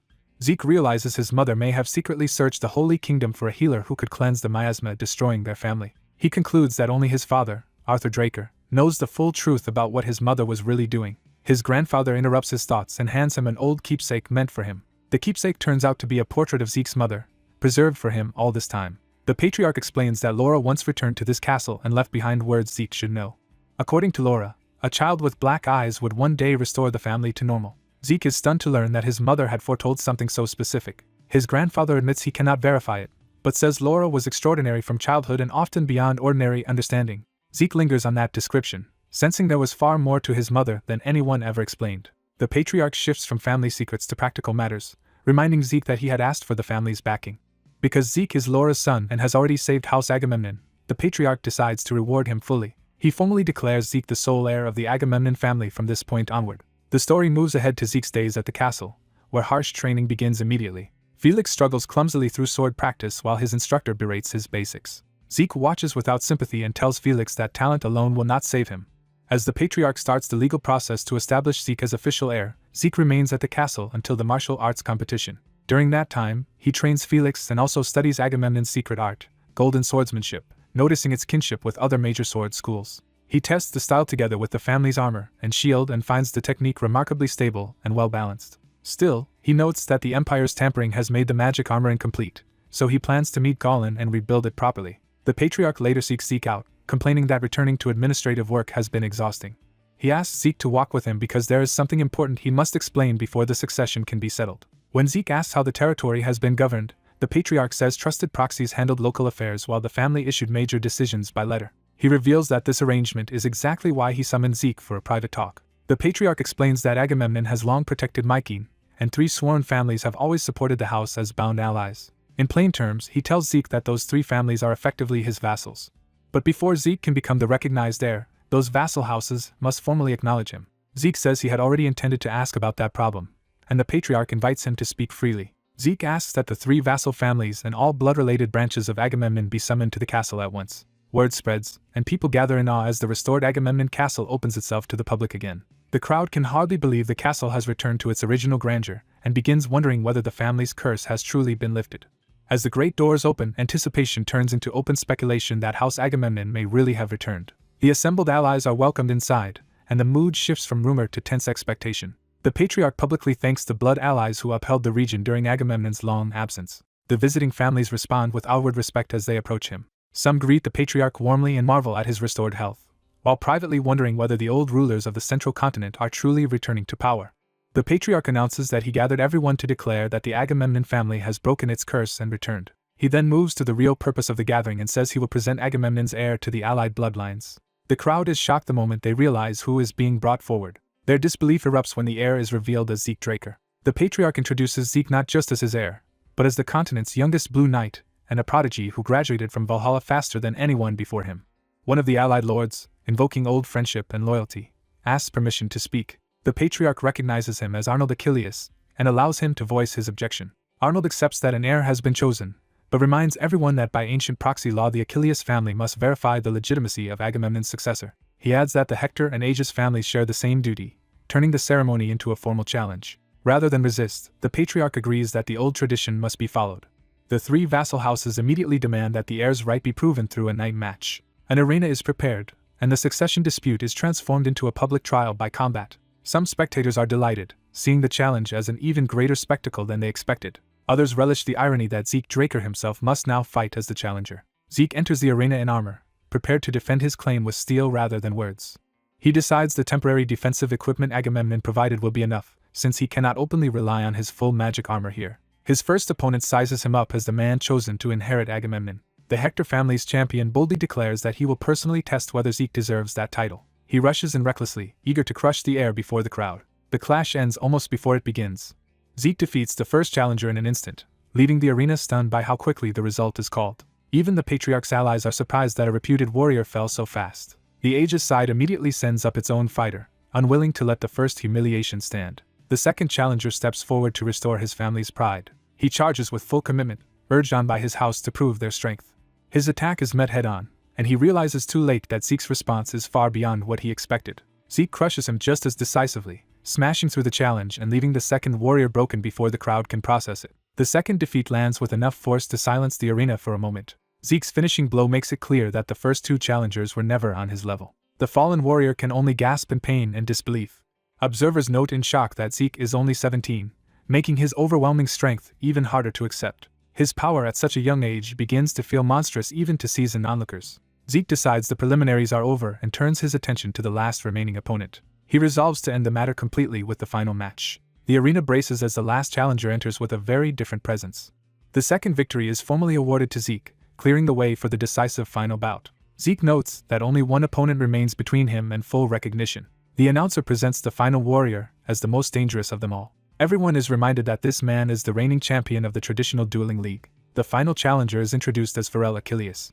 Unlike the others, Pharrell faces Zeke calmly, and the atmosphere turns serious. He greets Zeke politely, treating him as a worthy opponent from the start. He gives his name with composed confidence, making clear that this will be a true test. Zeke answers in kind, recognizing that this man is different. He immediately senses that Pharrell's pressure is on another level from the first two challengers.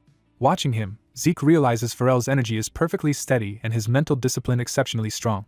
Pharrell settles his footing and prepares to reveal his real skill. Zeke lowers his stance and decides to measure Pharrell's ability carefully before committing. The two close the distance in a blur, beginning a duel that is finally balanced. Their first exchange collides with enough force to show that Pharrell can truly keep up. Pharrell immediately follows with refined technique instead of brute aggression. He nearly catches Zeke with a sharp counter, forcing Zeke to acknowledge the danger. Zeke admits Pharrell's fundamentals are excellent. He also recognizes that Pharrell is not just polished, but battle-tested by real combat experience. From the stands, even the Patriarch is impressed that someone can genuinely fight Zeke on equal terms. The Allied Lords are forced to admit that Zeke is matching the Central Region's reigning dueling champion blow for blow. The Patriarch silently places his faith in Zeke to finish proving himself. The duel escalates into a storm of repeated clashes, either side yielding ground. As Pharrell presses harder, the fight itself becomes a public proof of whether Zeke truly deserves Agamemnon's name. Pharrell throws everything into a crushing assault, determined to deny Zeke that inheritance. Even while straining, Pharrell realizes the rumors were true and that Zeke is a monster in human form. He understands with growing alarm that his own stamina is fading while Zeke remains unnervingly steady. Driven into a corner, Pharrell decides he has no choice but to gamble everything on one decisive move. He commits himself fully to a final strike meant to settle the succession in a single blow. Pharrell unleashes the Achilles family's ultimate shield spear technique, staking the entire match on its finishing charge. A massive storm of black spear-like force erupts across the arena as his ultimate attack descends on Zeke. Zeke realizes Pharrell has finally stopped holding back and calmly considers answering with Agamemnon's inherited swordsmanship. He releases Agamemnon Golden Swordsmanship's ultimate counterstrike, Golden Sword Dignity, to meet the charge head-on. The two ultimate techniques collide in a blinding impact that decides the match in a single instant. The arena is swallowed by the explosion of blue-black and golden force as the outcome hangs on that final clash.